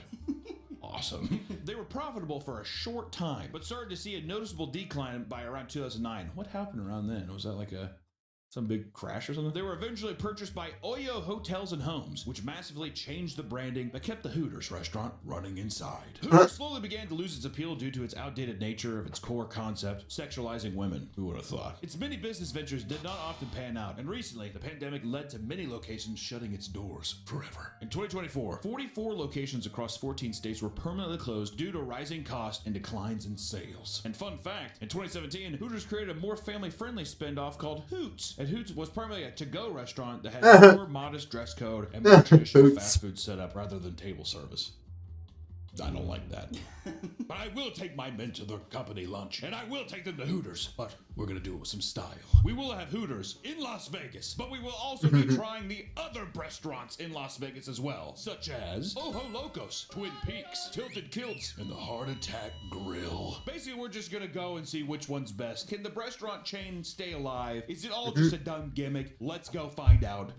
Oh, it's this video? We went to Hooters. Oh, man. The Oyo Hotel. This thing was odd. We parked and there was this like disgustingly dirty, dusty car with 2 giant cocks drawn in the dust on its windshield. That was a nice welcoming sign, but as soon as you step into the hotel, you're like, where the fuck is this Hooters at? It's a big branding outside for it. You're looking around, you're like, it feels familiar. And it's because the Oyo Hotel used to be a Hooters hotel, and they did nothing on the inside. They kept up the wood paneling, the orange lights, everything, and you can kind of get glimpses of how there might have been Hooters girls walking around, dealing cards, doing whatever, but like a redheaded stepchild tucked away in the back of a family photo, they tucked that Hooters in the deepest, darkest corner of Hooters probably wouldn't do that good anymore.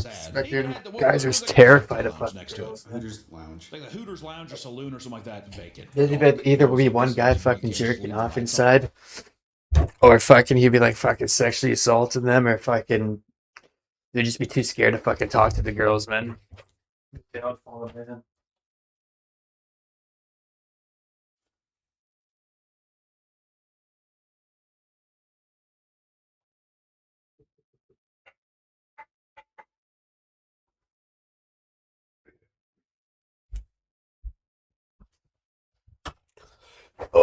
Is Las Vegas, and we pulled up to the Hooters there, and there it was in all of its glory. It was sad. It was kind of sad. It was actually very sad. It was extremely sad, and it made me think, why did we just fly thousands of miles to do this? I don't know, because I'll be honest, the food was never that good. This is my first time at Hooters. I was probably like 12. I remember one time I went to Hooters after I went to church with my mom one time. She's like, where do you want to go after church? And I said, Hooters. I went there and I was too nervous to talk to any of the waitresses. That's actually kind of cute. Like a little cute church boy.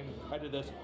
Did your mom make you take a picture with him? And you're like, he's hard. He's hard. They're slapping it around and laughing at you.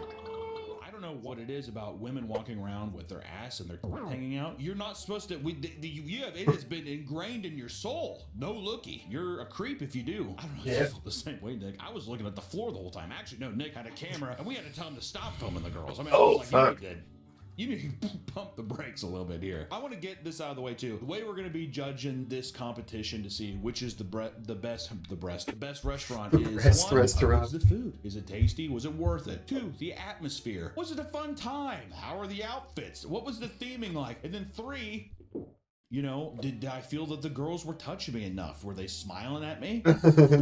Were they being flirtatious? Why do you go to a restaurant? Why? Because it's not the food. It's shitty frozen food, but you get to drink beer there. You get to watch a game, and then there's girls with come over and they're like, oh my God, hi. So I thought that would be an applicable thing. How touchy-feely is it? I'm a married man. All right? I'm just saying that's one of the aspects of why I think people would go. So are they fulfilling that part of this feels like prostitution. It's not prostitution. I'm not saying that at all. I'm going to get back to the review here. I want to say this with Hooters right off the bat. Branding is excellent. Well, first off, the Las Vegas location, when I say it was sad, that's an understatement. I mean, it was like a funeral. It's kind of quiet. It's one of those things where it's like there's a lot of noise, but there's nothing really happening. So it's just kind of like, it's a loud silence. The heyday feels gone. But loud the silence. torch is still lit, and we're here, so we're going to give it our all. And then, we kind of perked up a bit with the merch side of things, right? You see the big owl there. You put your face in this big-titted girl's cutout. And that was a lot of fun. I was like, you know what? This is a nice vibe. And then we got seated at our table, and I'll be honest, I kept the napkin. She wrote her name. Don't tell my wife. This is a nice touch. The girl comes over. She did not look happy to be there. Can I at least say that? Can I be so bold to say that? Did not look like she was having a good day. There was a very anime-esque hostess that you kept recording.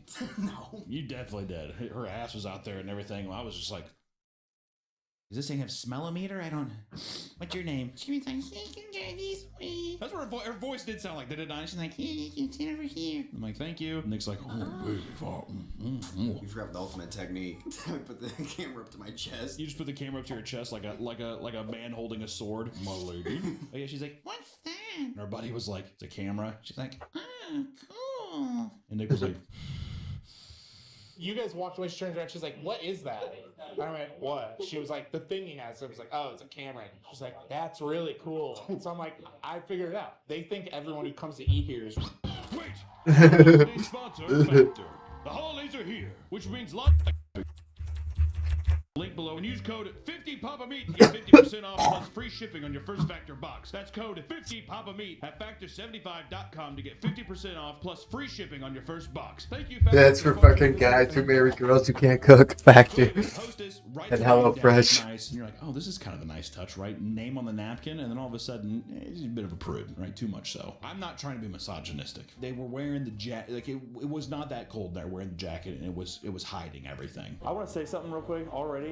The Hooters thing, they're not really showing much cleavage. What is this, a sanitized? This is what feminism has done to this country. A jacket at a Hooters? Are you kidding me? You're supposed to be cold and have hard nipples. That's what it's supposed to be about. I just want to say, if you're going to Hooters and you have things obstructing the uniform, why am I there? All right? I mean, am I wrong? You go there to atmosphere, not doing too bad. We're still on our food here. If the food is good, this is gonna be hard to beat. The ambiance in here when I was standing out there, outside looking in, does not look good, but being in here, not bad. I think we did like wings. We tried to get some samples of stuff because usually the staples at these places are buffalo wings, burgers. Oh, and like it came with fries or something. Oh yeah, we got the cheese fries. And then the little cheese fries thing, whatever. And then we got the drinks. Let me tell you something. One thing good. about their cocktails menu is they have this whole section of cocktails where the end of the paragraph is it comes with a splash of Mountain Dew. It's called Hooterade. And to me, I was like, this is one of the trashiest yet most compelling things I've ever seen in my life. And guess what? Those motherfuckers were good. As a child, I wasn't able to have all the alcohol and stuff, but now here we were men in a Hooters experiencing this for the first time, and it was great.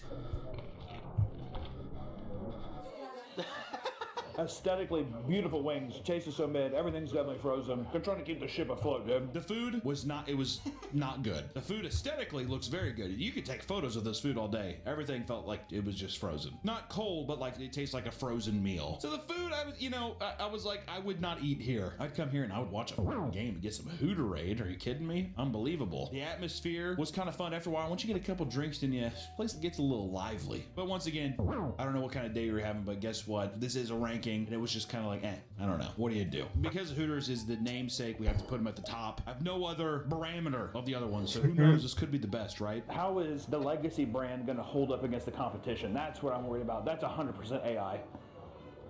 That is 1,000,000% AI. All I know is that we were there. We went to Las Vegas for Hooters, and we conquered our goal. But then this is also Nobody looks that happy gambling. You're pissed the fuck off because you're Nothing losing. would have possibly prepared me for the monstrosity that was next, which was that of the Heart Attack Grill. The Heart Attack Grill is a restaurant in downtown Las Vegas that opened its doors in 2005. Over with the goal of 350 serving pounds. catastrophically unhealthy Eat food and free. promoting it specifically to obese customers. I fit right in. While serving it to you with scantily clad waitresses and nurse outfits. This entire restaurant is themed around it being a hospital. The whole thing is that you are a fat piece of shit. If you weigh over 300 pounds, you get to eat there for free. They have a scale outside that you can step on. And then if you don't finish your food, the nurses spank you at the end, okay? And all the food is, I mean, it's crazy. They, like, all the milkshakes are like lard, like 50% lard. If you order wine or cocktails or something, they give it to you in an IV bag. And they're known for their octuple bypass burger. 8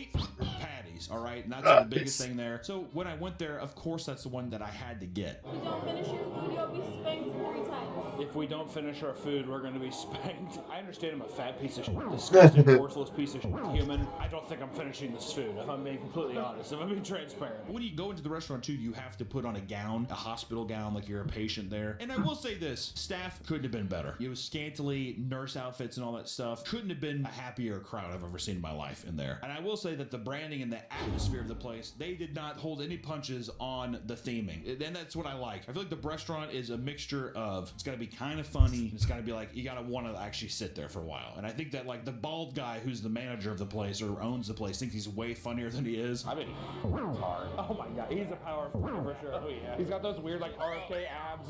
He's all red. Yeah. Oh, he's in shape. Yeah, he doesn't eat at this place. So it's like pushed way to an extreme, but yeah, you have to give him credit for at least going that far. But it is daunting. Like, I mean, after sitting in there for a bit, you see that bald son of a way too much, and you're like, I need to get out of here quick. But a couple little things too. There's been many deaths, which is really fun when you go in and sit down to eat at this place that you might not be making it out. Like in 2011, the spokesman Blair River died from a pneumonia, partly due to him being 570 pounds. So they would have spokespersons for a while. They don't do it anymore because they all drop like flies, which you could just say, you know what, bad luck. It's bad luck. But in 2012, a year later, a patient, a customer, died from an actual heart attack while eating a triple bypass burger. Reportedly, customers thought that this was some sort of staged death, and according to Dr. John, who is the CEO, I actually felt horrible for the gentleman because the tourists were taking photos of him as if it were some type of stunt. Even with our own morbid sense of humor, we would never pull a stunt like that. Other customers in the restaurant were like, oh, that fatty's having a heart attack. And the guy was like, probably like, can you imagine dying? And people were like, it's a bit. And that same year, a woman in her 40s collapsed to the floor, unconscious after consuming a double bypass burger while smoking a cigarette and drinking a margarita. Were you watching other people eating? There was one guy who grabbed like the mayonnaise and he just squirted it each bite, like oozing. The whole thing too is that it is, once again, it's I like love a mayonnaise. joke restaurant. It is like supposed to be stupidly unhealthy, but man, it was a sight to see. Also, I think they use like hospital lighting too, so it's very like sterile. It's just like the whole thing just feels kind of cold and I don't know. Also, one of them was a fan of mine, one of the waitresses, so I just want to say shout out you, appreciate you. And our waitress was really nice too. But let's get to the actual food. I want to say this, not good. When I say not good, I want to say my god, atrocious. So I got the octuple burger, and it was, I'm not even joking, it was like this big because they were all half-pound quarter patties, so it was 4 pounds of meat. They give you 40 strips of bacon, and there's 3 pieces of cheese nice. on each How much is burger. 40 I tried to strips eat of one of bacon, them, dude? and I was like, I feel sick. They were all definitely I can't go back anymore. What the fuck? like the thick frozen Touch on my burger computer. patties. Half-pound quarter patty, so it was 4 pounds of meat. They give you 40 strips of bacon, and there's 3 That's it? Holy fuck, man. 40 strips of bacon up here would be probably like $30, man. pieces of 25, cheese on each 30 bucks, burger. man. I tried to eat one of them, and I was like, I feel sick. They were all definitely like frozen burger patties, like the thick frozen burger patties that you would find at like a wholesale. Not fresh at all. It was so dry. I knew that I was not going to be able to finish the food, okay? But then I have to look forward to my waitress spanking my ass. They had like different degrees of like, you want it soft, medium, or hard. She chose the hard one. Oh, fuck.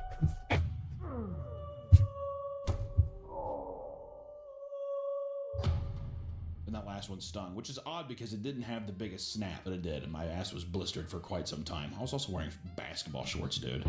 Brutal. I mean, if I had to put the Heart Attack Grill on anything so far, I mean, food, it doesn't even compete with Hooters. If Hooters is generic... That's cool. They give you a little photo too, dude. I mean, food, dude. Brutal. I mean, if I had to put the Heart... I mean, it's with a fucking really shitty fucking black and white camera, but that's cool, man. They take a picture of each one.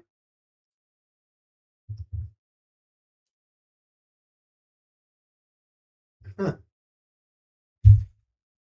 I guess they don't color fucking cameras so 2004. I mean, food, it doesn't even compete with Hooters. If Hooters is generic, I will take generic every day of my life. The atmosphere, while being fun, it's too much. I mean, it's insane. And then the waitresses and stuff, I guess for the flirty aspect, like it's a restaurant of like, it's scantily nurse outfits, but I didn't think it was actually that crazy. It's like, yeah, your shorts are up and they're like short skirts, but I didn't think it was anything too revealing. Yeah, I would say it's fairly modest. I don't know if that's changed over time, but I will say just compared to Hooters thing so far, I would say this one is just way below. Way below. Does it feel too bad to just put it at last place immediately? Why don't we, just to be fair, I'll put it at 4th. You never know. But that takes us to our next place. That was our first day in Las Vegas, and after that, the Heart Attack Grill about broke me, so we had to wait another day. But after that, we were able to start our day off with Ojo Locos at 11 a.m. Right as soon as they open. And let me tell you, Ojo Locos is Spanish for Crazy Eyes. It's a restaurant and cantina created in 2010 in Dallas, Texas that incorporates the idea of waitresses wearing revealing clothing, black mini skirts, and low-cut shirts that show their midriff and cleavage. Ojo Locos, I want to say this is just referred to as Mexican Hooters. I didn't say that. That's just what people say. That is in quotation. Someone has said that before. It markets itself to that demographic. Servers are referred to as chicas. Chica from Fortnite? Chica from Fortnite? Or Five Nights at Freddy's? It was created by one of the original creators of Twin Peaks, Randy DeWitt. We're getting ready to hit 2 properties by the same guy. Pretty good. When we went into the Ojo Locos thing, we didn't realize well, first off, I just want to say we took a taxi there, and the taxi driver was like, I've been driving taxis for 20 years. I've never heard of this place ever. I've been driving taxis in Las Vegas. I've never been here before. And not only was it a restaurant, but it's also a casino, which we were like, oh, okay, that makes sense because the first place, the Hooters, it had it's just like a restaurant in the casino. This was just a giant restaurant, and then like very sadly, it was just split with slot machines. There's something about people playing slots. It's probably cartel. It has to be one of the saddest things, like going into hospice in a hospital and then watching like veterans in wheelchairs hit the slot machine doing like a little Hector Salamanca, like, you know what I mean, in their wheelchair, having the screen and shit. We walked by the bathrooms. We were like, I don't know if this is the right spot because we didn't realize that we were going to be the first customers that day. We were going to be the first customers today, and I don't like that either. I like coming into a place and there's already some people. You know what I mean? I feel like now it's just going to be there's the one people here, and that makes me nervous. At 11 a.m., the waitresses were doing like a meeting in the morning, and they did like a chant. I was gonna say like morning prep, kind of like a get ready for work. Like, yeah, let's have a good day. And then we saw them, and I mean, to say lingerie puts it lightly. This was revealing, okay? Revealing. It blew Hooters out of the water. Woo! My God! Easily, by far the most revealing outfits. Also, I feel like I can't look anywhere besides down. I feel like a 4th grader. And I just want to say, the ambiance so far, before we actually sat down and got into it, I was like, this feels like one of the worst ones so far. But as we got into it, and as we got our server, I can't remember her name, Gretel. That's her name, is Gretel. It was, Was it someone's grandma? I was like, I cannot, this feels wrong. My wife was here, which I did tell her I was doing this, so you guys can't be mad at me. But I was definitely like, thank you. Once again, Nick with that camera. This is like a kind of place. Oh, God. So all these are, I've been playing sports books so far. Watch out, dude. And also, you know what was weird? By the time we had Ojo Locos too, it made me think about like the early 2000s of when these things were opening up. This is the same era as like Girls Gone Wild being out, and like the kind of like weird tapes and the Howard Stern show, people coming out and showing their Girls Gone Wild, Doggy Style. Snoop Dogg. This is the same era as like Girls Gone Wild being out, and like the kind of like weird tapes and the Howard Stern show of people coming out and showing their. And I'm like, of course, this is a bastion that would be popular back then, but it feels so weird now. Like I kept thinking about how odd this. Like I'm like, how is there not more people just being like, this is like we can't be a part of this? But then it really shows that that's like such a small voice in the void of men coming out and just being like, I just worked a hard day. I just want a beer and to watch a game and have some toys on my face. That kind of felt like the American dream. One thing I know is it's a lot like strip clubs where it's like I'm watching a woman be naked and like am I supposed to just be hard and like get get up and leave. Unless it's just like, there's babes, wings, and this. It's a vibe. I'm not gay. Which I guess more power to it, but it feels like such a weird concept to me. I know we talked about the sad demeanor of the restaurant and stuff and the extremely revealing. I mean, a girl walked by, I swear to God, I saw her. We were having the cocktails, which were delicious. We're going to get more in that second. I was having a cocktail. We were talking. I just looked over and I was like, almost looked like if like Homer Simpson's lip. I was like, God damn, put that thing away, dude. And that made me even more nervous because I was like, our food hasn't even gotten here yet. All right, now we're gonna have to eat at this place. I got two lips hanging out and all that kind of stuff. You can basically see a girl as she walks by. It was looking a little alarming. Yes, the cocktails were good, but you could throw sugar in any kind of alcohol beverage and it'd be fine, right? But then the food came. We got the wings, a burger, just to make it consistent. But then also we got street tacos, like Los Polos. Like it was just like a giant chicken that came with like rice and tortillas and that stuff. And I gotta say, the food was dynamite. Good. I mean, to the point where I don't know if it's just because we had the Hooter sauce and we wanted to put a gun in our mouth, or if because we had the Heart Attack Grill and we wanted to throw ourselves in front of a bus. All I know is that the Ojo Locos food was awesome. Even like just standard buffalo wings, it's insane how you can taste the difference between frozen meat and fresh meat, or even if they were using frozen meat. You better hide the secrets to that frozen meat because it is delicious. But then also even the regular chicken, I would never with the wings again. I would just get that shit. They had like the spicy green sauce. It was awesome. Even the burger was good. All in all, it was a phenomenal lunch. I mean, to the point where I was like, I felt scared for the other competition. I was like, this is that's how they get you a little bit. They get you hooked in on the good food. You have a couple of cocktails, and all of a sudden you're just like, why the fuck is this place so cool? They had a weird soccer ball drink that was just a giant tube. And you have you put your own beer on tap. All I know is after some drinks, some good food in the environment, and then even the women walk around with their and their hanging out, their and everything, it just becomes normal. And it became a very pleasant experience, and it quickly, almost immediately, dashed my way to putting it at #1, outranking Hooters in a goddamn heartbeat. Not even close. Unbelievable. If anything, it shifts Hooters down to 3 for me. I'm gonna put Hooters down in the middle of the pack now. I didn't know what was possible until this point. Here we are, Ojos Locos at #1, Hooters #3, and I'm putting Heart Attack Grill at 5. The 4 was a mistake. That should have just been under 5. But we let hours pass. We left that place. Hours and hours and hours passed, and we went to our 4th location, the Tilted Kilt, which the Tilted Kilt is just a Las Vegas chain as well, opened in 2003 as a Scottish Irish themed restaurant and sports bar. As per the theme, waitresses wore skimpy plaid kilts and tartan bras and were primarily female. And aside from the theme, the Tilted Kilt is essentially the same as Hooters, except it achieved much less worldwide notoriety. Here's the thing: we went into the Tilted Kilt. It was supposed to be. I was like, oh, it's gonna be Hooters, but plaid. You know, Bianca, Scarlett. I don't even know what to say. The Tilted Kilt was so forgettable, was it not? We went into the Tilted Kilt. It's right by the Flamingo Casino. What the fuck is all they do, stand? We went in, and it's basically just a pub. I love the aesthetics of a pub. Nice hardwood everywhere. They have a nice bar. They were playing Linkin Park in there. I was just like, dude, this is kind of my vibe. And then the waitress was kind of snooty. Very short. Very, very short-tempered. Also, all the waitresses and staff were eating. Did you see that? They were eating on this table, like munching, and she was like, what do you want to drink? Another thing too is with the menu even, there wasn't really anything that made it notably like a Tilted Kilt menu. Like Ojos Locos, it's like, sure, it might just be primarily Mexican food, but they deliver on the bare essentials, and they have specified cocktails that make it themed around the restaurant. Same with Hooters and even Heart Attack Grill. Whereas Tilted Kilt, it was just, it's just a pub. If you want that, that's fine. But to me, I'm like, if you're gonna be doing this gimmick, where's just the little other pieces, right? Like a Tilted Kilt cocktail or something, right? And I remember being like, hey, do you guys have any Tilted Kilt like cocktails? And she's like, no, we have Guinness. That's the Tilted Kilt cocktails, a Guinness. That's fun. So we did order a Guinness. I'm not a beer guy. Just want to put that out there. I know Guinness is, you have to let them sit there for 7 years before you can drink it, which we did let it do, and I took a drink of it. Horrible. We ended up getting the pub nachos and the wings. Oh, and the burger, just to kind of get a sample of it. Who cuts their fucking burgers in half? He doesn't like beer and he cuts his burgers in half. It was all cold. Like it was, you could tell it just got made, but it was cold. Like the nachos were, it was definitely cooked, but it was like room temperature. Who the fuck cuts a burger in half? Was really slow. He probably cuts a burger in half and eats it with forks and knives.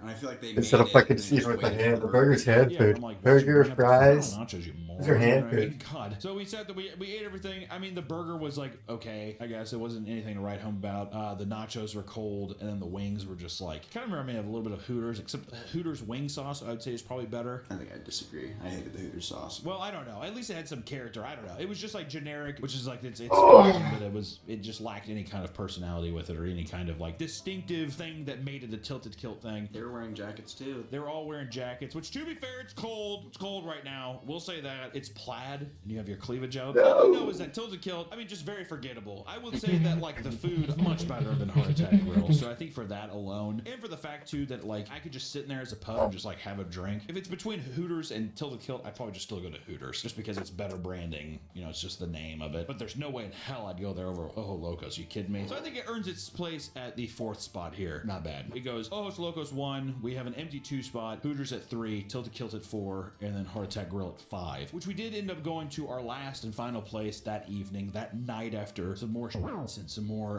you know, time. 5 fucking restaurants in one night? You can go to Holy the bathroom fuck. and wash your hands. Where's the bathroom? How would I know? I've never been here. I'll check the bathroom out. Lads. Lassies.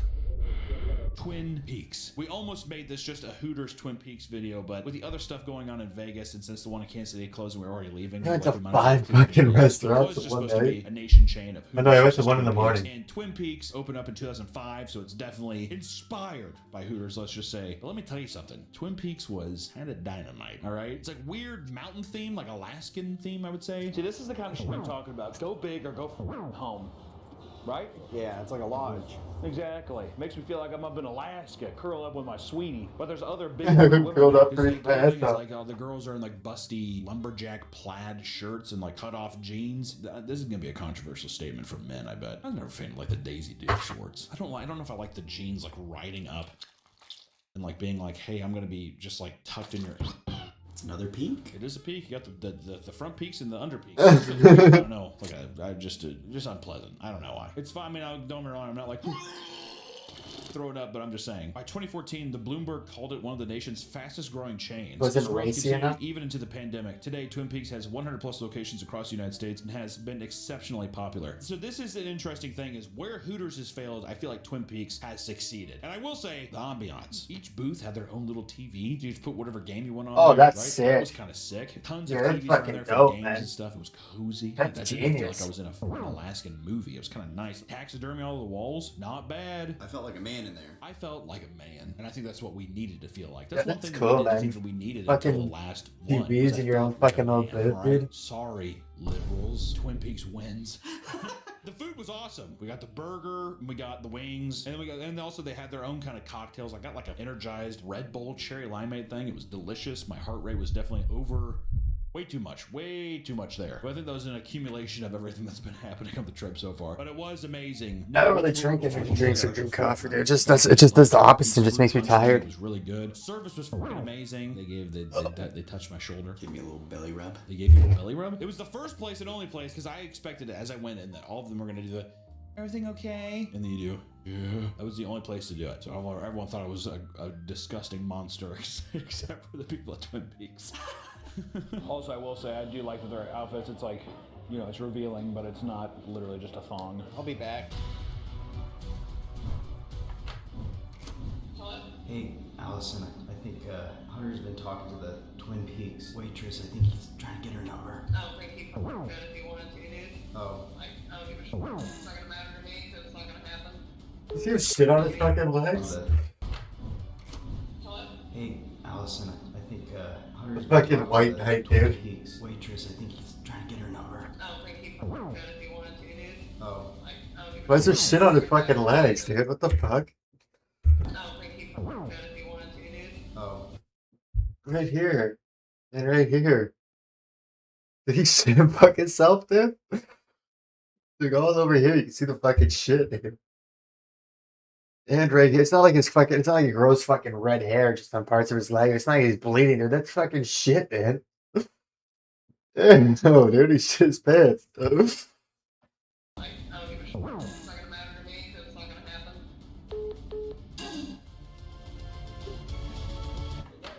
I think maybe places have stopped doing the touchy-feely, because I know that was a big thing. I think maybe they stopped doing that for liability reasons. Yeah, you can't touch anybody anymore. I mean, to be fair, it's like if you touch them, they're gonna touch you back. So good luck. All in all, it's weird because by the end of this voyage, we had seen this gimmick done so many times. But what's odd is it feels like the Twin Peaks experience was it all perfected. Not only is it done well, but it's also nationwide too. A lot of these, I mean, It's 3 cool to of see these a are only in Vegas. But to me, I was like, the food was great. The IRL outfits were video. great. The outfits were revealing, but I also didn't feel like I was like the lips were popping out and I was like uncomfortable. Like I could see myself in the future being like, "You guys want to go to Twin Peaks?"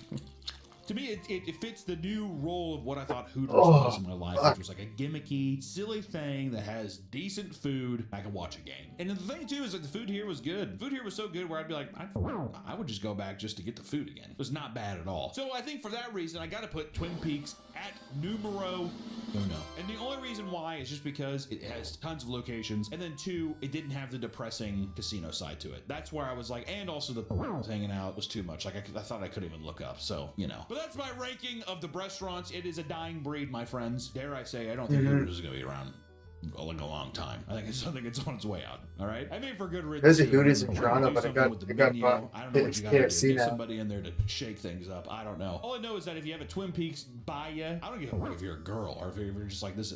I'm saying that the food is great. You got to check it out. I mean, for real. We got the Nashville hot chicken sandwich, whatever. Unbelievable. It was really good. That's our video. Ew, hot. We I got don't to eat get our company spicy dinner. food, dude. so Fuck that's nice. that. You don't even enjoy it, dude. You eat it so fucking slow. We'll watch one more and then fucking Welcome back to the Thumbnail. Papa Me channel. How you doing? How you doing? Coming in and settle down because today we're talking I gotta about fucking take a break. Everyone likes fast food. I mean, who doesn't, hours. right? If you don't like fast food, you're a coward. You know what? You're also probably one of those people who use charcuterie board, cheese. Dang, don't get me wrong. I know that every time I visit a fast food restaurant, I'm putting a little dose of death inside of me. You think I don't get that? I mean, look at America. Obesity's on the rise. Hell, it's been on the rise. I think it's just that's the trend. That's the upswing. It's not even an upswing. It's just going to rise. It's a mountain that we're always climbing, much like Sisyphus. Only we don't fall. We keep climbing. I mean, look at me for God's sakes. Put a picture of me up shirtless. You think I got that with salads? Think I got This that much with gray hair, glass of dude. water? I don't think so. And it's gotten so bad that it almost The feels like meat these fast bouncing food sandwich. restaurants are just at a point where they're trying to kill us. I mean, does anyone remember the KFC Double Down? The concept of the Double Down was, let's make a chicken sandwich. Here's the kicker. There's no bread. It's just more fried chicken. Here's the bun. It's with cheese, bacon, and along with it as well is gravy nays. Yes.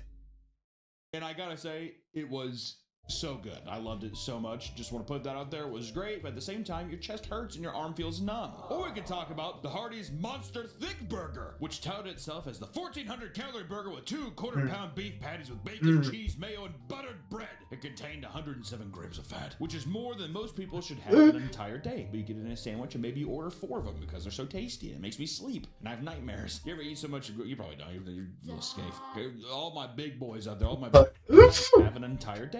And maybe order 4 of them because they're so tasty and it makes me sleep. And I have nightmares. You ever eat so much? You probably don't. You're a little scafe. His girlfriend shopping. Nice. All my big boys out there, all my big boys and big gals out there know. You look at that one dude, remember back in the days, this was an infamous video. The guy who took down like a whole bag of 40-count pizza rolls as fast as he could. That's one of those nights where those are feast nightmares is what I call them. Those things are, you're rolling around, barely breathing, you're choking on your tongue and stuff. That's when the Hat Man comes and gets you. And I think that these fast food chains aren't just using food to try to kill us. No, no, no. I think it goes far, far between. So today, I want to talk about all the ways fast food is trying to kill you. So let's talk about it.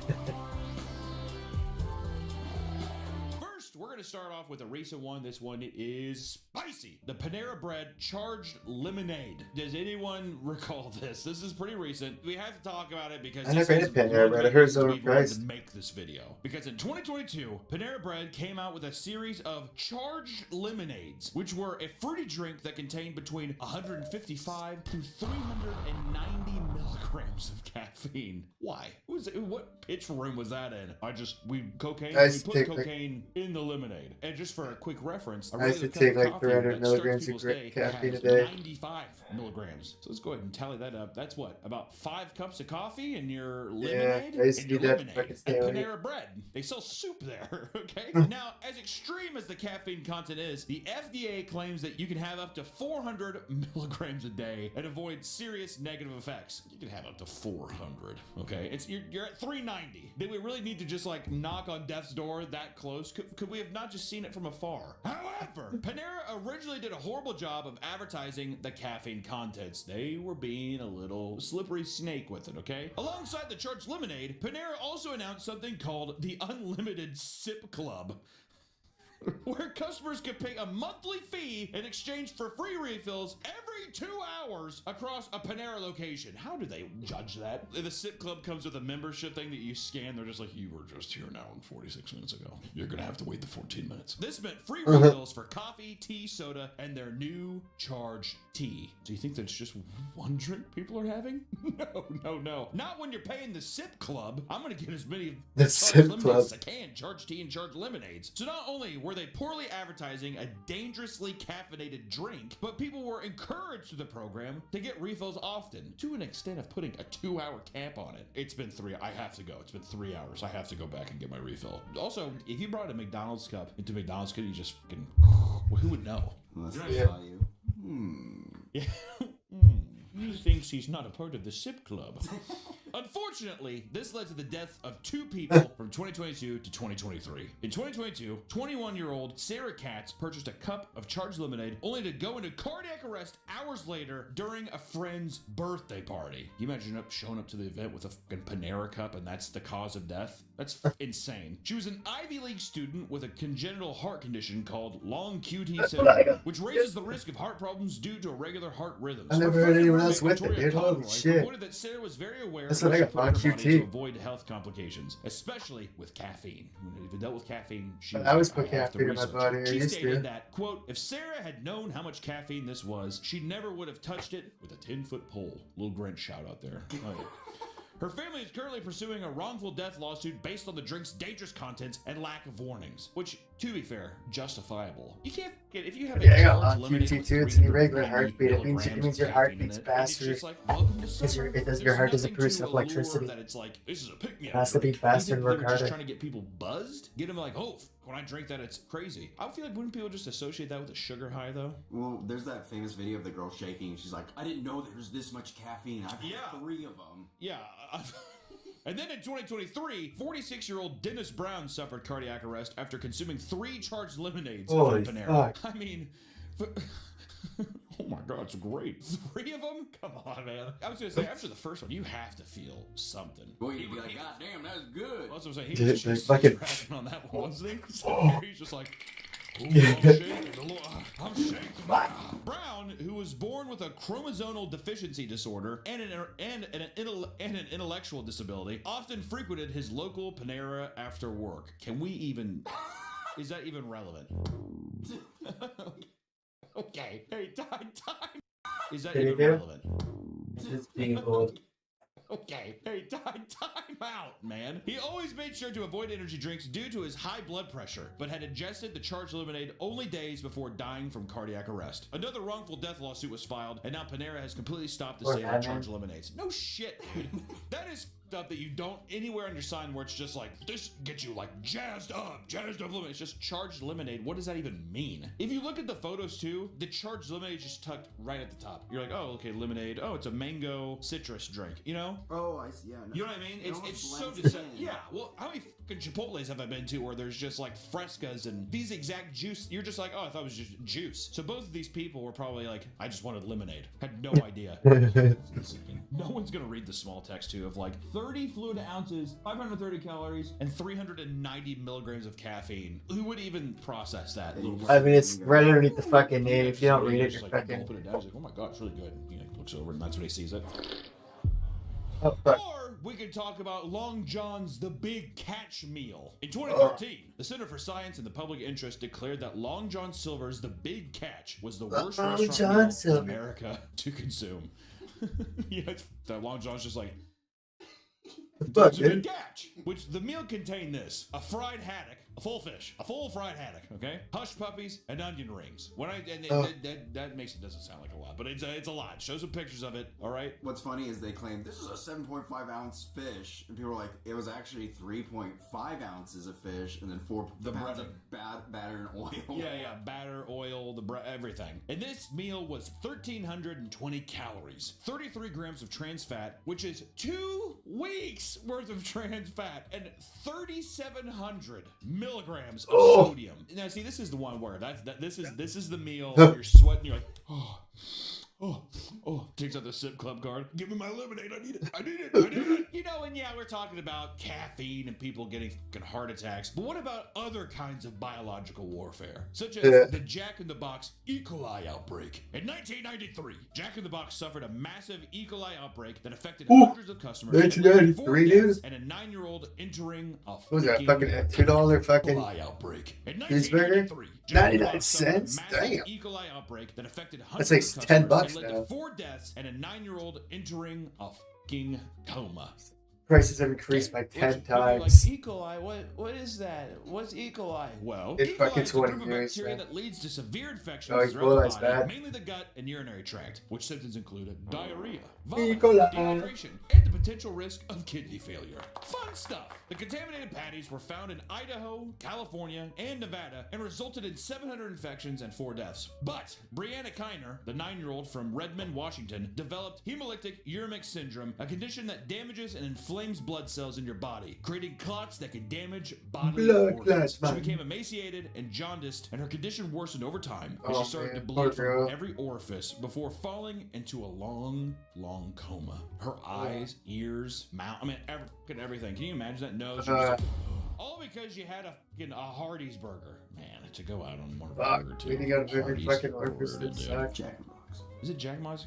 That's even worse. And to have Then you gotta a drive, Jack it in the sucks. Box burger. They're not even known for burgers. Everyone's just like, they like their tacos.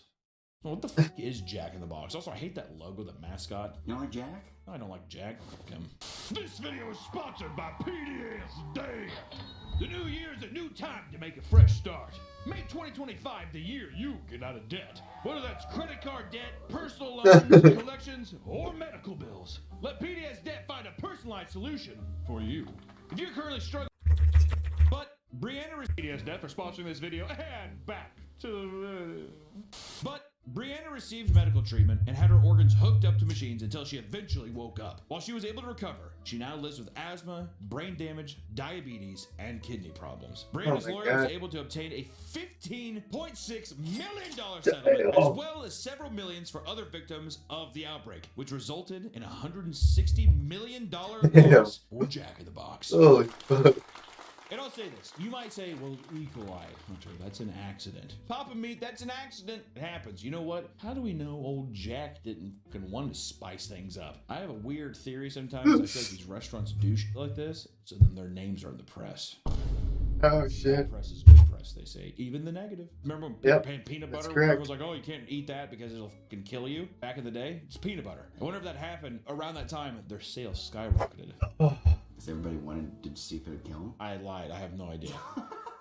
I just think that these corporations are evil, and I feel like for some reason they're just like, fuck it. E. coli in the Nevada burgers. Put it in there. The people of Nevada. And fast food restaurants are no strangers to lawsuits, guys, all right? Some of which become famous cases in the industry, such as Liebeck versus McDonald's. Because in 1992, 79-year-old Stella Liebeck suffered 3-degree burns from a cup of McDonald's coffee. See, I know that you know Oh, this is exactly why they what I'm gotta talking put about. This is a caution big one, hot. and I don't want anybody to be Yeah, this is why they have to put caution hot beverage inside coffee cups now. This one person got a fucking severe This burn. old sued them. woman with shaky hands. And she spilt the coffee on herself. She did! But maybe the coffee was too goddamn hot.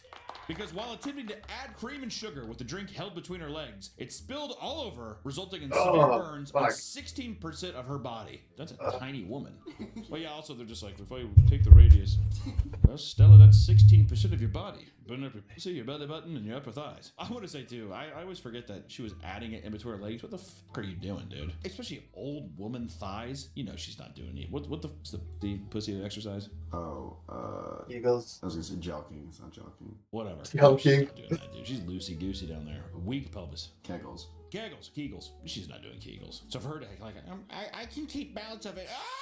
It was instant disaster. Not only did the boiling coffee also land on her genitals, did I tell you burn it? See? But the layer of skin on the affected areas burned off entirely. She was hospitalized and required skin grafts, which she refused to pay herself. Okay, now see, this is where you're kind of like, you're holding it between your legs. Okay, whatever. She aimed to have McDonald's front the medical costs, but was insulted with a measly $800 on the $20,000 she requested to settle her lawsuit. That is a spit in the face, to be fair. McDonald's is just like, we'll give you $800. She's like, what? Can you not just fucking fork me over 20, dude? McDonald's coffee was proven to be up to 190 degrees, which was several degrees higher than the typical fast food coffee. Through this, she was able to win her case and was awarded $160,000 on top of losing McDonald's $2.7 million in punitive damages. Yeah, but how'd they know how hot the fucking drink was? Earth has caution. Yeah, that's on why, it. yeah. If they would have had that, then they would have been like, we fucking told you it was hot. Also, like a couple degrees hotter. I mean, I hate to say it, you can kind of side with McDonald's on that one. Yeah. It would be different if she grabbed it. Here's your hot coffee, old woman. Ah, thank you. And then she grabs it, and then she's like, and then it spills because it's so hot when she grabs. It's so hot, I couldn't. She was like, I need it now. She puts it in her legs, and then for some reason she fucking like spazzes out and it spills all over herself. How do we know she didn't do it on purpose? Burn off her pussy lips, everything else, upper thighs and belly button and stuff. And she's just like, I'm not showboating anybody. Yeah, this is the moneymaker, not that. I'm already dead. I'm out the door. Grandma, will you go burn yourself at McDonald's to pay for my college? Yes. That's just it. Fuck McDonald's. We can talk about Burger King man slips and sues. Because in 2023, a 48-year-old Florida man won a slip and fall case that became the biggest in all of Florida history. Richard Telecki slipped on a wet foreign substance in a Burger King bathroom in 2019. It was a foreign substance. We don't want to talk about it. What's the substance? Just tell me. Back injuries from the fall. He required surgery, but during this process suffered. Oh, I remember Operation, dude. That's a classic Once game. again, that's just unhappy in the fucking airbag deployed. He found himself under serious emotional and financial struggles, no longer being fit to work in his condition. And a lawsuit was filed to Burger King as he felt it was unjust for him to front the $130,000 in medical bills. I mean, that would be tough. I'm just like, there was a foreign substance. I don't know what the that was. It was invisible on the floor. You know, I mean, there was a dead alien covered in fucking ectoplasm on the floor. I didn't know what I was doing. Eventually, he was offered $200,000 to settle, but denied this, believing that Burger King deserved a bigger loss for their clear negligence. And Burger King was ultimately found. Somebody could have just pissed on the fucking floor. Attaboy, Richard. And in order to compensate Telecki for past, present, and future harm, he walked away with $7.81 million. Here's That's a team. You know what? Put a disclaimer up as don't do this. What I'm actually saying, I'm joking 100%. Unironically, go into a bathroom, slip and fall, and sue the fuck out of the company. Everyone go to an Olive Garden and just fucking start tripping. There's wine on the floor. That's what you need to do. Operation Olive Garden. Everyone go into an Olive Garden, trip us somewhere, and say you fell on some red wine, and then cut. Yeah, that's a good idea, man. It's fair. 20%. It's not bad, dude. Is it illegal? Is this illegal? What I'm doing? Not if it's a joke in Minecraft. Insurance fraud. I mean, so I'm just joking.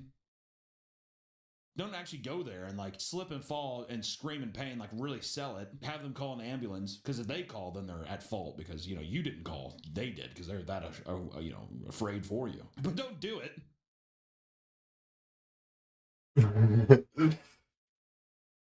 Don't do it. Or we could talk about the KFC salmonella lawsuit. This is bound to happen, dude. One of these chicken chains getting salmonella. Come on now. Also, whoever invented the word salmonella, wow, there's some stupid word. Does that have anything to do with fish? Salmon? I think of more like a salad. Ella. Does It's that like a have anything to do girl. with It's like a salmon? girl fucking It made salmon. so much- I thought it was Salmon Ella. Is that not what they're cooking? Is that not what the Colonel's cooking? In 2005, multiple people were hospitalized after ingesting a Twister chicken wrap from KFC. What the f is a Twister chicken wrap? Put a That picture sounds of it. good, man. Bring it back, Colonel. 7-year-old Monica Saman ate at KFC with her family and shared her food with both her mom, dad, and brother. Man, dude, selfless. You wouldn't see my Porky Pig ass doing that. People were like, can I try yours? no. It's a fucking Twister, dude. Come on now. Order your own. They're $3, Mom. Go get yourself another one. They were all sent to the hospital soon after with salmonella poisoning. Holy While her fuck. family eventually recovered, Monica suffered serious long-term effects. She spent 6 months in a coma and is now quadriplegic due to the brain damage inflicted to her. Oh my God. Which has Holy removed fuck. her ability to speak. What? You can't speak or walk? That actually made my stomach turn. Imagine having that happen to That's you. hell, because man. You uttered the words, "I would like a Twister chicken wrap." You know what I mean? And I'm not. I'm just saying that is insane. KFC refused to compensate the family. Why? Why do these companies do? It's so frustrating. What? Us? Us? We're at fault? Yeah, right. We're not at fault here. That's You're right. at fault. KFC refused to compensate the family, claiming that there was no record of the family purchasing this item from any of their locations. Yeah, you always need to fucking Do you get a have the receipt. Like, no, I tossed it or I put it Always in keep the food receipt. bag. It's good for an Yeah, 'cause alibi usually too if somebody tries to everyone frame keeps you. the receipt. Yeah, or like the kernels in the back. Like that fucking back in my teenage years, man. Lost my job. This did not hold up in court, however, and a slew of poor hygiene practices at the restaurant were brought into question. It's like, when do you wash your hands? Just when I shit. When I piss, it's just, I don't ever touch I just unbuckle my pants. I don't touch anything. I shake it off and I rebuckle it. So there's no point. I don't really have to wash my hands. The guy's like, good point. Okay, that adds up. Due to the negligence of KFC, the family was able to win their case after a 4-week trial. That's short. That's very short, actually. Holy shit.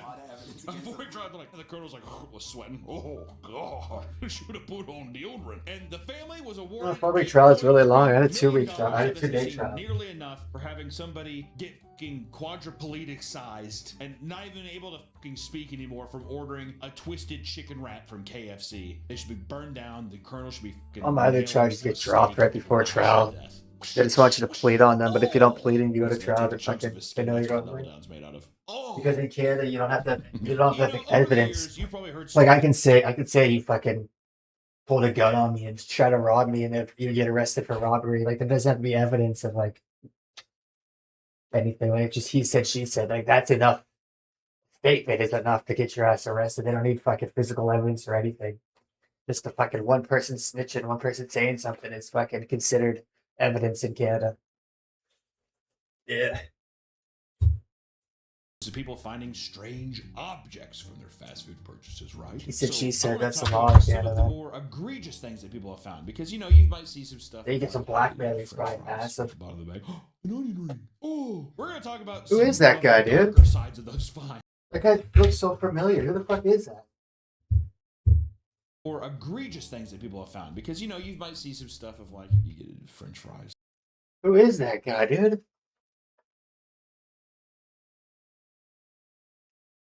Why does he have a fucking handle on his door? What the fuck's up with his door, dude? At the bottom of There's the no fucking handle on it. It's just like a flat metal piece. It's not even a door handle. Who is this guy, dude? An onion ring. Oh, we're gonna talk. Who the fuck was that guy? Is that Styropyro? No, it's not Styropyro. Oh, fuck, I don't remember him. Talk about some of the darker sides of those finds, okay? Like finding chicken heads. In the year 2000, Catherine Ortega from Newport purchased a box of chicken wings from McDonald's, only to find the head of a chicken inside. Oh, Beef, fuck. thighs, and all. It was a fried chicken head. Do you think the worker saw it and was like, looks good to me? I don't know. I mean, what's wrong with it? What is it? I see that all the time. She's the only person that's complained. God, I think I kind of would have. I would have taken a bite. I think I definitely would have just fucking chomped at the neck a little bit. Done one of those, like a little donkey tooth thing. Peeling off the skin and shit. Like the bread. I mean, I'm not eating the meat. It's just the breading is good. She noticed this, and she was plating the food for her children to eat. McDonald's offer for a replacement meal, stating, "quote I will probably cook at home from now on." She never sued, likely because her lawyers insisted that a chicken head may not be considered a foreign object if it is served alongside with other chicken parts. I mean, dude, come on, it's a fucking chicken head. Also, It's a that chicken head. photo is haunting. The little chicken head. Oh my god. Peeks his eye open. His eyes open a little bit. He's fucking fried. In 2013, Laura Clark's 3-year-old child, Aubrey, swallowed glass hidden in her Subway sandwich in Peterborough, Ontario. Holy hell. Oh, that's right by me, Peterborough. I think she went in there a couple times. She was getting macked up on by one of the Oh, guys. she's fine, man. Laura, this cold cut can be on the house if you can take you out tonight. I'll pay. Full price. He's like, no problem. And then when he comes back in, he like takes 2 wine glasses. He's like, fucking shit. breaks it and spreads it in there. She was eating the turkey sandwich when she experienced a sharp pain. The glass had sliced up her mouth, tongue, and cheeks. The child began bleeding out the mouth the next day, but eventually recovered. The next day? This was not an isolated incident. What do you mean? How the fuck do you? How do you get cut? Leave the next day. Brownsville, Texas, served Sergio Tomaz a sandwich that contained a large shard of glass. These cannot be random, isolated incidents. This has to be planned, like a Zodiac kind of killer. Yeah. You know what I mean? The cold cut killer. That's what it needs to be. That's a good name. Not bad. After biting down the sandwich, Sergio began chewing on glass. He realized what had happened and scrambled to the bathroom to wash his mouth before alerting a Subway employee. Oh my god. No, tell him. If it was me, if I bit into a big thing of glass, I mean, it would be a theatrical show. I mean, it would be, I mean, it would be like, I'd have 911 called. You know what I'd do? I'd go up to the counter and just spit a huge wad of blood and glass at them. Yeah, exactly. That's what I do too. I did one long drone.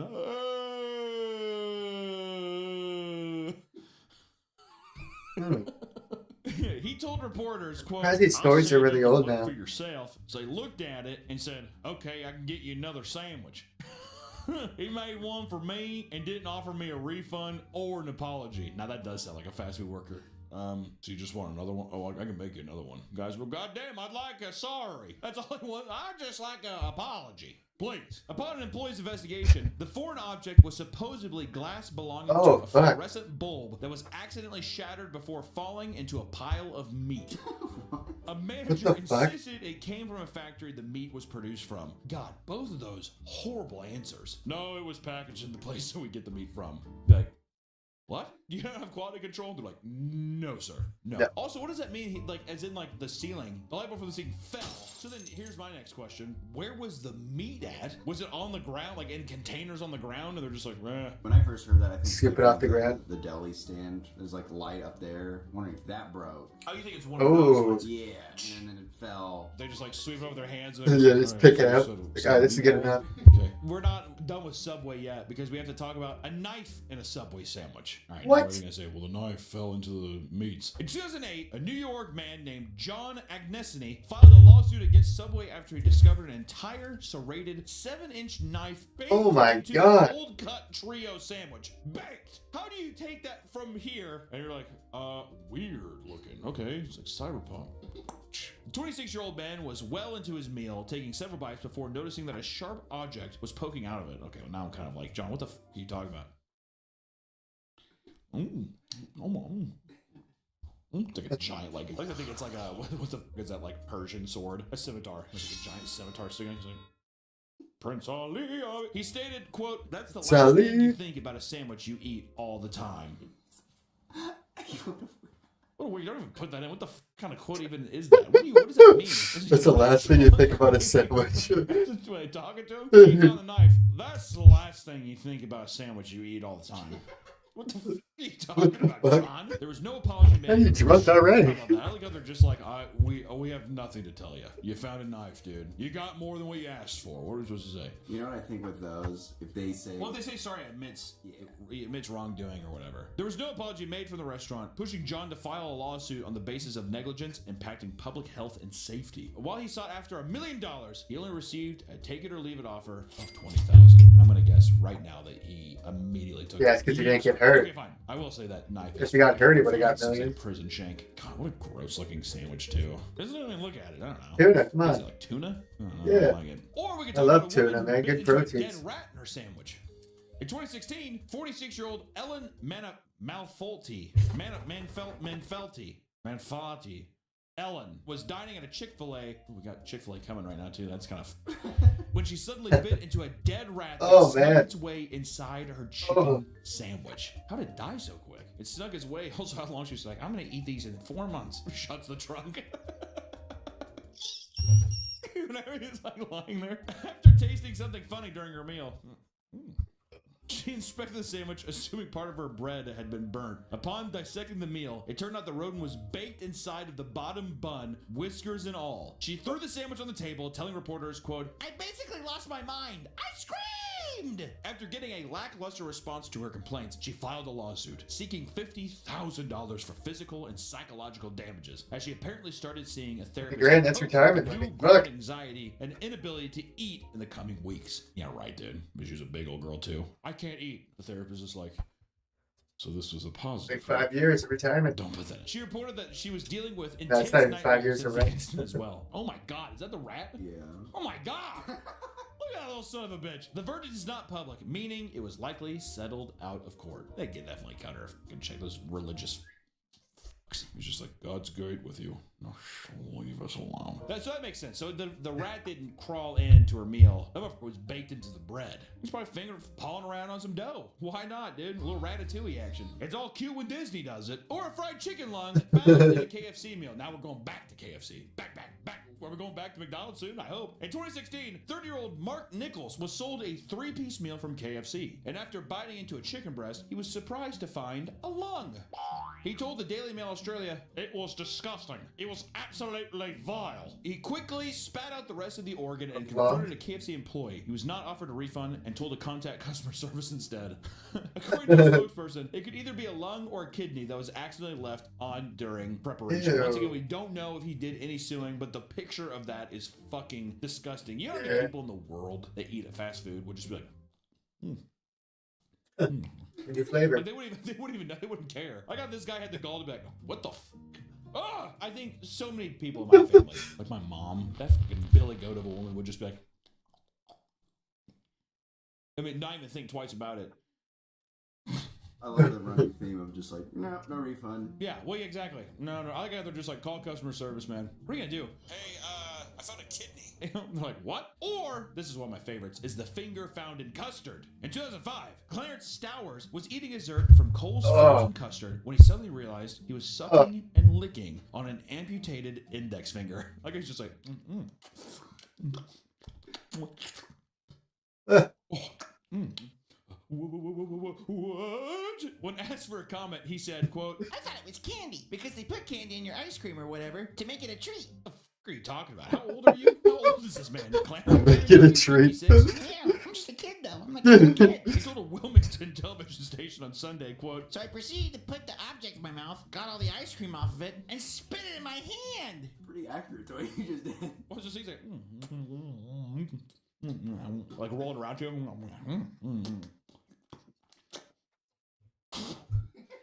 Oh, shit. Which also, if you thought it was candy, why would you spit it into your hand? Wait. He's in his booth.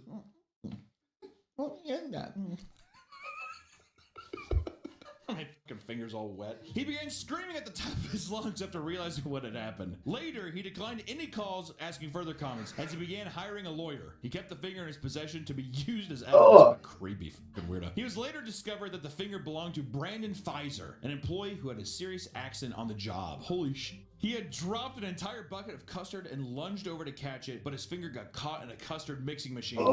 It chopped off his finger at his first knuckle. So this is a full finger. Wow. As his co-workers were assisting him, an employee scooped up custard containing his finger and served it to a customer. Like, I heard the guy's like screaming, oh! There was one guy who's just like not even giving him that guy. He's always screaming on the job. There's only a few hours before a severed finger is no longer viable to be reattached to the hand. So the employees pleaded with Stowers to return the finger so that he may reattach it. And he refused, instead claiming he would be contacting an attorney and the TV stations. This is definitely a fucking character, isn't it? Do you think he knew, like, when he handed it? Ooh, a finger.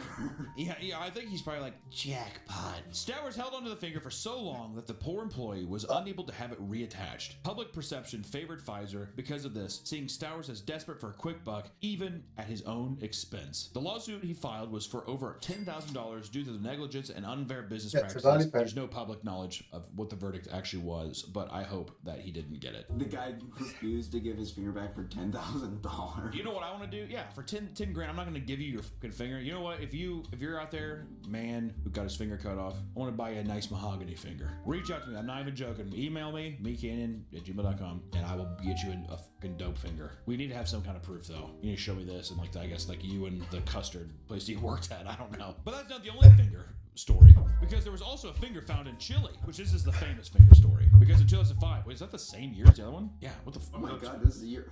You know what? Maybe the custard thing happened and the chili person got the idea. Oh, I bet you that's probably what it was. Did you hear about the thing in the custard? We should do it. Put it in the fucking chili. In 2005, 39-year-old Anna Ayala visited a Las Vegas Wendy's. Okay, so never mind. It was just Las Vegas. It was just disgusting people, casino people. Visited a Las Vegas Wendy's and ordered a bowl of chili. She began to freak out after discovering a human finger. That's what I'm saying. Remind me of the South Park She didn't put it episode. in her mouth. She's like, oh my god. Like the other guy. It was described as a 1 to 1.5 inch fingertip with a manicured nail, and investigations began. But the source of the finger was unknown. This Wendy's location started to lose all their business to the point of offering $50,000 to any information on where the finger came from. Dude, close up shop and just called it a day. Look at the guy's like, we're gonna turn this around. Over time, people became suspicious that Anna planted the finger on purpose for monetary reward. The police obtained a search warrant for her home after it was discovered that they had performed hoaxes like this in the past. In one case, she had her daughter fake an illness and blamed it on a meal from El Polo Loco in return for a sizable settlement. What, do you think you're gonna get away with this more than one time, you As this case became more and more publicized, Wendy's raised the reward from $50,000 to $100,000. Further police investigations revealed that the finger had actually belonged to a friend of Jamie, her husband, who had severed it during a workplace accident. He bought the fingertip off of him for $100 and even explained what they aimed to do with it. The co-worker even admitted that they later tried to buy his silence regarding the hoax for $250,000. How much money do they think they were going to get?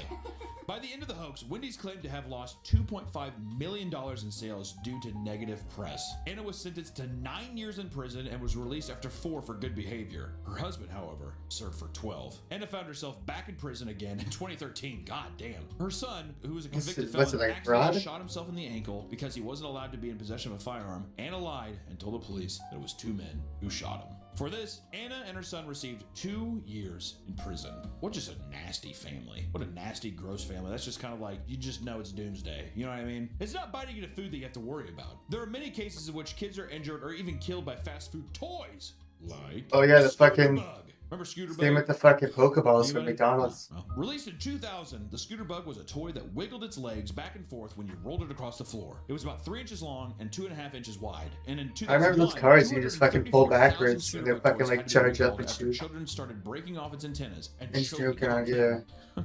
Like, they're just like. What's the fascination of it? Do you think it's just like primitive brain type stuff of like thing is size of mouth? Put inside of mouth. You know what I think it is? Maybe the brain. Scooter Bug in, and they're sucking and chewing, and then it breaks off, and then. Or we're going to talk about the Hello Kitty toys from McDonald's. Because in 2014, McDonald's was giving out Hello Kitty whistles in their Happy Meals. 2.3 million of these toys had to be recalled after 2 children sucked on the pieces to the point of choking. See, Oh, it's the sucking fuck. thing again.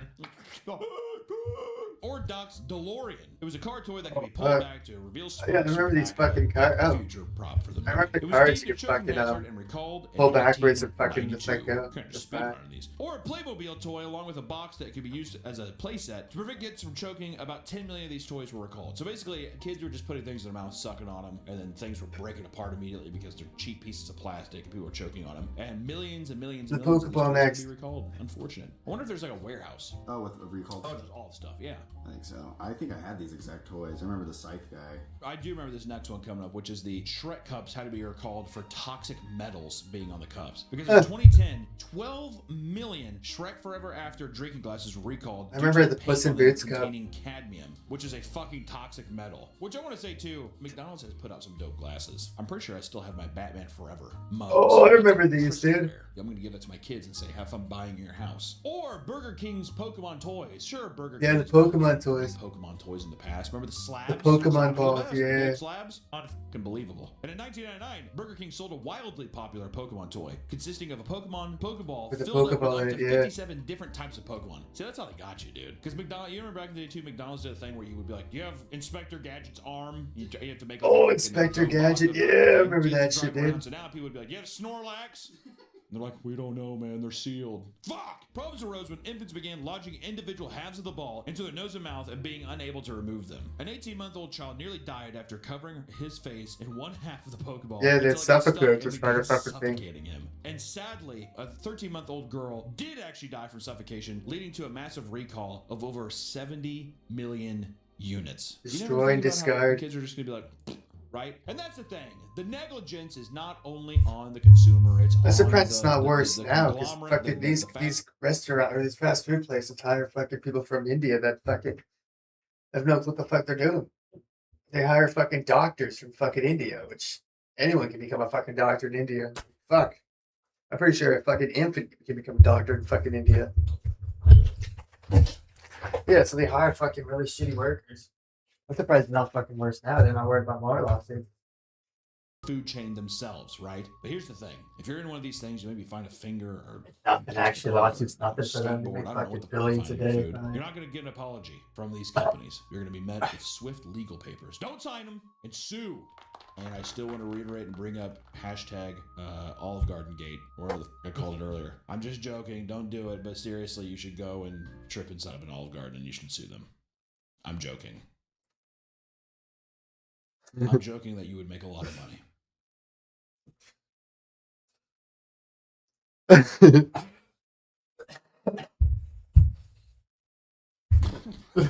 just there. Yeah. The hard techno in here. Keemstar reconstructs, rewind, locale live.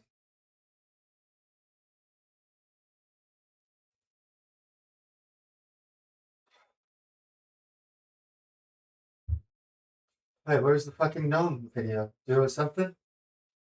And the NPC get paid.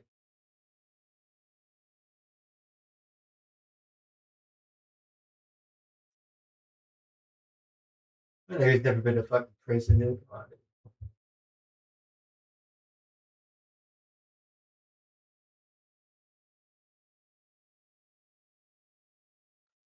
Wait, I guess we didn't get copyrighted.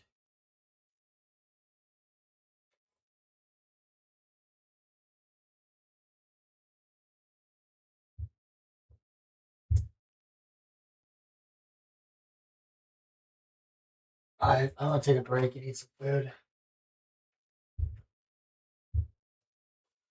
Sparkly. Ross Sparkly's hilarious, dude. Yeah, I've been sharing for fucking 10 hours. I need to let my computer cool off a bit. I'll see you guys in like an hour. Gonna take a shower, fucking eat something.